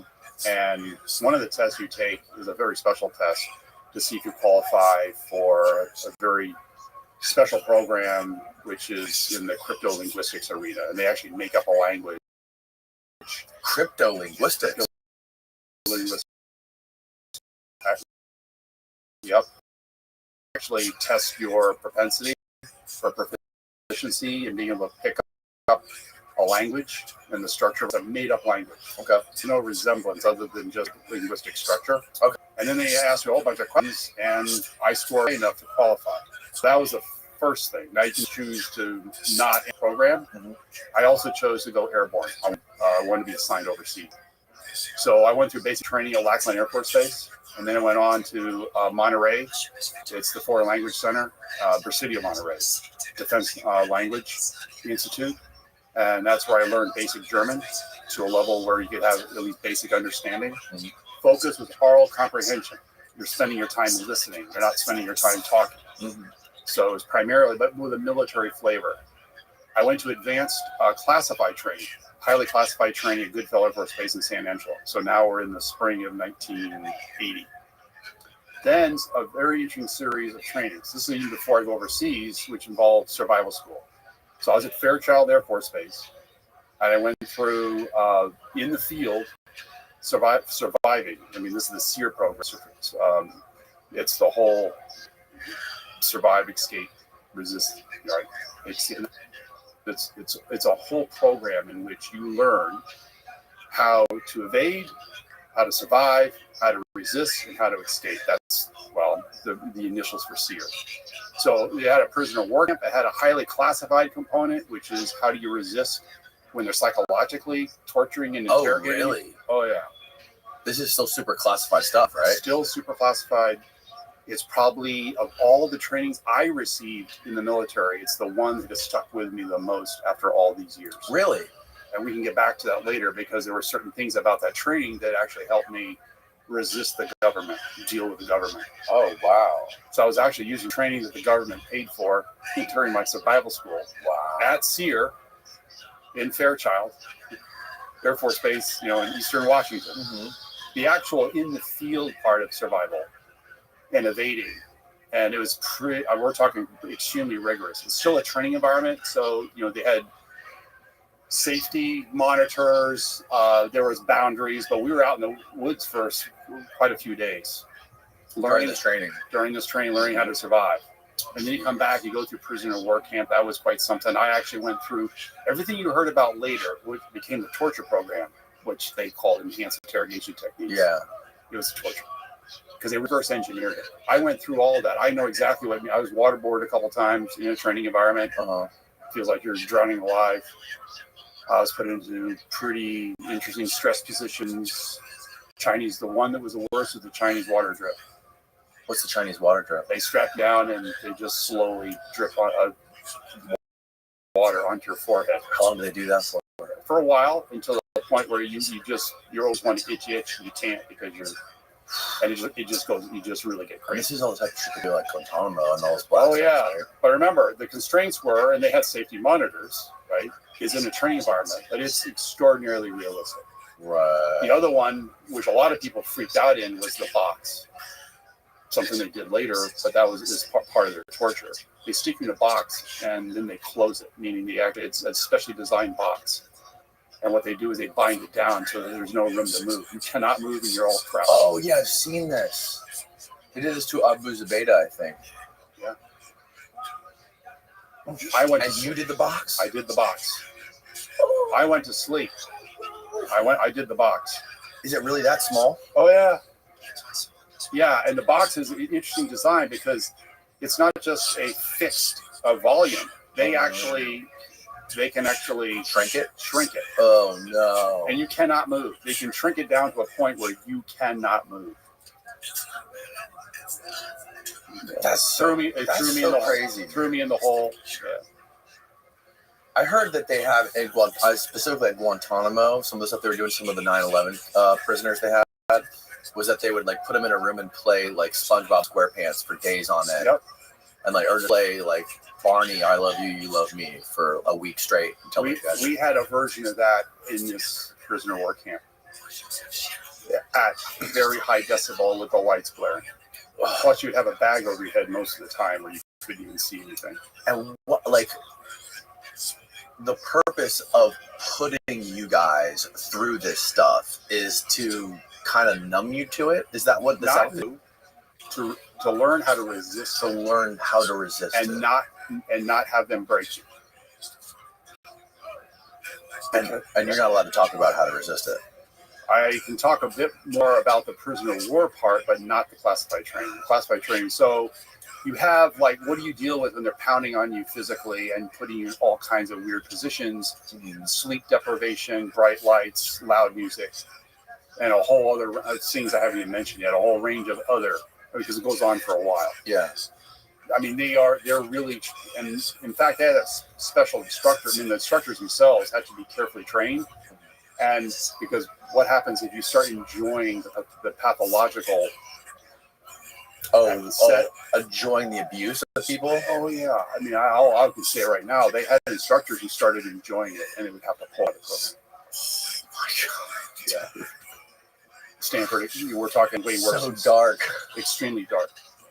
Oh no, even that part of the training sticks to me this day. And speaking of sticking, one song I remember was a napalm song. It was basically a war protest song from the Vietnam era, and they would just play that at super high decibels. Plus, they had all kinds of like psychological. I mean, they would try to break you in terms of you being American, and they would bring up all the literal facts about all the issues that there's some dark history in America, and it's going across the continent and pushing all the indigenous peoples out of the way and slavery. They would actually tell you the truth about your own country. And that was one way, because that was indoctrination. It would basically attempt to re-indoctrinate you, but they had to basically separate you from your own culture and your own history, and pointing out, of course, all the worst of its evils. I put evils in quote. Wow. Some of which were pretty dark. There's no question.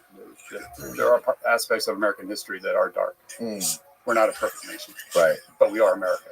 Yeah. So what was it like getting through that, getting out the other end of that? Pretty challenging. And what after the SEER training? The water survival, Homestead Air Force Base, which doesn't exist anymore because of Hurricane Andrew. But I was there before that, so this is still 1980, 81 now. We're now in 81. Right.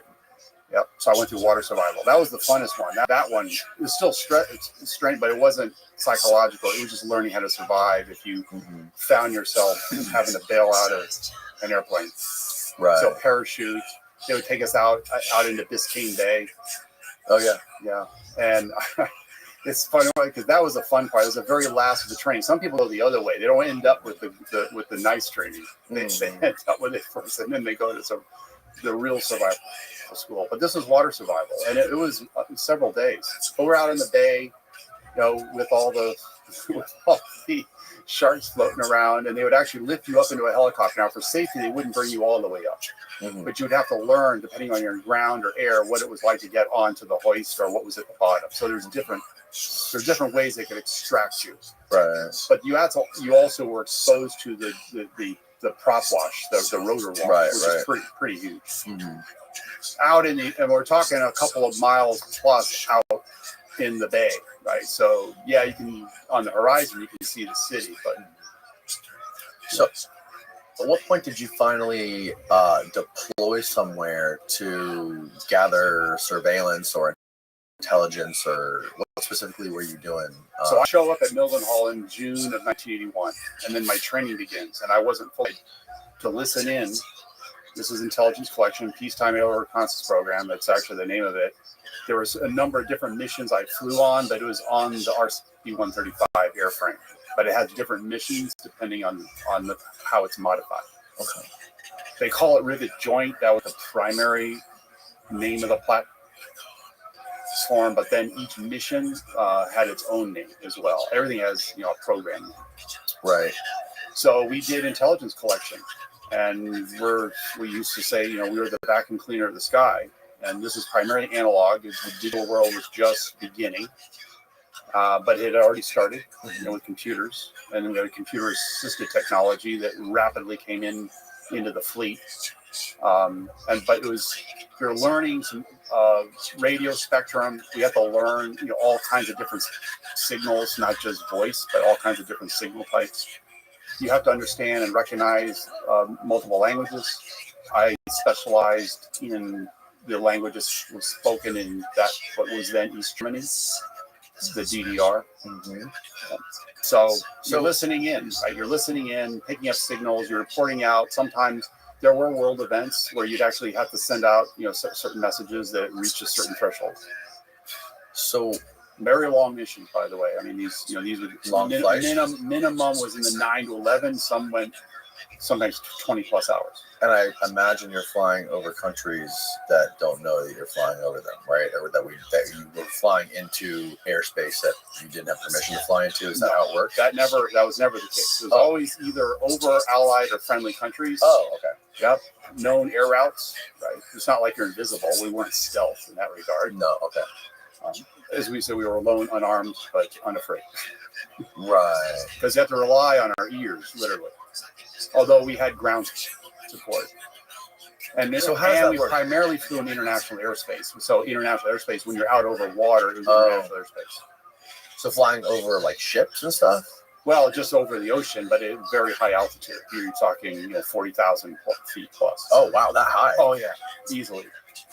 Oh, yeah, no, I had the experience. Extraordinary. I mean, I went kind of look back on it. There were some missions we went even higher than that. And when you looked out the porthole window, the portholes of the plane and looked up, is starting to get a lot darker. And when you looked out to the horizon, you could start to say, yeah, it looks like it's beginning to curve. You're that high. When you approach 50,000 feet, that's when you start to see the curvature. Yeah. Looking down inside of a thunderhead like it was cut out, that was pretty cool. Yeah. So how long did you do this kind of work? That was 4 years, and then I was sent to Davis-Monthan Air Force Base in Tucson, Arizona, and I was a mission crew supervisor flying on EC-138 Compass Call electronic warfare aircraft, so a different application of my training. Combat support, direct combat support. Combat support. So like flying into combat zones and stuff? Could if we have to train for it. So if the balloon goes up or some operation, or you're going to support what we call suppress enemy air defense, that was our fundamental. You're protecting fighters, bombers, etc., and other military assets going in to whatever. When the decision had to be made at the highest, what we call the national command authority level, then you were there to support it. What kind of combat zone would you have been in? What year are we talking about? I never actually did no combat. Like we did training. We would go to Europe for training. We would go up into Nevada. Right. We would support red flag, green flag exercises. We would fly out near Fort Irwin, the National Training Center, and play games. I say play games. War games. War games. All kinds of war games. Oh yeah. And then we actually provided specialized support. Any kind of stuff involving nukes? No. Or like no, but I did nuclear war games, things like that. Well, there was always in the background the PSYOP, the Single Integrated Operating Plan. I mean, that was always there. There's always scenarios. What would happen if, and up to and including a nuclear exchange. Yeah. Oh yeah. And on the RC-135, we did have a post, I'll say Holocaust, a nuclear Holocaust mission, which was what's left. That's interesting. You're the second person I've ever heard use that term PSYOP. Oh yeah, the SIOP version. Well, super classified because it was operational, meaning depending on the scenario, military doesn't do anything without plans, and plans always change. Right. But you always had plans, and you're always updating, and you're always playing games, you're always doing war planning scenarios. Right. I would participate. Yeah, the other time I heard the term PSYOP was when John Newman was in here explaining how the Joint Chiefs of Staff had a plan to drop nukes on China and Russia when Kennedy was president, and they wanted to do it. And there's meetings were called PSYOP meetings or something like that. Bobby Kennedy was in the meetings and stuff like that, and they had this full all-out nuclear war plan, and they wanted to do it before December of '63. Before Russia was able to get ICBM, because I guess they didn't have intercontinental ballistics before that. So, anyways, that's plans were not just defensive; they were also offensive. I mean, that's part of what makes you so classified.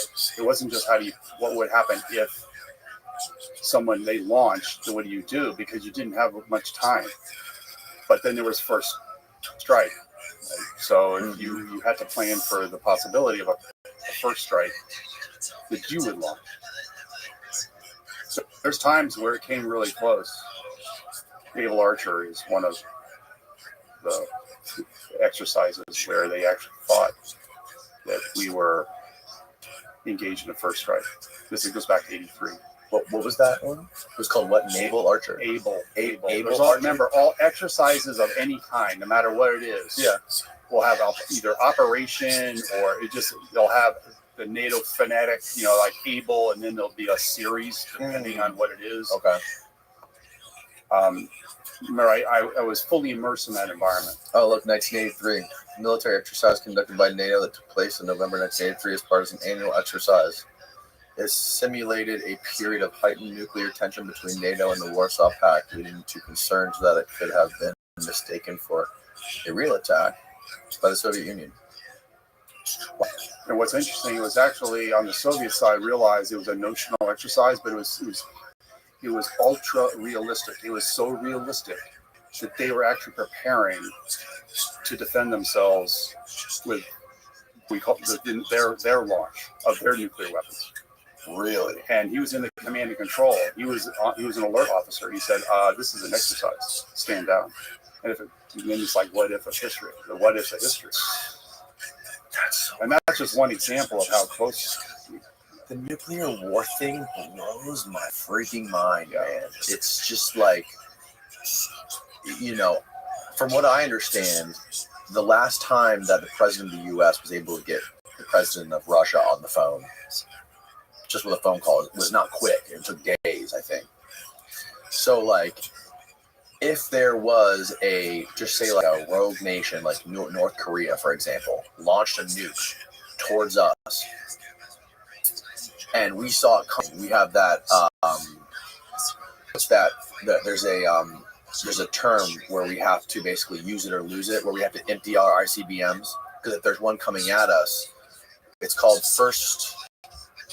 I forget what it's called. Anyways, where we have to empty our silos, our ICBM silos, because they're super vulnerable, and we can't risk a nuke hitting that. So if there's one coming at us, we have to empty those, assuming we know where this is coming from. For example, say we know it's coming from North Korea. We have to blast those out towards North Korea. But the problem is this all happens within like 20 minutes. Oh, yeah. And those nukes that we launch towards North Korea will have to fly over the North Pole, over Russia, right? And what are the chances we're going to be able to get Russia on the phone in 5-10 minutes to tell them these nukes aren't coming for you, they're going for North Korea or whatever? And that's probably not going to happen. So their generals are going to see all these nukes coming out, they're going to empty their silos, and it's like, before you know, within 10 minutes, it's just Armageddon. That's why they called it MAD, mutually assured destruction. No one really wanted to do it, right? Especially at the great power level, particularly Soviet Union, U.S., because what could happen. Mm-hmm. It wasn't just one nuclear mushroom popping up. You're talking just dozens, hundreds. Mm-hmm. But that was why we had a triad, because the fixed sites, like Minuteman, right, are very vulnerable. Right.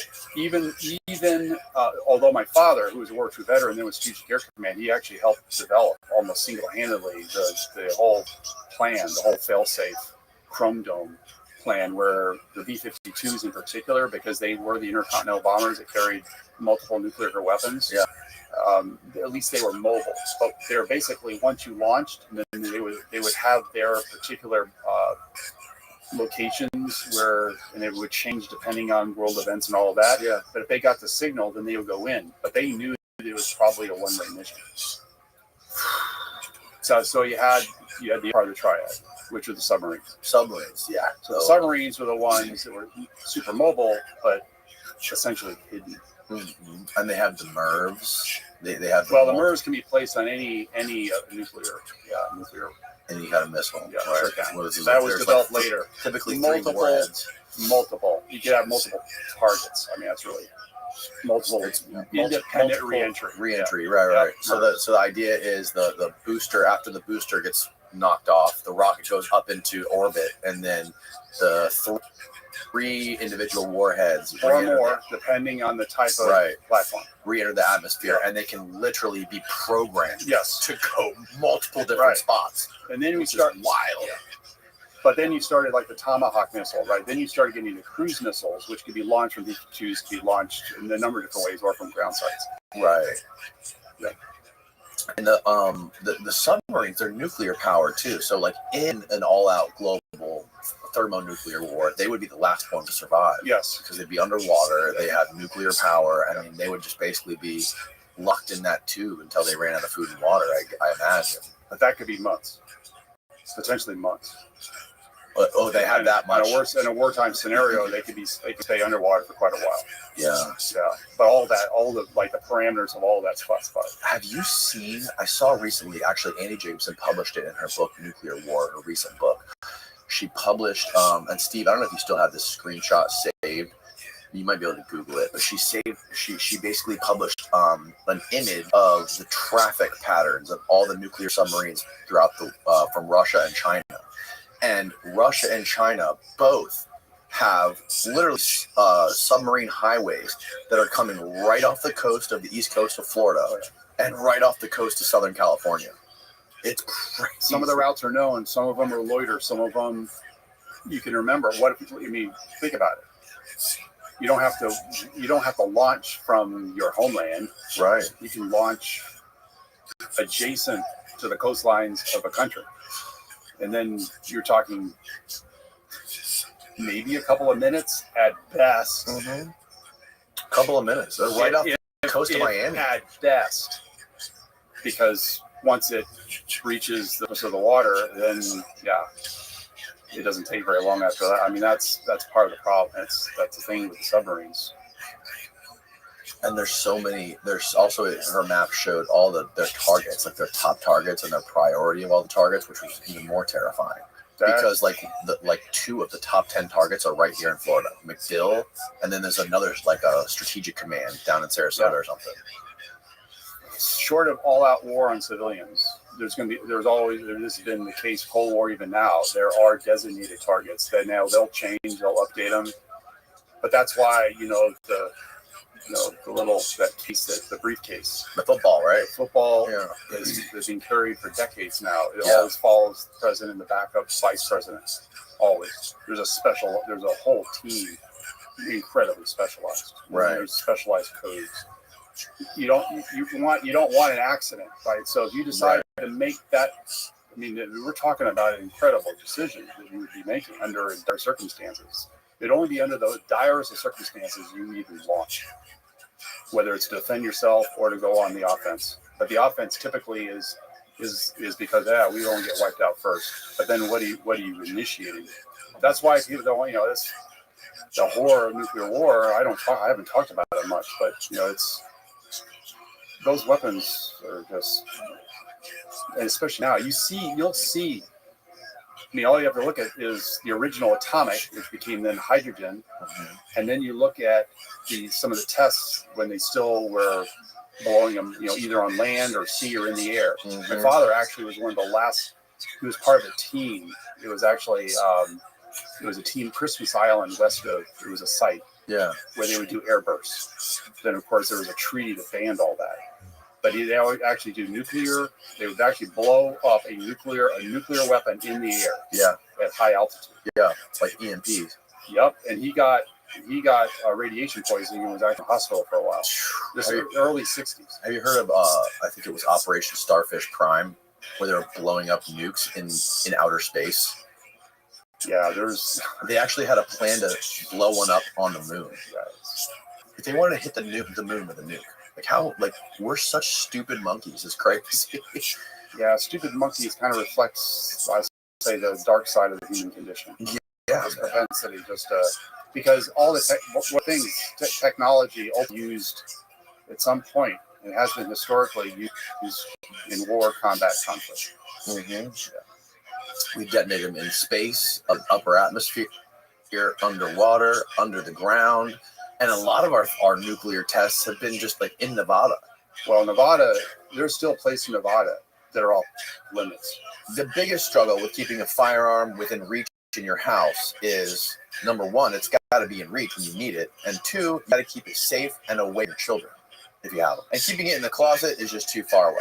I remember when I was a kid finding my parents' guns in their closet, and I don't want my kids finding mine. All that changed when Stopbox sent me this. This thing is 100% mechanical, and I love not having to fumble around with a keypad or a combination in the dead of night. And the best part is you don't have to rely on batteries. I keep one under my bed and in my truck, and my favorite part is it's safe around the kids. I love how robust, solid, and well-made this thing is. And the best part is when I'm traveling, I don't have to screw around with one of those big Pelican cases.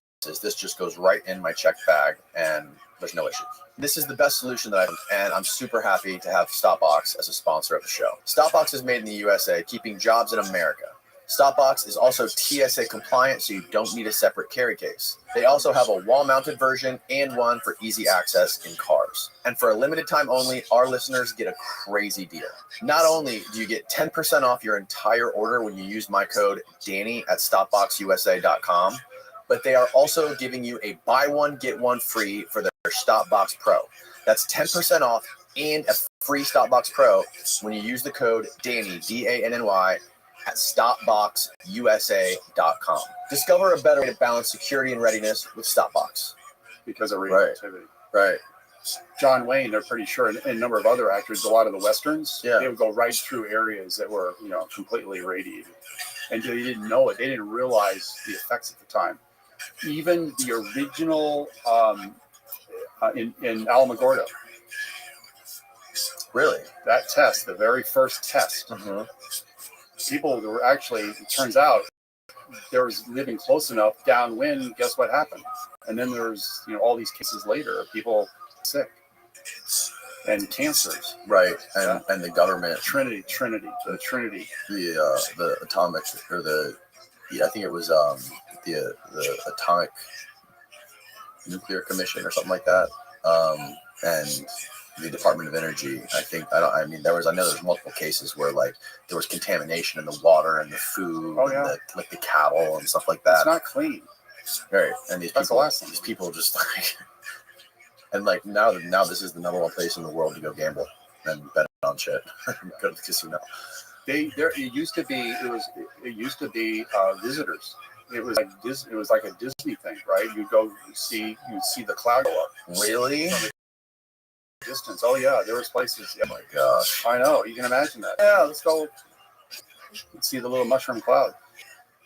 The little mushroom cloud. Yeah, that's the craziest thing about the Cold War. I mean, even before the Cold War, after World War II, starting with Operation Paperclip and everything that we did secretly and for the military and with science, with just getting these rocket scientists and these other physicists and all these, brilliant mathematicians like John von Neumann and all these people that literally were using all of their brain power to figure out how to kill more people and how to develop more instruments of war.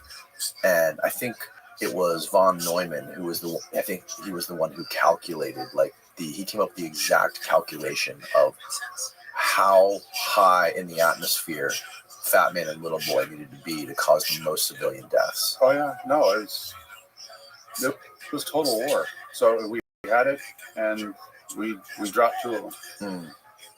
They had plans for more, but it turns out only 2 were necessary to demonstrate what they were going to do with the rest of the crew.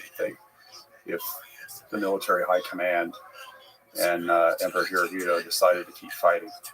See, part of it, there's a lot of controversy over should those. I would argue they didn't need to be, but it was also to send a message post World War II to the Soviet Union that we have this weapon.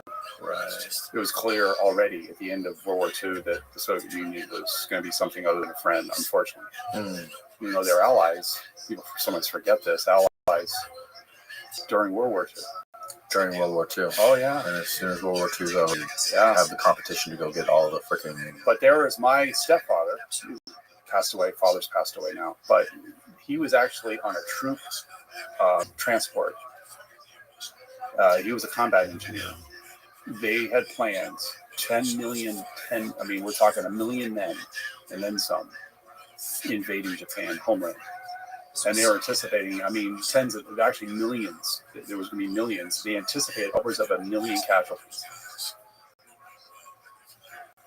If you go back and actually look at what they were planning for, up to 1 million casualties. Because you can imagine, based on the island command, that's why they started bypassing all the islands, because they just they were extraordinary fighters. There's unbelievable fighters. As good as we were, they just were next level. Rip. Chili. Boy, you talk the samurai spirit and the willingness to just die for the homeland. And dug in, really dug in. You can imagine how they would have resisted if we'd invaded mainland Japan. The main island. Right. Yeah, man, the history is it's so crazy. But war itself is hell. My father always said, war is hell. But if you find yourself, there's no such thing as a fair fight. If you have to fight, then you take the gloves off if you need to. Right. He saw a lot, and it definitely affected him. He was a lone survivor. It's part of my history. He flew B-25 missions in Europe for the OSS. Oh, 41, super secret at the time. Like overflying Europe. This is he's flying out of North Africa and then later Italy as we went up the spine of Italy. Whoa. The plane got hit. It was on a night mission. Right, they had special goggles and everything else. He operated. At that time he was a bombardier navigator, Norden bomb sight. Fascinating instrument. It wasn't quite as accurate as some people said it was, but it at least would give you within range. So they're dropping things to the partisans. Right, the partisans, they were fighting a guerrilla war against the Germans. Plane got hit, caught fire. Was going down. He was the only man. He just happened to be close enough to the hatch door and bailed out. Took a swing and a half in the harness, hit the side of the hill. One survivor. All the rest of it, these guys survivor's guilt. He was behind the lines for 6 months until the British Underground picked him up, which means he was always indebted to the British for saving his life, because the Germans really wanted him. I mean, they wanted their hands on someone doing OSS for obvious reasons. Whoa. Oh yeah. He didn't talk about behind the line for 6 months. He lost 50 pounds.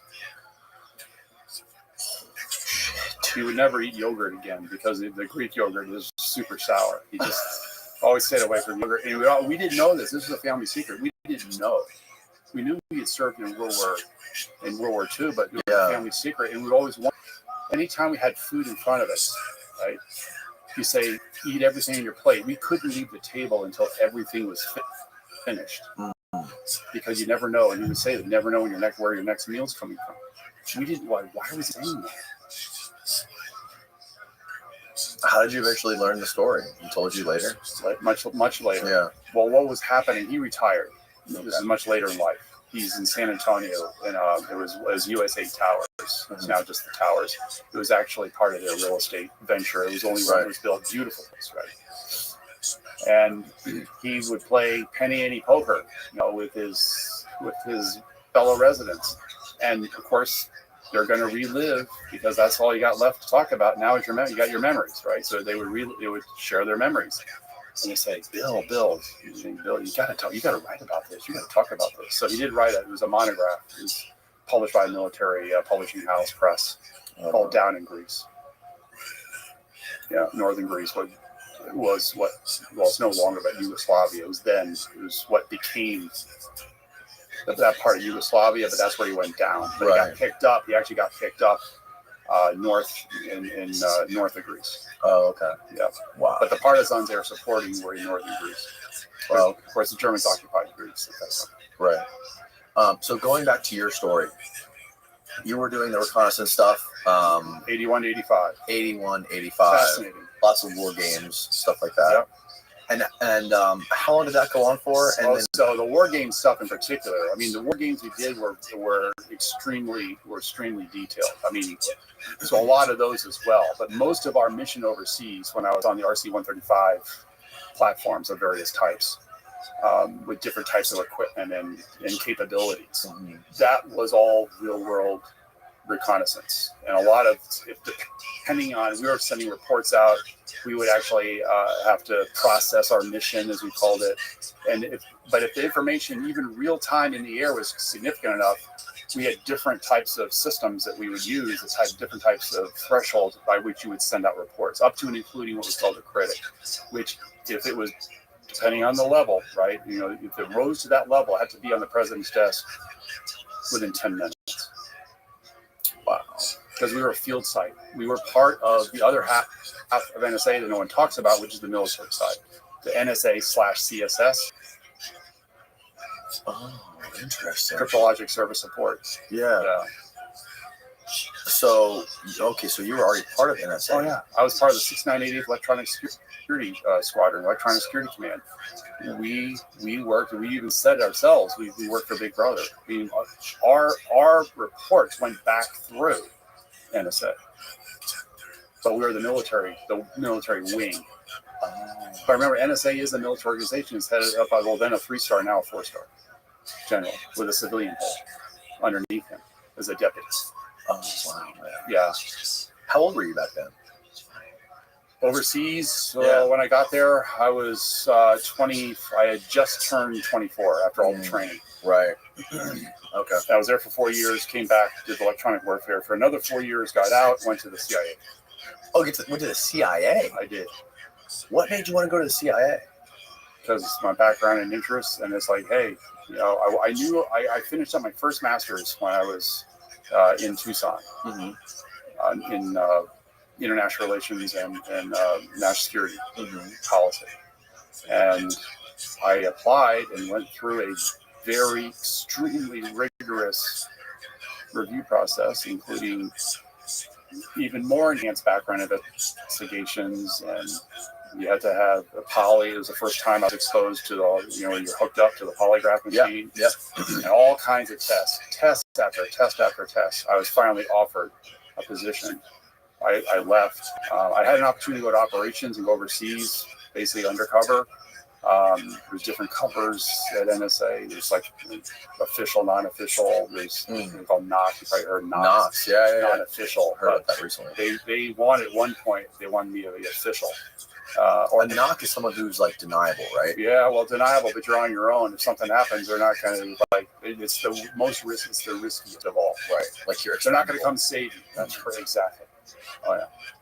So I chose not to go that route. I had a young family. I'd come back and stay out now. Out. It's like no, I'm not that young anymore. But I did go into their director of intelligence, and so I was working what they call national technical needs. Satellite intercept collection technology. And I was at a downlink site, the primary downlink site in which process all that. So going back to when you decided you want to go to CIA, is that an easy process? I mean, I imagine I imagine it's more seamless coming from NSA. Oh yeah, of course. Yeah, the military background. That was partly why they were interested, right? Oh, so they reached out first? No, okay. I did. But just to give you just a sense of the initial phase of it, they give you an address, which was a nondescript motel. You knock on the door a certain number of times. There was basically there was a code. They opened the door, and that's how it started. That was the first interview. Wow. Yep. Yeah. And what kind of stuff did they ask you? What kind of everything? Like John alluded to a little bit of the stuff that he had talked about. Everything and anything, including sexual preferences. Really? Yeah, that's what John was saying. Oh yeah. Yeah, they get nitty gritty with that stuff. Unbelievable. I mean, it is about as a true think of, and of course, I ended up experiencing this in a different way later when I was under electronic and physical surveillance. When they decided that I was, such a threat to the national security that we're going to have to charge him. But during the investigation, I was under all kinds of surveillance. Right. But just imagine an electron microscope being pointed at your life. And anything you have ever done, any evidence at all of your all of it, no matter who you met, where you worked, what you did, and then again your head. How do they know all that? I mean, what year is this? This is 88. I was going. The background investigator. They don't even. What's interesting, they don't even start the clearance because they can leverage. Obviously, they leverage I had all kinds of background because I was at one of the highest levels. Right. It was sensitive compartment information. That was the baseline. Never mind SAP, SAR, and a lot of compartments later, or even more when I got to NSA as a senior executive. I'm talking just that. So they could leverage that. For them, the psychological was probably by far. I mean, that was where they really get intrigued, and they had special permission. This is similar to what I went through in the classified training. Okay. So the classified training, the resistance training, but the highly classified part of it is they had special permission to violate your privacy, Fourth Amendment. They could. It was basically you're just saying you're consenting to just we can get anything on you. You don't have you sign a paper or we're going to go here and go there. It's just anything. And they literally had things that somebody I had forgotten about that would come up. And what is the means of finding stuff like in the just they use in the 80s? They use like there's no cell phones, there's no computers, right? Yeah, but they've got all kinds of access to databases even then. And interviews they have with neighbors and friends and where you lived and what your potential. Remember, the whole thing is about trust and risk. Trust. Yeah. Well, yes. There was. You have to forget there were still computers back then. Right. There were computers. Right. But they were. And most of them were mainframes. Right. Mm-hmm. But there were still tons of paper-based records. Still tons. Much more laborious to go through. Yeah. Incredibly intrusive. So yeah, they're just drilling down into your life. They want to know how trustworthy you were. How they test you. Yeah. And the tests were very sophisticated in terms of preferences and how you thought and if you were in these circumstances, but extremely, extremely rigorous. To you, what was the most interesting one? The ones were actually the face-to-face interviews. Yeah. Those were the most dramatic. Really? Well, because in part, there's interviews without poly, there was interviews with poly. Mm-hmm. Yeah. And which one, to you, was what the hell? It was the ones where they're really lifestyle questions. Those lifestyle hardcore lifestyle, girlfriends, friendships, associations, who you may have been a part of. I mean, like I said, they just try to make you uncomfortable. The onion, and just keep peeling your life away, right? So ring by ring. So you get admitted. They say, "Okay, Tom, you're in, baby." Yeah. So then you're officially a spook. Well, I was an intelligence analyst, and was imagery analyst. Okay. I could have gone that route, but that's in essence its own CIA. CIA at the time, Central Intelligence Agency, but the one you always hear about is the operations. There's a whole nother. There's several different parts of CIA. Right. The one I was in was the direct intelligence. So this is the part that's linked to NRO. Part, yeah. Plus a SIGINT division and a bunch. NRO is a funny one. Well, that was even more secret than NSA. I know, that's crazy. Yeah, because NRO, a lot of people don't know about NRO. No, they don't, because it was one of the other agencies. The irony, of course, for me, I mean, kind of ahead a little bit. NSA itself was never part of the National Security Act of '47. It was never legislated by Congress. It was literally created out of thin air by the stroke of Harry S. Truman's pen in 1952 as a secret military agency to collect and analyze and report on foreign intelligence. Which got you, they were given carte blanche. And when was the NRO created again? 61. You're talking the Cuban, that period, it's like, oh my God, it became formalized, right? Right. And NRO. But it operated in secret under sort of the aegis of CIA. It was its own, but it operated under. It was under the umbrella. Yeah, and it still was even when I was there. It's like CIA of the sky. You could say that, and in essence, it was a subsidiary. You want to use a corporate term, it was a subsidiary of CIA, specializing in national technical means. That was always the phrase that was used. National technical means typically meant primarily spaceborne assets. Like satellites. But there are other types of assets. Yeah. What other types are there? Well, there's planes and stuff? Yes. Yeah. I mean, they had, remember, the original SR-71 was actually a CIA asset. Right. U-2 flights, right? Were under, right? That was all part of NRO. Well, it was CIA. CIA. Right. This is where it gets, you get into the weeds with all the different assets. But NRO primarily was focused on that was national technical means in terms of spaceborne. Right, okay. And that's spaceborne across the board.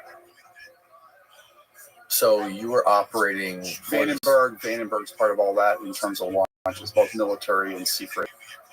Yeah. But people forget about Vandenberg. I've heard a lot of crazy stories about Vandenberg. Well, Vandenberg has significant launch capability, but it was always the secret launch capability primarily.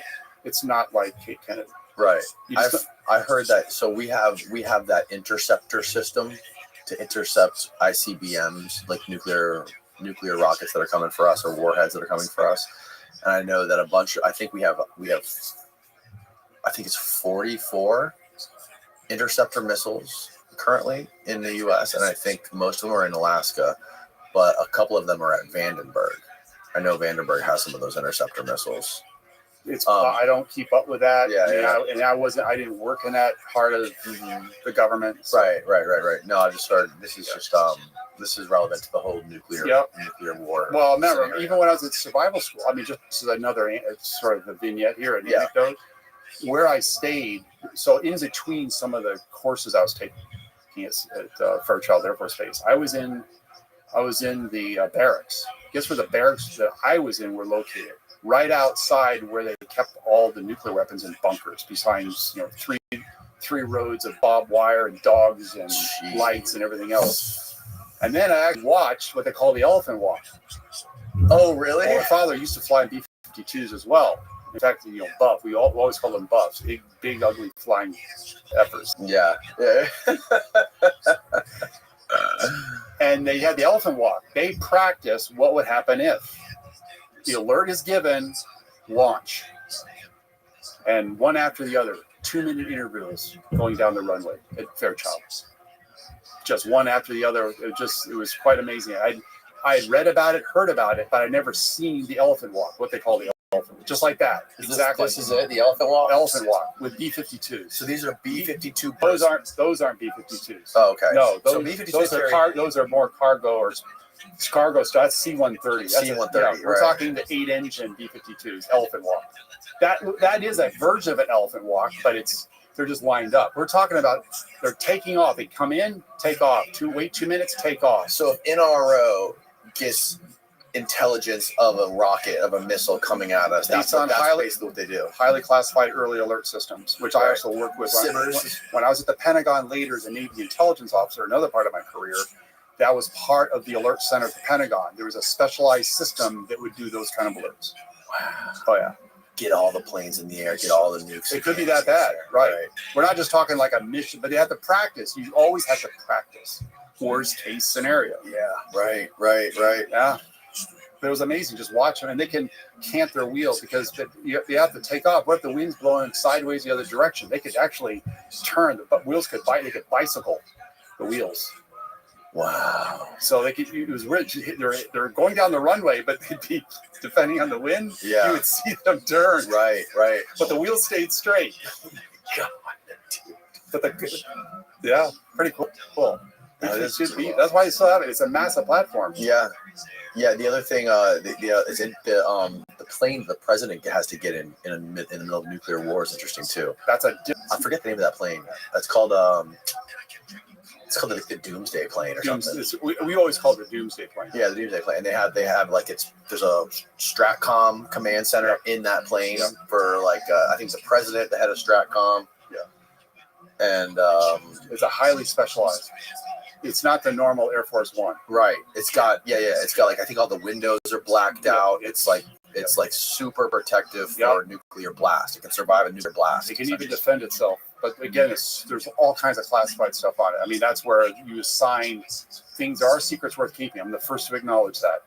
There's a lot of secrets that aren't worth keeping because they're using the secrecy system to protect a lot of stuff that this will get into my whistleblower. Right? Yes. And why would the government, charge me, right, as they did? But in the military, including our own plane, there is equipment still to this day, or modern versions of it, upgrades, that are incredibly sensitive. You would not want that to fall into the wrong hands by any means. We're talking the very leading edge of how do you collect, store, analyze, pick up, transmit.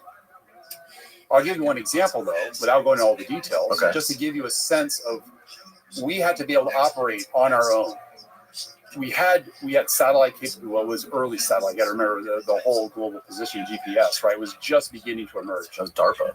Right. So our primary radio, which is still, by the way, ham operators, it's all HF. Oh, okay. HF, super long distance.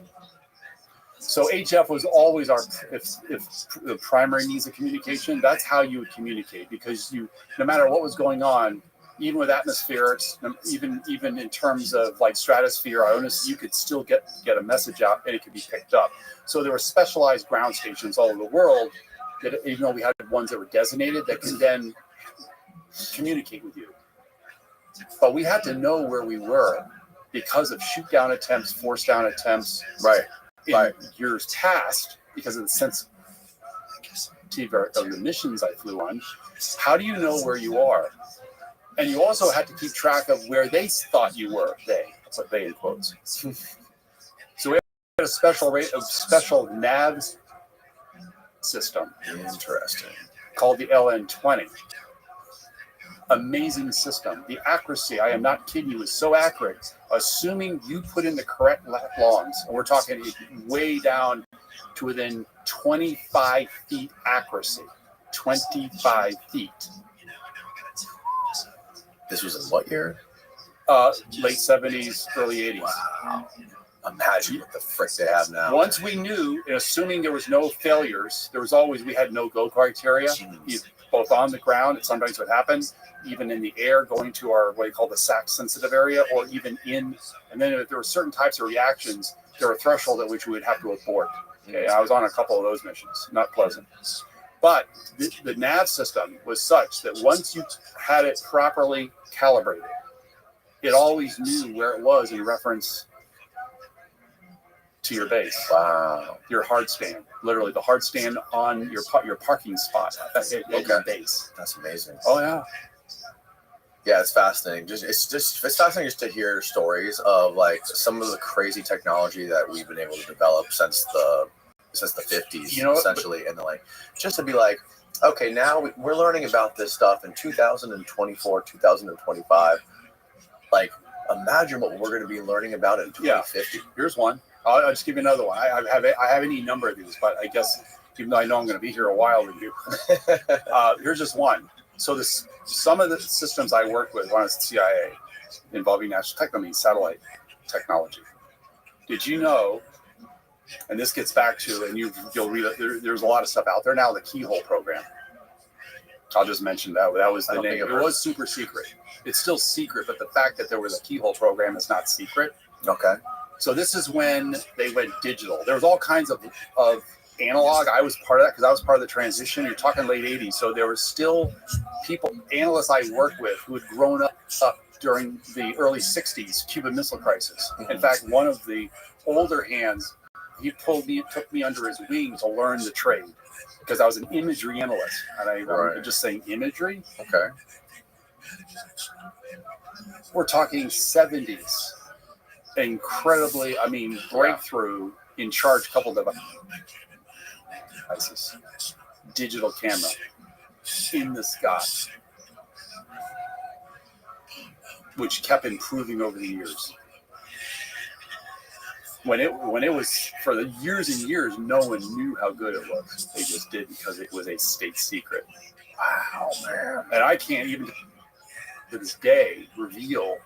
It's like, how fast could the SR-71 go? We used to fly coordinates with the SR-71. We call it that particular program name when it was on that mission was Giant Reach, right? I was on Rivet Joint, it was Burning Wind was the mission, or I was on the RC-135 other variant, which was a specialized variant. I flew on that one as well, called Combat Scent.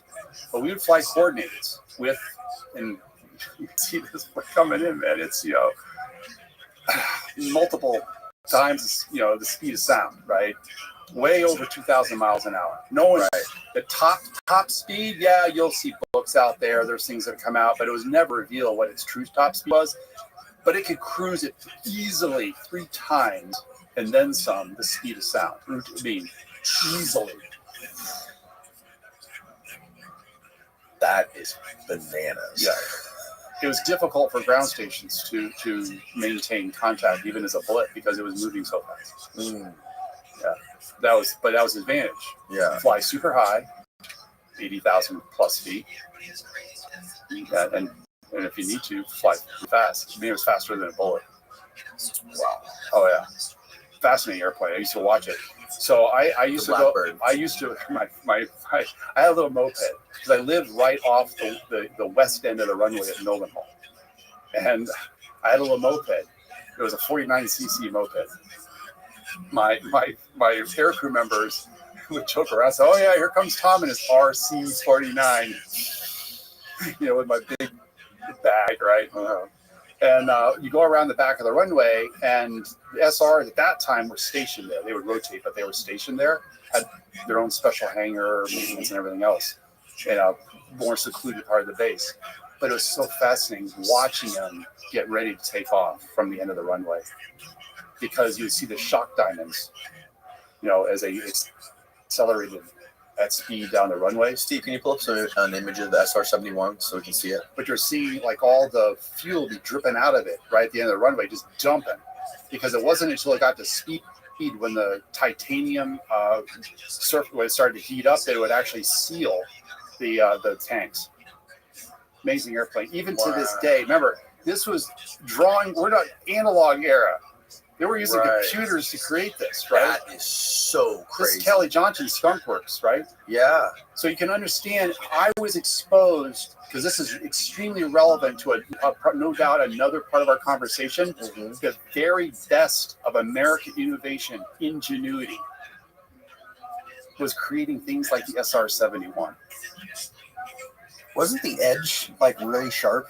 Oh yeah. Oh, I mean, it looks. Yeah, look at it. Just stunning. Even today. I mean, it looked kind of out of this world almost. Mm-hmm. Yeah, it's a stunning airplane, and that's just one of any number of technologies. And weren't they first developing these and testing them out of Area 51? Yeah. Well, Groom Lake. Yeah. That's when they do a lot of the first test flights. Remember these stealth crafts. Well, this is even like radar. I'll get into that. He passed away some number of years ago. Joseph Lockhart. We'll get to him. Mm-hmm. December 7th, 1941. I interviewed him. Yeah. As part of my 240 hours of community service. We talked about that. Oh, I heard you talking about Joseph Lockhart. He was there on the North Shore of Oahu with the newfangled radar, which was super secret because it was an edge. Arthur C. Clarke was part of inventing radar. Really? Oh, yeah. But remember what he said about technology. Yeah, what did he say again? Any sufficiently advanced technology is indistinguishable from magic. Right. So you can imagine, even back in the early 60s, when this started flying, right, even in prototype form, if you happen to see that flying over particularly in the western part of the U.S., what would you think it was? It didn't look like anything that flew. Exactly. I just had we were talking to a gentleman in here yesterday about this story. There's a fascinating documentary that I suggest everyone who's interested in this stuff to watch. It's called Mirage Men, and it's a really sad story about this man who lived in New Mexico, right off, within probably a couple miles of one of the big areas out there. And this guy was obsessed with UFOs, and he was in all the UFO communities, MUFON, going to all these meetings and conferences about UFOs all the time, reading all the books. And he started to, and this guy was former Air Force guy, and he started to see every day at the same time, these crazy aircrafts shoot up off the ground, move around, and come back down, and like weird things that he couldn't explain. And he started to collect video and photos and make notes of all this stuff, and he was even trying to intercept the radio signals and communications that were going on there. And the Air Force caught wind of it, and they sent one of their counter intel guys over to meet up with him, and he let him look through all the photos, listen to all the recordings he had of the radio stuff, and he knew this guy was a big UFO guy. So he goes, "Wow, man, I don't know what this is. You know what? I think these really are UFOs. I think these really are aliens." And then the NSA moved in across the street from his house and started beaming shit into his house, and this code, like beaming code into his house that he was collecting. And basically the information they were beaming to him was like we are an extraterrestrial civilization. Our planet ran out of water, and we need to come to Earth. We'll be there in 2 years, and all this stuff literally drove this man insane. Ended up in an insane asylum, and I think he ended up either, I don't know if he committed suicide, but he ended up in a mental institution, like lost his whole life over this stuff. And like they really dedicated.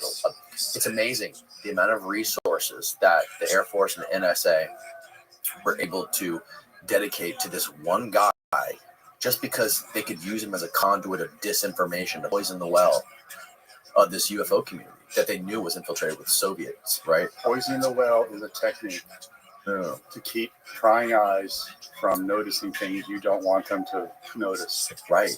So creating this confusing cauldron of stew of misinformation, disinformation. There's probably a few little truths in there, right? But you'll never be able to fucking find it. Right. It probably sounds more crazier than the disinformation. Yeah. So that's it's a layering technique. Yeah. So you always protect, as I learned, right? You always protect the core. You protect what's really secret that you don't want anybody to know about, and for some legit reasons. Mm-hmm. Yeah, it's amazing, man. And even today, like just in today's day and age, like the level it's gotten to is like out of control, I think. I have people right now in my circle, right? Family, friends, who basically are shutting down from like involving themselves with any news of any kind, because the level of the cacophony, the chaos, the disinformation, the what's true, what isn't. I'm gonna go crazy and just just trying to figure it all out. I just don't want to figure it out. Right. No, yeah. How can I? This is where discernment, we may talk about this later, discernment becomes really critical in these kind of environments. Yeah. Well, it's like, not only is all of the perception management out of control, but like we have evidence over the last few years that FBI and CIA have been meddling with social media companies, with Twitter files, which John Kiriakou talks about a lot. And that combined with the fact that there are more people than ever independently on the line just talking about stuff and getting their message out there. So there's like more podcasts out there that like there's a fucking zillion podcasts just in this zip code probably. I get all kinds of invites to subscribe to some new Patreon or subscribe to right. And Substack. I mean, it's just and it's like $50 a year, $60 a year. And I don't even remember as much as I don't. Right. And part of this flood, the zone gets flooded. It's flooded. Yes, it's flooded. Absolutely flooded. And one of the downfalls, I think, of social media is that in order for these people, in order for you to get any sort of recognition for the work you're doing, like you're constantly fighting this, who can be the most sensational, who can come up with the next end of the world story. Yes. You know, the world is falling apart. We're all gonna die. Aliens are invading. Like let's try to keep upping the game. And that combined with all the people that are doing it, then you add in the layer of disinformation to it. It's just like so hard to figure out what's real now. Yeah, it's like the amount of work you have to do to do the research to find out how legitimate a story really is absurd. And that, like, I talk about this all the time too. I think it's really interesting how you have all these people, like I'm one of them, I'm guilty of it, being one of I sit here and I talk about great things, right? I haven't been to these places. I haven't seen the shit first person like some of the people like you have done, right? Like I'm not going out and filming this stuff and like talking to the people on the ground. I'm just getting information from people that have posted stuff that they heard from someone else. Yeah. That they heard from someone else, that they heard from somebody who might have been on the ground there. But you know about the telephone games. Yeah. Oh yeah. That's the habit. Yeah. It's amazing as a kid. I mean, just how easy it is when you pass on something, how it's so completely distorted by the time it gets to the other end of the classroom. Right. Yep. Yeah, in fact, it often has no bearing on what was whispered into the first ear. Yeah. Remember in 1938 Orson Welles, War of the Worlds. Mm-hmm. Of course. How many people were convinced that the Martians were invading? And they were calling up neighbors, the newspapers, keeping them up to date because this is his radio. Even though at the beginning of the radio broadcast, he said it was just a story. It was not real. Right. That's 38. Right. There was a social media. That was a social media of the day. Mm-hmm. It was radio. Yeah. It's crazy how we're evolving. Yeah. And it's crazy how much, like, I mean, like, I don't even know, just like the speculation of how much organizations like NSA, CIA are wrapped up in all this stuff and benefiting from it, and like how much more they can get away with just because there's so much chatter, there's so much noise. Most aren't, because I can tell you there's a bureaucracy. Yeah. See, the real deep state, but that's huge quotes, because it's been completely just, it's an overloaded phrase now, is the bureaucracy. Some like to call it the administrative state, but it's really the bureaucracy, the everyday running, right? They're just, people sitting at desks doing their job, going home with quote real families and bills and mortgages, and there's 2 million employees in the U.S. government. I mean, it's like the vast majority of those aren't involved in anything close to what is alleged. Right. But having said that, remember, part of the problem here is I worked in a very, very secret world for umpteen years. It does do something to you in terms of sort of, there's that world and there's the real world. And there was years I couldn't say what I did outside of work. The only place I could even talk about it was at work. Mm-hmm. It does do something to you. But on the other hand, you're also doing things that no one else knows about. I say no one else. That the public at large doesn't know about. Right. Can only speculate about. When you have secret agencies and secret organizations, it's very easy to ascribe to them certain activities, certain events, and it can make sense. And you even create logic trees from it. Right. But you're also generating a whole bunch of rabbit holes. Right. And people get lost in the rabbit holes. Yeah. You can imagine, I'll just share this because I have inside knowledge on this. The kind of phone calls that the main desk, just the operator, the main operator, public operator, NSA receives, is a team of people. You can only imagine the bizarre, at times, calls that come in on that line. It's stunning. I can't imagine. Oh no, I've had conversations with people that have had the conversations, right? And it's just they shake their head. They have a whole protocol for how they handle it. There's people that actually, allege all kinds of things. Right. Or they'll start saying, I've got a chip planted in my head, and I'm communicating with them, or somebody's communicating with me, and it's secret. But I need to share this. In some cases, they definitely want to share it, but they're going to call us. Yeah. People ascribe. On the other hand, it has enormous power. This is where the spider web comment. Remember the uncle? With great power comes great responsibility. Well, also, you can commit all kinds of irresponsibility with the power. And too often, as it was my experience, for all the things that are legit, right? What happens when it's turned for other purposes? What happens when you use national security to bend law, get around law, violate your privacy, conduct operations in the shadows? Right. See, the shadowland is that I call it the shadowland. Yes. And this is another thing that they do is they work with private organizations, with private companies to avoid the accountability, right?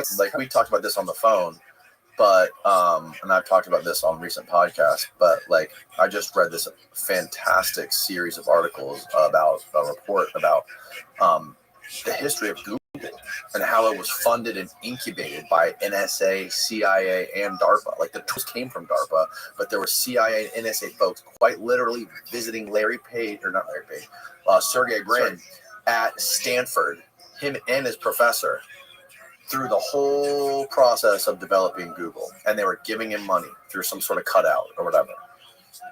And That's crazy. That's insane. And if you can have these crazy multinational monopoly organizations that control all the information around the world, like V1 is Google, and then YouTube comes second. That, and you say it was created by them, but it's not really connected. Nobody knows that is the case, and it's literally a separate private or a public company, but it's not connected to those agencies. It's a convenient. Imagine what they can get away with, and imagine how much they can freaking control. It's just so crazy to me, man. I mean, and learning this stuff blows my mind, even though it should have blown my mind after seeing things like the Twitter files. This goes back decades, though, way before all of the digital age. It goes back Operation Shamrock, special program, NSA, 1950s. Actually, it was in the government even before NSA, the precursors NSA. So one of the means, how did you send out electronic messages back in the 50s or even earlier? Remember with the invention of the telegraph, mm-hmm. one of the things that came about was telex. Well, there was a small set of companies, RCA was one of them, that were responsible. Western Union, okay, they were responsible for telex. Guess what who they were sharing it with?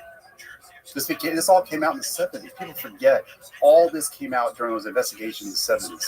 Pike Committee, Church, Bell Labs, the Rockefeller Commission, and others. Right. Secretly sharing it was supposed to be protected information, but it quote unquote had intelligence value. So basically, they had a special conduit, which all of those telegrams were being provided en masse to NSA. Minaret, spying on Americans. Remember, foreign intelligence. Wait a minute, this is domestic. You're not the agency that does domestic. They did under Minaret for years. All came out in the 70s. Yeah. So it's not like NSA has always operated lawfully. It's part of the problem when you're secret. It's too tempting. It's too convenient. And then you partner with certain companies. Right. A lot of the partnerships that I'm aware of, the precursor partnerships, this is pre 9/11, were already in existence. Super secret. There's a special office. They changed the name to quote unquote protect the guilty over the years. There's a special office that deals with corporate partnerships. But imagine it's incredibly sensitive. But it's quite literally in the charter. Isn't it illegal for these agencies to be involved in domestic stuff? If it's the U.S., if it's the support national security of the United States, who's going to argue with that? Right. Remember, a lot goes under the imprimatur of national security. Yeah, I mean, imagine it was a lot easier back in the 50s. Way easier. And 70s. And they're much smaller. To infiltrate media. Oh, yeah. Because there's only, so many media outlets. But now, Well, the CIA had a standing program where they would actually have their journalists, and they would seed certain things into the media years, way before 9/11. This is like Project Mockingbird. Mockingbird is the primary one. Mockingbird was a John Kennedy, right? Yeah. Well, yeah, but there was a lot of other programs similar. Where you're using fronts.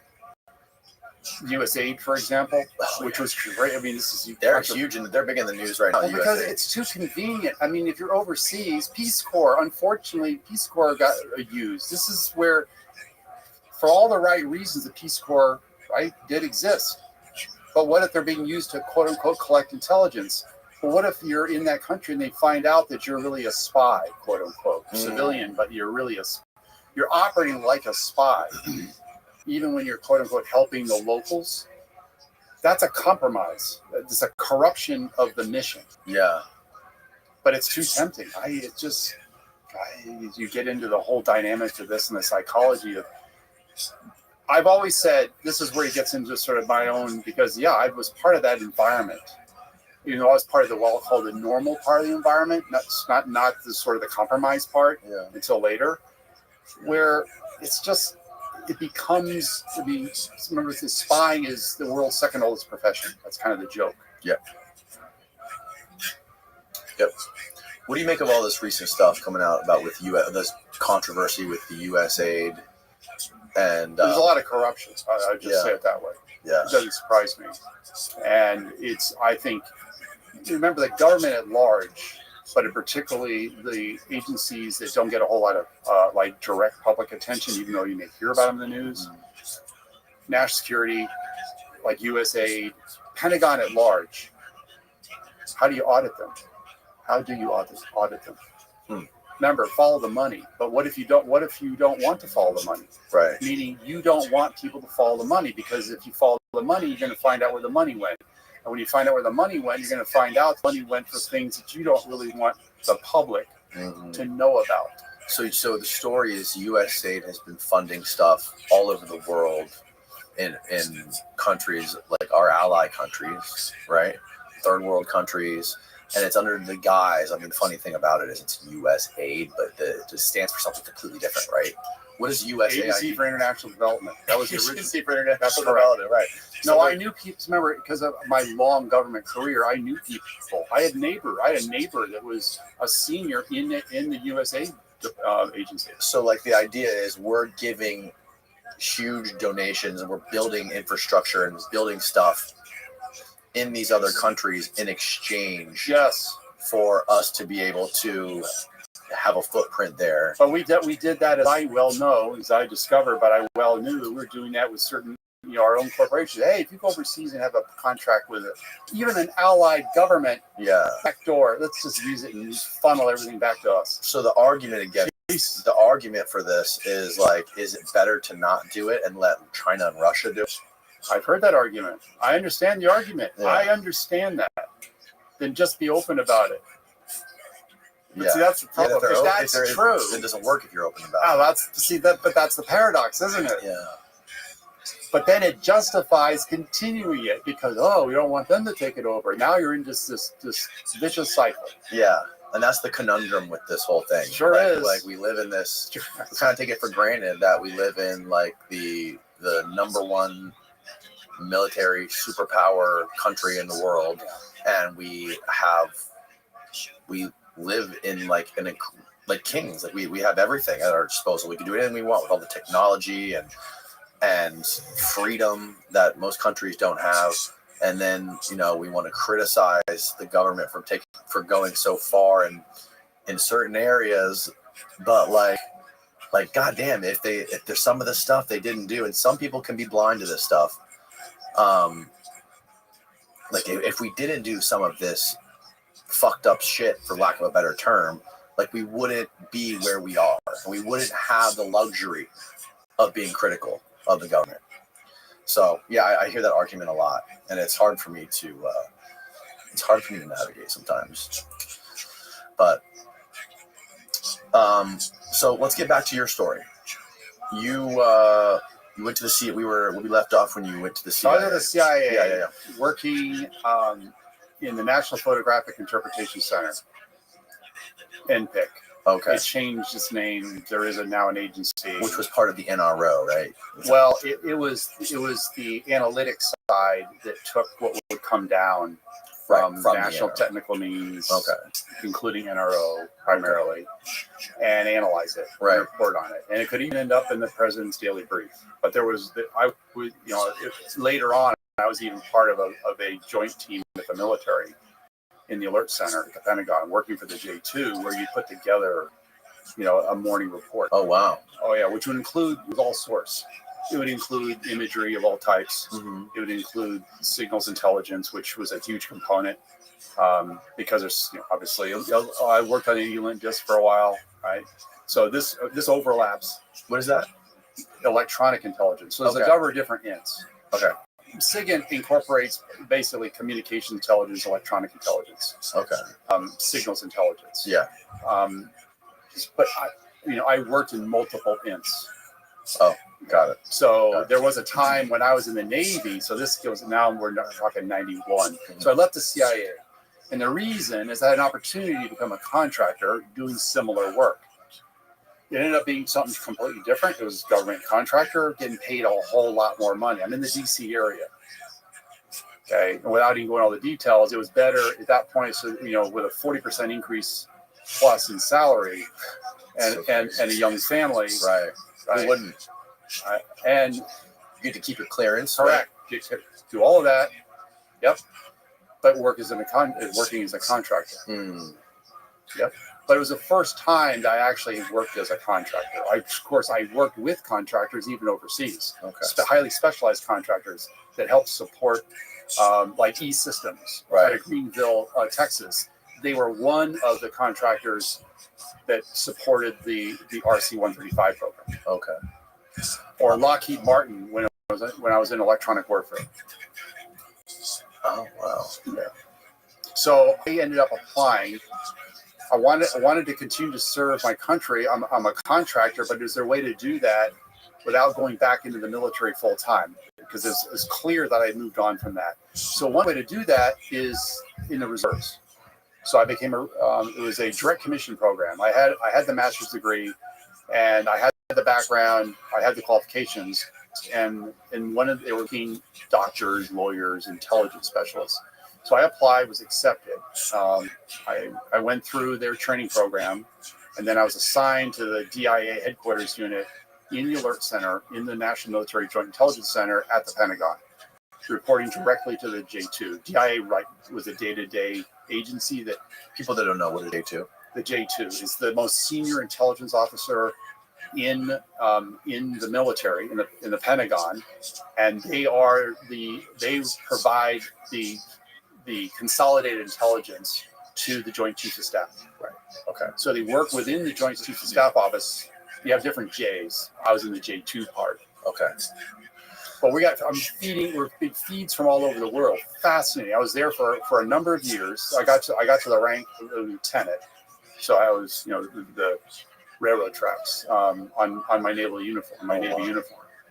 What do you mean when you say feeds from all over the world? Multiple desks, civilian and military. So, for example, the first desk. I'll just give you an example. I don't have time to go into every because it's a huge. Sure.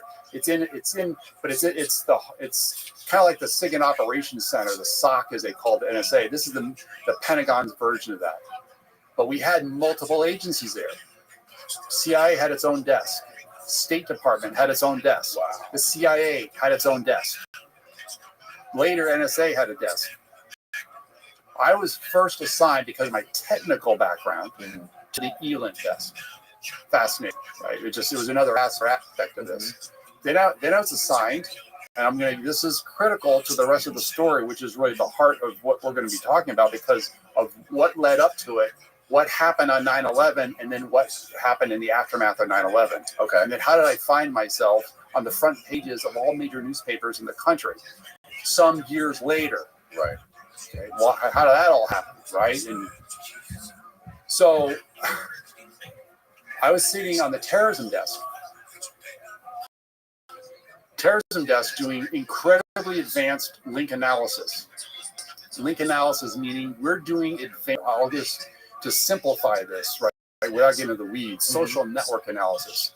Wow. You're going beyond just raw intelligence. What you're doing is because it's terrorism, which is an idea, right? But where is it embedded? It's embedded in people who decide, you know what? I'm going to commit acts of violence or the equivalent against others, right? Because I have an ideology, I have a beef, I've got a bone. It could be historical, it could be personal, but it's basically non-state actors, although states obviously involve themselves in terrorism and even help sponsor with proxies and everything else. So I'm going to sit on the terrorism desk. Guess what happened in 1993 in Lower Manhattan? People forget about this. They attempted to drop the World Trade Center towers of Trump bombs. And if they went off, people were killed, people were injured. There was a lot of damage. And if they'd been positioned differently, it may have caused way more damage. Right. I'm in the Alert Center. We're following all of this. I literally issued a report. It's a written report. I am sure it's buried. I'm in the Alert Center. I'm wearing my uniform, my naval uniform. I'm sitting at the desk. Shortly thereafter, I went to the Middle East North Africa desk. That was interesting as well. But on the terrorism desk, which was a unique desk because it was in essence focused on a particular challenge of how do you deal with non-state actors, primarily, or the proxies of state actors. Right. They don't wear uniforms all the time. they blend and disappear into the population. They have their own unique ways of communicating, both in terms of language and even technology. So I'm sitting on the desk. I used to report. I said, because we've been following any number of terrorist groups and individuals, including Al-Qaeda. And when you're following them, are you working with other agencies to follow them? Yeah, it's all source. I have different phones on my desk. I can call up and or my colleagues right there in the alert center, like the FBI and right there. Right. Oh, right there. That was the beauty of it. It was a fusion center. It was one of the really the first fusion center. The 9/11 triggered all the fusion centers. But we already had that. At least the military, right, reporting to the J2, but it wasn't just military. You had all the other representing agencies that had anything to do with intelligence, world affairs, challenges, period. We even had people dealing with weather. I mean, we're talking, it's a holistic weather, as we would call full spectrum. Yes. Why were you guys worried about weather? Yeah, because depending on where you were, right, main things happened. Yeah. Right. We had the specialized desks that dealt with alerts for nuclear, like certain, or not just nuclear, but certain launches. You're always tracking launches. Right. You're always tracking. There's signatures, specialized to analyze in real time or near real time what those signatures were. Right. Where the angle was. The SIBR satellites are a huge part of that, right? Then there's all kinds of, how do you determine like strength of signals, emanations, emissions of all kinds, right? MASINT is a whole nother int as well. What is MASINT? MASINT is that's basically the more technical ints in terms of things that, basically anything that provides a signature. Got it. Yeah, besides normal signals, besides normal electronics. Yeah. Like smoke or vapor. Yeah, we're talking fire, full spectrum. Full spectrum. Everything. Full spectrum. Oh yeah. Yeah, and there's even specialized even within that, right? It gets really specific. Yeah, I mean, even in the imagery space, we had specialized instruments to measure things. Did you ever work with the SIBR's system? I'm aware of it. Okay, I didn't know if you ever monitored the SIBR stuff. Okay. No. Yeah, my understanding of it is there's like basically a bunch of them that are traveling around the globe like constantly, and there's a constant, essentially like with all of the different SIBR satellites constantly rotating the Earth. Every single square inch of Earth is covered at all times by these SIBR satellites that are recording. That were recording what's going on the ground, what's going on in airspace, and all that stuff. There was partial versions of that when I was there. Remember, there's been an evolution in technology that has advanced that. Find out, Steve. Find out when SIBRs became. See, a lot of the early stuff was prototype, or it was in the highly classified military space. That was always like one of the covers. Or operating under military as a cover for other agencies. Okay, so SIBR, when did that come about? Is there a date, Steve? 1994. It started in the 80s. Yeah, that's. That's the advanced warning system, and then the boost surveillance and tracking system. They've had that for a while. That's been evolved. Remember, that for me, my period is the 80s and through the late 90s. Follow-on early warning system in the early 90s. Yes. Oh, by the way, I just remembered what I was trying to, when we were talking about the nuclear stuff. It's a launch on warning. That's the term they have for launch on warning for when they see an ICBM going out that we have to empty our silos. Well, it's a shorthand to say that's what you launch when you a warning that was they're heading, they're incoming. It's like use it or lose it with the use it or lose it. It's not a way launch and warning. Yeah, right. Looks like 2009 is when they started the earliest that's launches. after that. Remember, I'm only aware of prototypes. It had nowhere near the coverage. You have to remember, I mean, this extraordinary evolution of technologies enabled all this. Right. And even the ability to launch on a regular basis. One of the things that Musk can do with SpaceX. I met him, by the way. When you met Elon? That's a whole nother story. Really? When did you meet him? 2007. Before the first successful launch of Falcon. Now, 2007 was when you were going through everything, right? When you were on your way out. Not yet. No, not yet. Nope. So you were still in NSA. I was still in NSA. I was teaching at the National Defense University at the time. What was the context of this? We'll get to it. That's a whole nother. I mean, if you want to jump around, I can, but okay, we'll get to it. I get to it. You might want to get a note. Yes, people always say, "You met Musk? What was he like?" I say, "Yeah." You heard it, folks. You better keep watching this because we're going to hear a great story about Elon and the deep state. Yeah, it's a story, all right. He's fat. You got to remember, when I met him, he was in his mid-30s. Right. Yeah. Right. 2007. Yeah. Yeah. Full of mojo and just he was. It's an interesting story. It's this fascinating startup. Right? Mm-hmm. It was. Also, so you mentioned that the 1993 bombing of the World Trade Center. Oh yes, that's critical. This is critical to what literally became the split in the time-space continuum for me, the U.S. and the world. Okay. Because without this particular event, but so let me go back. See, this is Joseph Lockhart. You'll want me to talk about Joseph Lockhart from Pearl Harbor, December 7, 1941, a day of infamy. That never should have happened either. I can tell you, in terms of the damage.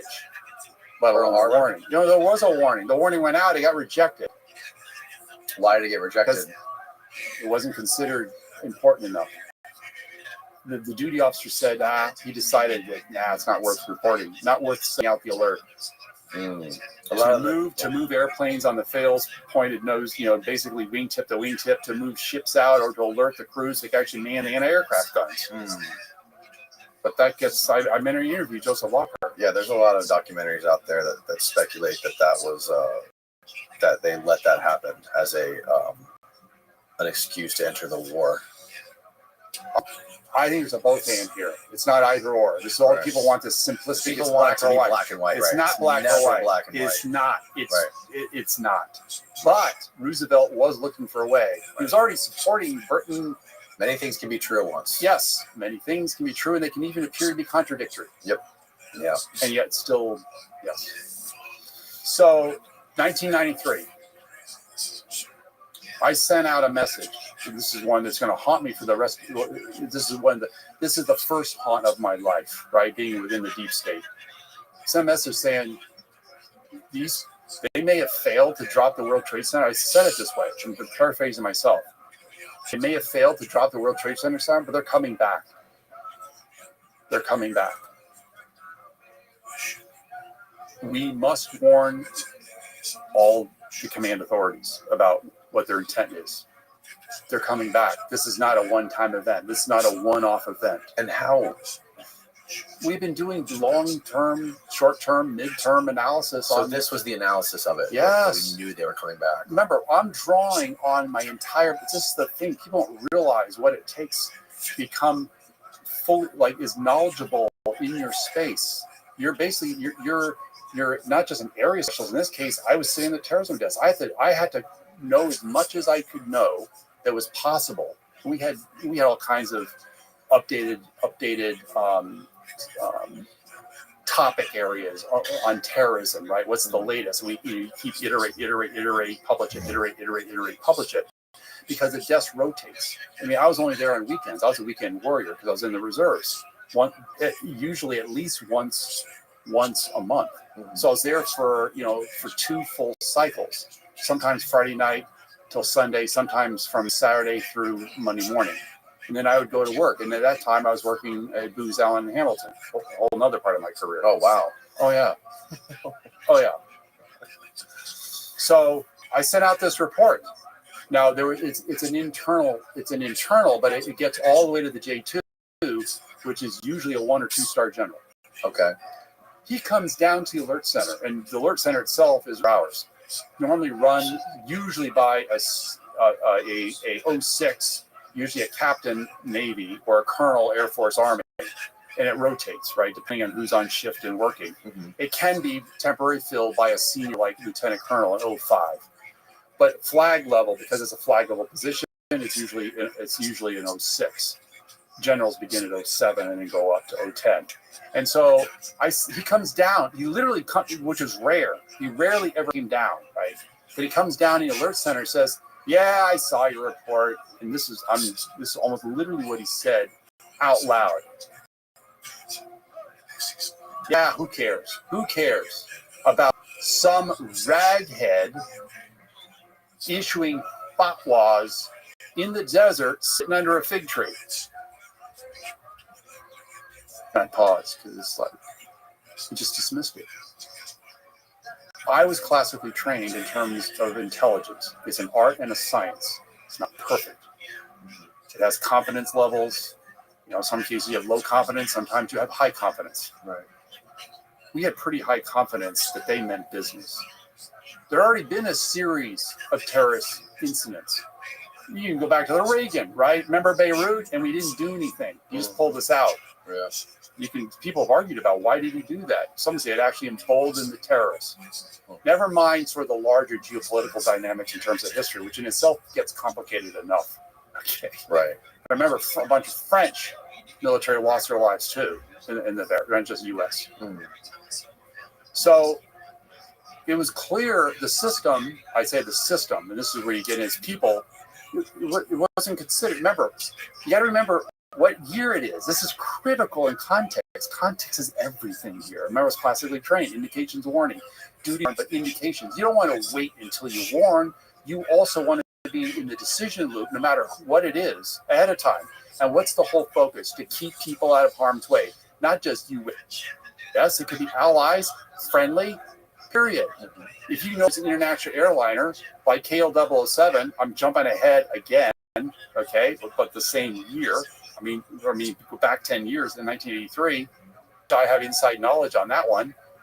If you know there's an international airliner flying outside of its route, okay, and you know that it's now being perceived as an RC-135, that's how the Russians in the west, the far eastern district, perceived it. They're not going to take it too kindly. They're particularly sensitive to that part of their country. Should have been shot down. I'm just going to tell you, but that's a what if for me because it got shot down. All those passengers on a 747. This was what year? 1983. 83. KL007.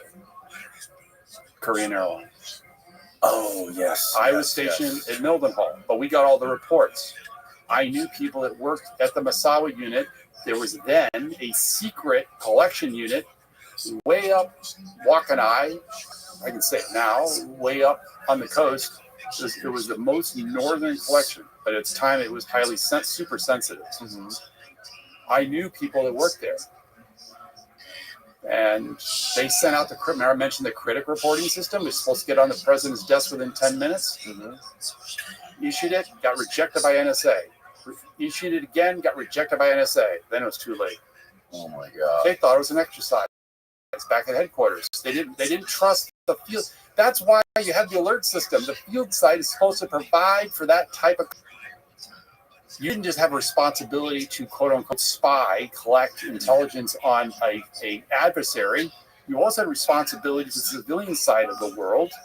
This is a civilian airliner. It's not a military airliner at all. Mm-hmm. But they thought it was an RC-135. Why?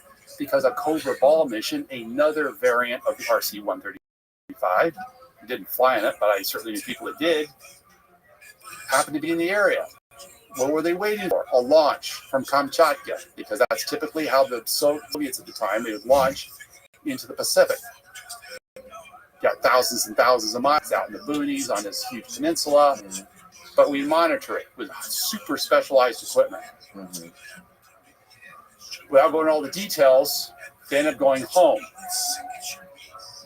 They switched the track, so they call it, on the radar, because the radar back over there wasn't that as advanced, and they kept thinking, as they saw this, what they thought was an RC-135, violating their airspace as it flew over the peninsula and into the Sea of Utcos, and they said, "Oh, we better go up and shoot it down." The order was given to shoot it down, and they got shot down. All this was captured. Now, Reagan made a big deal out of it because it was incredibly embarrassing, because it turns out they shot down a civilian airliner. Mm-hmm. In the profile, if you're on radar, the profile, even looking at it, even though a 747 is actually quite a bit larger than an RC-135, but it kind of looks the same. Can you pull up a picture of an RC-135, Steve? They both have 4 engines. It's similar in terms of the angle of the wing. That's one. Yep, that's the, I believe, the combat scent variant.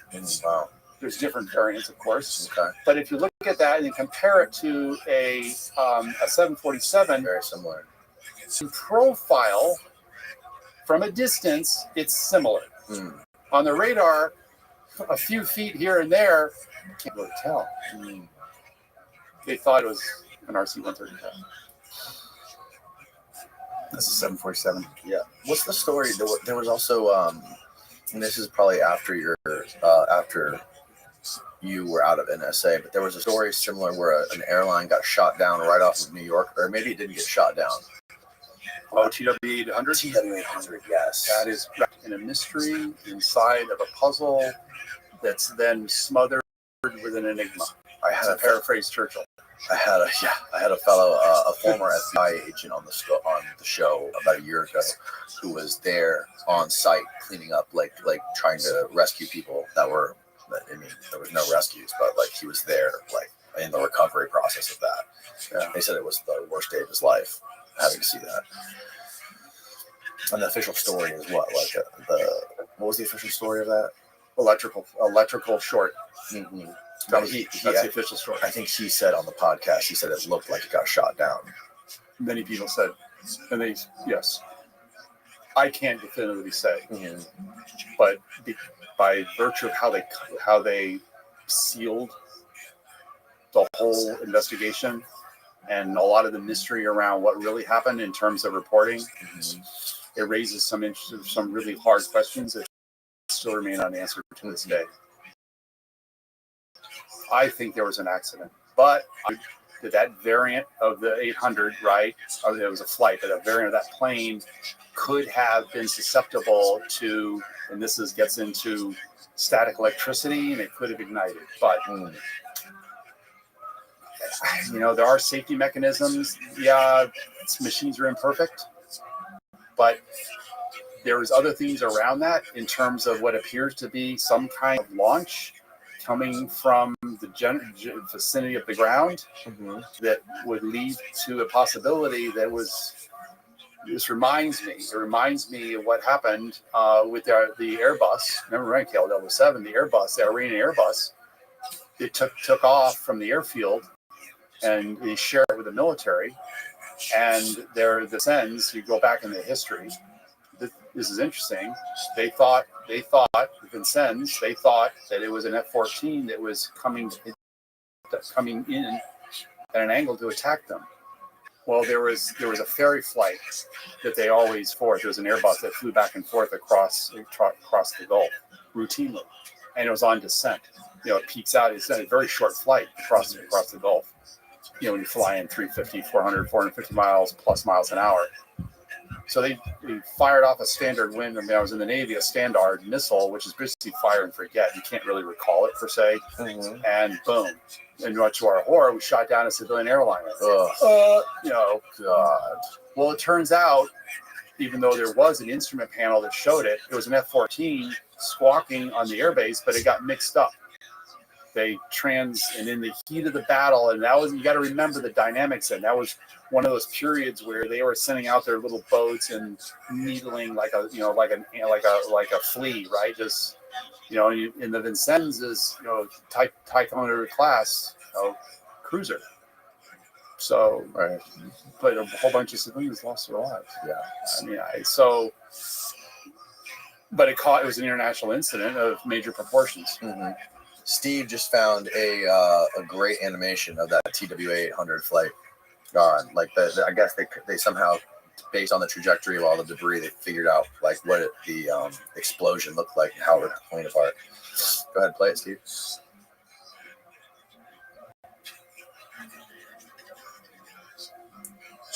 So the head of the airplane just freaking came off, got decapitated. Yep. Wow. Actually, that's the first time I've seen this. I've never seen the animation. I imagine these guys are blacked out already, right? They're unconscious. Oh yeah, it's just the forces involved. Right. And then the people that are in in the plane. Well, you're at altitude. That's the other problem. We went through special chambers to learn what would happen if you lost air or had a blowout or whatever, or even got hit at altitude. You had to go on oxygen almost immediately. Right. Just consciousness. Right. There wasn't enough pressure to keep the oxygen, the air in your lungs. Yeah. Wow. You saw what happened to the plane that was coming in on about 300 feet off. This is the helicopter that ran into. Oh yeah, just recently. What was the story with that? The commuter jet. Oh, the private jet. Was it the private jet? No, it's commuter. It's Eagle. It's Eagle. It's a subsidiary. I saw two things. I saw one thing that was like a midair collision. It looked like, and another one where a private jet just nosed down into this highway. That was apparently some kind of a meta flight. They were actually on their way to the central part, the heartland America, and then going into Mexico. Someone got flown in for special treatment in the Baltimore area. I mean, Philadelphia area. Yeah, exactly. Yeah, I don't. That one's like wow. It was like a missile. They were talking. It's incredible. I mean, just dropped out of the sky, straight down. Yeah, super steep angle. It put an 8-foot hole apparently for people on the scene, and it was scattered debris everywhere. But that was God. But you saw what I'm saying is how quickly that commuter jet broke up. It got hit. You can see that helicopter. The UH is plowing right in the UH-60, which is their kind of the workhorse helicopter. It goes back 40, 50 years now. Can you find a video of it, Steve? The UH-60? Yeah. I'm very familiar with that because we used to, some of the missions, you would see them flying around besides the Apaches and everything else. But the UH-60 is a workhorse. And it's like you didn't even know it was there. It's clear. There was no evasive maneuvers. It flew right in. It flew right into it. Oh, the video's really kind of hard to see. 300 feet, because it was basically just before 9 o'clock on Wednesday. It just flew right into it. That's all it is. And it just, everybody's dead. Yeah. Including the helicopter. How does that happen, man? Well, there's been a lot of close calls, as it turns out. A lot. Because they have all these helicopter routes. You're now, and Reagan expanded, thank you. If you're in Congress, you want to get home as quick as possible. It's right there, but it's basically it's in downtown. It's that close. Yeah, and it's just a very congested area. And this was also near Philadelphia. No, this is D.C. This is D.C. Reagan. This is Reagan, and he's on final approach. Yeah, it's just crazy that this is all happening like right on the heels of all that drone controversy. Yeah. Oh, the drone stuff. That's what I think Trump just came out and said that it was. They said that it was surveillance, some sort of surveillance thing combined with hobbyists. Yep.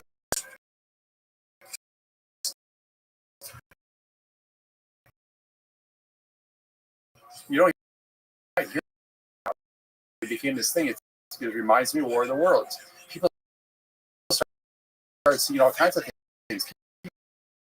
People were showing, hey, here's a whole another one. And it's got regular blinking lights. It turns out all kinds of there's all kinds of airfields, both public and private, and military in that area. Right, everywhere. People just started. You're talking New York, the New York area, right? The greater New York, New Jersey, right? That's very congested as well. Yeah. People were just on regular flight paths, people in and out of airports, and they're saying they're UFOs. No, definitely conventional drones, but like why? Yeah. Like why all of a sudden are all these drones out there and only at night? Yeah. And then there was a couple stories that came out. One that they were looking for like a rogue nuke. I heard that. Plus, there's all kinds of people. There are training exercises. Sometimes with the training exercises in the military or sort of the secret side of government, they do it under the cover of civilian, right? It just makes it. We used to do that, right? Look, I'll give another example. We used to fly all kinds of training flights with the compass calls of wartime, but conflict. You just did routine stuff. We had a special, basically an oil bath where you could send the signal, the jamming, right, the electronics, into outside. We had a special. It was basically called a cheese cut. It never radiated outside of the airplane. A switch, and it was a weapon system. It was technically an electronic weapon system. It was controlled. I reported in the back plane. It was the front end crew. I reported as a mission crew commander. officer. I was a non-commissioned commission. But he had a switch. In the switch, there was one that's live or it's the oil pot, the oil pot, right? So you had to flip the switch to an on position for any radiation that was electronic, a suppressant is a suppressant version of an electronic signal, multiple frequencies, depending. You could target it, you could broadband it, you could be and you had to flip a switch. Well, we were flying a certain part of the western U.S. and we had special permission because we'll get to the whole thing with you can't listen in, spy on, collect on Americans, without a warrant. Yeah. Not that it matters anymore, but that's part of the Constitution. Right. It's part of the reason why we're Americans, because we had a revolution, for Christ's sake. And we're flying around, right? And of course, that plane flew a lot lower. We're talking about 20,000 feet, 15, 20,000 higher, but that was sort of its normal operating thing. Mm-hmm.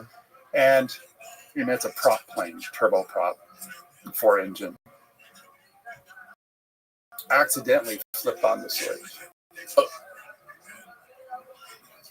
and shut down. Good news, rather remote part of the western part of the United States, shut down radio stations in the area. Oh my God. People were calling in and said, what happened to the radio station, right? Whoops.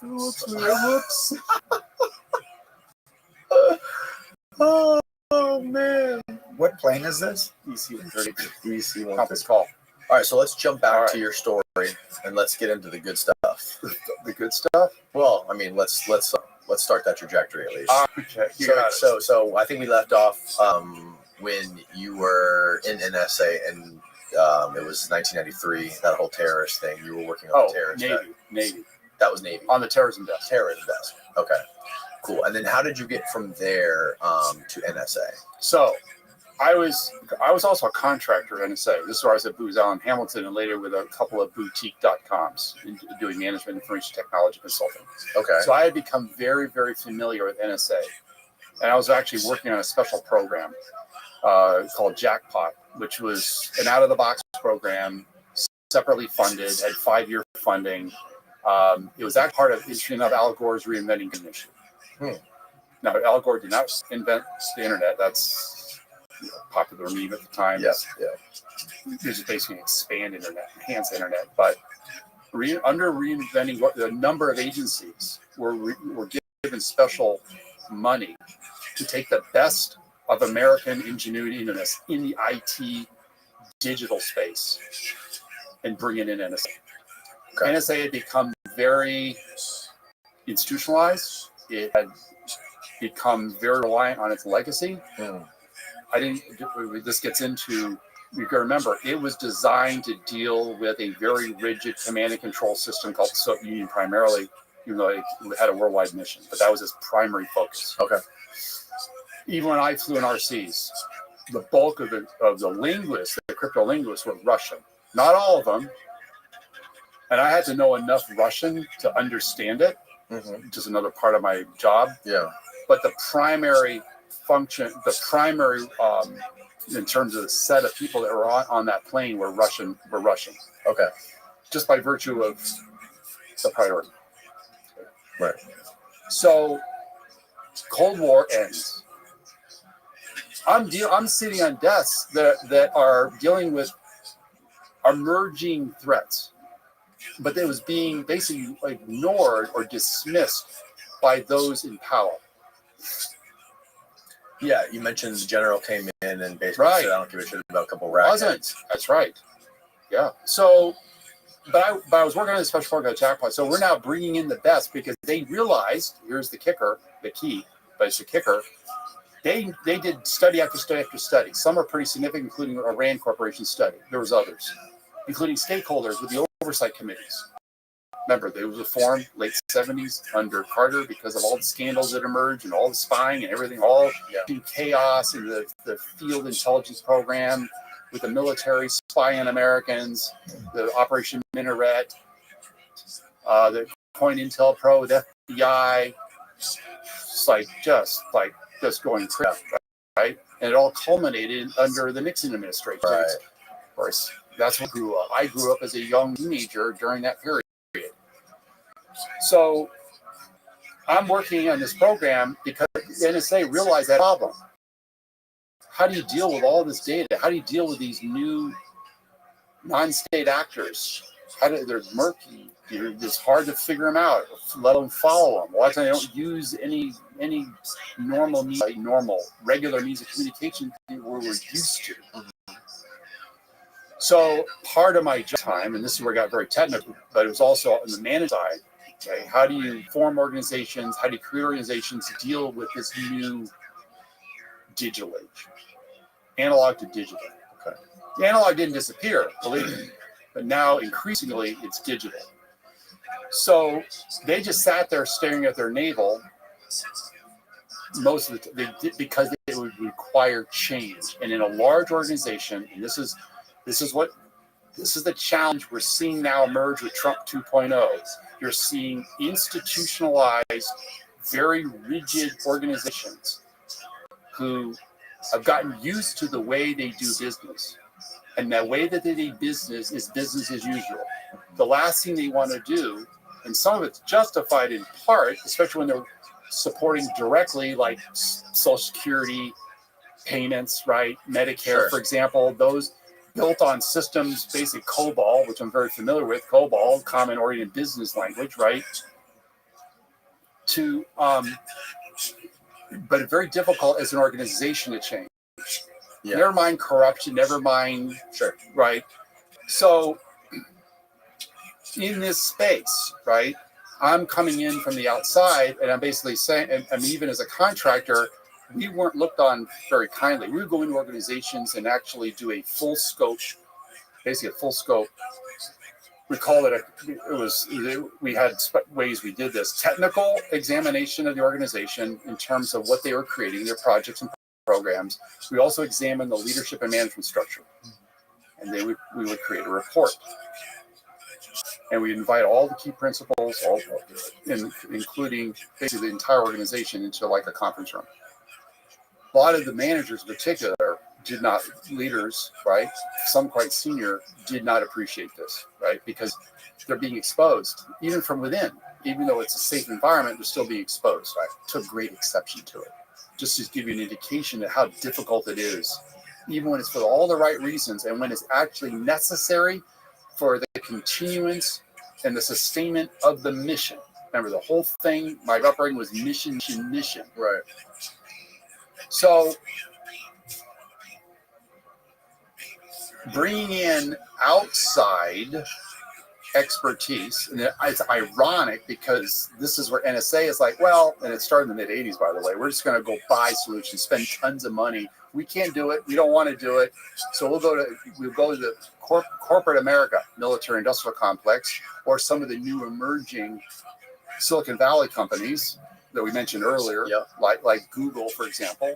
I'm actually responsible. I'll take credit, but with some embarrassment, responsible for bringing the first Google appliance in NSA, which then got summarily rejected. We'll get to that one. Okay. Because of what it found. Right. These are the boxes that would send out to all the little spiders to pick up all the, right. Well, yes. It turns out, I'll just mention it, I might as well say it now. NSA, even at NSA, even though I had a very high clearance, beyond the high clearance, there were special red zones, special compartmented programs, off limits to very few people. Most people wouldn't even known about them. Some for legitimate reasons why you're protecting very, very, very sensitive sources and methods. Certain operations overseas, certain type of technology you're employing that you don't want anybody to know about outside those that are using it. I knew what they were like when I was involved in SAP and SAR military. Only the people that are inside that compartment, with that mission compartment, would know and would have access to the information. Okay. Even the commander of our unit would know. You just know that this is how you protect for legitimate reasons. You don't want to compromise, remember, military operations, especially when they're hypersensitive. Right. Okay. So the Google appliance went right through what they thought was the firewalls. Bypassed the firewall, went cruising right through. in essence, cataloging all these hypersensitive, like I'd say hypersensitive programs. Of course, you can imagine the embarrassment. Leadership shut it down. Just shut it down. It was penetrating firewalls. Yes. Of who? Of what? Inside NSA. Oh, We NSA remember files. NSA. Their way just kept. It's Rube Goldberg. Remember, it had its own net, old school, right? But there was a point where they were even arguing whether an individual should even have access to email. That's how bad it was in the early days.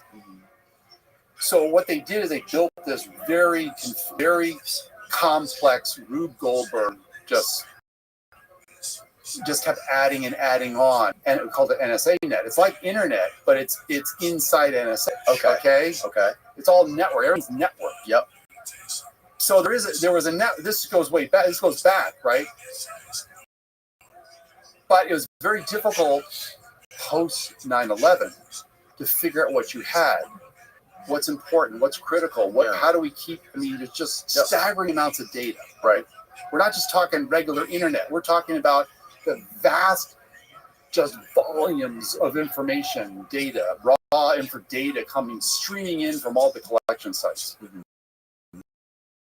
from everywhere, Right. and that's this enterprise. And where was it all being stored? Various places, right? There's a huge deal in Utah. They had to be developed because they're running out of room, quote unquote, physical room. They even put the servers up, which had, we're talking at the petabyte level. Okay, all the data. So now there's an entire facility which can actually grow even more if they needed to. So there's locations, physical locations, without mentioning where they are, on the campus. They call it the NSA larger campus at Fort Meade, where they would have special buildings that are all cool, air chilled, right? Yep. Chillers and everything else, vast. Some are underground, some are in special buildings, right? Where they would store all the data, and where you end, this data is being stored in databases. So this Google appliance was, in essence, to figure out what we had, right? It's part of the network. But of course, it does its job really, really well. It just goes out, finds it, and brings it all back. It was an attempt, for the right reasons, to help facilitate communication, to help provide sharing of information within NSA. But it found things they didn't want the rest of NSA to know about, which were these special red zones, compartmented programs, highly sensitive. Because the techs thought, oh no, our firewalls are strong enough that it'll never penetrate. We're not talking a physical barrier. We're not talking firewalls at the software firmware level, which would prevent even other parts of NSA, because as soon as through it, right, it would just reject attempt. And it was a Google appliance. It was a Google appliance, but they didn't realize the power of the Google appliance. I did, because I was spending all kinds of time in Silicon Valley consulting. I had this dual thing. It was an interesting place. I just happened to be there. You say, where's Waldo? Well, I work in a super secret world. Then I'm going out into the burgeoning explosion of internet in terms of commercial. And where am I going most of the time? Silicon Valley. Learning, just find it fascinating, absolutely fascinating. Consulting. I was even allowed to engage with separate, basically consulting efforts, projects when I was there. And what kind of consulting were you doing? Management and tech. But I was also part of my entree. I was doing what we were doing inside NSA, but I was even doing it now both ways. So they're getting the benefit of what I was doing inside NSA. They're willing to share its national security. Right? Remember, they can share everything with you. Well, not everything, but this wasn't surveillance. Right. We're just talking about. I'm going to different labs. I actually went to Park, Palo Alto Research Center. Fascinating trip. I went to AT&T Bell Labs. It doesn't exist anymore. Up in New Jersey. Fascinating, phenomenal stuff. Right? Leading edge, but all in labs. People don't even realize this is, again, this extraordinary thing about America in terms of inventing. Because we have this mentality, problem solve it. Why wouldn't you? Exactly. Necessity, the famous phrase, necessity is the mother of invention. Yes. Why not? Why would you stop that from happening? Why would you prevent that from happening? So I'm at NSA. I begin because I'm bringing back right new thoughts, and then there's people at NSA that because I had an enterprise responsibility. I'm going through the ends. I even went overseas in a couple of cases. So I'm going to the ends of NSA to find the very best projects, the very best programs to help those improve themselves at the same time. And that's why we were doing these special reviews. Okay. In the course of 2001, phenomenal, call it SIGINT skunk works in the SR-71. Okay. Phenomenal. Because in the 90s in particular, they faced a huge challenge with the digital age. They couldn't just, that's the only thing they knew. Oh, we'll just bring everything back, store it, and figure it out later. Bring everything back, store it. Yeah. How do you suck the ocean dry? Can you just, wait a minute, leave the ocean where it is? Just keep track. And this is how I was taught, even on the RC-135, essential elements of information, metadata, the critical information, the things that you need to know about. The stuff that's routine, you just keep track of that. It's only when it turns to something other than routine that you care. Mm-hmm. That's kind of the signal to noise ratio. When it rises above a certain level, you then say you notice it, but you can't notice everything. Right. I can't always look at every straw in the haystack, can I? I need to know though if one of the straws, right, turns. How do I know that? Well, I have to know when it turns or it catches on fire. Okay. I got to know about that. Right. That's part of indications of warning as well, ultimately in terms of how you provide that to support, which is stated in the preamble of the Constitution, providing for the common defense of the United States. I not only just took that to heart, I lived it as well as others did, silent warriors, for years and years and years. That's how I was taught. It's what I experienced. It's what I provided the American people in secret in the national security space. So NSA kept pushing back, resisting, because it meant change. They were so wedded to their legacy systems that they weren't willing to look at something differently. You know, the famous quote from Einstein, keep doing the same thing over and over again, expecting a different result. It's a form of insanity. This is institutional insanity. As I was told at one point after I joined NSA as senior executive, Tom, you just don't understand. That's not how we do things around here. So, but this is actually going to improve how we do things around here. Oh, that's not how we do things. They just were wedded to how they did things. So, huge resistance. In fact, they tried to shut the program down because it was embarrassing. But I'm bringing back, and then I'm meeting people inside NSA super frustrated because the new director, now it's 1999, Michael D. Hayden, who's central to my story, right, central to my history, central to what then happened with, as though he's done a very good job, okay, of faking and diluting. He's very articulate, and he has a lot of respect still, you know, as a former, and he didn't become CIA director after he's the principal deputy director of the new director of national intelligence. So it's 1999. He said, you know, this is the same thing as we encountered in World War II, Manhattan Project. We got to treat this as a Manhattan Project. We have to partner with industry. We need to buy this solution. And it's going to cost a lot of money. You know why? Because it's a really big problem.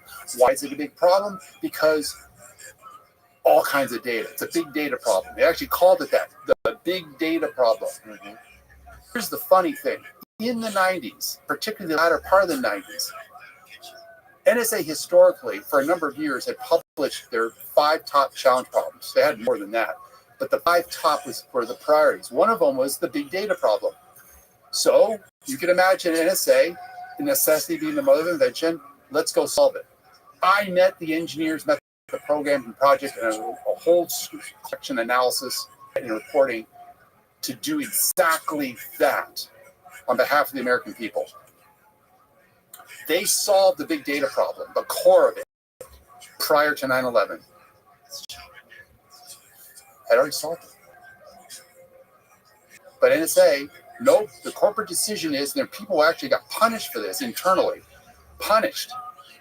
We've already made the decision. We're just going to go to, and we're talking the initial version of this transformation, that whole transformation effort, which I was actually a part of. I was in the inside of it. But it became clear all they wanted to do was create a contract vehicle to spend billions and billions and billions of dollars. Now, I'd already got an insight on that back in the late 80s. Part of private industry. Yes. Okay. Commercial, private, but military. We're talking those who had access and had the proper security clearances or could. We're talking like the SAICs of the world. We're talking about the Booz Allens of the world. Right. We're talking about the IT portions of those companies. Yes. Okay. So just to clarify, when you say you had already solved it, you had already solved it by doing NSA had already solved it internally, not by buying it. They were going to make it, but that was the historical legacy of NSA. They had contractors all the way back. Yep. But they weren't out to industry and just wholesale here. We'll just get a bunch of money, figure it out. Right. Remember what Eisenhower warned the nation about in his farewell address in 1961? The rise of the military industrial complex. Now it's a military industrial intelligence complex. Right. If you're a contractor and you have shareholders, well, guess what you're going to, perversely incentivized to do? Why solve the problem? You're going to live. I started seeing it. I was seeing it in the 90s. I was already seeing it on this program. People were like, we're going to buy lines of code. Well, if I'm a contractor, okay. People, there's a joke about it. So I'm just going to code me up a Winnebago today because I could just crank a bunch of lines of code just to get paid more. There was one project that we analyzed. They literally, the government was paying the contractor $8,000 for every line of code. So that's what you do. More lines of code. It's not about lines of code. It's about the functions that provide support to the nation. Fulfill them. Yes. Right. Provide for the common defense on behalf of the American people. That's your responsibility. And you have a fiduciary responsibility to make sure that the money is spent wisely and that you account for it. Right. So he decided Trailblaze, the program. Trailblaze. Bringing up in 1999, he was on Newsweek magazine front page. He was inviting reporters and whining and dining them at his residence on Fort Meade. I mean, he went political, and he was dazzling the overseers, the oversight committee, because he carried that. And he had those 3 stars, right? He's sitting there in front of them, and he was not a technologist. That's the last thing he was. Right. He actually used to be a Bulgarian linguist in the military. At one point, he actually headed up one of the units that I was a part of in the military. Not when I was in, but he goes all the way back. Okay, but he'd also worked, interesting enough, in George Bush first. He had been part of the intelligence side of the National Security Council. So he had inroads. He was operating, as it were. This one called was in Korea. Hey, I'm the director of NSA. Right. So he's going to buy the solution. The original program was just shy of $4 billion. The amount of money that was spent originally on one of the programs, this is one of them. We don't have time to go into all of them, but there was a number of these really skunk works that were solving these challenge problems at NSA that they actually had defined as a challenge problem. This wasn't like, we're just going to go off and just play. No, there were labs that they did that too. This was to solve the problem. So a little over $3 million solved it well prior to 9/11. Thin thread. But if you're spending millions, but then you've got this other program that's billions, and you're going to buy it, not make it. Why would what was happening is that people's careers, promotions are being based on how large you grew your organization. Right. How much money did you bring in? How much money did you allow out to a contractor? You didn't. In fact, you became further away from the day-to-day of the and even the big contractors got all kinds of pass-through fees because they're just giving it to the subs to actually do. They didn't. In a lot of cases, didn't even do the real work themselves. Right. Who's doing real work? Oh, it's not about real work. Look, I had already blown the whistle on an earlier program, one of at the time the most expensive automated data processing system at NSA, called Minstrel. anytime you bring up minstrel at NSA, but probably not as much now because most of the principals have gone or are dead. It was super embarrassing. At the time, it was incredibly expensive. You're talking 1905, it was awarded, right? For almost 200. We're talking almost $200 million. That's a ton of money for an IT system. They bought a bunch of hardware, right, at inflated prices, and then it never delivered. They ultimately spent about $250 million on it by the time it finished. The same core people that were on Minstrel got another bite at the apple under Trailblazer, but way bigger. But this is going to catapult NSA because they were under huge pressure. You're falling behind, becoming less relevant. You're going deaf, right? Literally. Bringing all this data back can't make sense of it. Or you're getting to know more and more, and this is sort of a twist here about what I'm saying, knowing no more about less and less. So you become myopia, right? Get incredibly narrow, right? Because there's all this stuff that's just like as they would say, it's on the cutting room floor in some database, obscure database somewhere. How do I know its value? This problem was solved.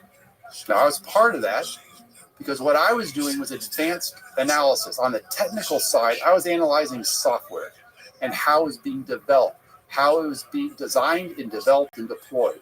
So we're talking soup to nuts, full, we call it life cycle, okay, including maintenance, O&M, operations and maintenance, where a lot of the contractors knew they would get even more money just because they could just milk it. We used to joke about that at booths, we just milk it. And if we can't get them to milk it, we'll just repackage it and sell it to some other government agency and milk it some more. So I developed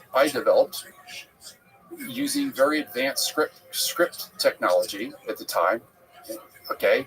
Because guess where I had been when I was on another contract, when I was before Minstrel, I was in the AI. This is early. This is just part of my background. I was part of an AI department in this government contract office in the late 1989, summer, fall of 89. Really? Yes. Expert systems, machine learning. And who was developing this? This is GTE. It doesn't exist anymore. GTE. GTE is a contract. It used to be one of the largest rural telephone payphone carriers, right? Rural. But they had a government operation.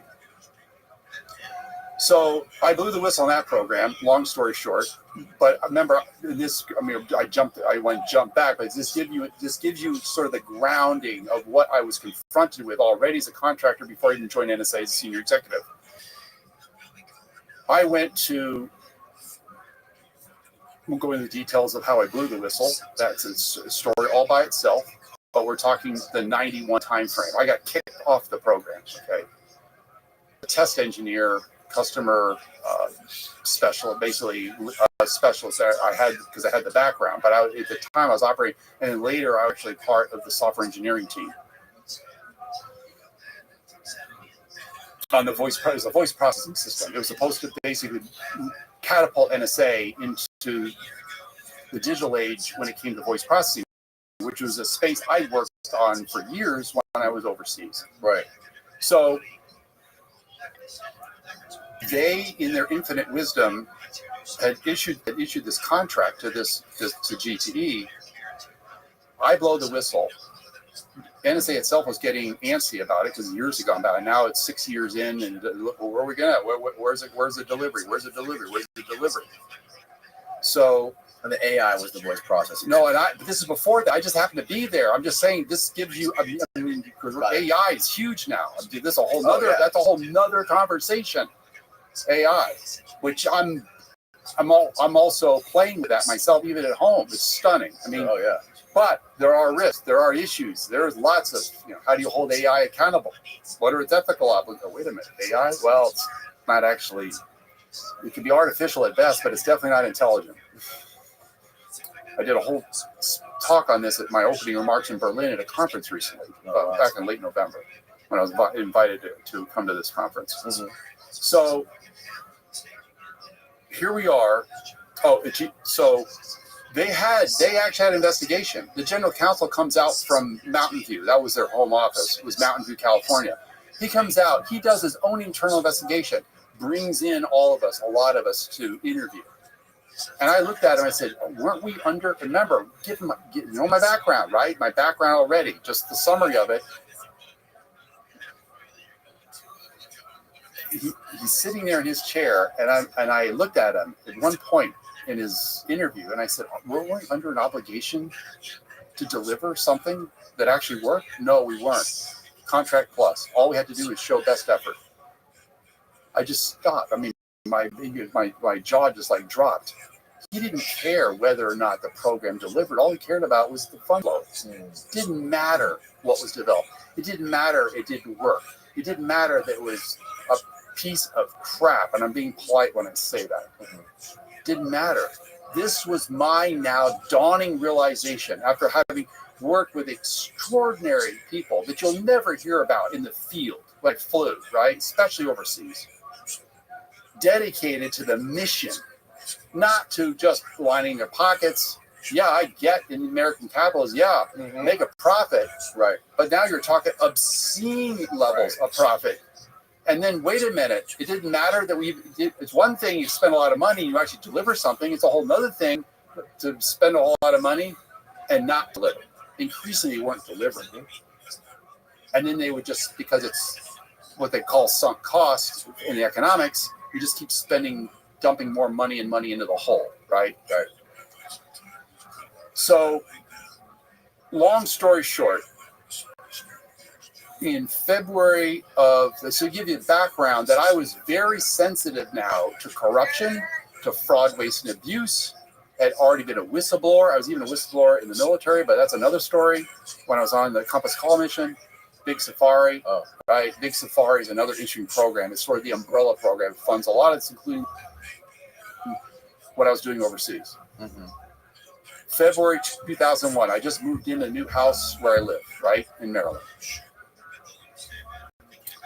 I was doing really, really well. Okay, I had special projects, contracts. I was working with like the University of California, Riverside. I was still doing all my consulting. I had been expanded. I was now a principal in a boutique.com. This is the 80, 98, 99, 2000, early aughts. Flying all over. I used to fly in the Nerdbird flight. They call it the Nerdbird flight. Dulles to San Jose. A lot of spying went on in that plane. What was that? The Nerdbird, because people are flying back and forth. Tech lobbyists. This is when the sort of the growth of the tech bros, venture capital, Silicon Valley, venture capital got involved in all of that, right?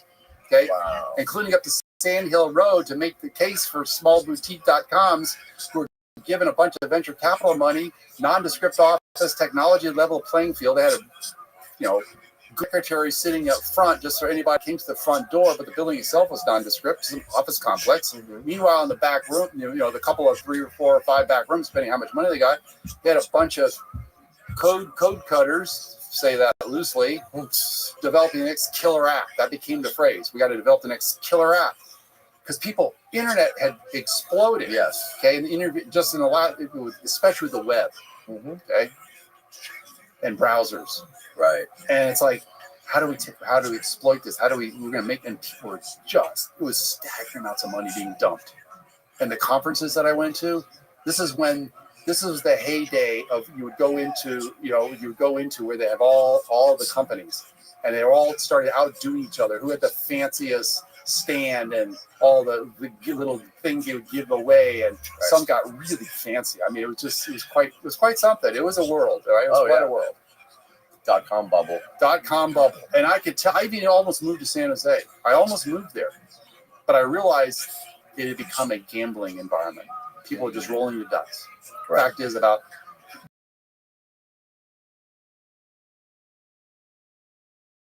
only about 1 out of 14 companies ever made it. And then they usually get swallowed up by some bigger company. Okay. I saw this happen, right, all in front of me. Right. So I'm sitting there February 2001. NSA was under huge pressure to solving the problem, to say it simply. Huge pressure from stakeholders and other studies, like, you got to dump them. Maybe you need the gene pool. Maybe you need to bring in senior people with outside experience, both government and industry, and bring them into NSA, put them in senior positions, and let them make the necessary changes.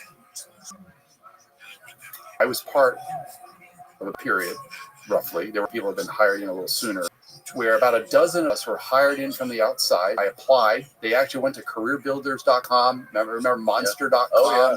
They tried to do this like high-tech ITs would do, or startups. How do you hire people? Mm-hmm.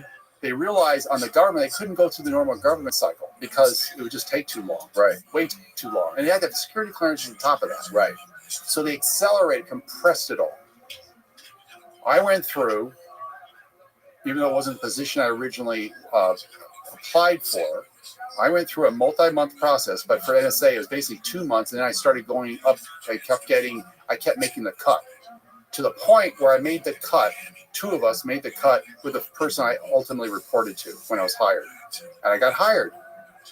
They accelerated because I already had a clearance. Mm-hmm. Okay, so that only took a couple of months. I started in late August. I had a different color badge. I took the oath, and this is critical. I'm now taking the oath as a senior civilian, Defense Intelligence Senior Executive Service. I'm taking the oath for the 5th time in my career to do what? Support and defend the Constitution of the United States of America against all enemies, foreign and domestic. I'm taking an oath, not loyalty, not to a person, not to an agency, not secrets or secrecy, not to corruption, not to cover up. I'm taking an oath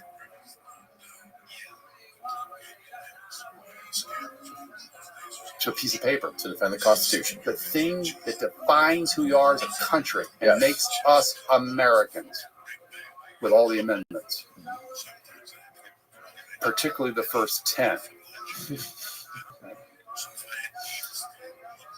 5th time, I had done twice in the Air Force because I had re-upped. Yep. Once in the Navy, once at CIA as an officer there, and then now as a senior executive.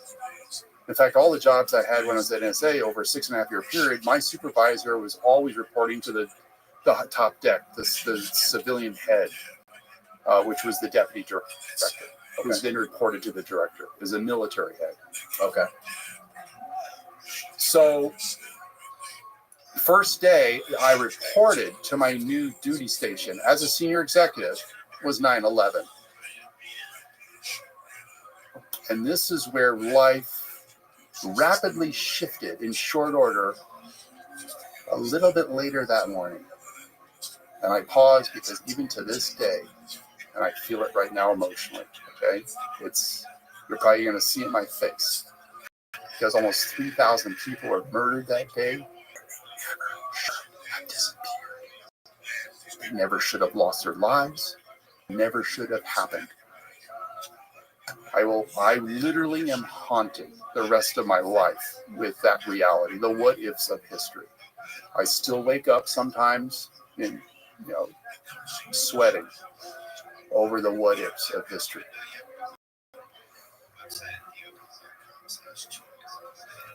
I pause again because did I know, even though the system was blinking red since 1998 per George Tenet, CIA,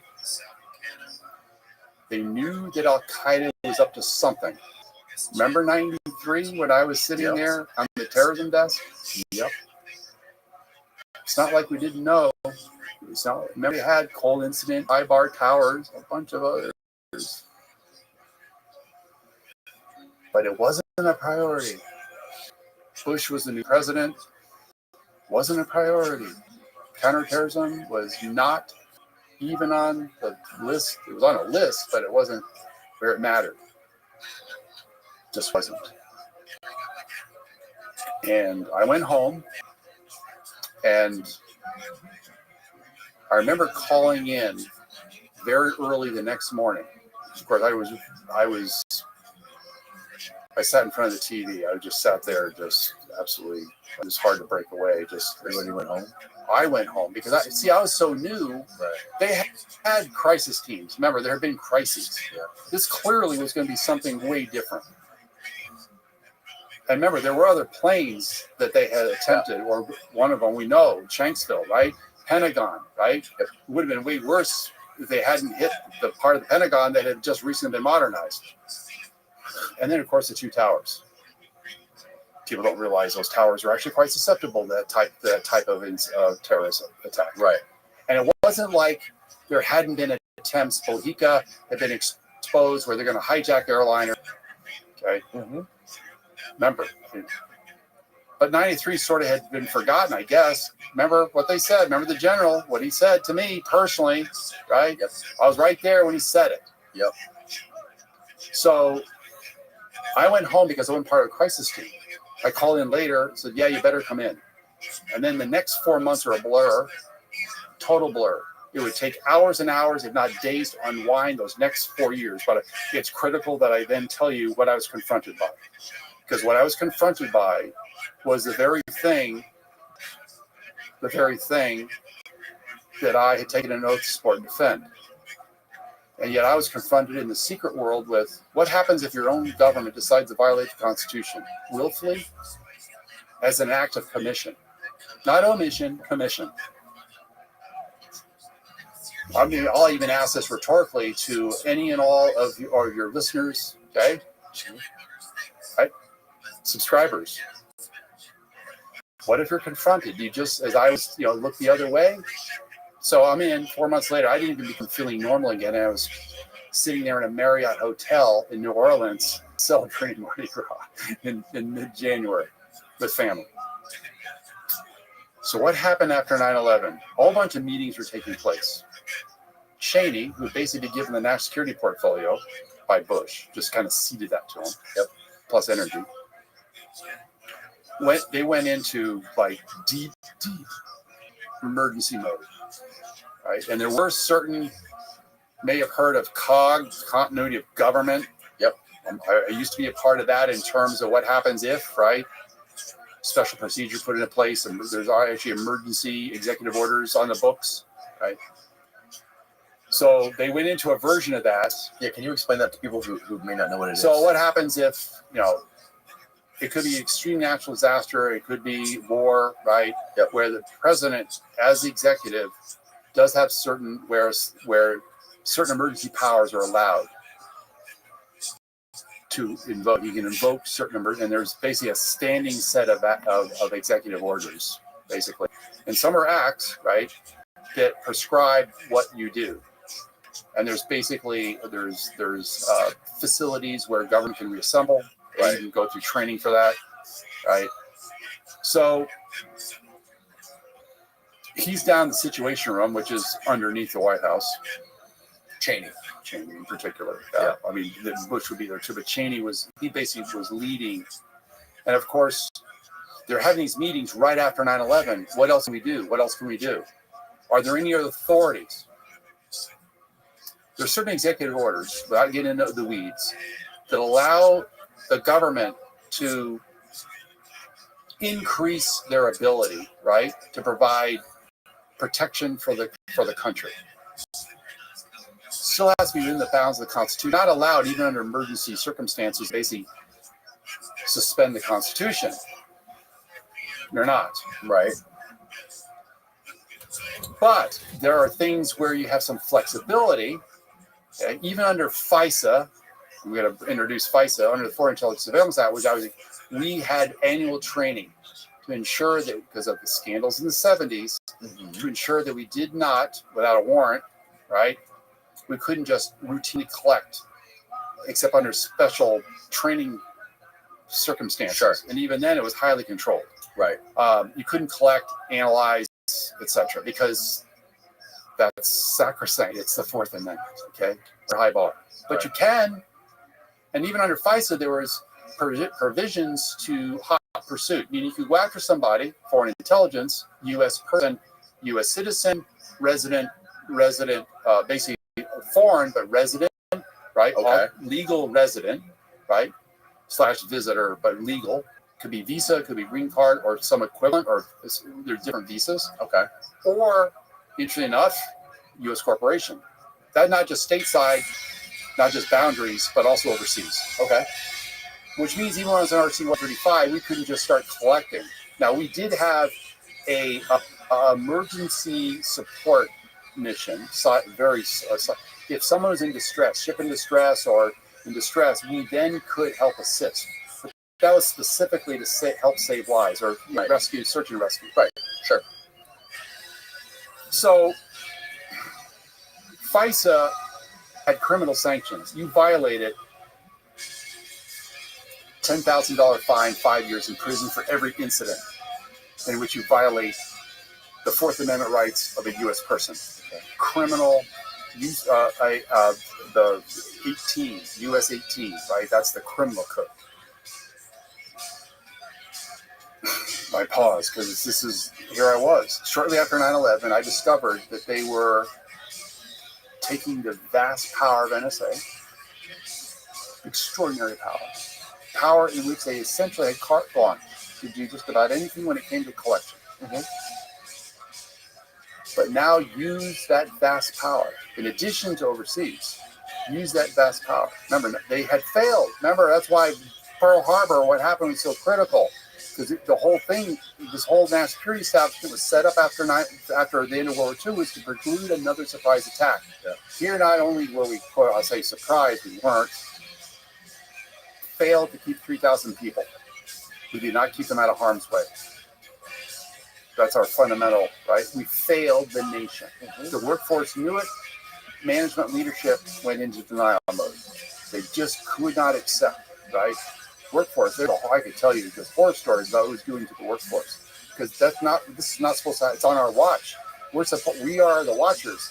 We're the protectors of the nation electronically. We failed. And they're asking what you can imagine. Congress is now asking questions, what the heck happened? Now, was it? I will be the first to acknowledge. It was a systemic failure. And there's a lot of reasons for that. But they had a critical part of all this in terms of what they should have known, could have known, and didn't provide the report. Even with the mess of their IT and the databases and everything else that I mentioned earlier. Mm-hmm. I'm finding out that they're now turning the vast years of NSA in partnership with certain key corporations for access and retrieval on the U.S. The U.S. was always blacked out and allies, right? You didn't just routinely spy on your friends, quote unquote. You didn't. Sort of. It was bad form. This is September. Remember September 11th. So in the 2 weeks after 9/11, I'm finding out the decisions had been made in the deepest of secrecy, super hush hush. Right. We're going to essentially suspend the Fourth Amendment. We will bypass FISA. There's special procedures. Even at one point, I was part of the affidavit process. We go up to the secret court, which is housed in the Department of Justice, to provide affidavit to say we need a warrant from the secret judges, which are actually on rotation, appointed by the Chief Justice. You bypass the secret judges. Bypass FISA. They wouldn't even know about it in the early days, early years. Didn't even know about it. Bypassed it. So, I mean, you talk about what do I do? I'm saying, wait a minute. I took an oath to support and defend the Constitution. Now my government is suspending that part of the Constitution because under the imprimatur of national security, it's necessary. I began to blow the whistle within September, within channels at NSA. That's where I started. Office of General Counsel, stopped there. Then I went to Inspector General later. Okay. Office of General Counsel. I'm on a phone call with him. This is early October. How much thought did you put into this before you started to blow the whistle? A lot, but it was all super compressed. Because remember, I had a full-time job. I was leading a team, communications. How do you keep people informed as they're coming in round the clock? People are burning out. You can't get people burnt out. You can only stay in crisis mode for so long. Right. Usually about a week or two, and then you just start getting fried. People are having heart attacks. People are collapsing. People are sleeping in the cars out in the parking lot. Jesus Christ. Because they realize, oh my God, you can imagine people's guilt, the guilt they felt. Yeah, yeah. So they're doubling down, but they're burning themselves out. Right. And I was in all the leadership team meetings, right? The only ones I weren't in were the ones that were my supervisor, who was the number 3 person, the signals intelligence director. She would have special meetings with the very top jet, right? That was a much smaller, even smaller. I was part of sort of the 40, but then there was sort of like the 7 or 10. And by the way, sorry to just to clarify, who specifically was making the orders to that, or who was specifically telling you or instructing you that now we'll start bypassing the secret court and FISA? Well, this is where I had my moment of truth. Okay. True moment of truth. I already was aware that they were shifting equipment, buying equipment from like the HPs of the world to put them on U.S. networks to quote unquote consume and just suck up all kinds of data. Okay. Just raw data. No constraints. No, it didn't matter. Okay. Bulk collection is what they called it, but it's really mass surveillance. Right. Without getting into deep, but they starting with phone calls, starting emails, later expanded very quickly. How long of a time period are we talking? Only a couple of weeks. Couple of weeks, phone calls, emails. So I already started. Remember, I already had the capacity to do all that. I already had all that. Yes, I became directly aware of it. Then I started poking around. Okay. Our trouble already, good trouble. Okay. Good trouble. Early on. I was already being tagged. I remember I was a new hire and already being tagged. So what do? So I confront the Office of General Counsel. Now, it turns out because this program is so secret, it was in its own compartment. The name of the program was its own compartment, which was inside what they call exceptionally controlled information, ECI, which is way beyond even SCI. But it had its own compartment. Its own compartment was the name of the program. This program name in itself was classified. You never said it. Oh, no, I can say it now. Oh, you can't? But back then, people who said it was way under their breath. What was it called? Stellar Wind. Oh, okay. We called it, colloquially between us, cosmic fart. That's amazing. Okay, so Stellar Wind. Interesting name, but there's a whole office that handles program project names. Very famous. But the name itself, right? The program name itself, which is extraordinarily rare. And it said this uses a cover. This program was so secret. It turns out more secret than secure what is it, SCI? Yes. Compartment. Sensitive compartment information. Yeah. Now there's handling caveats, which are basic compartments for pending. Right. How do you distribute? Right. There's classified, secret, top secret, standard. But then there's the SCI world and above. Okay. Got it. And it just gets hyper, super secret. The more there's Q-level clearance, which was for like nuclear stuff. Okay. My mom is a secretary at Barksdale, where she met my dad because he was, in Strategic Air Command back in the mid '50s. Had a Q clearance because she was the secretary for one of the senior officers. Holy shit! Because she's looking at stuff that's quite sensitive, right? Yes, even though she was an administrative assistant, right? Right. Okay, I got it. Wow. So, just a couple of weeks before they start sucking up phone calls and emails from from everybody. They thought, they didn't know if there was another attack. I understand why they did what they did. I understand. I get that. And I remember under a short term, you're allowed to go after threats without a warrant, but you still have to go seek it shortly thereafter. It's all prescribed in FISA. But they said, we don't have time for that. Forget it. Don't have time for it. Just bypass it. Right. They just wanted the data. Now, why? I'm incredibly alarmed at the developments within just a couple of weeks. Okay. First week in October, turns out it's also, I didn't know it at the time, was officially when the President's surveillance program went into effect. It's called the PSP under Bush. PSP, President Surveillance Program. Okay. Umbrella program, authorized by the president. The primary umbrella program at NSA, which became the executive agent, right, for the program was Stellar Wind. That was the umbrella program itself, encompassing a number of other sub-programs. Got it. There was one council that I'm aware of, and based on my understanding even to this day, there was one particular lawyer in the Office of General Counsel. He was actually interviewed once as part of a larger NPR Frontline report. Actually, I was interviewed for that. Myself, Diane Rourke, Bill Binney, Kirk Weedy, Ed Loomis. I'm on the phone. I said, "What are we doing? We're violating the Fourth Amendment." FISA is and there was a whole set of internal NSA. Nothing is done without, you have to have authorities, right? And it goes all the way down to just like individual procedures, standing procedures. NSA had and been refined over the years based on the FISA. FISA had been updated 5 times to keep up with the times since 1978. Wow. Most people don't realize that.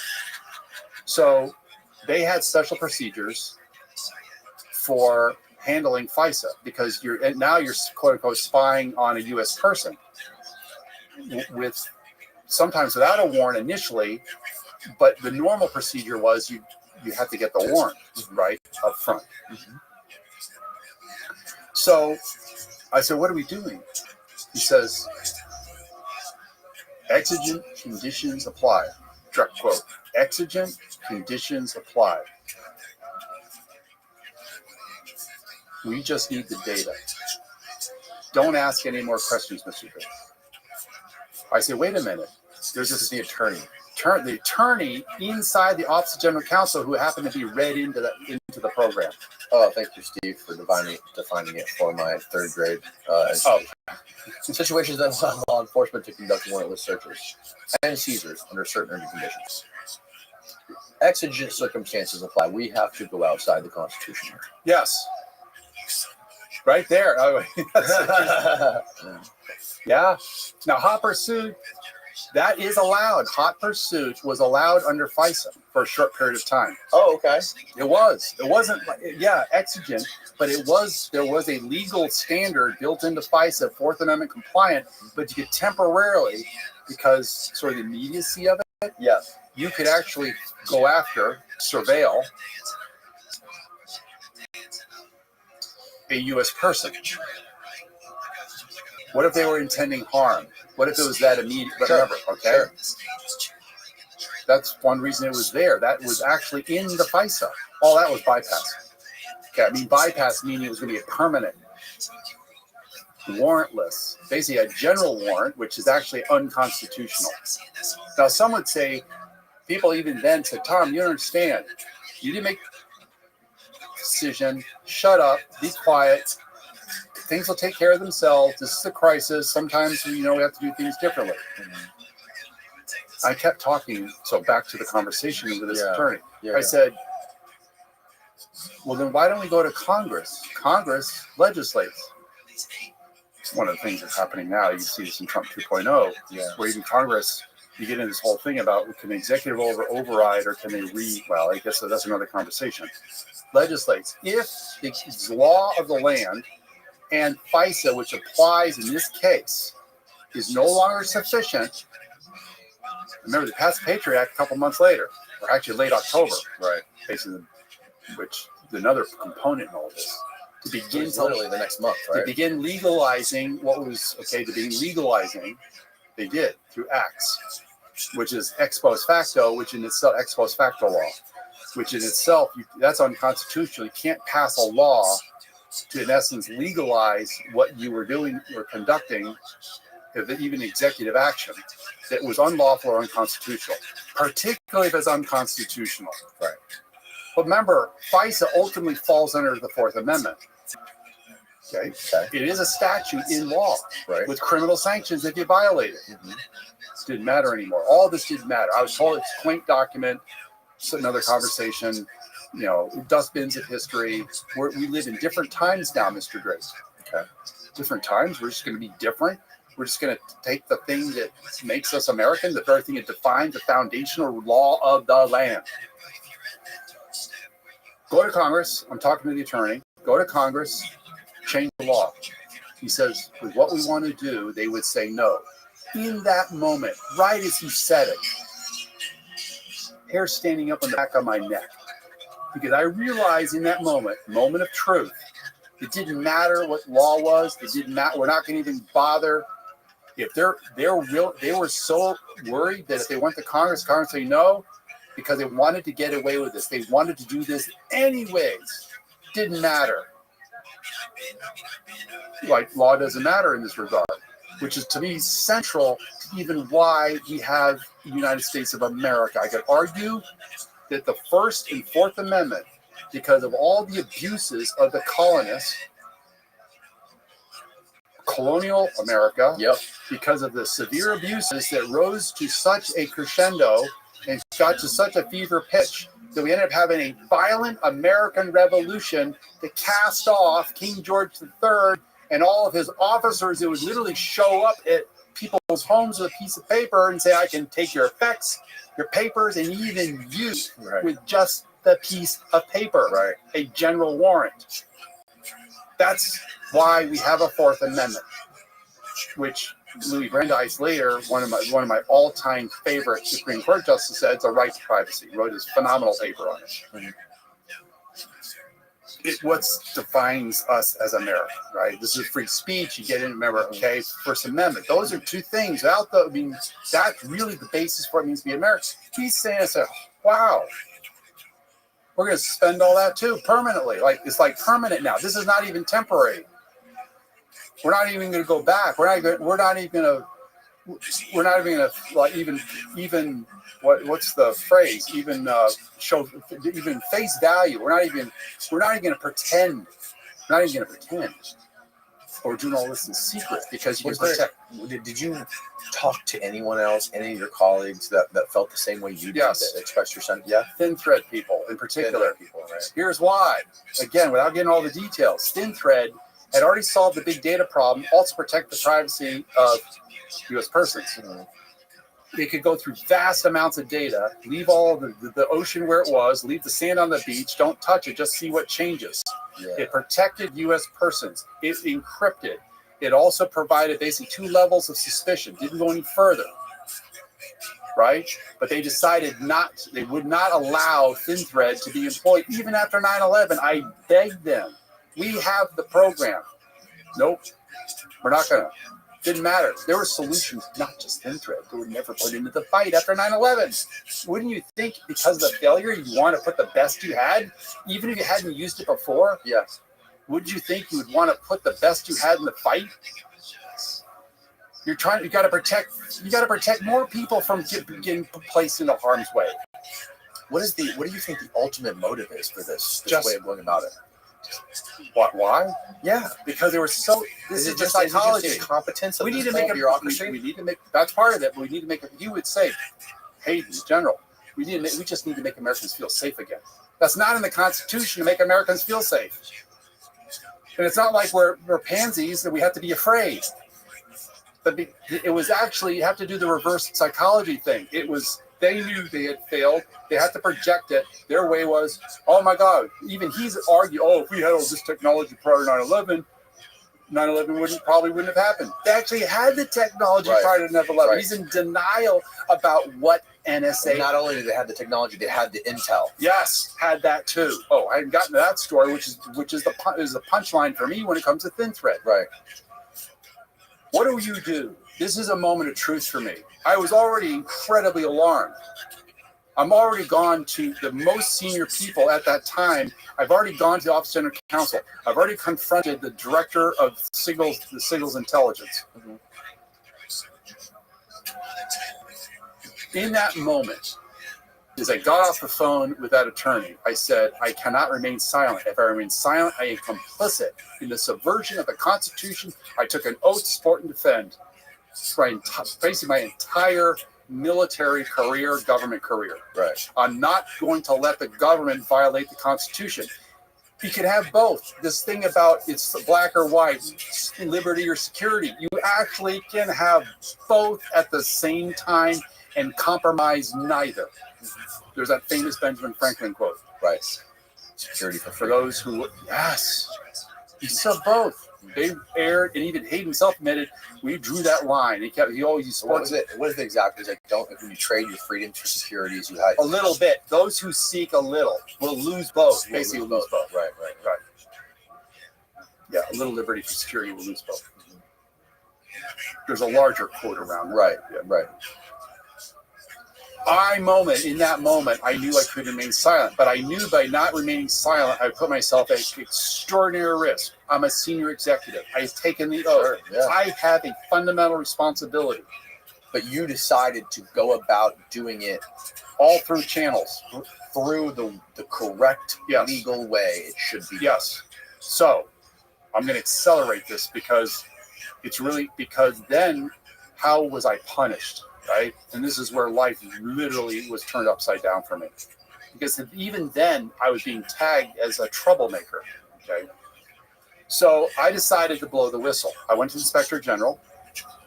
I then went secretly, which was allowed under the Intelligence Community Whistleblower Protection Act, an actual act of Congress. Right. I could go, at the time, they modified it later. I could go directly to the intelligence committee's oversight, both HIPSI and SISI. I'm just, without expanding it, but that's the secret. I could go to them to share my concerns in private. Now, there's a risk that I could be exposed. It turns out every channel that I went to, all the official channels were exposure channels. So I'm disclosing, but I'm being exposed at the same time. You could argue in part the intelligence communities were already co-opted, owned by the intelligence community.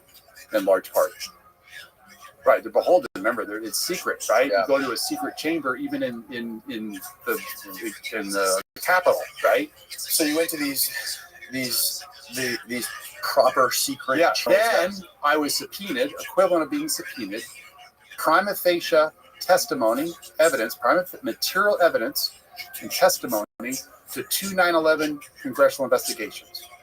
One was Saxby Shamsky. They had been a recently formed Homeland Security, provided all kinds of information to them, which was basically the precursor to the joint 9/11 joint inquiry. Both of the committees. Okay. Wow. All that was suppressed.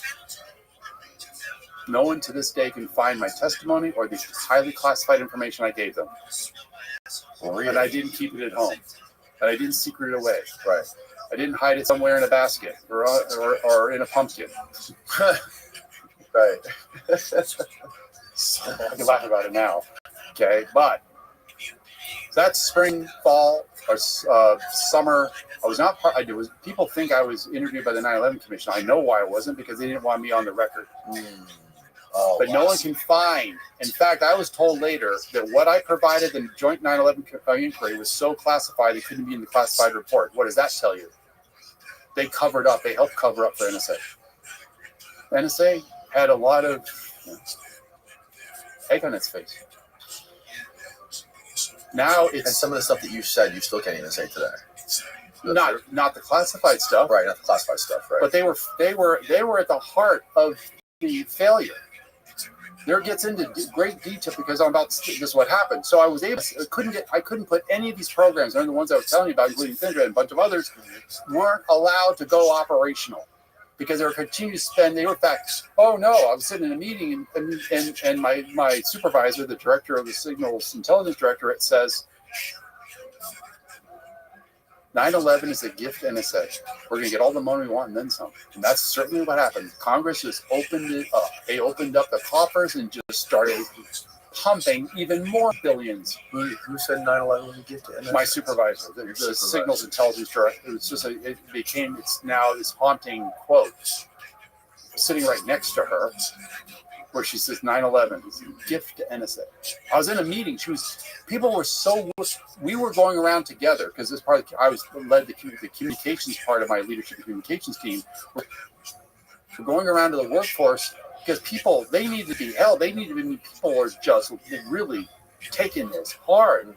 I encouraged her to go around not just to console, but to be seen and explain, what are we going to do? And she's sitting in this meeting, this one particular meeting, saying, I'm just sitting there with my advice, where she says 9/11 is a gift to NSA, we'll get all money and then some. Because they're always, we never got enough money. If we just had enough money, we could, no, it's not about the money. And you'd already solved the core challenge problems already. So I then was part of I believe the thing about this is Department of Defense Inspector General. My other colleagues, I was anonymous because I was still working. They were all retired, including Diane Rourke, who was the staffer on the House Determinant Select Committee. She had the primary NSA account, Republican primary NSA account. I had made secret connections with her to give her a heads up on what the heck was going on at NSA early on, okay, after 9/11. Okay.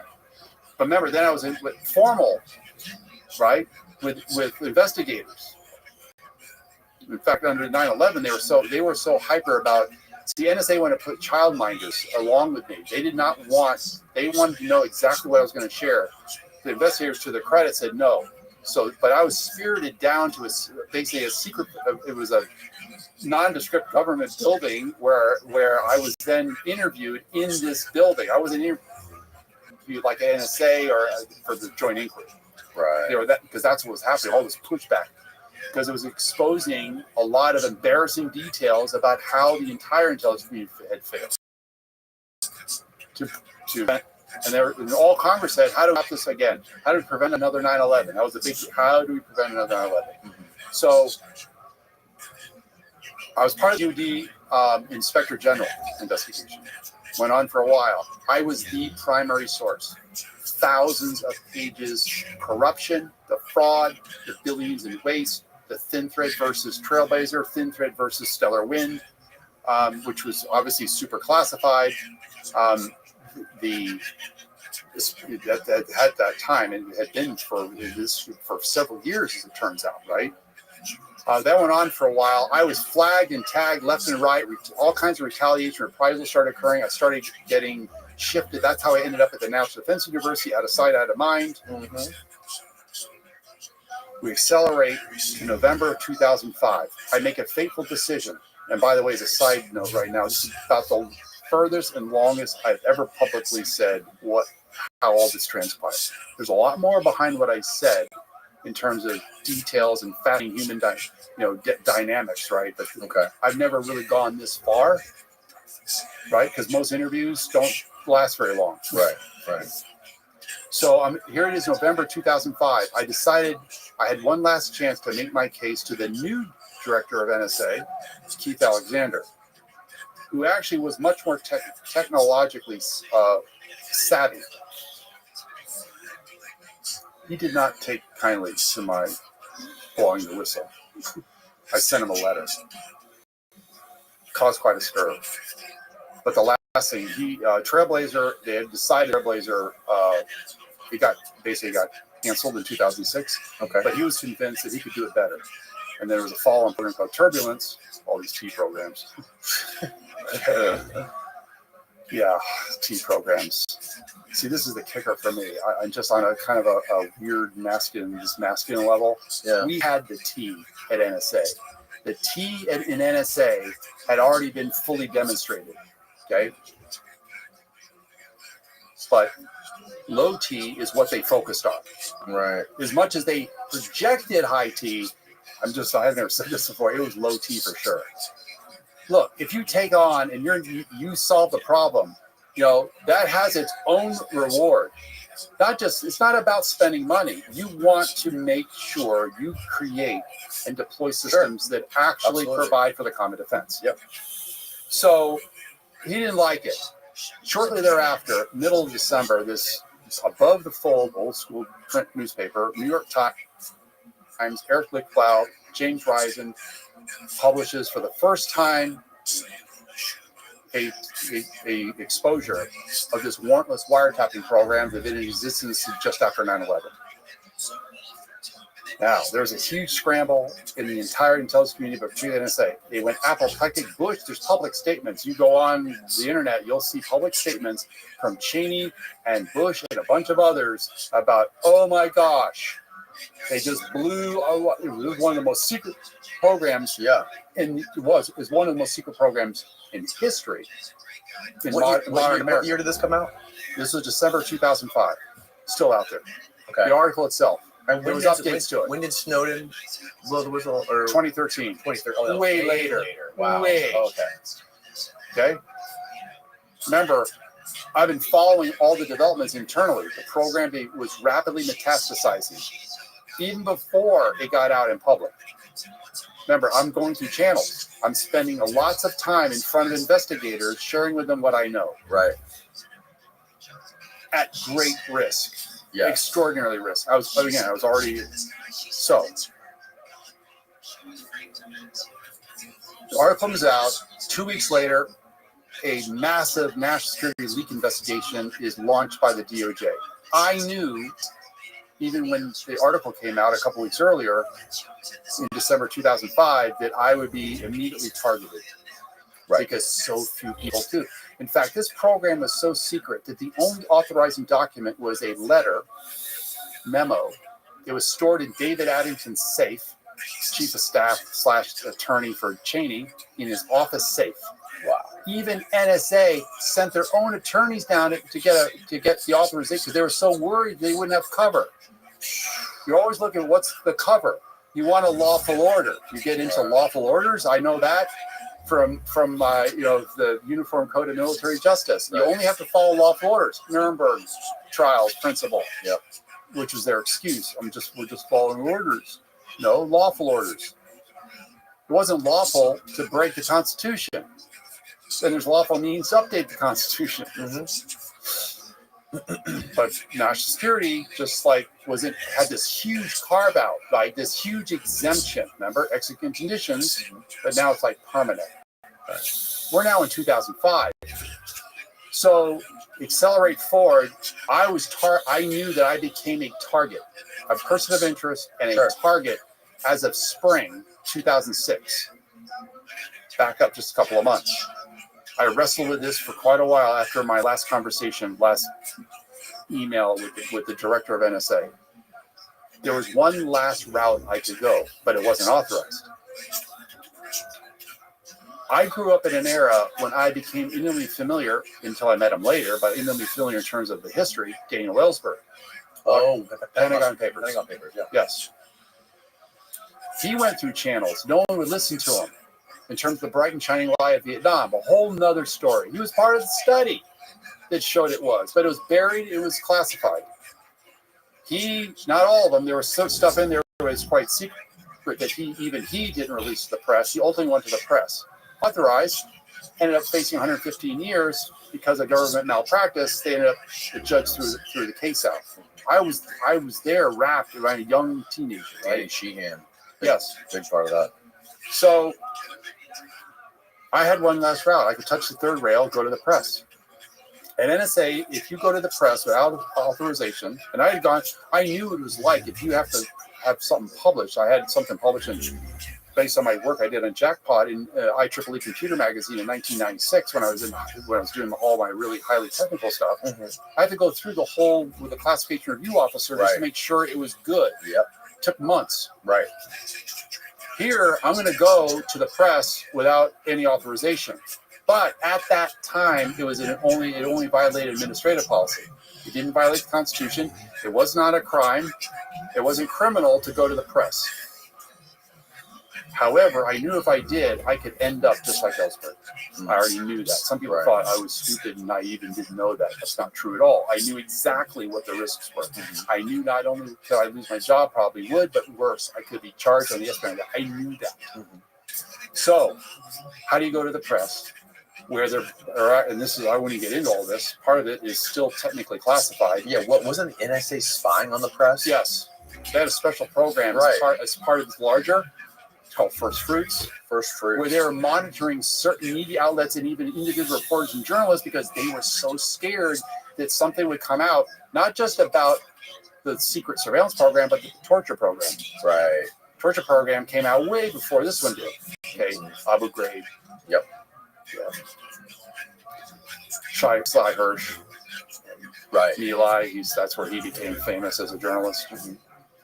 So I had that choice, and I won't go all the details, but I had one chance to make contact with a reporter, which worked, and ended up anonymously communicating with the reporter about a year before I knew that I would ultimately have to go face to face. And so I actually, through 2007, I was having infrequent aperiodic face-to-face meetings with this reporter at even greater risk, because as things progressed, I was under extraordinary electronic surveillance. I knew they'd eventually catch up with me. I knew that I might find myself being pulled out of my house or having my house raided, or my office down at the National Defense University, and that's exactly what happened. Yeah, let me ask you this. What was it like when you realized, or was there like a specific point when you realized that the NSA had turned all of the surveillance onto you? This is my technical background. I knew that they would start monitoring me electronically because they could.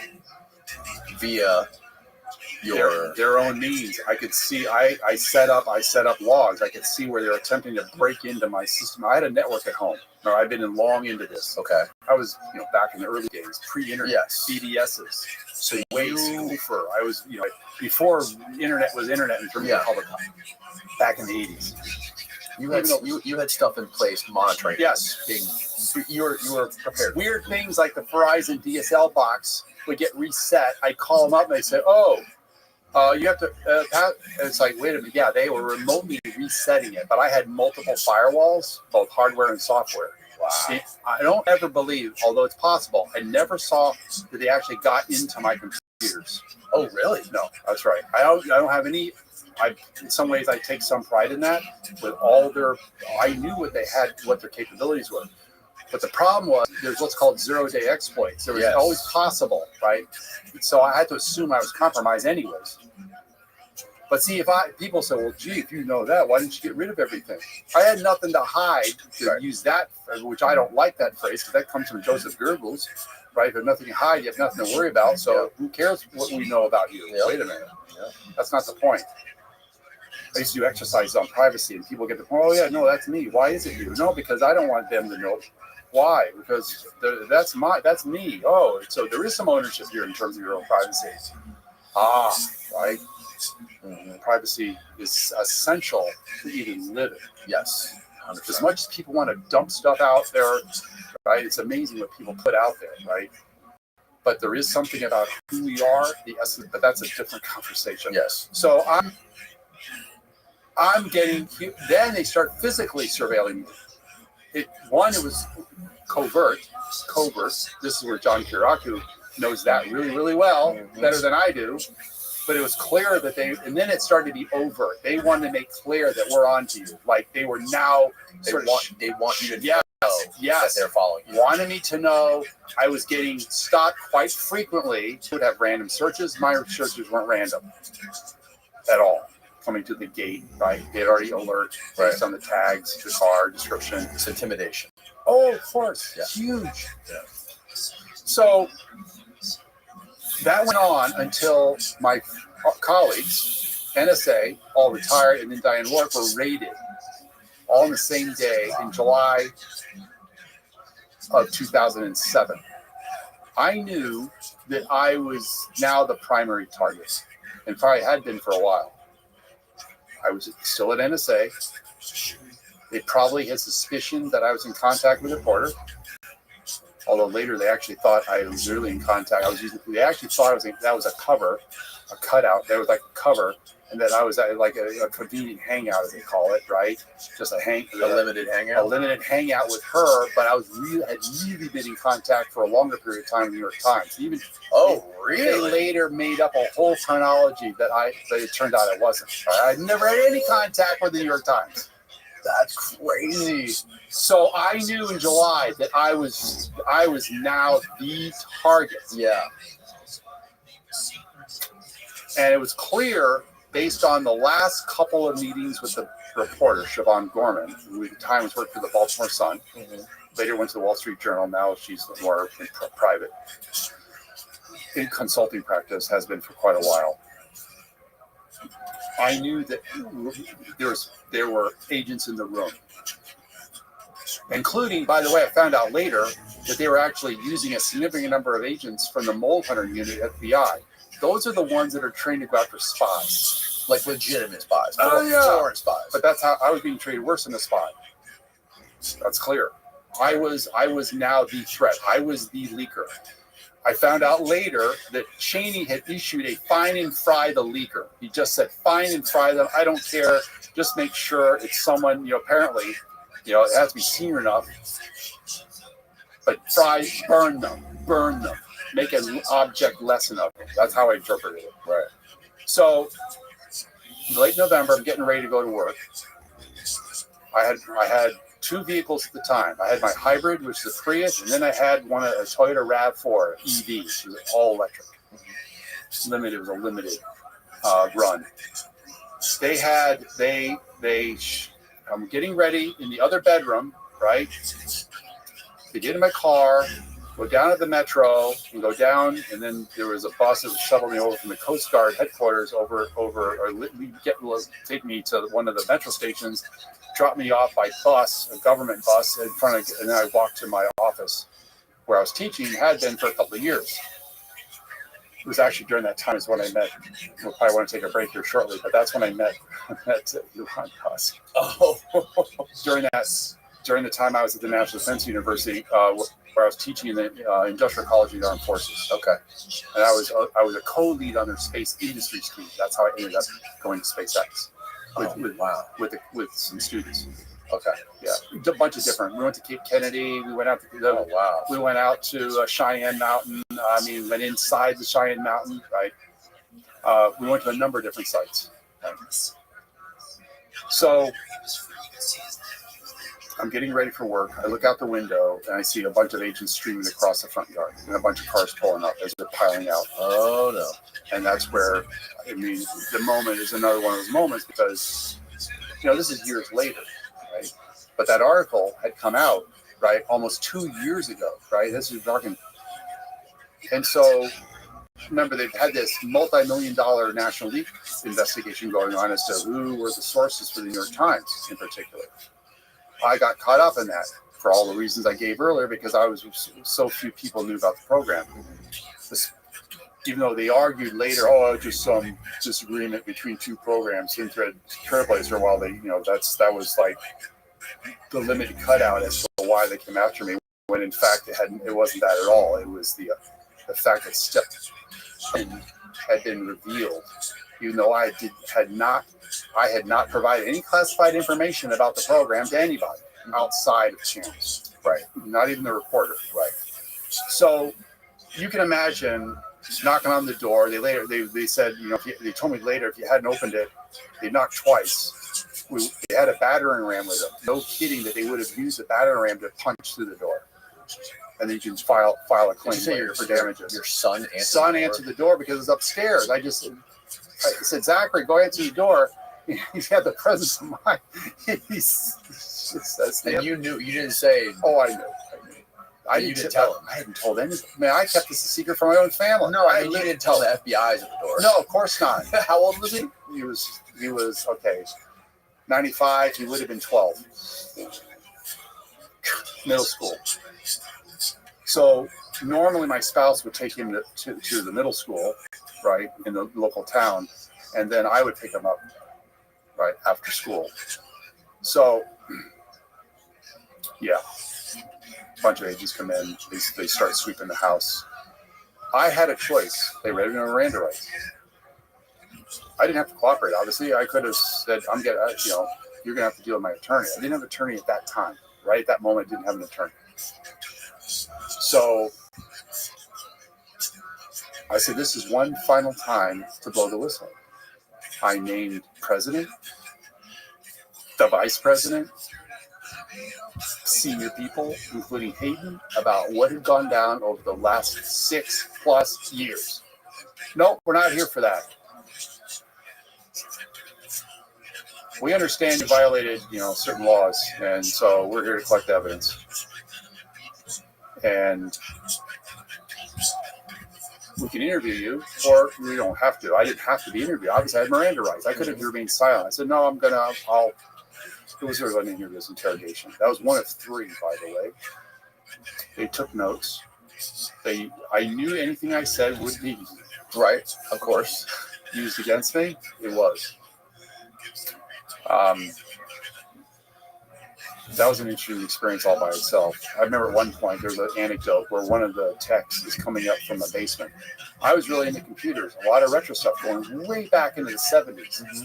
This was a highly modified, my first computer that I owned was an Atari 800 home computer. That's where I learned everything. That's where I learned computing, programming, networking, dial-up, right, all that, right?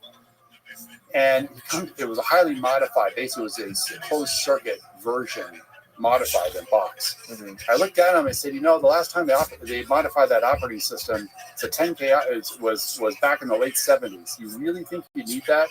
And he stopped at the top of the stairs going into the basement in my office, and he looked down, looked up at me and said, nah, we don't need it. He went back and put it back on the shelf.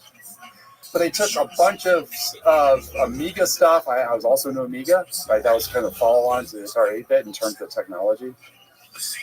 Went through all of my library. I mean, they just ransacked the house. That's all. Meanwhile, they're ransacking the office and my car, looking for evidence. I knew in that moment that I was behind several 8 balls. And I knew that I would probably get charged. I knew that. I interviewed twice more. The last interview was in April of 2008. I was placed on administrative leave in November 2007. The last interview was in April. It was a setup. They brought in the chief prosecutor. The first time I met the chief prosecutor at the time was a different one later. But the chief prosecutor said, we have more than enough evidence, just short. He confronted me. He said, we have in a windowless room in an FBI facility outside of D.C. Right? It was the windowless room right behind where the mole hunters were. No kidding. He said, we have more than enough evidence to put you for a long, long time. You better start talking now. Because he said, how would you like to spend the rest of your life in prison? And you can imagine, I'm sitting there.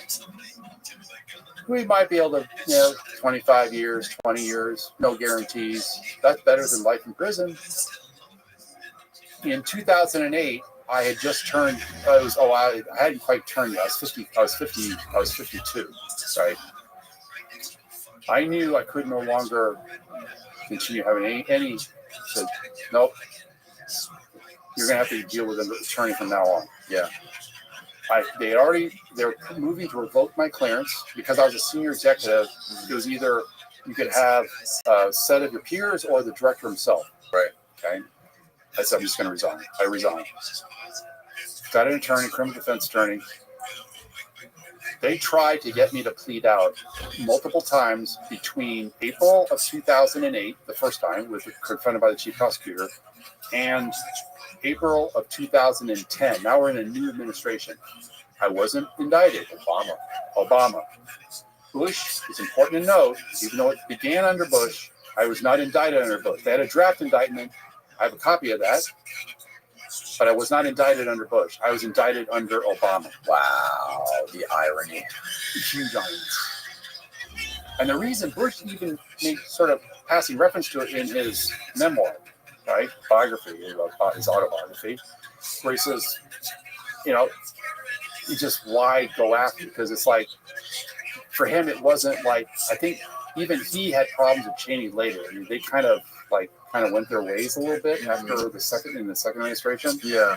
There's a passage in the book that makes sort of indirect reference to, because I think you realize he had actually, without even admitting it fully, that he had gone over the line, right? Because he had listened to Cheney. Right. So, I'm working at Apple now. Man, I had no job. I couldn't get any work. That's a whole story itself. I couldn't get work. I was persona non grata. I was hot potato. There's literally persona non grata. Yep. No one would hire me. I formed my own company, a small LLC.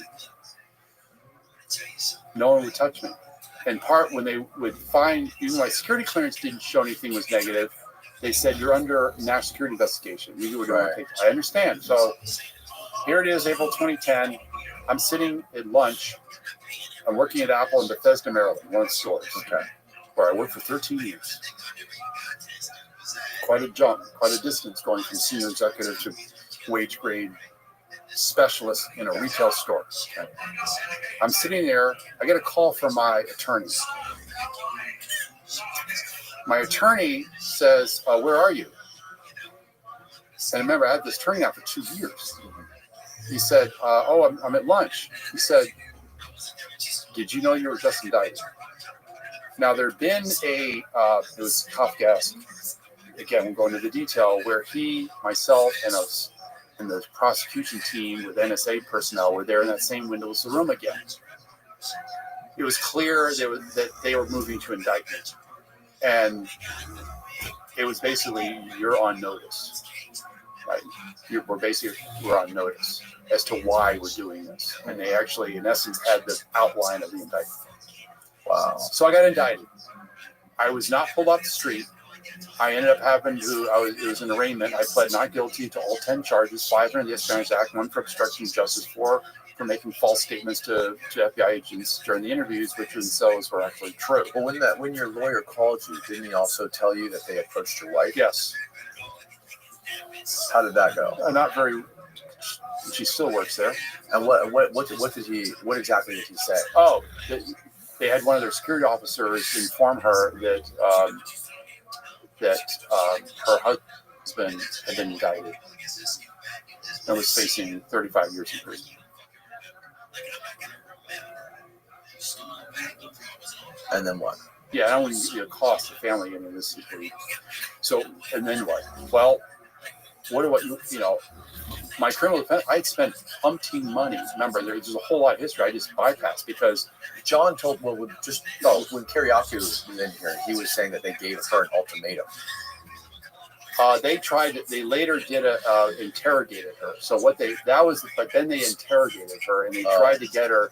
There's this thing called basically sort of the pillow privilege, where you have spouse. Yes, right. I never told her anything. She had nothing to share because I never told her anything anyways. But they were threatening to take away her clearance. Remember? And she worked. Still does. She had worked at NSA and still does to this day. She's worked at NSA her entire life. Wow. Well, related contracts. She's been a contractor other two for a short time. She worked summer hires, intern, then hire. And she had not been aware of this whole investigation. I never told them. Of course, I wasn't going to say anything. I didn't want to expose them. I have to protect them too. I'm protecting the nation, but then I have to protect the Constitution against my own government, and I got to protect my family at the same time. All these years, you're going through all this shit, and you didn't say a word to your wife. word. Well, I had learned how to be silent. Right. No, remember. I know. It's just like I could keep secrets. Yeah. Is there the irony there in there? I just can't imagine how fucking hard that must have been. Oh.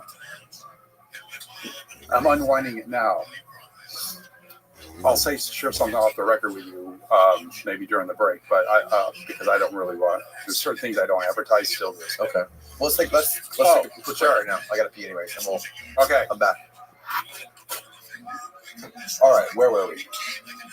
We just talked about how you got news from your lawyer. Yes. That you were indicted, and one of the special agents, I guess, contacted your wife and let them know you were indicted. And I'm now facing a very dark future. Right. Because the indictment included 5 counts under the Espionage Act. It's the same Espionage Act that was used against John? Well, yes. Okay. It was the same. At this time, I was only the second American, in this case, a whistleblower who had been charged. Ellsberg was the first. Ellsberg was the first for non-spy activities. And for context, can you explain for people who aren't familiar with him? He was involved in the Pentagon Papers leak. He was a senior. He was a senior. It's very similar in terms of his position in government, and he was part of the study, but then exposed the Pentagon Papers to the press, caused a huge stir. It was no doubt partially responsible for the demise of the Nixon administration. So, and he ended up facing 115 years in prison, and went to trial. And the trial went on for a couple of years until they broke into a psychiatrist's office looking for dirt. And the judge threw the case out because of malpractice. Oh, so misconduct on the part of the prosecution. So did that count as some sort of precedent? Yeah, well, or did that always screw it up? Yeah, the Supreme Court left room open to go after a source with the same charge. Got it. There was more protections. This gets into a whole, press reporting, right? Right. Is the press libel or is it the source? Now that's changed, especially in Obama, where it was clear they were also saying, "Hey, press, you could be next." And then in terms of Sterling, he's another one charged under the Espionage Act. Jeffrey Sterling, another CIA employee, not familiar with that one. Ended up in prison. They tried to get James Risen, right? This is the same one who was the co-author of the December 2005 article. Wrote this article about Operation Merlin. Interesting, and they thought that Jeffrey Sterling was the source, and they end up trying to get him to testify against his own source, alleged source. Several times until they dropped it. Remember, all under Obama. Oh wow! There's Merlin. Involving providing flawed nuclear weapon design information to Iran. Yeah, it backfired. The leak aimed to expose the CIA's missteps and potential dangers to national security. They're sharing actual nuclear technology, okay, even though it's quote unquote flawed, right, as a way to get inside their program. Like a Trojan horse type thing? Kind of like that, but this is sort of the arrogance. I'd say the arrogance is that we'll be able to get away with it. It backfires. So, like, if we give you the technology, we'll now understand the technology. Slip it in. That's right. And they'll think it's real, and they'll take advantage of it because they have cutouts, right? There's cutouts. Yeah, right. It's kind of the operational limited hangout. I mean, limited hangout can be used, but in this case, it was actually an operational cutout. Wow. Not a limited hangout. It was a cutout. Oh, yeah. Oh, there's all kinds of programs like that. That's so weird. Think about Switzerland. We're supposed to be a super secure system. Look that one up. That's a good one. Which one was that? So this one had to do with certain types of encryption. These are devices that protect like secrets of Switzerland. U.S. had already managed to compromise that too. It's fascinating. I mean, the spy. I mean, this you get into the combo of the technology of James Bond you see in movies, and John Le Carre, which is a pen name, and just all the games people play, right? All the games, Spy versus Spy. Actually, a game I used to play on my Atari 8-bit. Oh wow. Spy versus Spy. There's a whole comic book series on Spy versus Spy, and it's hilarious. Sort of like Tom and Jerry, or Wile E. Coyote and Roadrunner, right? It's just funny. It's funny, but it's real. It's real stuff, and it has consequences. Mm-hmm. Right? People don't realize the extent. I mean, the games, the cutouts, the distractions, the misinformation, the propaganda. Mm-hmm. In my world, when I was in, there's ways you can what's called meakening, right? Meakening is a way to fake out somebody. This is electronically. They think it's a real signal, like a nav signal, but it's actually fake. Oh wow. Yeah, I think obviously cause disruptions and. I wouldn't even get it. There's classified means by which I used to engage, right? Certain types of signals. get inside the decision loop, literally, or the command screen. Oh, wow. Fascinating stuff. But, it's all, you got to keep it all under wraps for obvious reasons. It was similar to what happened. We actually had Osama bin Laden's cell phone. There's a different system that's used. So you have a couple of different protocols in terms of cell phone technology, the communication protocols. There's an international. Oh, I say international. Then there's, I have Verizon, AT&T. Verizon kind of uses is a CDMS without getting all the different types of waves inside the cell phone frequency band. Well, he was using a cell phone that would access a satellite. There's satellite comms out over the Indian Ocean. Well, some intrepid reporter exposed the fact that we had a cell phone number, of course, which I would consider to be a secret that at least is worth keeping for a while. Yep, I would think That's so. one of those. And of course, he stopped using it. He went to a courier system, which was way more secure. Way more. How do you get it? So and then this guy's playing games trying to get inside the courier network. Yeah, so there's a lot of weird shit about bin Laden. There's the stories of Billy Waugh, who was tracking and taking photos of him. I'm not familiar with Billy Waugh. He was in Vietnam, and then he I am not. really, really old. He got really, really old, and he kept going to CIA headquarters. He's like, send me back over there. Send me back over there. He was like 80 years old in the Middle East.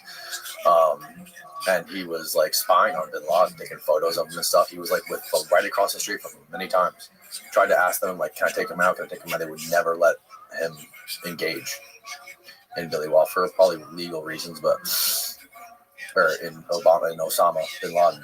And he was like, crazy stories, how he was jogging right by his compound every day. Like, he was like watching him pull up in his Mercedes, walking into the mosque every day. And Billy Waugh was fully dressed up as like an African American going for a jog. Crazy shit. Like, one day he says, there was one story where he said Osama's dog, one of his guard dogs, was like chasing him down the road. The kicker was he was right outside a military academy in Abbottabad. Right. Just crazy. John would probably get a lot more insight on that. It's just, and it was under Obama, we ultimately took him out. Right. We had him though at Tora Bora. That's the kicker. But see, the decision was made. Iraq. We got to go into Iraq. Iraq had nothing to do with 9/11. Nothing. Have you ever heard the story about how he had Stephen? We pulled this up before, but bin Laden had some sort of like pancreas disease or kidney problem, and he was flown to a hospital in Saudi Arabia and escorted by CIA agents into a hospital. That I hadn't heard. Can you find that, Steve? Jeez, that one I hadn't heard. I knew I had heard about the pancreas and being kind of spirited out, right, for treatment, but I hadn't heard about that one. Jeez, Yeah, it wouldn't surprise me. by But the article. Wow. Yeah, that's another dynamic in 9/11 that was kept. There was the pages that were kept out of the report. The missing pages. Oh yeah, what was the story with that? Because of the links to the Saudi government protecting. Now this gets into details that we don't have time to go into. Right. But this is where what was missed with the hijackers. But there were a couple of them were living in California. Yeah, California, being supported, and where was that support coming from? Well, follow the money. There was this whole thing. We had a whole thing in NSA, follow the money. And there was a Saudi intelligence guy who I think set up a safe house for them in California. Yeah, and what I didn't, I skipped over the part where I was able to take thin thread, point it to the main databases. This is right after 9/11. I was given a couple $1 million based on all I had for my background, everything I learned in terms of agile development. So you develop, you iterate, okay, and then you go back. So you code a little, test a little, code a little, test a little, deploy, code a little, test a little, deploy. So you just keep doing that in very, very tight cycles. We ended up, I begged, right? I begged to deploy thin thread to the 18 most, so there's a whole nother storyline here, which again, we don't have to go into. The Defense Authorization Act has an intelligence component. There was $14 million set aside to deploy thin thread. I am not kidding you. It was, remember, language is authorizing language that once it's approved, you appropriate the money, the executive branch then actually has to execute. If it says 18 million or 14 million, 9 million of it was supposed to deploy thin thread to the 18 most critical, which are classified, terrorist collection sites in the world. Some very interesting locations. You'd say what they are. Operational. Congressional language. Signed into law by the president. This goes back to 2002, late 2000, because they delayed because of 9/11. Another 5 million, different program, another one I'm easily familiar with, called Sweep Forward, which is an extraordinary, out-of-the-box skunkworks, an analytic program using non-traditional means of various types. Culture, history, just a much, and even esoteric sources, I'll just say it that way, which gets into another part of someone I ended up meeting who actually predicted 9/11. He's a precognitive psychic, completely nonlinear. Got to know him really, really well. That's a whole story in itself. I had a guy in here once. We don't have to go down this rabbit hole. It's just an interesting little side bar. This guy he's dedicated his life to studying precognition and dreams people were having that would predict the future. Yep. And there's like hundreds of cases of people having dreams about 9/11 before it happened. He had a crisis in his life, and when he came out of it, he had this special gift, and he can't even fully explain it. It's one of those things because it kind of, remember what Arthur C. Clarke said? Yeah, imagine. And for some people it's weird stuff. How do I explain it? I can't explain it. It sounds too kooky. Why? But he actually had worked with police. This is not unusual in the U.S., where you have psychics working in police departments to go to the site of a crime or alleged crime, and they would pick up additional information. He got very good at it. He was even on special undercover operations, right? Even at great risk himself. He had a dream about 9/11, went to the authorities, and they couldn't believe. He's a very unassuming man, right? They just, it's like, what are you talking about? You had a dream, right?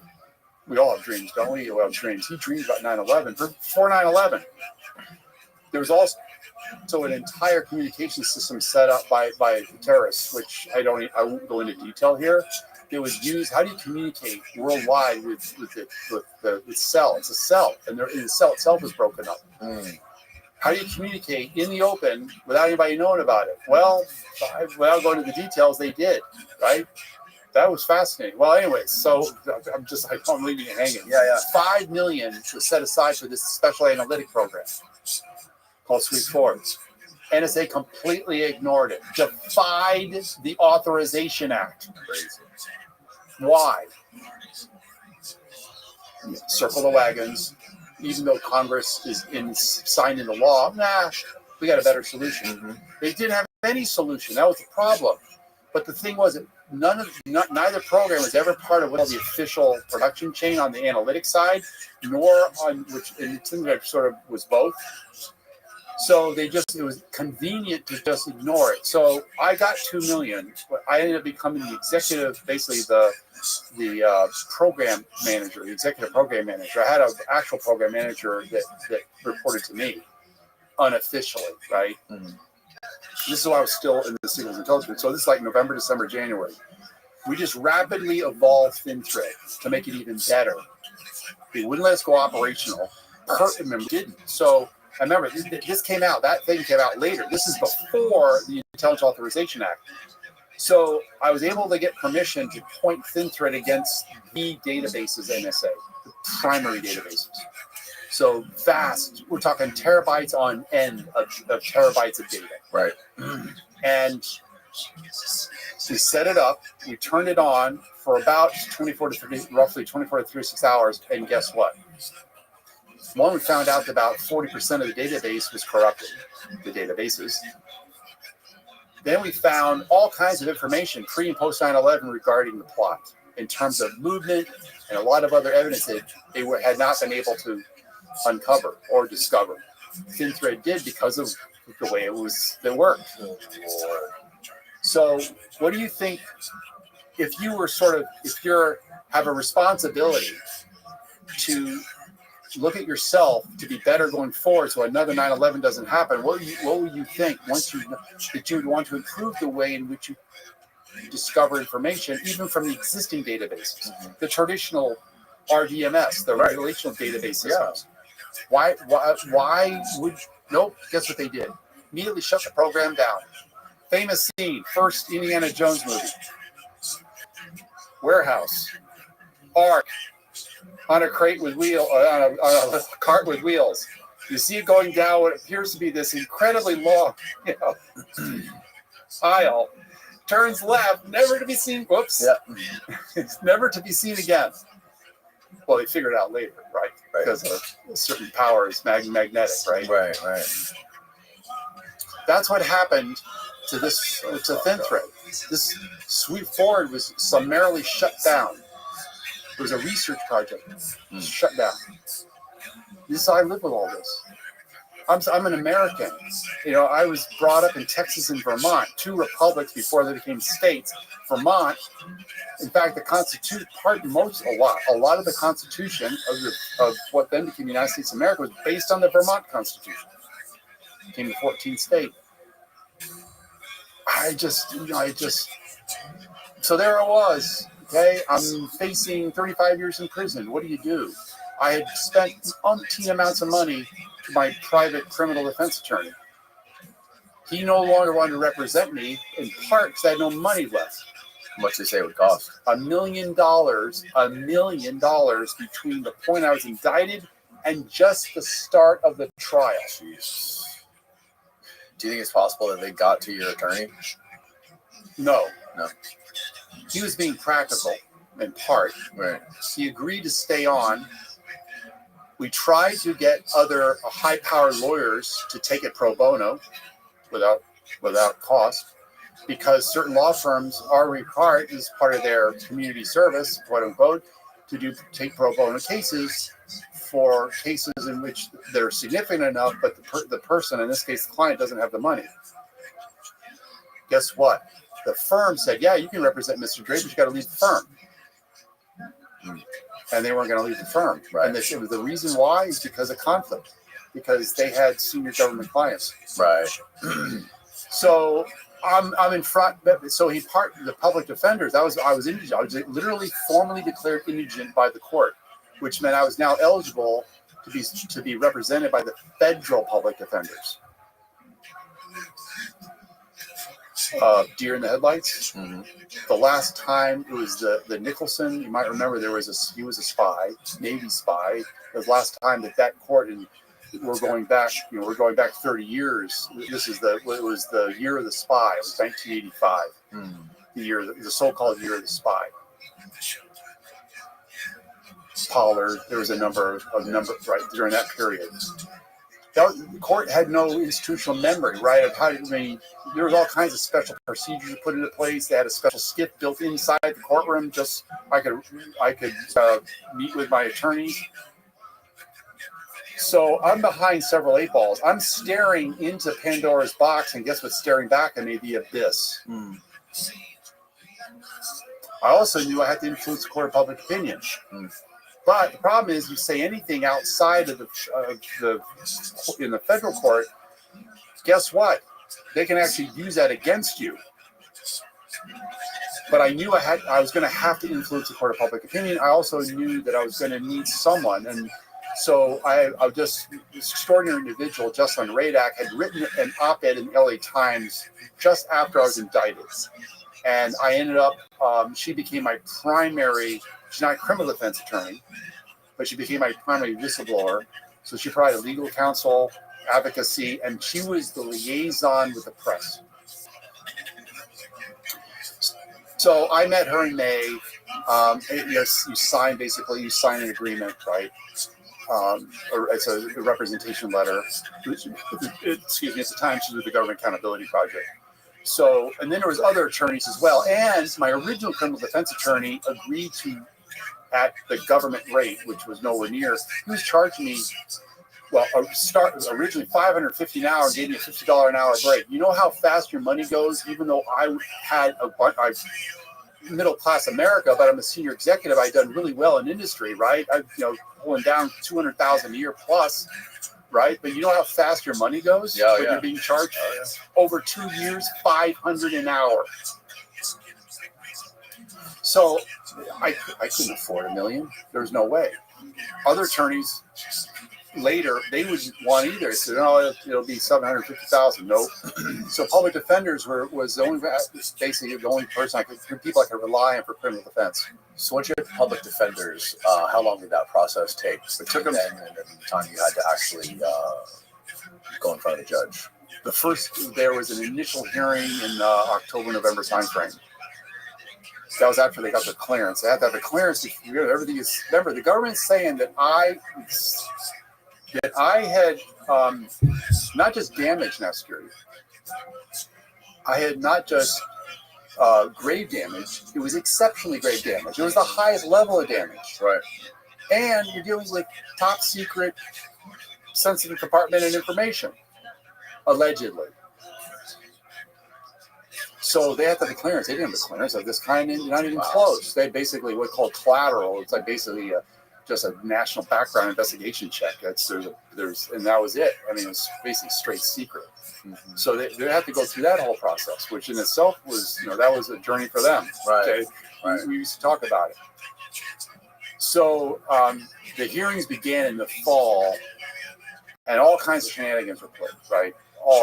Because it unwinds week after week, month after month, because they kept alleging that I had really damaged. I was worse than a spy because not only did I give up secrets like a spy does, but I give them to a press outlet, a reporter, which means everybody got to see the secrets. Yeah. Did they ever come? How many times did they try to come at you with some sort of a plea deal? Once I was indicted, there was no further attempt at a plea agreement. Okay. They already tried and failed prior. I didn't even tell you the other attempts. Right. So we get to the spring. Things are starting to develop rather quickly. So it's important to note. Remember, I said Jessalyn Radak, my attorney on the outside, although she was partnered with the public defenders, right? She even filed briefs, right? There was an advocacy brief that she provided on my behalf, right? And the judge actually accepted it. It was one of his first orders of business, right? He actually accepted the brief. One of the few public hearings, because practically every hearing had to be behind closed doors. They had there was a special security officer. They had to basically empty the room. Only certain people were given access. There was a special court recorder, right? Because it was national security. So it, in essence, became a star chamber. So most of the hearings were, again, in secret. We get to the spring. I was awarded the Ridenour Truth-Telling Prize for what I did. It's out there. I gave a speech. Jessalyn introduced me. Mm-hmm. Jane Mayer had met with her off the record with Jessalyn, ends up dropping, she's an investigative journalist of some renown. She dropped everything she was doing. This is in early 2011. And remember now, think about when I was raided. Now this has gone on for a while. She dropped everything she was doing, did a compressed investigation of my entire case in history. Sources that were willing to talk with her off the record. Mm-hmm. Most were off the record. But were real, you could quote, right? But you couldn't attribute. Sure. So that came out in the New Yorker in May. The Secret Share, long form article, many, many thousands of words. Then I was interviewed by Scott Pelley, 60 Minutes. Mm-hmm. That's the one where all kinds of people ended up seeing because it's 60 Minutes. Right. That was pretty dramatic. That was a very interesting experience in itself. Washington Post and other publications started weighing in. It's like, maybe he is a whistleblower. And the Post, kind of remember like Watergate era, like Woodward and Bernstein. So it came to a fever pitch. So the week before, a week and a half before I was scheduled a trial, we were going through the final days was actually selecting the jury, right? And there's strikes and everything else. You have to have the 12 and the alternates, and there was 4 selected. So they came in the well of the courtroom. They approached. I didn't know at the time, but I knew something was up. And remember, in the press, it's like, what's going to happen? Ellsberg was willing to fly all the way out from Kinston, California, to be out on the federal courthouse steps to say how critical. Oh yeah.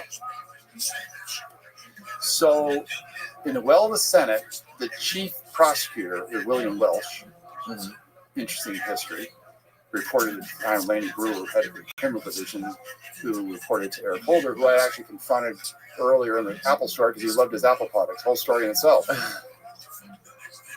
So he approaches right after that. So he approaches my public defenders in the well right below the dais where the judge sits and says, we would like to enter into, if the defendant agrees, we'd like to enter into plea negotiations. That was an extraordinary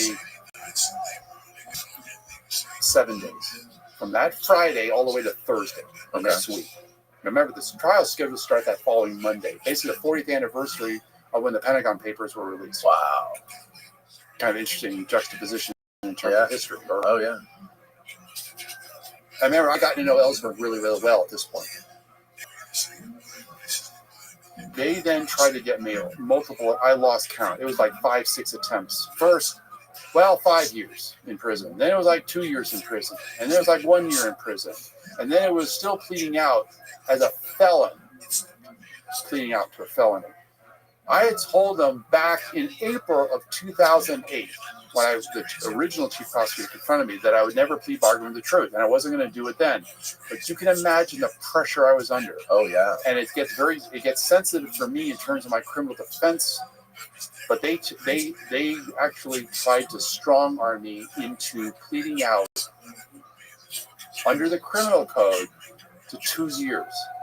So you can handle 2 years. There was no way I was going to plead out to something I hadn't done. And I already admitted during the interviews that I had gone to the press, even though it was only administrative policy violation. Right. So I got to the press way back in 2006 and 2007. Long story short, this was just, it's just, right. They come to my house, the public defenders, they're putting pressure on my spouse. It's like, whoa. Oh, you know what they do to you in prison? They try to pull all that angle. And this is our bread and butter. We know how to do plea agreements. Right. Last break of the day, that Thursday prior to the Monday when the trial began.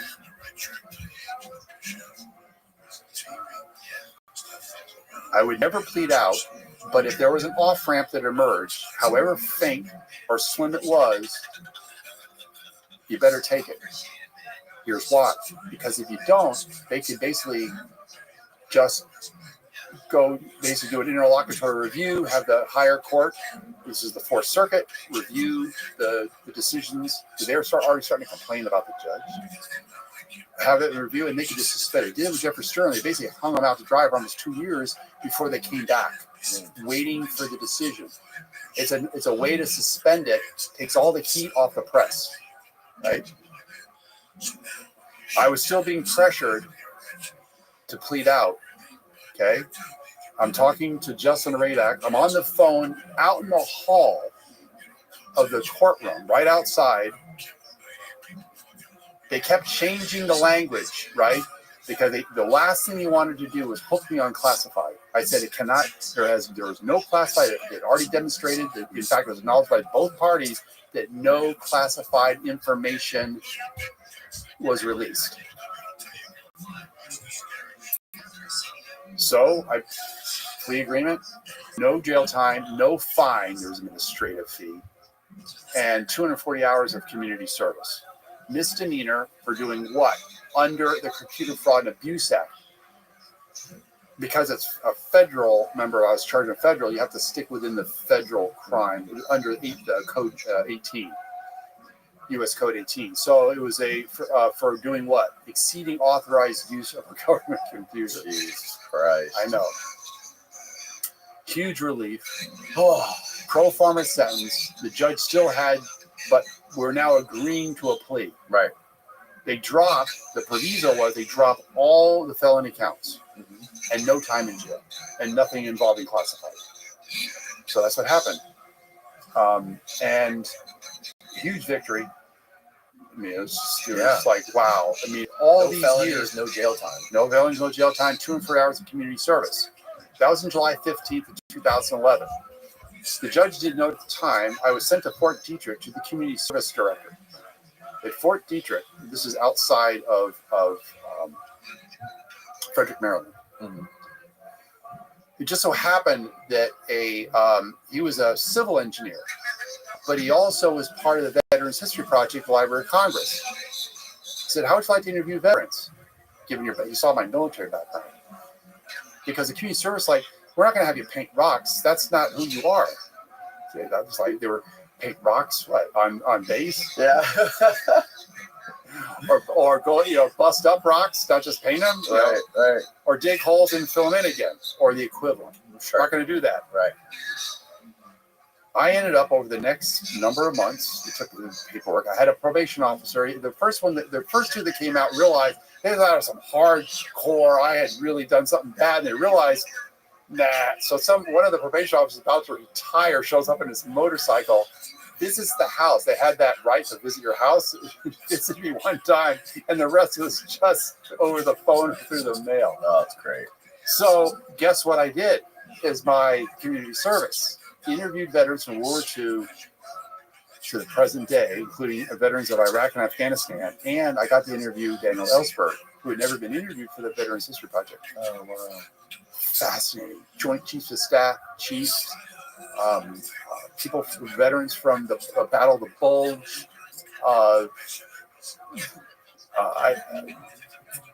sheet metal machinists from World War II, Korean War, in between campaigns. That's amazing. Yeah, and Afghanistan and Iraq. Stunning. I mean, and all kinds of interviews, press, everything you can imagine. Yeah. This is 2011. Now, I didn't know at the time, although I had obviously secretly hoped that someone like Snowden would reveal how far all of these secret surveillance programs had metastasized. Mm-hmm. But this is 2011, so I was on the circuit for quite a while, overseas, Europe, Canada, Australia, and I had to find a way to, after a shattered life, how do you end up rebuilding it? And just the psychological, there's a whole lot that the ordeal created a lot of suffering. I had PTSD at one point. I was actually, it's a weird condition. I was actually, people sweat. I actually started sweating blood. Yes, sweating blood. It was weird. I thought, like, what the heck's going on? Like here? blood coming out of your skin? Just Blood out of started your pores? coming out of pores. If you look it up, it's a special medical condition. It's really interesting. It's the stress. Let's put it this way. I'll give you the hematidrosis. Yes, that's exactly what hematidrosis, also known as hematidrosis, is a very rare condition where a person sweats blood. It occurs when capillary blood vessels that feed the sweat glands rupture, causing blood to be exuded. Yes. Holy shit. Holy shit is right. I am not kidding you. It was like dramatic. So imagine an anvil. That's how I'll share. What was it like up until the plea agreement, and then the pro forma sentencing? Like an anvil had been sitting on me, just crunching compressing for all those years. Never mind the whistleblowing before 2007. You know what it was like when the anvil released itself? But the anvil, so I was just being compressed, like in a press, like hydraulic press. Right. Life turned inside out. The only thing I had left was my integrity. What else was left? They took everything else away and were about to take away my life in terms of confining it to a prison. I had PTSD. I didn't know it at the time. This was one of the symptoms, though. How does your life continue working for the NSA after all this? That's so crazy to me. Awkward is a very simplistic way of awkward. I was actually separated for a while because it caused some real issues, as you might imagine. Yeah, I used where I located myself. A battle fatigue. My father used to call it battle fatigue. That's what they would refer to it. That was a term for when we did PTSD. Right? Yeah, Vietnam. I know now exactly what it's like to stare into the abyss at a distance and be completely empty. Not pleasant. Everything you ever stood for, everything you ever took an oath, the Constitution, all of your service to the country, faithfully serving the country, completely blown apart. they systematically dismantled your life. I took an oath. Remember the fidelity to the oath. Mm-hmm. That meant something to me. Yeah. Yeah, I think the CIA missed a couple things in your psychological evaluation. Probably did.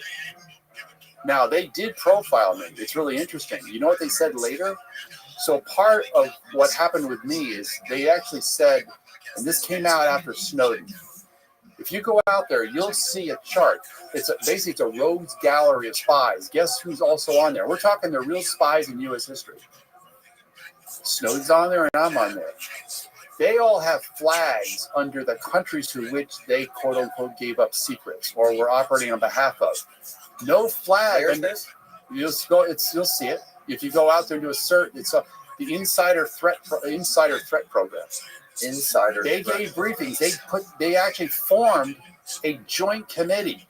I'm not sure it's joint DOJ, D&I, a joint, right? They formed a joint task force, Insider Threat Task Force. And they put together briefings and they kept updating them. And for the longest time, and I understand even recently from another source, I'm still being flagged as representative historically of an insider threat to the government. You know what they said about me? I self-radicalized. So underneath our portraits, and by the way, the picture they had there was from the Ridnour. It was a picture, ironically enough, for my truth-telling prize. It was a picture, a press picture. All the spies had flags under their portraits, quote unquote. Remember, rogue gallery. No flags under Snowden or mine. None. We were men without a country. Basically, an image of the U.S. Constitution next to your guys' faces. Well, it's just... Well, Snowden's was different because he was a contractor, right? Yeah, but I did one like him. Remember, he worked at Booz Allen one time, so did I. Right.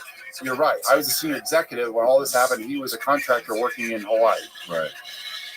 And he was faced with a similar thing. But he saw what had happened to myself and the others, and he said he knew, given what he was going to bring out, that he would end up in prison for the rest of his life. Yeah, right there. You right next to Snowden. So, but do you see a flag? Nope. All the others have flags. Four guys at the bottom. Right. But we don't have flags. Didn't this guy shoot up his yeah, base? that's how we're in the same league. Yeah. Same league. You're sitting across from a real, bad guy. Do you think the NSA is still fucking with you? They're still tracking you, paying attention to you? No. It'll be interesting. Well, what I told you off the record, it'll be interesting to see anytime, technically, if you speak,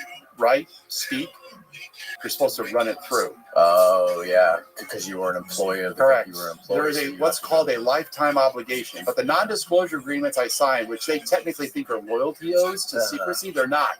Actually reflects directly the paragraphs in the executive orders governing classification. You cannot use classification, and it's still on the books, to use as cover for embarrassment, cover for wrongdoing, cover for violations of the law. How ironic. Because they kept throwing that in my face. You signed multiple times military, NSA, non-disclosure agreements. Okay, so what takes priority? The oath to the Constitution or the non-disclosure agreement?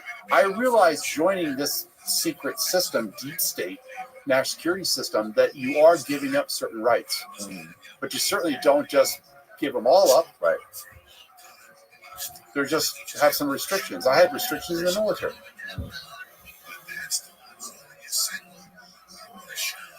It's a fucking crazy story, man. Yeah.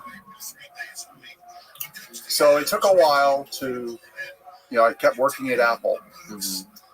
And you go back to a quieter life. But then when Snowden, of course, that just reignited everything. Right. I was on you can imagine, every major Lou Dobbs, for example, had me. I lost track after a while. I was getting special permission to leave work at Apple just for these interviews. Wow. Because there were so few people who could talk about what had happened to Snowden. Right. I ended up going to Moscow in 2013. Oh, the really? First Americans, with myself, Colleen Rowley, Justin Radak, and Ray McGovern. And we went there to present in the San Adams Award. He was a candlestick holder. We spent many, many hours with him one day. Wow. Yeah, that was very interesting experience in Moscow. Also, let's go back a little. What Sure. was the story with Musk again? Tell stories with Elon and SpaceX. Thanks. Okay, so now we'll the things where I didn't elaborate. You want to hear? Yes. Live. Okay, so I mentioned I was teaching I was actually the NSA rep to the National Defense University in ICAF. There was actually one over at the War College, and then there was one at ICAF. They had just created, it was a new position. Okay. So NSA chair at ICAF, Industrial College of Armed Forces. Because of the Industrial College of Armed Forces, they have civilians, military, and even overseas. They actually come, it's a compressed master's program over about a year. Full-time, the companies that send them, they still get paid full-time. And then military or civilians still get paid full-time, but their full-time job is being in this master's program. Fort McNair in DC. Okay. Beautiful. You look across to the cherry blossoms in the spring and the Lincoln Memorial and so Anacostia. So I was teaching strategic leadership information technology. Cohort groups, right? 15 to 20 students. And each of the professors would lead up an industry team. I ended up on you had choices, right? And I ended up on this because of my background in parts, national technical means. I ended up on the space industries team. In the spring of 2007 is when that portion of the master's program kicks in. So there's local sites, that includes government, Goddard, contractors. We went to JPL, the California trip. Fascinating, absolutely fascinating. We went to Cape Kennedy. We went out to Colorado. On the trip to California, which at the time was SpaceX headquarters, we of course I'm the one that's leading at this point. We ended up going to SpaceX and meeting Musk, and it was amazing. We sat there in the lunchroom, which is basically off sort of the main. It was amazing. Sort of the early Dragon mock-up was there. Yeah. They were still working on improving the original Falcon, the Merlin engine, but the early Falcon, there's like a Falcon 1. Remember, they got, this is before any successful launch occurred. Okay. So you imagine they were under enormous pressure. Remember, he was also at Tesla. You have to remember that's the other thing is Tesla, but the Roadster hadn't come out yet. It was in advanced development, but the Roadster hadn't come out yet. Right. Oh yeah, this was very, very early on. 2007. Yeah. I just graduated. Musk was amazing. It was. I mean, he's in his mid-30s. I remember we walked into sort of the office, right? Into like a startup office. He says, "Yeah, that's where he sits, right? But we don't see much of him there because you imagine he's very out and about, right? And very hands-on. Very much the entrepreneur. Very much the marketing. Very much right. That's who he is, right? And he regaled us. I have to say it this way, right? No matter what else you think of Musk and what's going on right now with him, right? And his association with Trump and all that's apparently unfolding within the government, where he's taking teams and visiting certain agencies already. He regaled us for over 2 hours plus his entire vision of becoming a spacefaring species, why he wanted to go to Mars, the technology, right?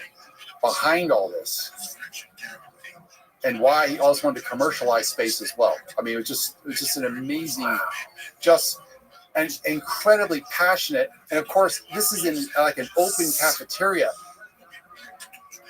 clanging noises, machines, forklifts going by. I mean, there's all like just the hubbub and activity. Sometimes he very much like that's where he kind of gets his energy from. Yeah. And he just was fired up. And it was just fascinating. It's like he walked away and says, wow, right, he could sell ice to Eskimos. I mean, that's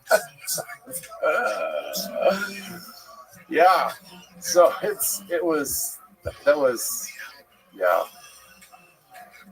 I'm reminded more of that because no one, I mean, this is before Musk went political. Yeah. Way before. Well, it's just interesting to see the rise of people like Musk and Peter Thiel, who made so much money off government contracts. Well, this is the kind of irony and hypocrisy at the same time. I'll be very blunt. The bulk of his money, even on the Tesla side, because credits. Yep. Federal money. This reminds me to remember the era I grew in was Steve Jobs, Bill Gates. Yes. But these are the tech bros, the emergent one. They came out of the 90s. They're now in their 50s, most of them. And now they're ascendant, and they want to create a technocratic utopia. I'll just say it. That's sort of their vision, and there's different flavors of it. Right. And there's people are trying to sort of speak to this philosophically or with political philosophy, like what does this mean to create this technocratic utopia? Some of them are at a very personal level, right? I'm going to live longer than normal, right?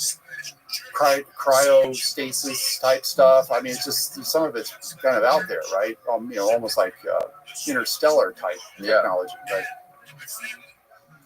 What do you make of Palantir? Palantir. See, for me, Palantir was before. I mean, I'm well aware of Thiel.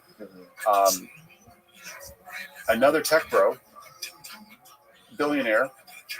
Palantir is very much in the surveillance business. Yeah. Oh yeah. They started picking up very aggressively a lot of some of the early contracts. Where when things became privatized, in terms of when things started coming, all this exposure as I was a part of, right? You have to remember there was a bunch of things that hit the press during the time I went in the 2006-2007 timeframe. Mark Klein, that special room, right? The AT&T room, where we actually had special like NARS devices just sucking up everything in the optical networks. Yeah, I used to consult to Nortel networks before they collapsed. This is again my background. Right? I just was on a contract in Triangle Park, North Carolina, deeply involved in what do you do? It's just like we have all this dark net, right? Dark optical. We're talking like 40 gigs like capacity in terms of bandwidth. What do we do with it? Like, what do we do with it? People, this goes back, right? We didn't know what to do with it. We have to develop programs. So they're buying up at super high inflated prices. All these small companies, they were building apps, right, and services for the new net, the high-end net. Yeah, Palantir is head over heels and then some, and fully embedded in the national security establishment. money from In-Q-Tel and all this stuff. Well, In-Q-Tel actually goes back. So I'm familiar for my CIA, and then I'll just say it this way, I'll go into detail. Even at NSA, I was liaison. There was a time period where I was lead. Because 9/11 happened. How do we had to, oh my gosh, we better what else? Are there any other pockets out there? What are other people doing? How do we help? This is like predicting the future at one level, but I also have to develop technology and processes, even organizationally, to deal with quote unquote the new threat or emerging threats. Right. I spent some time at CIA going over it and exploring this. We're talking really getting into it. We're talking workshopping it. Mm-hmm. They call it workshopping it. Mm-hmm.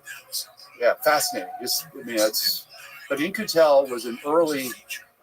This was one of those early seeds. I mean, basically they were seeding, and they were giving significant amounts of money to promising companies, right? And some existing companies that were Google was one of them, right? In-Q-Tel is just one. There's a number, but that was a more public form. I mean, it was their own, in essence, a government. There's all these special government entities. John Hopkins University. Right. Wow. Tom. But then that's the sweep. Yep. There's a whole lot of all kinds of other background to this. But then the last few years, I've had near-death experiences in my life, and that's a whole story in itself. What is it like to be not just on the edge, but in the tunnel, and coming back? But a few years ago, when I was at Apple, something was happening to me in terms of my health, and it turned out I actually had a very rare form of lymphoma. And it was the equivalent of stage 4. It invaded my kidneys, and invaded my bone marrow, and I had to retire early. I realized I had to devote whatever energy I had left. I was 65 years old. I was planning on working a few more years before I wanted to move on, maybe go back to teaching. But then I'm confronted by an expiration date that appeared to be rapidly approaching. The closure distance, like 2 fighter planes, far faster because the closure, right? Yeah, I could see the event horizon of my own death appearing in front of me, and it wasn't far into the future. So they did a diagnosis in October of 2022, and then I had a relapse. I was in the hospital for 2.5 weeks. Had another relapse in early 2023. I was put on a very advanced therapy, which had severe reactions. What year were you diagnosed? 2022. Oh, wow. October. Holy shit. Had a relapse. Was put on a first-generation targeted therapy after immunotherapy and chemo booster didn't work. Yep. I then had another. They had to take me off all of that. That goes back to September 23. A long story. Ended up at NIH with a new diagnosis. They realized something wasn't right. Advanced blood tests determined the rare form of lymphoma. It's the Waldenstrom variant. I had to really get into this. I took this on just like I did anything else in life. I said, you know what, lymphoma, you showed up. You're about to kill me, but you're not. You're an uninvited guest. It's time for you to leave. So I partnered as my own advocate with an extraordinary set of doctors, right? Just extraordinary. And I'm now, I say, the second path of recovery, but it looks like I'm stable. I'm on a second generation version of the therapy. It's a pill I take every day. Super expensive, but it's a pill I take every day. What is the pill called? Acalabrutinib. Calquence is the brand name. And what is the mechanism of action? Targets a special protein where the lymph cells basically go malignant. There is a particular marker, and it basically that's the target. That's how it hones in. This sensor. You're basically it's because obviously my immune system was totally overwhelmed. Right. I couldn't do the CAR T, which they take blood out, they super energize your T cells, put it back into you because my kidneys are compromised. Yeah. What is the CAR T? CAR T is what they do with kids, right? Well, CAR T is it's very expensive, but it's basically a one and done But some people have psychotic reactions. They have to be in a special facility. Psychotic? Psychotic because, because it's really intense. Okay. But I didn't qualify. Okay. They wanted me to go that route if things got, but I didn't qualify. At one point, I even thought I was going to do bone marrow, but 10% of people who do bone marrow die. And, I wasn't going to, that's worst case scenario. So then I was like, okay, what do? I can control everything I eat. Now, what's the cause of it? None of the doctors could say for sure. They said it could be environmental. It could be triggered by a whole host of things. I talked a little bit about, I was putting enormous pressure, the anvil, the hydraulic press for many, many years. Who knows? I don't know, right? I don't know for sure. I can suspicion, but I don't really want to conjecture. Some people say, a lot of people have a small number of people will have kind of a lymphoma, but it's called smoldering. It never manifests. It just the immune system keeps it keeps it at bay. That's correct. If you looked at the CAT scan and the PET scan, which is they put a small vein that's a radioactive isotope and basically in a sugar solution, and it's IV'd into you, pretty much every lymph node in my body was lit up. Whoa.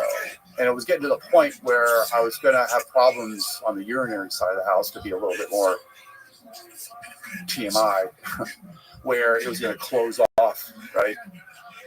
So they were really worried, because the last thing you want to do is to go in. I mean, remember, this is a blood cancer. It's a liquid cancer. Mm-hmm. It's not in the form of a tumor. It is, it's a tumor, but that's right. It's like, wow. So I'm now on a second generation, which is this Calquence, and I'm on a renal friendly diet. There's certain things I have to avoid or minimize. Like what? I can't eat a whole lot of tomatoes. Basically, I can't eat bananas. Alcohol's out. Yeah. Broccoli's out. Spinach is out. Did you ever try the ketogenic diet? Yeah, well, there's aspects of that I'm incorporating, but as long as it's renal friendly. Okay. There's certain fruits, like I can't eat grapefruit but that's not unusual for a lot of people with these types of medicines, because it would interfere with the absorption of this pill. And then I have certain dietary supplements to help boost my immune system and just stabilize me. And there's still some things that are balancing out, because they thought, this is interesting, just to indulge a bit, because it's obviously extremely personal to me, because I'm down, right? They thought when they first began to run the blood test, they actually came into in my bedroom in the hospital, and they said, "Are you vegan?" All the indicators was I was hardcore vegan. Really? But I'm not. There was a time in my life that I was lacto-ovo, right, for other health reasons, because I was very sickly as a kid. I was not vegan not even close. Right. But the profile of the blood test was that I was vegan. Wow. Hemoglobin was in the 5 range. Anybody that knows about I was incredibly anemic, super anemic. Oh yeah. I lost count, 20 units of blood over a period of 4 months just to keep me going. So life, and I get a little emotional still, okay? Life is incredibly precious. And so I just live each and every day. I got up in the morning, right? In the hotel and pinch myself virtually. Mm-hmm. I'm still here. I get to live another day, seize it, live it to the fullest, each and every moment. What else do I have? Against the backdrop of my entire life. Because I realize we have an expiration date at a certain point, but I'd rather it be further in the future. Did you have any kind of autoimmune issues prior to this? Not that I'm aware of.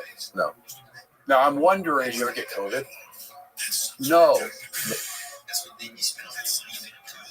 Interesting enough, no indication that I got COVID. None. Apparently, some people don't believe that. So everybody. I never got it. No. Not that. If I got it, I was asymptomatic. But I got antibody. I got antibody tests, and I didn't have the antibodies. Well, it also turns out that certain blood types, interestingly enough, are more immune. I'm O positive. Okay. And apparently, even when the O positive, I happen to have apparently, this is what I've been told, that my blood type makes it harder for the COVID to. Yes, with the spike proteins. Now, having said that, because I worked at Apple, initially it wasn't required, but then they forced, if you wanted to continue working, and remember, I'm in massive debt, right? I'm still crawling out of it. Have nowhere near the income I had, discretionary or otherwise. Basically, I have no retirement, right? I have a 401k from Apple. I have a small annuity from. I was able to convert. There is an annuity, but nowhere near. Right. Okay. And obviously, my salary, my hourly rate, Apple is nowhere near what I used to make or what I made in the industry. Okay, it's not. Even though Apple pays pretty well and has a lot of benefits. So I ended up having the original COVID shots. We're talking Pfizer, Moderna, multiple with several boosters. Oh, wow. Over the intervening 2 years. But the last one that I took, and this was what year? This is you're talking. So remember, they did the again. Trump. I say Trump to his credit. They put everything they could, into the accelerating warp speed, literally, right, into coming up with the RNA, right, the mRNA, right. And it would have been, I'm just thinking, it was interesting. I was actually in Australia in late 2019, just ahead of the wave, as it turns out. So that would have been into 21. So starting in I'm just trying to remember now, early 2021, when they started to release. Holy shit. Yeah, it was 2021. There was that first, and then you have to get another one 4 or 6 months later, and then I was still there all the way through until the fall of 2022. Yeah, although for part of that time I worked from home. Okay. So I didn't. I'm aware of people that have had reactions. I'm aware of people that have gotten have had other, especially with the multiple. Yeah, people had strokes. People are myocarditis. Yep, I'm aware of that, and I won't go down the path because I've wondered, but I don't. Part of it is the lymphoma itself has its own sort of unique. It's sort of what happens to you. It's sort of the later stages. Sure. One of them, and then it turns out when you have the targeted therapy that I did, it has side effects. They're known.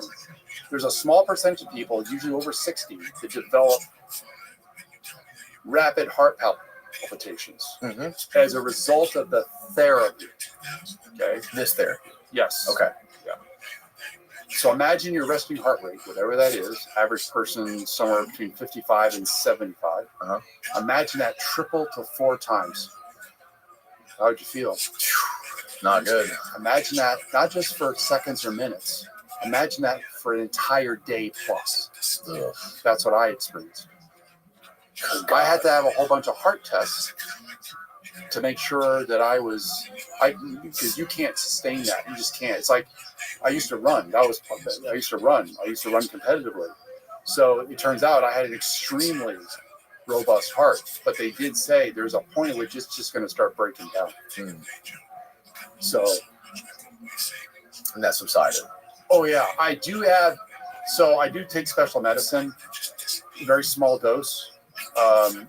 But this second generation, there is actually a third generation that's emerged in the last couple of years, but there's no need to change it as long as this one is. Now because I'm in a recovery mode, it's more of a suppressant. It's not like it doesn't have, because even after the first one, within months, it got rid of all the malignant cells, literally cleared them. Wow. With only 4 left, but those 4 started coming back after I had the severe reaction from the first generation. So, it's just like our bodies are just these incredible biological, machines. They're stunning. It's stunning. But, life's precious. I'm just going to say that. You are a testament to that, man. You have been through hell and back. Well, and I'm still just going to keep showing up. Well, there's people who say, why do you do this, Tom? Why do you even bother with interviews? Why do you do interviews? I said, well, part of this is for history, but part of it is for the next generation. Right. My youngest son is 29. I mean, and I worked with a lot of young people at Apple. I mean, what world are we leaving behind? What world do we want to keep? Yeah. Remember what happened when Franklin came out of the Constitutional Convention? Yeah. So there was a movement reporter reportedly asked him, what did you guys do in there? Create a republic. If you can keep it. Yeah, well, that's the great experiment, right? That is the great experiment of America. I don't want to see that disappear. And we don't need to compromise ourselves. We just don't. Yeah, man. I mean, everything that you just alluded to and described in your story and what you were trying to expose, unfortunately, seems like we've seen continue to rot over the decades. And it doesn't seem like the country's in a great spot in regards to the control of this private military industrial complex that seems to run the world and be connected to fucking everything. That's a very street language way to express what we're facing. Yeah. And part of it is like, well, then how do we see? Part of it, I think we're in retrograde. That's the fear I have, is we're in retrograde. I thought we're supposed to, this is the great promise of America. What do you leave behind, right, for the next generation? You think of you're young, right? You're a young one. I mean, I think even though my son's 29, my youngest son's 29, his future, his history. What are we inheriting? Right. I don't want them to inherit the wind. Right. So I've said this, but I'll say it again. Where do I center myself? I go back to the origin story. Constitution, before that, the Declaration of Independence, that extraordinary document, the one that has the certain inalienable rights. Well, I've dedicated the rest of my life to defending what? Life, liberty, pursuit of happiness. It's a beautiful story, man. Yeah. You're a good man, Tom. That was the first 5-hour podcast I've ever done.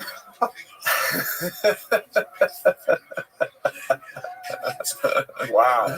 You got the record. A first. Broke the mold. And now we got Patreon questions. Okay, go for it. So thanks again for coming, man. Tell people that are listening and watching on YouTube or Spotify where they can, get a hold of you, find out more about you, anything like that. I'm on social media, both Blue Sky and on X. Okay. That's probably in terms of public. Okay, perfect. I'll link that stuff below. So people, they can follow up there or just follow me there. Okay. And I've had people that DM me and then follow up from there. Awesome. Yeah. Cool. Well, thanks again, man. This has been incredible. I appreciate the space that you provided in which I could show up and share a far greater insight into what happened to me and some fascinating history that apparently people find rather interesting, just given everything. I just happened to be there. This is sort of the Waldo. Where's Waldo? But This was Waldo. Remember, it always comes back to, well, who was I representing? I was spying for a minute.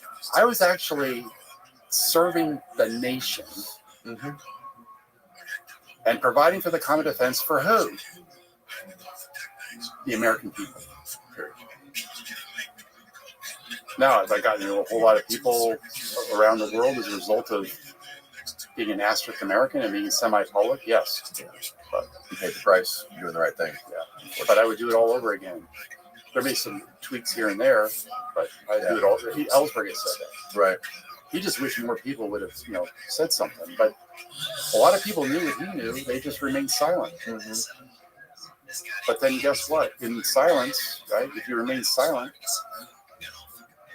I mean, at one point they were telling when all this sort of broke, and remember, this goes back, it's like even Clapper, right?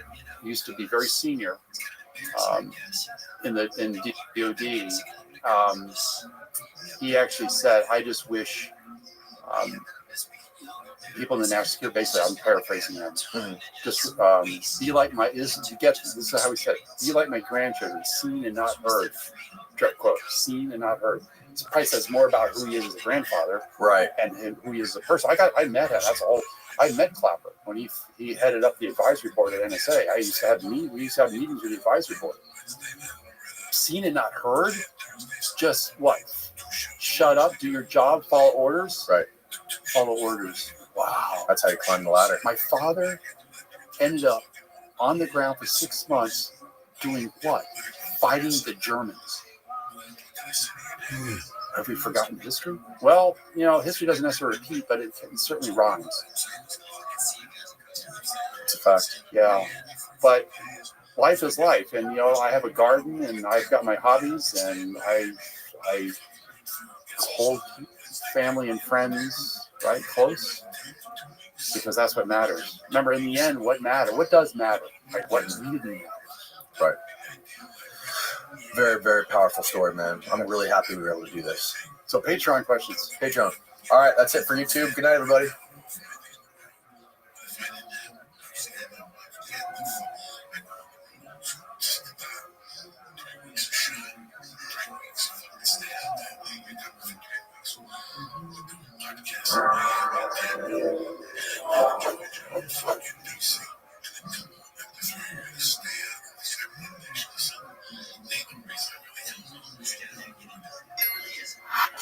What's up, Jesse Michaels? What's up, Danny Jones? Like I just said to you, bro, you're gonna have to pull me back into the believer, make me a believer again, because the more I learn about UFOs, the more I am just out on this topic lately. That's understandable, and I'm not here to bring you back. I'm not an evangelist. I do think... Damn it. I'm sorry. I do think if the question is the topic worthy of further investigation, and is there something very interesting at the bottom of all of this? You get to the final room, is there something interesting going on? My answer would be, I think yes. Mm-hmm. But I don't want to evangelize. I think in many ways, interest in UFOs is maladaptive and a distraction for a lot of people. It doesn't make sense. So. Yes. There's a lot of you got to cut through, bro. Like, not just if you want to talk about like psyop stuff, like, sure, there's a lot of stuff you got to cut through with that. But then there's a whole nother layer of people monetizing this. There's a business, right? Yep. Like, we're doing a podcast in a spaceship about UFOs because my audience loves UFOs and I'm going to make money talking about UFOs. Half the books on that shelf are about UFOs. So it's a huge business too. Yep. Which muddies the water even more. Yeah, it totally muddies the water, and it's a weird dynamic. And I think when you have a topic that's kind of pointing at the sacred, it might be the tip of the iceberg. It's not the rest of the iceberg. Like, it's just an unidentified flying object. Mm-hmm. Is not necessarily what you're going for. I think a lot of people that are into it are like ultimately meaning seekers, and they want they want to understand the reality of religion. They want to understand metaphysics. And so I think UFOs are just a foray. They're just one kind of route in. But I think combining that with money is a very weird thing. I mean, then it's like sort of the modern Catholic indulgences or something. Mm-hmm. It doesn't really work. Right. Yeah, totally, man. And we were just talking before we started rolling about that movie, The Adjustment Bureau. And there's some crazy people, like some deep, dark, secretive people in this whole UFO world that aren't public. That I guess we can talk about the guy, right? Like he's fully the reason I'm scared of talking about this guy, is because my podcast today with Chris Bledsoe, completely got nuked off YouTube. Yeah, should we tell this story? Because you told me some really interesting stuff on a phone call. I did? Yeah. What did I tell you? Well, you said that. Did you say? I don't care. Okay, cool. You said that the views were like, it was like doing 50K a day. Oh, yes. And then it cuts off. Yeah. You speak to some rep at Google, and they're like, we don't know what the hell happened here. It doesn't make any sense given the click-through rate, average view duration, which should basically define video's performance. He goes, the one other time I've seen this is with Jesse's David Grush video. Exactly. Performance fell off a cliff. Yep. So, and he said that my video with Bledsoe and your video with Grush, neither of them broke any YouTube rules or had any internal red flags that he was able to see. Yep. And he goes, whenever this happens, which has happened one other time recently with David Grush, yep, it's basically the floor above me that I have no access to. Yep. Something above my head that I don't know what the hell's going on. So what the hell is going on? Why are they doing this? Erasing podcasts with people who talk about getting abducted by aliens off of the internet. I feel like they have way bigger fish to fry. You would think. I don't know. There's something very interesting about Chris Bledsoe's story. It's like, why is, Jim Semivan, very high up at the CIA, why is he showing up at Chris Bledsoe's, place in Fayetteville, North Carolina, when he, starts to kind of attract the foes, he talks to the lady or whatever, you know the whole story. Yeah. He's definitely attracted the attention of some very interesting people. We were just talking about, Tim Taylor. Yes, that's the guy. I would always mention pseudonymously. He's written about in this great book by Diana Pasulka, religious studies professor, called American Cosmic, and then he was kind of doxxed by Chris Bledsoe on your show, actually. Right, So, which I thought that might have been the reason that video got completely blasted off the face of YouTube because of him talking about him, right? Because if I'm that guy, and I have all these connections that he allegedly has, I could probably make a call or send an email to somebody at YouTube being like, "Use this thing." Totally. Yeah, well, that's what, and Bledsoe even says in the story that Tim Taylor gives him a whole brief about UFOs, and then he says you can't send this to anybody, and then he sends the email or something to his wife or somebody very close, and immediately gets a call from Tim being like, knowing that he forwarded it. And so who knows if that's like a test and sort of being psyoped or I don't know. I think even Bledsoe thinks that maybe he was being messed with initially when he sort of entered his life, and even when I think he was giving him a tour of Kennedy Space Center. Oh yeah, he said when you walk through the security, when you walk past the security tower, he goes, just play a song in your head. Yeah, so they can't access your thoughts. So they can't access your thoughts, right? Yeah. And I asked him what? Yeah. I'm like, who's in there? Yeah. And he didn't know. He's like, mind readers. I don't know if they're aliens or humans, but they read your mind. Yeah. And he also said some shit that I'm like, I don't even know if I want to say on camera, but he say it, Danny. He told me some stuff. Okay, essentially, I'll dumb it down so it's not too technical, but he basically told me that this fella showed him a real life Men in Black neuralizer. No way. That wiped your memory. No way. This is what he told me.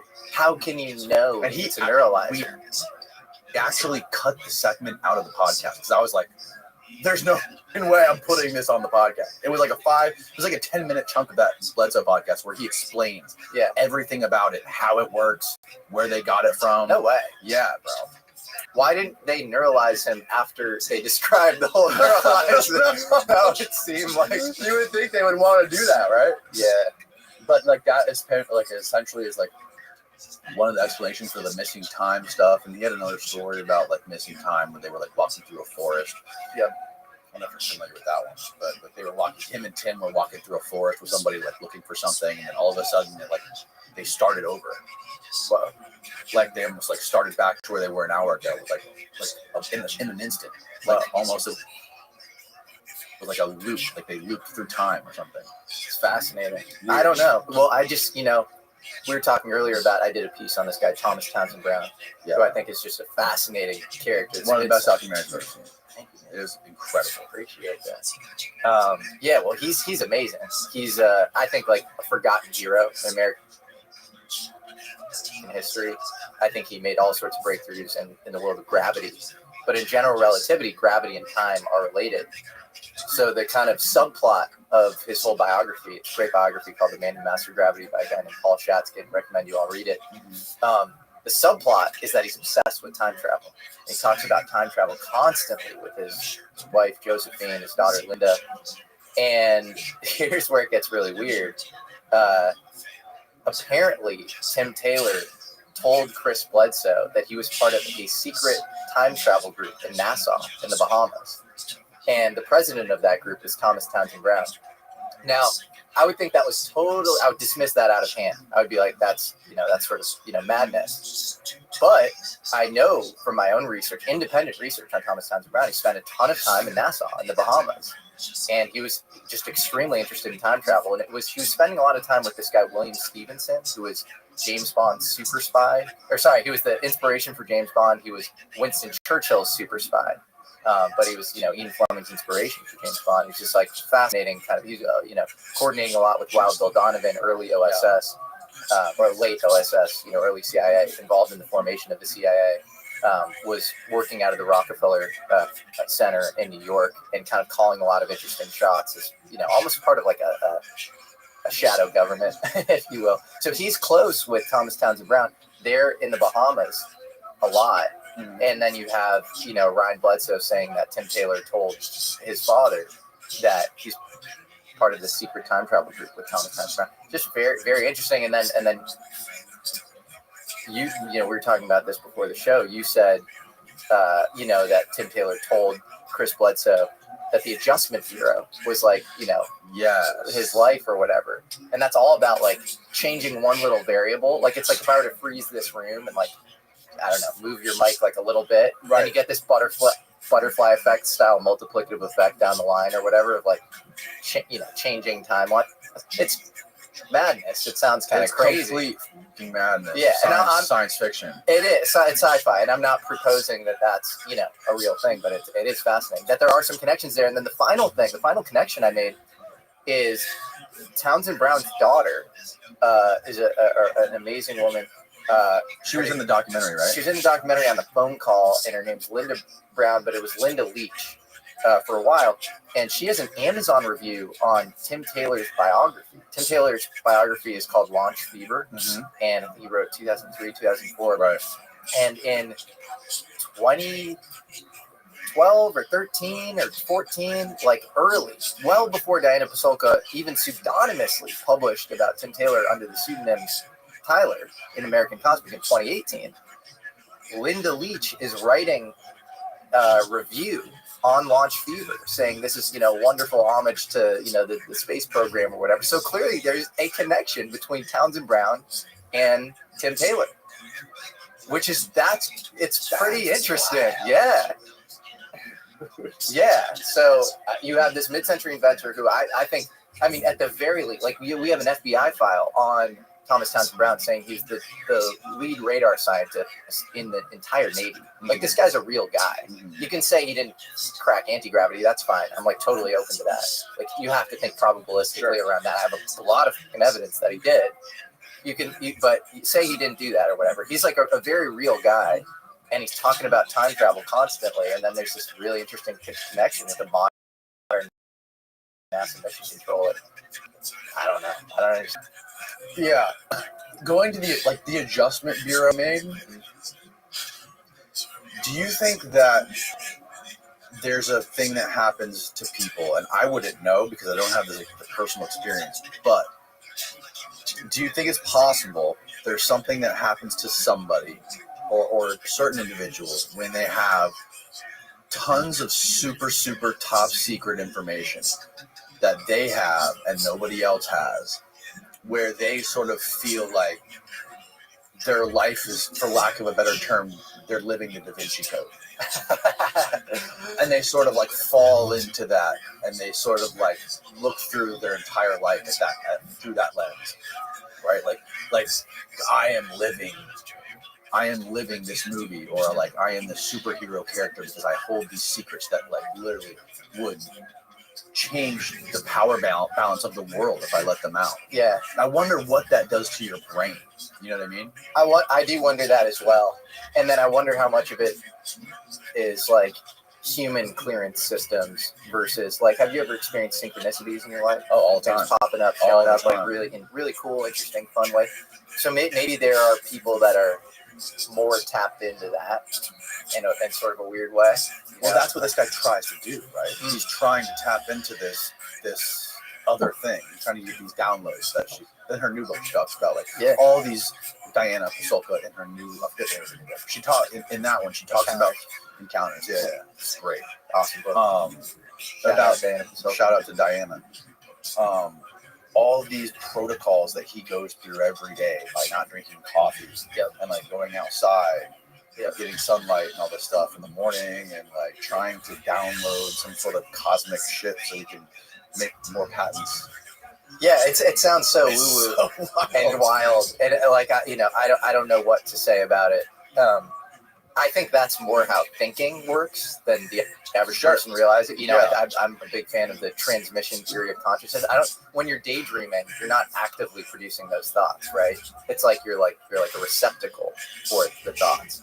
And so I think it's this important kind of epistemological question: is are we locally producing the content in our minds, or are we somehow downloading it from elsewhere? Yeah, sure. I think that is probably going to be proven by some sort of scientific model of the future. Right now, electromagnetism, as we know it, decays over and attenuates over space-time, so we don't have a good model for like how that transmission might occur.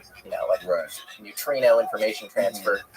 But increasingly in vogue is this extended electrodynamics model, which NASA and not the DOE, the National Science Foundation and NASA just launched this podcast, and like Hal Puthoff and all these interesting like kind of figures in UFO world, but also with some pretty impressive bona fides just in science as well. You got a former Skunkworks guy, some Navy scientists, and they're all speaking about extended electrodynamics. And this is basically a model that involves a scalar field. So unlike classical electrodynamics, you don't get the attenuation over space-time. So you can have it basically in classical electrodynamics, you just have one electromagnetic wave, a transverse Hertzian wave. So you have a magnetic field